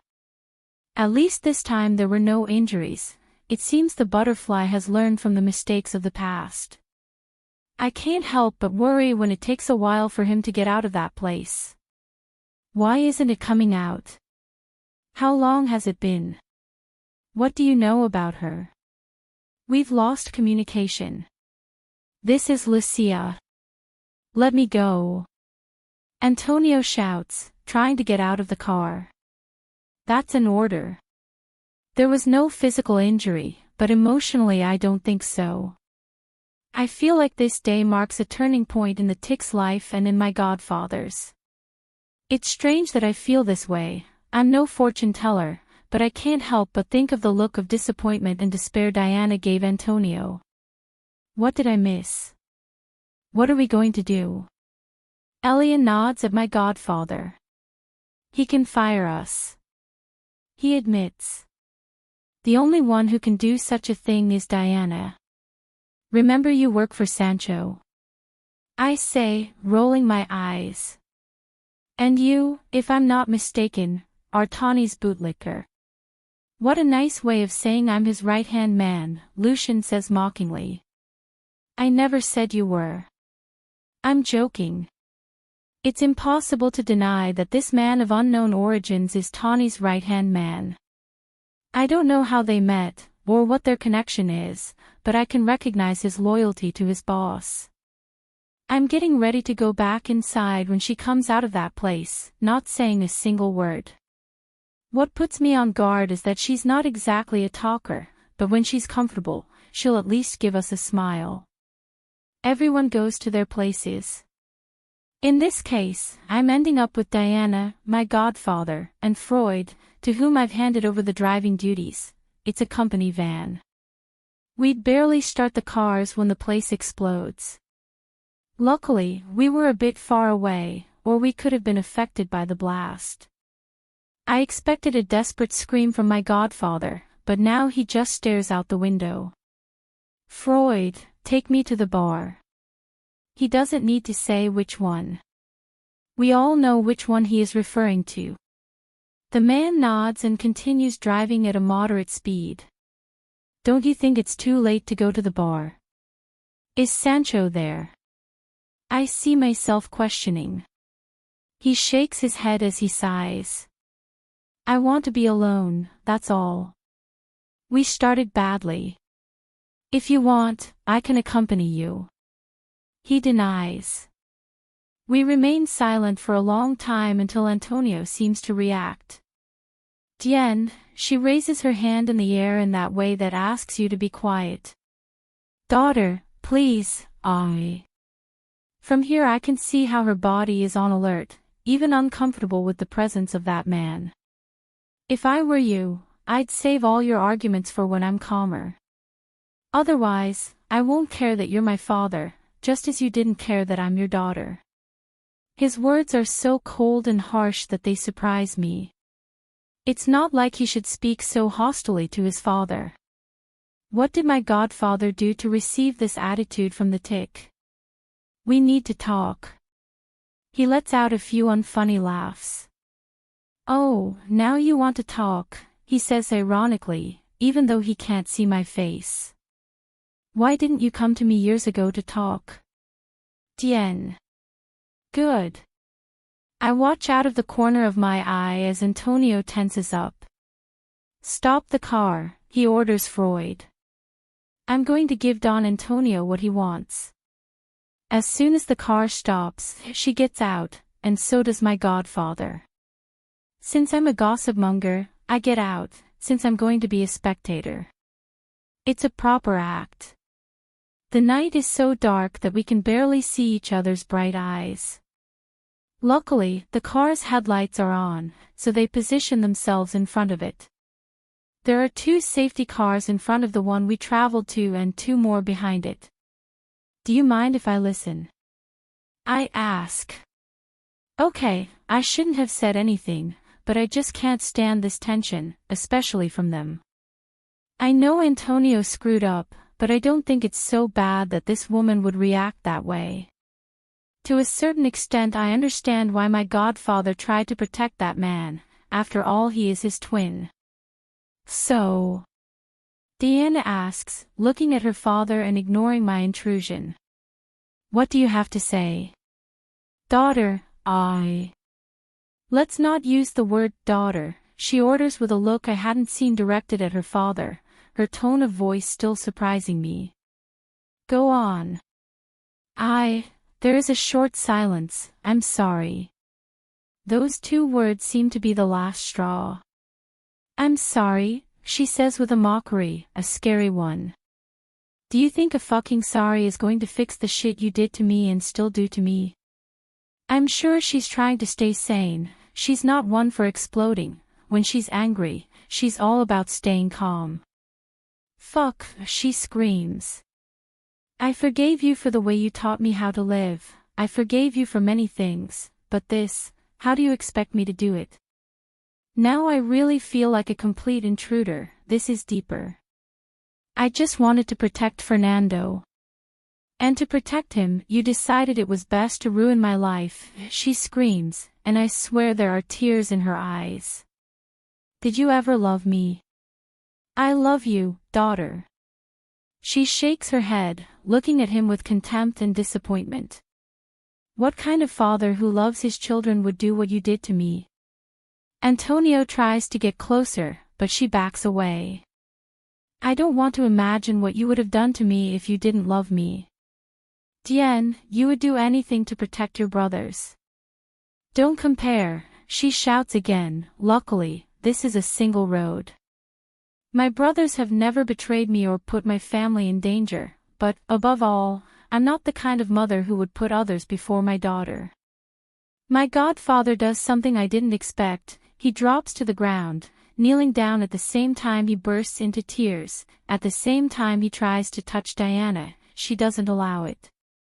Sorry, The tick's hands pass over his face, drying it furiously.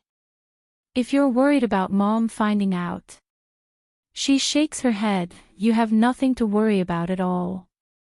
I've already carried the weight of my brother's death, one that should never have been on my shoulders, but I can deal with it.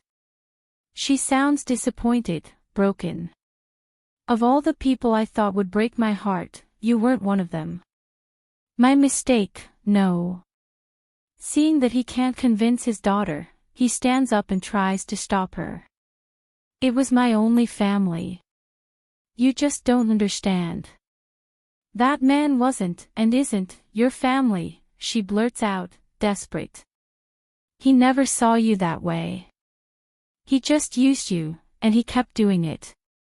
She starts toward my car, but stops. You're no longer one of the most important people in my life. Anyone would think she says that out of a moment of anger and disappointment, but there's something not many know. When Diana breaks an emotional bond, it's forever. That means when she decides to close off access to other people, it's because she's disappointed enough to care about that person. The person he admires most has stopped mattering to him. I don't know what this is all about, but I was able to pick up a few threads. Why did my godfather do that? Before we can react, she climbs into the driver's seat of the truck and drives off, leaving the 3 of us standing in the middle of the street. Luckily, there are plenty of cars for us to ride in. Poor Tick. Diana. I close my eyes as I massage my temples with one hand, while in the other I take a sip of the strongest liquor in this bar. I'm no longer the kind of person who seeks refuge in alcohol, I'm sure I've changed. I'm no longer that impulsive teenager who just acts for the sake of it. I think about every step I take, and I've done it with the purpose of not hurting my loved ones, and now. What kind of father does what Antonio did to me? Did he ever love me? I thought he loved me, in his own way, but he did. What a huge mistake. I never blamed him for the way he raised me, for the way he brought me into this world. Now I don't know what to think. I'm still struggling to process all this information. What happened, honey? Sancho asks, sitting next to me. Sometimes I forget that I'm a married woman, that I have people with whom I can share my pain. There are things that are impossible to get used to. I love their company. However, I like to carry my pain and put my thoughts in their proper place, alone. I finish drinking the little bit left in my glass, sighing as I tilt my face to the side, meeting my number one grouch. Some days I adore him, others I hate him, and others I turn into a jealous woman. I've always been self-confident, but it's just not possible with him. We've been together for so many years, and I still love him like I did the moment we named our relationship. A lot of things happened. Is your father okay? Father, that word sounds false and hypocritical to me right now. Breathe, and that's more than enough. I blurt out, more hostile than I intend. My husband nods to one of the guys, pointing at my glass and ordering one for himself. The bottle on my table is half empty, so he doesn't order another. We wait in complete silence until the guy puts down his glass and leaves. Sancho is too patient, waiting for me to speak, and not seeing my initiative to tell him what happened, he speaks again. So, I had nothing to do with Alex's death. I don't keep secrets from him, but when it comes to my relationship with Dad, I try not to bring up the past. He gets along well with Antonio, but he does it for me, because he doesn't like what he put me through. It feels like a huge weight has been lifted off your shoulders, but silent tears begin to fall. I hate it when I get emotional. How could he do this to me? Sancho puts his hand on my leg as a sign of support. What did he do? He's holding back so as not to sound rude. The real culprit behind my brother's death was Fernando. Just naming that man makes me want to go to the warehouse and torture him slowly, until he begs for mercy, a mercy I'll never grant him. Pa. Antonio manipulated everything to make me look like the culprit, but they were the real killers of Alex. I should have felt relieved that I had nothing to do with it, but no, I feel disappointed, destroyed, and angry at Antonio. It would have been better if it had all been my fault than for him to do this to me. Honey, he whispers. When you've known someone for a long time, words are unnecessary. There are times when gestures and actions speak for themselves. And when it comes to my husband, I know he knows me well enough to know when I want to keep talking or when I need a show of his support and affection. Sancho hugs me so tightly, but without hurting me. His arms are my safe place. He makes me feel like the most important person in his life. We're not the perfect couple, and we have many disagreements. However, I'm sure of one thing, and that has to do with the love I have for him. I love him, and that's no lie to anyone. I couldn't have been in a better place than by this man's side. I feel so disappointed, I blurt out after breaking the hug. Where's Elle? I change the subject. I don't want to worry about other people's attitudes. It hurts, but it's already done, and there's nothing I can do to stop it. Tien. I shake my head. I don't want to keep talking about the same thing. Where's my daughter? I don't think she stayed at our house. Sonia went out with her daughters after all. Who did you leave her with? He's staying with your mother. Mother. I feel like the deterioration of our relationship was in vain and I can't do anything about it because she'll never trust me no matter what evidence I can show her, but beyond everything, I don't want Antonio's remaining years to be wasted. Mom is his life and everything he did was with the purpose of not losing her. Good. We'll pick her up later, she clarifies, and I'm sure she's holding back from saying something inappropriate about Antonio. What are you going to do with what you know? What's the point of doing something? No matter how hard I think about it, I can't see the point. Now what I have to do is focus on following the plan. I can't leave any loose ends, much less put the lives of others at risk. Antonio didn't know it, but Fernando is still under my power. He's not dead, and when he dies, it will be because he can no longer bear so much pain. Dien. My cell phone starts vibrating in my pocket, so I raise my hand to Sancho to signal silence. I hang up the call. I'll be in your office. I stand up and head to one of the places where I can talk quietly. Tell me. I say, as he barely answers my call. The little bird has been flying near the nest.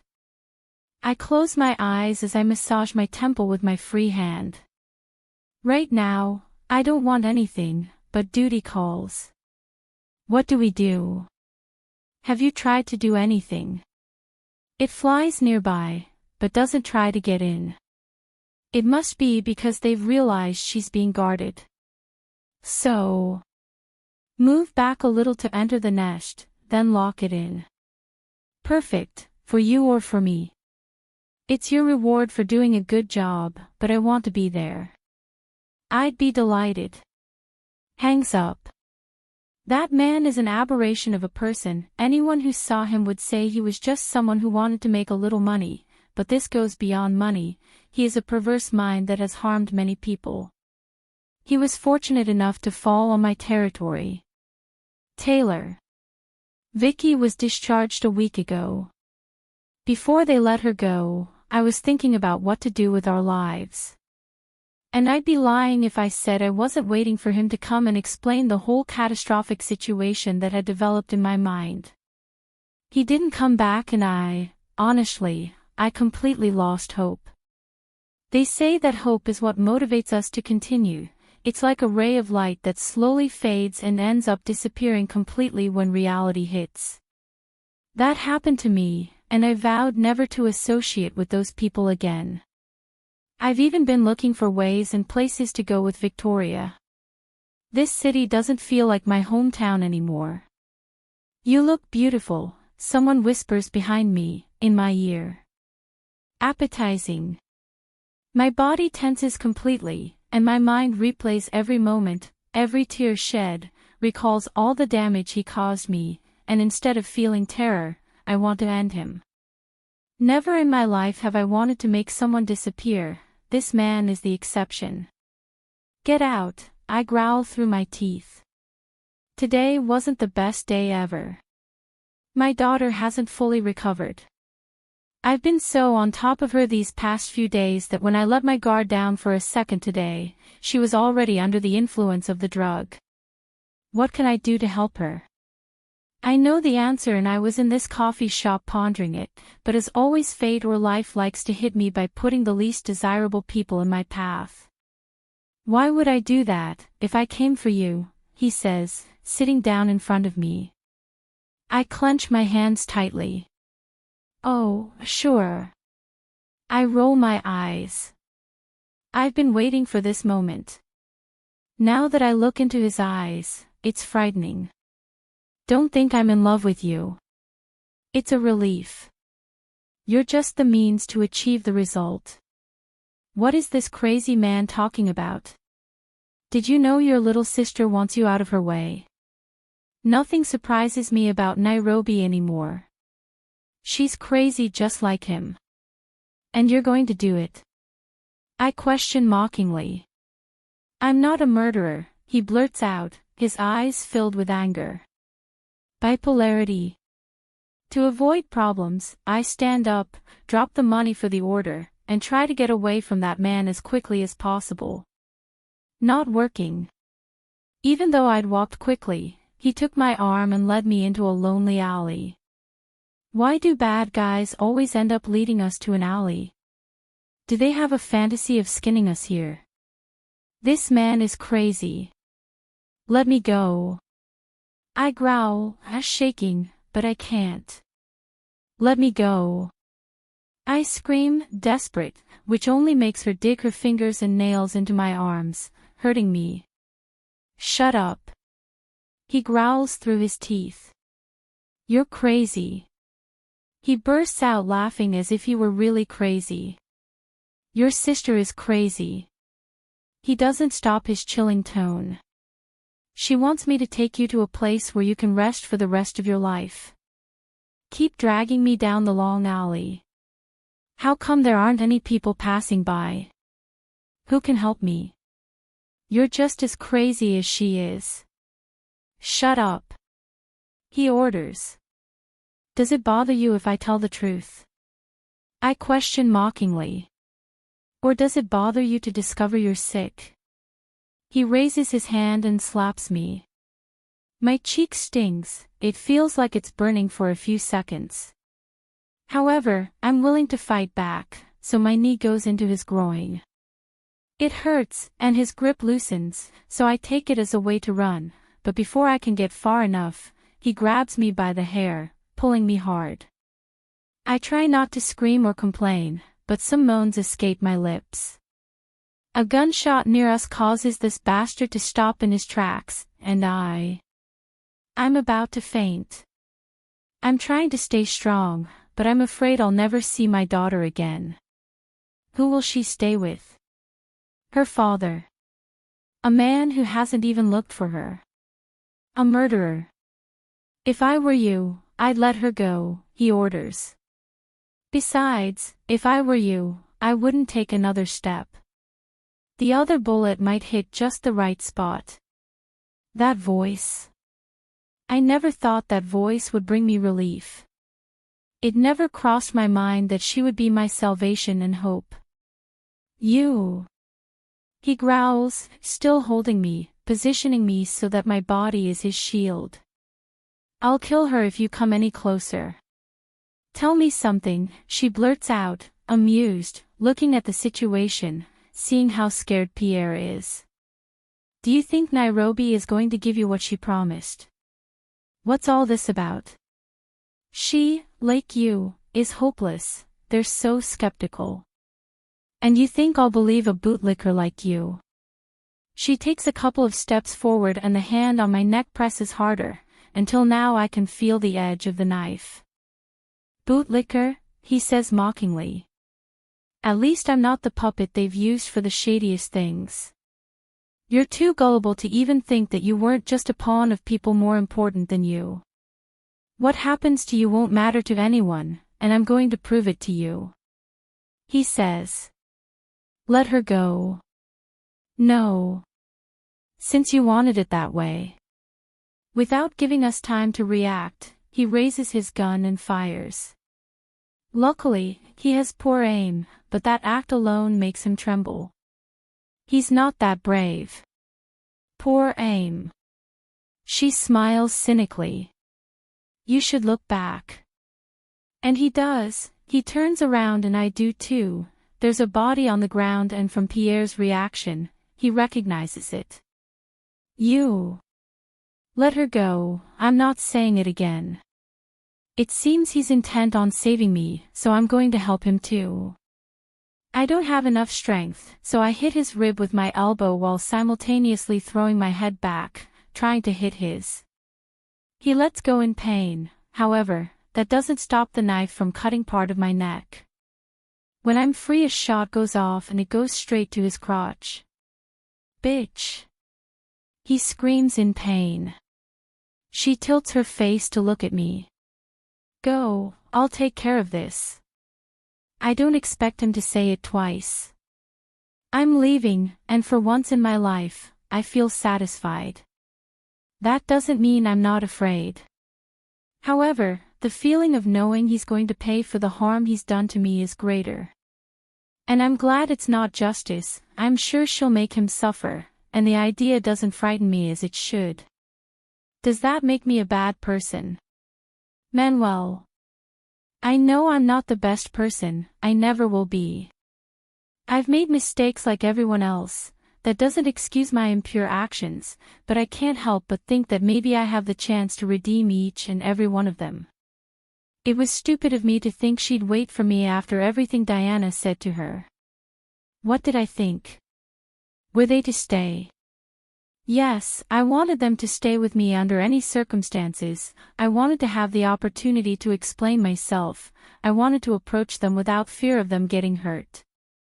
I was disappointed when I went to the hospital and they were gone, and there was nothing to pay. Everything had already been cancelled. What did you expect? I didn't go see them for 2 weeks. It was obvious they were going to get tired of waiting for me. Should I wait? I doubt it. What are you planning to do? A voice asks behind me.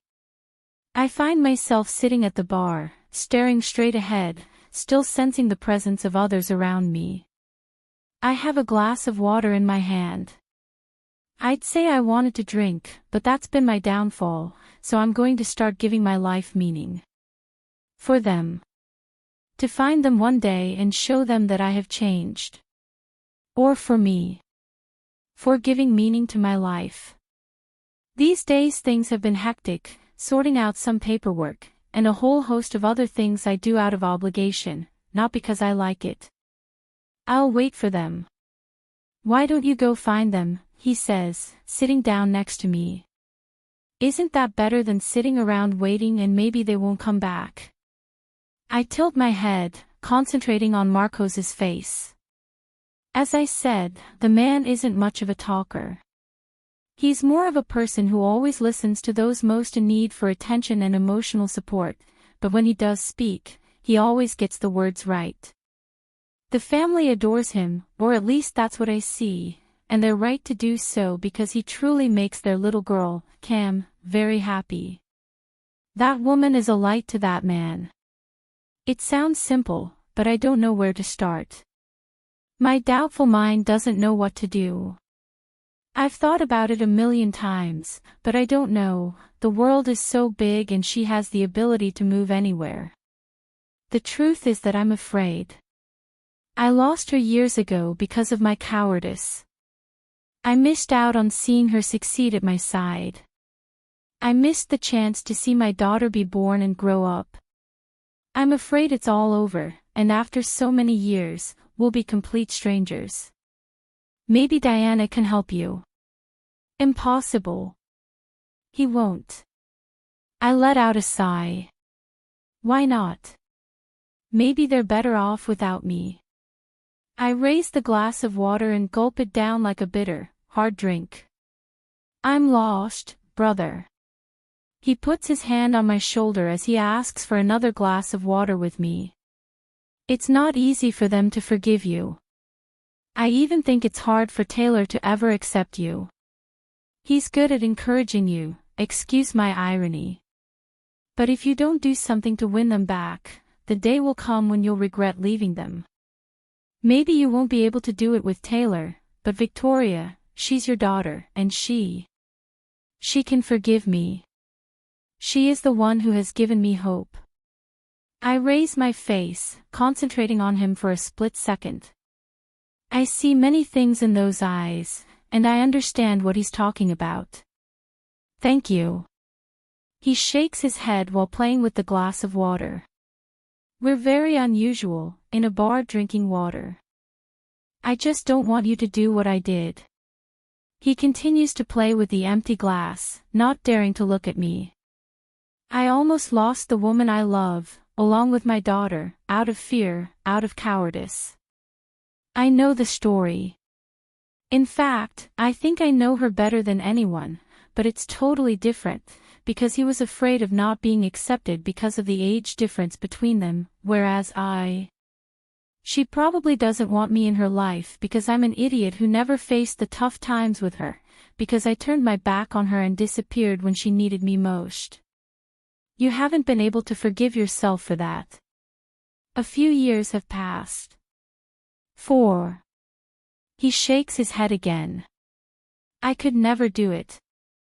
I'm sure that if he hadn't died, would have lost her completely, both her and my daughter, he says regretfully.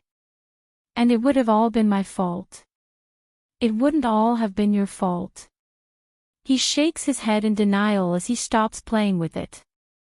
Cam, she's stubborn, but if I hadn't treated her that way, she wouldn't have hidden it from me. It's all in the past now, I remind him. What doesn't make it any less important is the possibility of her raising my daughter with someone else. He sighs. What I mean is, you can't just sit and wait. You're absolutely right. I have to try, and it has to come from the bottom of my heart. I have to show my change, but above all, I have to show her how much she matters, especially to Vicky. Seriously, thank you. Pat my back affectionately. That's what we're here for. He stands up, which makes me think he came in here for me. Was he following me? It's never too late to redeem yourself unless you're dead. And yes, it's never too late to seek some forgiveness. Chapter 28. Taylor. I know the best solution isn't to run away, but I feel so mentally exhausted that all I want to do is disappear from the world. I want to cease to exist for everyone. I don't want to be the designer Taylor Flores who can't fart because everyone wants to record and smell it. It's my fault because I want to be famous, I know, it's my fault for wanting a life that ended. The important thing is that this month I've made a change in my life. I know I still have things to improve, things that have to do with me, but I know I'm making a big change. My little girl cries from time to time when she thinks I'm not around, and I know it's because of that boy who abandoned her. I don't know the story, she won't tell me, and I try to understand, but it hurts to see her depressed state. I miss her laughter, her life, her good vibes. The worst thing I've ever had to do in my life was leave her at that drug clinic. It hurt because I felt like I was abandoning her. There isn't a day that goes by that I don't remember her desperate screams. I didn't want to do it, but it's time to face my mistakes. This is advice for every mother or father. We must give our children freedom, but it must be freedom with limits. Not like I did, I was a permissive mother, and now I have to pay the consequences, watching my sweetheart suffer. But above all, let's not place our responsibilities on the shoulders of children or teenagers. I have to be strong and tell myself what will happen. In this month that has passed since I decided to leave Metz, we have promised ourselves to improve as people and, above all, not to abandon each other because we are the only ones we have.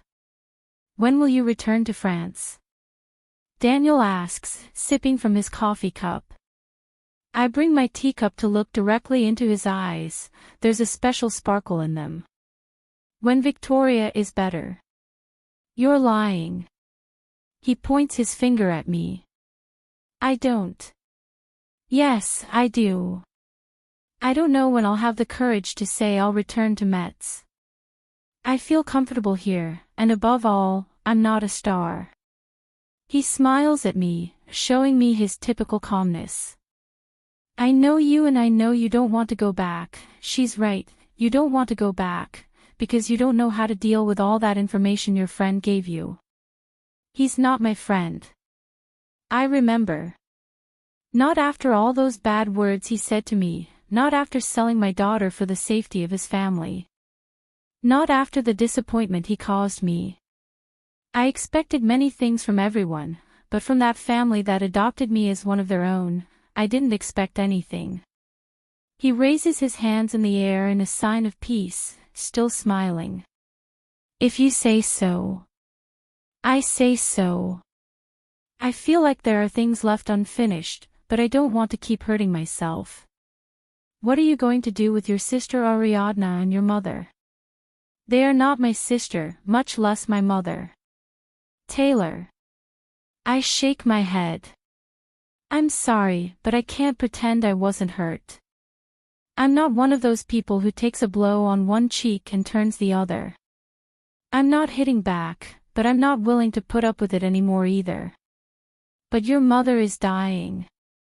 Let him die, then.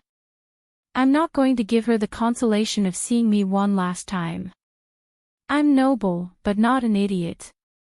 I'm not going to allow her to die peacefully with a simple pardon. Let her live as long as she has to live with her daughters.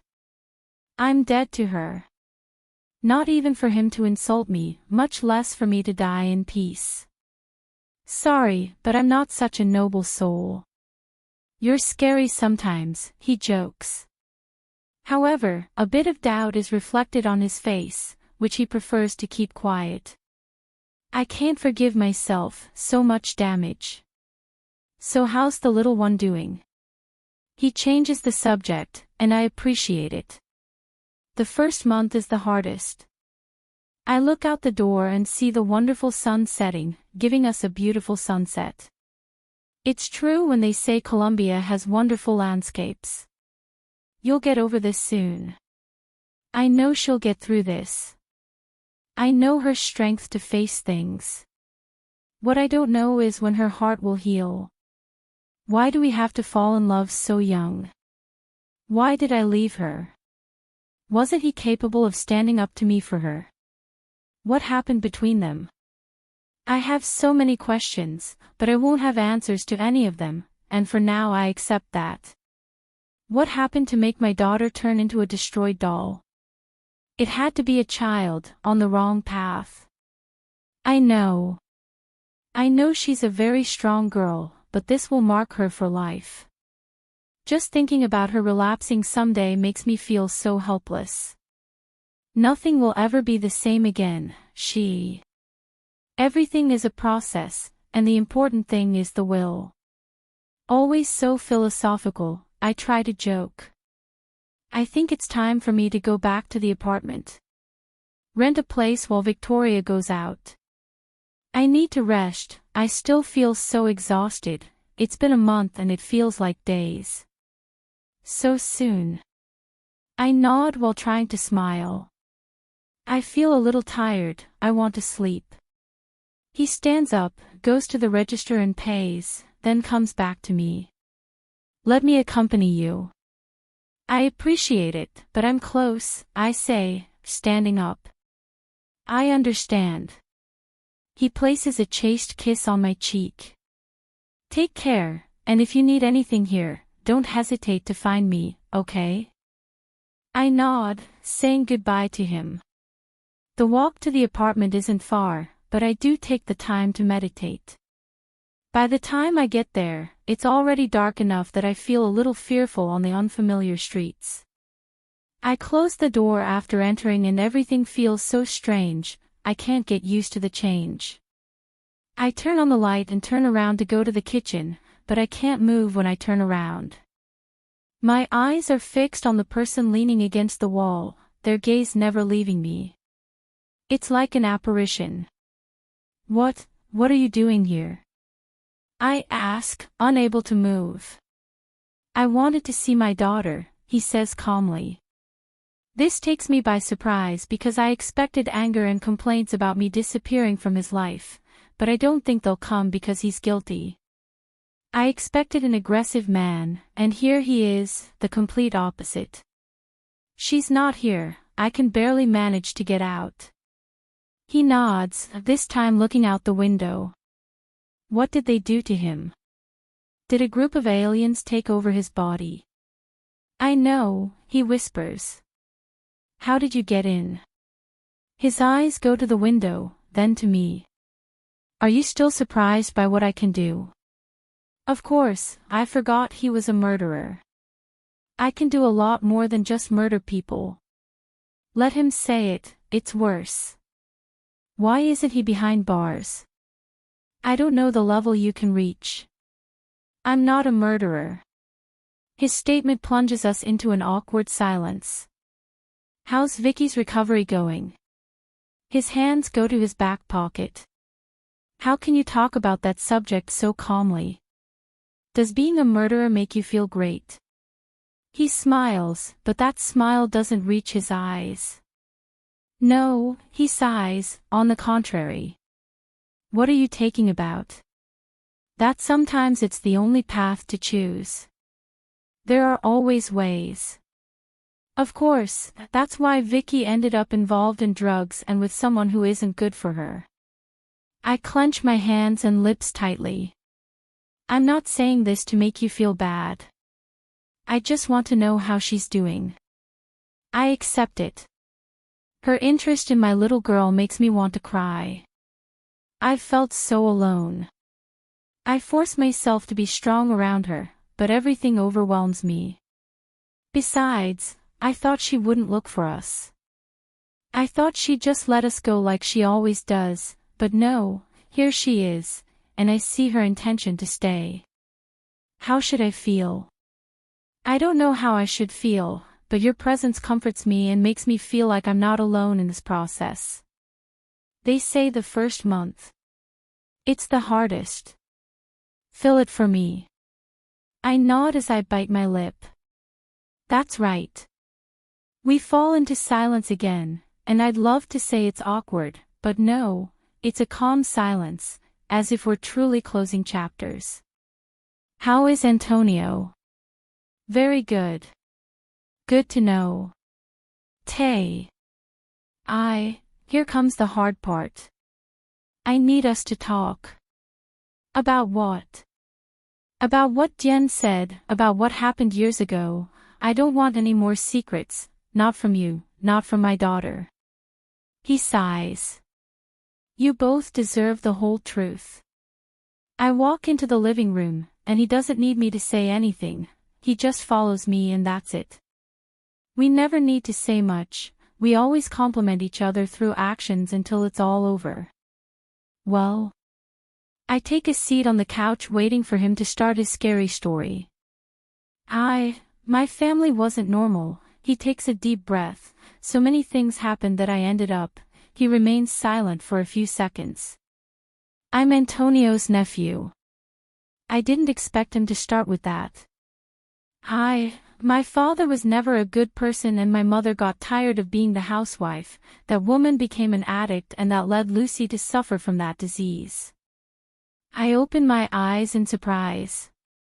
How is this possible? Fernando was taken to jail for mismanagement and I was taken to an orphanage. Antonio appeared and saved me. In gratitude for what he did for us, I decided to be loyal to him. I followed in his footsteps and became his right-hand man. Wait a minute, I interrupt him. What kind of steps? He smiles sideways because he already suspects that there is an idea in my head. It's impossible that you never heard those stories, he replies. I want to clarify that I didn't approach you to kill your father. He sighs. I accept that, I'm a murderer, but when I approached you it was because you captivated me. When I found out what they were doing to you, I asked him to investigate your family, and your father's misconduct led my godfather to order me to kill him. I never expected Antonio to be everything they say he is, much less that this man would talk to me about this topic as if I were one of them. Manuel. I know that doesn't take away from what I did, but I didn't use you. How could he have guessed what I was thinking? My original name is Bruce May Ramos Cullen. Okay, this is a lot of information to take in at once. I've always been in that business, although I keep my affairs clean. Do you think that is easy to assimilate? And Diana? He shakes his head. I only talk about myself, not about others. Seat. And what about Nairobi? Since we're talking about everything, I want to address the questions that have been on my mind for a long time. It's not what you think, he assures. When I started dating her, I didn't know she was your sister. I can believe that part, after all, she changed. And then, when I found out, I couldn't walk away. Because I was entrusted with a mission where she was my target. If I stopped seeing her and acting like she did before, I would get suspicious and everything would be lost. It's not what I expected, but I'm happy with it. Since we're on the subject of truth, I turn my gaze to the wall. Are you hiding something from me? Victoria had a brother, they were twins. For a split second I look at his face and see the surprise. I had to choose between his life or Victoria's when they were born. They were premature and one was more engraved. It's not easy to say it out loud. Tears fall down my cheeks. Years may pass, but it will always hurt. His arms cover me, transmitting his warmth to me. I'm sorry, he whispers in my ear. Forgive me for not listening, sorry for not being there for you when you needed it most. Taylor, give me a chance to. I shake my head away from him as I wipe away my tears. I already said it once. I can't pretend nothing happened, I can't let things go. I don't hate him anymore, I don't hold a grudge, but I know I need time to figure out what I want. He needs it too. We can't just live in the past. My whole life after the divorce I've lived attached to those angry feelings. They can't change overnight. I need to heal in my own way. Let's have a healthy friendship for Victoria. Tay, he pleads, I still love you. No, I shake my head. None of us knows what we want. Even if it sounds bad, it's true. We have lived, attached to the feelings of the past, we do not know each other. 5 months later. Manuel. I sigh as I close my eyes and run my hands through my long hair, tousling it slightly. I lean back in my seat and shift around in the swivel chair, looking for relief. Failed. I'm about to fall asleep.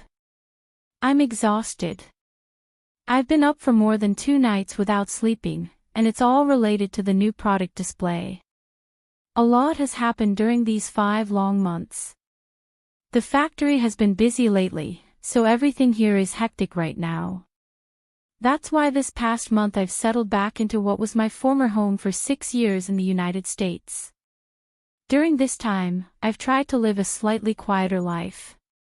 I've tried to find meaning in life, and in fact, I may have succeeded. She was right. We had to find our way. I have a family that's currently broken, but we have each other, and that counts.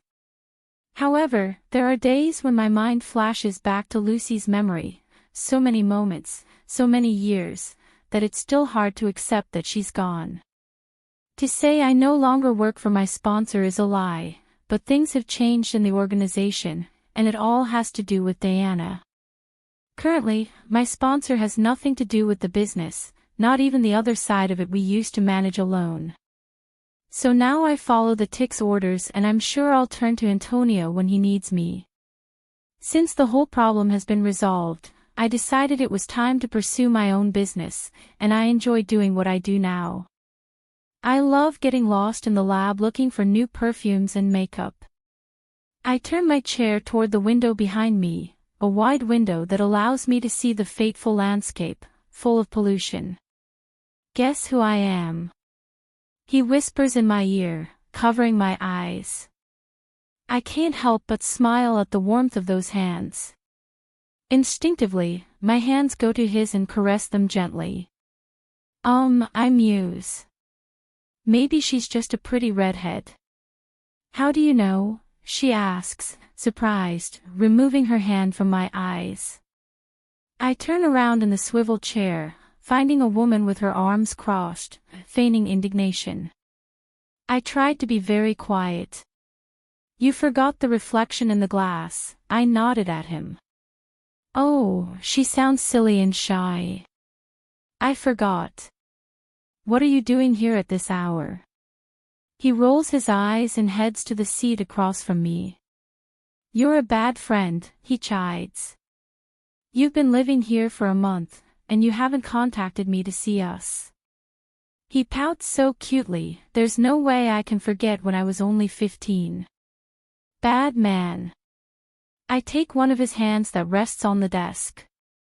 Sorry, Ashley, but I've been a bit busy. I know. He snorts. I heard in the press that you're having an exhibition, and I've seen a lot of the staff moving around at this time. What day is it? Next week. She pouts in pity. I won't be able to be there. Bye. She's still with that idiot. Don't look at me like that. And how do you expect me to look at you when I've told you that man doesn't value you and yet you continue with him as if he were the only person in the world? She sighs, moving her hands away from my touch, and begins to play with some strands of her hair while avoiding my gaze.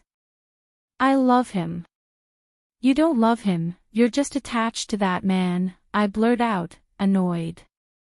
Don't you see that man turns you into that thing you've worked so hard to leave behind? It's my first. First love isn't always the last, I remind her, interrupting her. He was my first man, That doesn't diminish your worth. You're a wonderful woman, with great talent, with a great future, but you won't be able to advance if you continue to be the other side of a man who lives happily with his family. He's not happy with his family, he wants a divorce, she says. Are you telling me or you? Manuel. She sighs, shaking her head. How's everything going in Metz? She changes the subject, knowing she won't be able to change my mind. Do you think that's the solution? Ashley is one of those girls I care about, I want to protect her. Tell me who she is and I'll show you she's not worth it. Manuel, leave it. I sigh, running my hands through my hair. Whatever you want, but don't say I didn't warn you later. I point out. So how's everything going? How are you, Taylor? After winning the contest, she returned to New York to strike out on her own, taking advantage of the sponsorship she was offered. You don't want to know. I want to know, he says. You don't want to. I love her, but I don't think it's necessary for her to know about my daughter. Roll your eyes. At least tell me how my ex-boss is. Good. Just like that. What can I say? I haven't heard much since the last time we spoke in person in Colombia. We've talked over phone calls. She's told me about my daughter's progress and has allowed me to speak to her on her cell phone. We occasionally talk about trivial matters. I can say we've improved our relationship, but that's as far as it goes. I feel like I've forged my bond with Vicky, and I've decided to focus on that. I remind you that I've been living here for a month. I blurt out the obvious. I forgot. She blinks a few times. She's so innocent, that must be why that man is taking advantage of her. What are you doing tomorrow? I'm not meeting your sister, I warn. He shakes his head, smiling. I'd like that to happen, but it can't be done. He's starting to get the picture. Let's get some ice cream. Do you want? Why not? She stands up, approaches my seat, and hugs me so tightly that I can't help but hug her back, causing her to fall into my lap like a little girl. We stare at each other, and I can't help but smile, and she does the same. I think I've arrived at a bad time, a clumsy voice whispers. I look away from the redhead, pausing in the doorway. Her gaze is fixed on us, her hands moving nervously. This would be the first time we've seen each other since knowing we have more than an emotional bond. It's the first time we've seen each other face to face since knowing we're father and daughter. You'll never arrive at a bad time. I help Ashley stand, then I do too. Don't just stand there, come in. My daughter can't stop looking at the redhead with every step she takes. I wanted to surprise you, but I was the one who was surprised. I smile as I approach Vicky. I didn't expect to see her here, but I like that she's free now. I run my hands over her shoulders, leading her to stand in front of the redhead. This is Ashley, a friend. Nice to meet you. The redhead extends her hand toward her. My daughter takes it with a little suspicion. MX. He says mockingly. Believe it or not, I have friends too. I think she's the only one I haven't had anything to do with. I met her when I was 15. By that, do you mean you see her as a sister or a daughter? She rolls her eyes in annoyance, as if that clarification only complicates things. I'm Victoria. Yes, I've seen you a few times. I don't remember seeing your face. You're Taylor's daughter, aren't you? How does Ashley always smile? She always smiles, but it's not with the same emotion. Doesn't she notice how awkward the situation is? Yes, they break off contact, and I'm also Manuel's daughter. She says it in that way that marks her territory. If her mother and I had a thing, Tay, I'd be happy to have our daughter take care of me. A version of a jealous daughter. I didn't expect to see this. It's like saying, stay away from my father, he's mine. Ash opens his eyes in surprise. Your daughter. She blinks several times. How old is, she asks, confused. I'll be 16 soon. My little friend opens her mouth, then closes it. It takes her a while to utter a word. I think you and I have a lot to talk about. Her eyes and voice are accusatory. So don't forget our date. Her eyes quickly scan Vicky, and my daughter's annoyed expression tells me she doesn't like it. Victoria, right? My daughter nods. Well, it was nice meeting you. Do you have something with Manuel? We haven't reached the stage where she calls me Dad yet. She lets out a soft giggle while shaking her head. No, Manuel, he told the truth. We're friends. I think I'm the only friend he hasn't taken to bed. She's good at taking hints. You have nothing to worry about. It's not that I'm worried. Manuel's old enough now. It's just that. She trails off, as if recalling a memory. There aren't many people he'd let sit on his lap and look at the way he looked at you. What did he just say? Since when is she so jealous of me? Vicky. I growl through my teeth. The smile on Ashley's face falters, her eyes become cloudy. I guess she's remembering why we became so close, why I adore her. Your father met me at the worst stage of my life, I guess we bonded. She tries to smile, but it doesn't work. I guess liking your father won't make us get along. My daughter lets out a deep sigh, looks again at the woman in front of us, and then smiles with some discomfort. She's noticed Ashley's change in attitude. My father's friends are my father's, my mother's are hers. We don't have to get along, it's enough if we put up with each other. I didn't expect that answer. How much has my sweet little girl changed? I'm sorry if I was impertinent. Ash steps a little closer and his smile shines again. You look so much like your father. It was a pleasure meeting you. Now his gaze is on me. Don't forget that, he warns, placing a kiss on my cheek.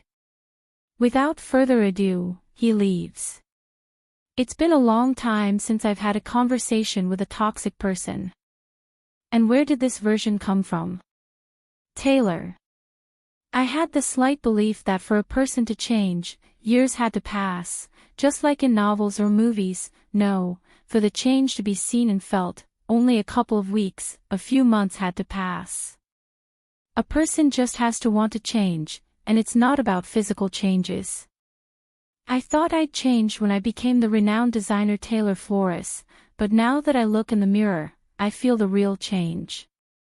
I've already said it, it's not because of how I'm dressed, it's because of my mental strength, it's because of my strength to continue, it's because of how much I've achieved in these months.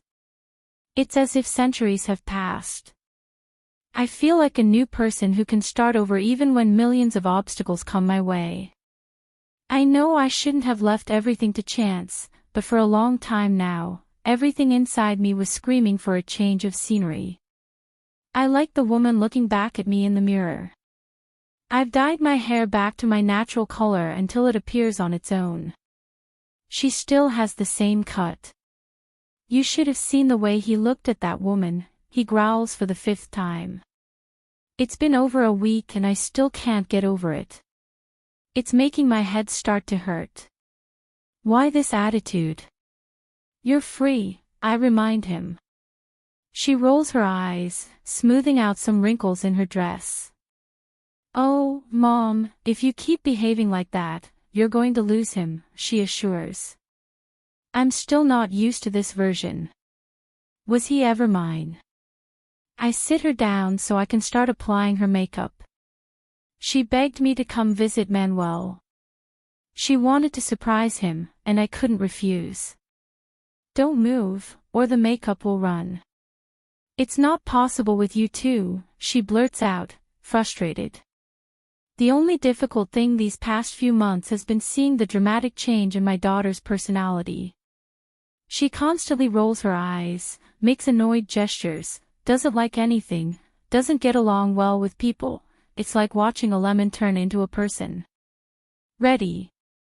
I finish looking at my work and smile. She's quite a woman. Why do girls have to grow up so soon, so fast? And you're not going. He looks at me again and again. Are you going like this? I'm not going. He rolls his eyes in annoyance, one of his hands playing with a ring on his ring finger. When do you think you'll take it off? Oh no, Mom, I'm not going alone, so you better shake that butt. No, Vicky. I'm not going to take no for an answer. And she says it in such a way that it sounds more like her mother than me. Talking on the phone isn't the same as seeing them in person. Besides, I'm trying to keep my distance from them all. I don't want them to put us in the middle again to protect themselves. I watch as my daughter's bare back disappears into the living room. It's not that big, but it's perfect. It has the right lighting, just the right amount of people, and the displays showcasing the merchandise. Even from where I stand, I can appreciate certain jewels I've never seen before. I slip in unnoticed, trying to keep my distance from a certain person. Besides, I want Vicky to feel a little free. That doesn't mean I won't take my eyes off her because after what we've been through, I don't want to see her dependent on those substances again.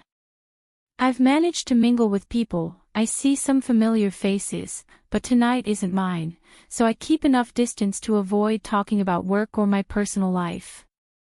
I don't think they'd mind. So. Someone speaks behind me. Instinctively, I turn around, finding a familiar face. I don't usually talk to him much, in fact, he's very quiet. He's the kind of person who only observes and speaks when the time comes. Sometimes I think it has to do with him not yet getting used to the fact that he's no longer an employee. Are you talking to me? I pointed at him, surprised. He smiles, making his eyes narrow, and lines forming on his face. It's no wonder Cambry fell for him. I mean, he's handsome, has the perfect touch, muscular. Marcos may not have the Ramos's looks, but he does have his charm. And those muscles. The ghost in the back, he jokes, leaning a little closer. How are things going with your daughter? I narrow my eyes, weighing her interests. I don't know what to expect. I heard she had to go through a difficult process to kick that habit. It's much better, thank you. He nods repeatedly. Is there anything you want to tell me? I'm surprised by how hostile I sound. The man can't stop smiling. Actually, yes. We were silent for a few long seconds. Not everything is what it seems. What's that about? To what happened months ago? A lot of things happened, I remind him. She thinks about it several times, tries to speak, but nothing seems to come out. I don't want to sound rude, much less be rude, however, I've learned that being nice isn't good. I'll take care of it, Marcos. My body tenses when I hear that voice. I still have his words in my head. There isn't a night that goes by that I don't remember him, that no one would ever use me, much less my daughter, to obtain benefits. The man nods and walks off, I guess to where his family is. I turn around, facing the woman in front of me.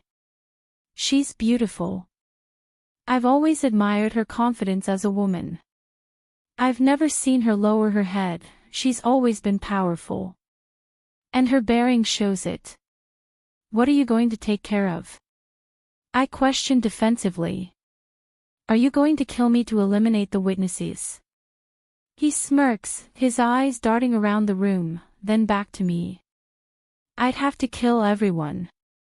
It would be a good joke if my brain hadn't already assimilated all the information she gave me at the hospital that one time. Maybe I'll do it later, but I have to make sure Victoria doesn't notice, or... I widen my eyes in horror as I watch her plotting a macabre plan. After a few seconds, she bursts out laughing while shaking her head. Just kidding. Why should I believe you? You believe a lot of things that aren't true. Like which ones? Why do you think I'd use you to save my family?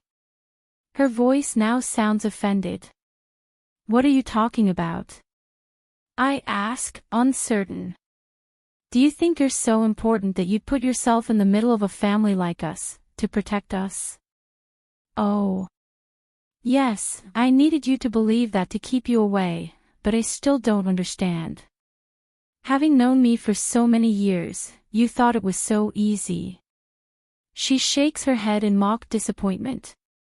I'm not a white dove, I never will be, she admits. However, I would never put the people I care about in the middle. I doubt you cared about us at all. I'm offended that you thought that. You're part of my family and I protect you. I always have, maybe not in the best way. Now you expect me to believe you. I question mockingly. I suppose you already know what I'm doing, he states. Pierre wasn't just someone who wanted to pretend to be Vicky's father, he wasn't just a man who wanted to recover the fortune. I clench my hands tightly. Like your father, that man was part of a women trafficking cult. Do you think what he did was only to you? It never occurred to me. He was a man with a lot of ambition. I couldn't tell you everything because I know you'd put yourself in danger, and there's no option for injuries. Thick swallow.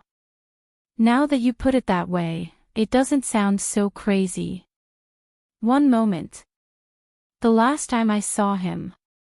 Arya.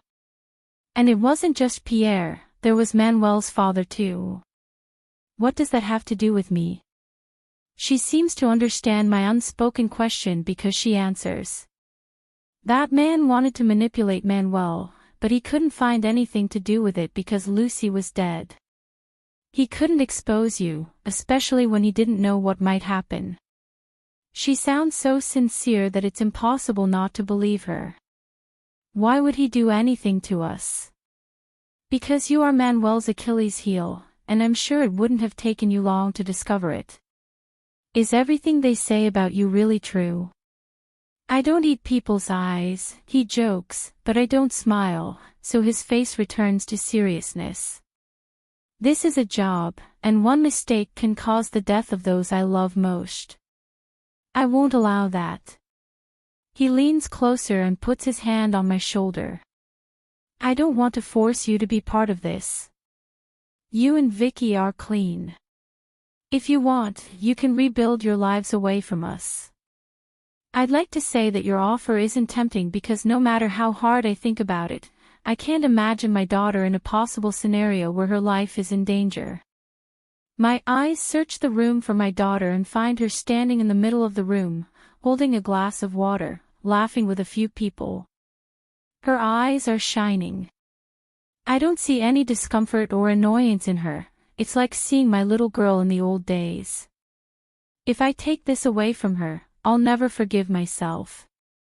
Besides, it's not like I can just push her away, that's what her father does. Do you guarantee that my daughter will never suffer? I can't promise you anything like that, but I can assure you that I'll give it my all, because no matter how you do it, we all will. We're a family that takes care of its own. He takes his hand off my shoulder. I'm not going to take this away from Vicky, however. You'll continue with your life, remaining anonymous as you have been until now, he assures her. Unless you decide to give it a chance with a certain person. It had already taken too long and I, like a fool, fell for the bait. Vicky said she was dating a woman. Do you still have feelings for him?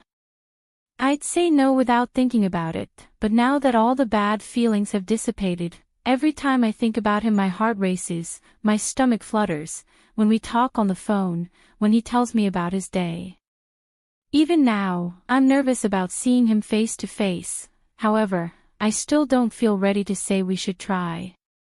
Every weekend, various bouquets of roses, flowers with lovely messages, wonderful details, and exquisite meals arrive at my apartment in Colombia. I'm sure it rekindled the flame of what I felt, but I still have to decide what to do with my life. Don't know. If I told you right now that Manuel is getting married, what would you feel? Imagining him in a church saying yes to another woman with a smile on his face makes my stomach hurt. I can't imagine him living with someone else. Is this selfish on my part? Even though I told him I wasn't ready to give us a chance, he promised to wait for me no matter how long. He promised to win me over and he's been doing so even though we haven't seen each other in almost half a year, but I'm still not sure about anything. If a woman came along and won him over, it would hurt, but I would accept it. I can't imagine it, I whisper. Why did we end up talking about this? I understand what you went through years ago, and your indecision. He puts his hand on my shoulder again. I know Manuel isn't the best person. He's made a lot of mistakes. He's an idiot, a coward. But you deserve to be given a fair hearing. You need to move forward, whether together or alone. And right now, you're not moving forward because you're in charge. I'd like to say no, but she's right. My mind remembers every moment together, the past, what we experienced last year. He has been the only person who has made me feel, live. Can I just put everything aside? Well. Epilogue. 1 year later. Manuel. I close the folder in my hands, placing it on the desk as I lean back in my seat. I close my eyes for a couple of minutes, letting myself be carried away by the exhorting noise outside the house. Yes, I sold my apartment and finally bought a house. He's in the city, far enough from the castle. Before, I'd give anything to be near my godfather. Now, after my great disappointment, I prefer to keep my distance. We're still in touch, I'll never stop being grateful, and he'll never stop being my uncle. I will never stop being there for him. I love him, but the disappointment doesn't go away. My house is spacious, 2 stories high, with a large garden, a pool for adults and one for children. A special playroom, anyone can come in, and the rest is essential. The best part of this house is the kitchen. I love spending hours and hours cooking. I heard the party is off-site, he says mockingly. I smile as I open my eyes, focusing on my North Pole. My daughter is beautiful, she's currently 17 years old. Not a day goes by that I don't feel proud of the good job her mother did raising her. My little girl is so strong, she knew how to overcome her ghosts. There are days when I see her with a lost look, but she always carries the strength of a warrior. So what are you doing here? He smiles as he sits down across from me, leaving the desk in the middle. We've been waiting for you for a long time, so they sent me to find you. She leaves her hands on the table and begins to play with it. Her right hand plays with a ring she never seems to want to take off. Besides, I want to talk to you. And that's. I was thinking about starting a modeling career. I'll never be able to get that idea out of him. You don't do it anymore. She bites her lip, lowers her gaze for a couple of seconds, and then, like a lion, looks up, challenging me with it. Anyone would think she's a weak girl, but she has the warrior touch we all have. I do, but I want to explore new horizons. I guess this is the part one won't like. I want to travel the world and make a name for myself. I want to become a renowned model and... You feel like you can't do it here. I compliment her. I want to try new things. I want to be a legend. You know your mother and I don't like your ambitious plans to become an international public figure. To be that, you have to learn not to feel, and we can be the meanest people in the world, but there will always be emotions involved. Society will destroy you. It's my dream. A dream I don't like. Clear. I was thinking of starting in Colombia and making a name for myself without needing their influence. She's a liar. She doesn't want to continue under our yoke. Dad. I shake my head, taking his hands in mine. I just don't understand. Whatever you want, you can start doing it here. No one will interfere with your business. I don't want to lose her now that I have her back. I promise. Dad. Your mother's influence is also present in Colombia, I remind her. She blinks several times, looking at my face, and her hands play with mine. I let out a deep breath. It shall be as you wish, daughter. She jumps out of her seat while squealing excitedly, comes up to me and hugs me tightly, showering kisses on my cheeks. Thank you. Her little eyes look at me fondly. I run my hands through his hair. All for my little one. I'm not small. You'll always be that to me. I kiss her cheek, and she breaks the hug. Although when I met her she was already a very rebellious little girl. So, are we going? Where to? I ask. The party is outside. Remember. I don't have the courage, daughter. You know what? If you don't leave the fair way, they'll come and take you to the bad way. It's Christina's 13th birthday, and since I've been busy lately and find any excuse not to go to parties, they've decided to come to my house and put on a circus. It's not that I wouldn't be up for it, after all, I bought this house with the TIC's supervision. I stand up and let my daughter guide me out of the house. All the noise is in the middle of the garden. Today, entry to the bedrooms was prohibited. I suppose it has to do with the fact that little Antonio decided to bring his girlfriend. What does it matter if the doors are closed? They won't mind doing it somewhere else. So she's the one. Look, who decided to show up, Sancho says mockingly.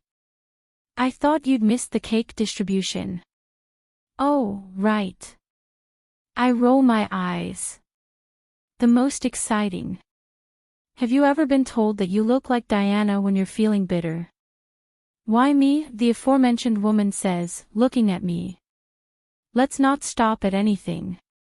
Yeah, sure. Vicky chimes in. How are we doing? Tawny asks, hugging his wife around the waist. I roll my eyes, a little tired. A little better. I confess. Lately, I've been in a foul mood. I'm happy and then suddenly angry or even emotional. Hell, I've even cried, but that's not all. Sometimes I have to sleep on the toilet because of the damn diarrhea. Your years have caught up with you, Cam blurts, hitting me in the back with a painful blow. Or maybe you're still thinking you're young. I'm still a handsome young man. Tawny runs one of his hands over his cheeks. When my daughter is a little older, she'll introduce me as her brother.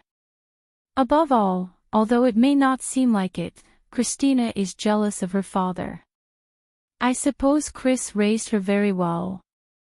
Not if anyone allows it, Sancho says mockingly, pointing at Chris. Deanna lightly punches her husband in the ribs. Don't say anything. So, guys. Cam, change the subject. Well, what? Sancho asks. Who won the bet? The tick said, still smiling. I guess these are the moments you treasure the most. What bet? I say, confused. I knew Taylor wouldn't let us down, Cam jokes. Mom's the best, Victoria blurts, joining the conversation. It feels weird being part of adult conversations. She bites her lip playfully. You get used to it later. Cam winks at her. So I think you guys should take the money out and pay what you owe. Deanna says proudly. I've never made money so easily. We all burst out laughing at that comment without being able to help it. Dad, I wouldn't laugh that much if I were you. I raise my eyebrow as I watch my daughter ponder what I'm going to get. Because it might come out before you go to the bathroom. And everyone laughs again, this time behind my back. Oh, you're the best, Vicky. Cam kisses her cheek proudly. They continue talking amid laughter, but I stop paying attention to the topic, just enjoying the moment of their banter. Some things never change, and that's their way of speaking, their ability to be sincere, and their ability to laugh with Cam's hostile humor. Despite the new changes, they're still themselves when we're together. A broken family that complements each other. I feel proud and happy to be part of them. What are you talking about? We were just talking about how these men don't keep their word to pay their debts, Cam blurted out, looking at his older brother. Manuel, how long did it take for Taylor to forgive you? I tilt my face to meet my short hair. It feels like saying that she's mine. It's very possessive because she's not an object, but it feels good to know that we're a couple. They've only been here 5 months, Vicky says. Oh, but let me tell you, it's been a very fruitful few months, because you've already ruined 2 beds, and don't ask me how, I still want a bit of innocence. She shakes her head in horror. Everyone laughs again. The truth is, this time we wanted to take things slowly, or at least she wanted them that way, and I respected that. When we got married, everything was rushed, and we didn't know each other very well yet. We talked about trying it over a year ago, but first we would get to know each other without rushing into anything, and we would let things take their course, without forcing anything. That only made me love her a little more. I learned to know her, I learned to respect her, nothing was rushed, but above all, I learned to win her over, and even after we decided to become an official couple, I'm still winning her over. We've been living together for 5 months, and everything is perfect, with disagreements and arguments. Then my assumptions wouldn't be strange, Cam muses. What are you talking about, honey? Marcos says. Of Manuel's discomfort. Oh, Chris points at me. Could it be? She squeals excitedly. What are you talking about? Sancho, Tawny, and I spoke at the same time. Deanna rolls her eyes. Oh, it can't be that Sancho is picking up on the family's male idiocy. She shakes her head in horror. What Cam means is that it wouldn't be strange at all if Taylor were pregnant. Oh. Pregnant. I tilt my head at Taylor, whose face has begun to turn pale. No, he shakes his head, impossible. It's not impossible, Manuel. He's having the same symptoms Sancho and Tawny had at the beginning. Remember, Cambry cried excitedly. Oh no, maybe they'll be twins. Taylor still remains pale and motionless. The best thing for that is to do a test. What proof? Christina says. A pregnancy one for Taylor. I speak. Oh. She looks at Taylor a couple of times. And then she starts asking a series of questions that I don't think any of us would think of. If you want, you can take the test, but I'm 90% sure you're pregnant. How do you know, daughter? Christina shrugs as her eyes wander elsewhere, to where her brother is in the large pool with that girl. She'll have to let go sooner or later. I'm sure she will. Christina is strong. She's one of those girls who, even when it hurts, finds a way to emerge victorious with a few wounds. He shakes his head and comes back to us. I've read a couple of medical books. Congratulations, Manuel. No, Taylor gasps. I'm finishing my third life around the block. My daughter's old enough to start over. Her eyes focus on me. Fuck, Manuel, if I'm really pregnant, I'll kill you. He must have had a killer instinct, Tawny whispers. Before the party was over, we escaped to the clinic. And if. Never before has a positive test excited me so much. I'm going to be a dad with the woman I love. When I found out Esme was pregnant, I freaked out because I didn't see myself with her in the long run. I fought back because those were my mistakes. But now, damn, I've even cried while hugging her and screaming with excitement because I'm going to see my son or daughter born. May, she whispers worriedly. There's nothing to worry about. I run my hands over her cheek when we've separated. We're together, and I won't leave you alone, no matter how much of a coward and idiot I am. I promise, kissing her lips. You'll never be alone again. The years change us, they create new people, good or bad, and I was fortunate that the years have turned her into a self-confident person, a warrior. A woman who learned to defend herself, but above all, a person who seemingly never stopped loving me, and if she did, she gave me the opportunity to win her back. I'm not, nor will I ever be, the best, but for them, for my family, I'll give my best. Every day I'll work toward becoming a better version of myself. And I did it. I have a family.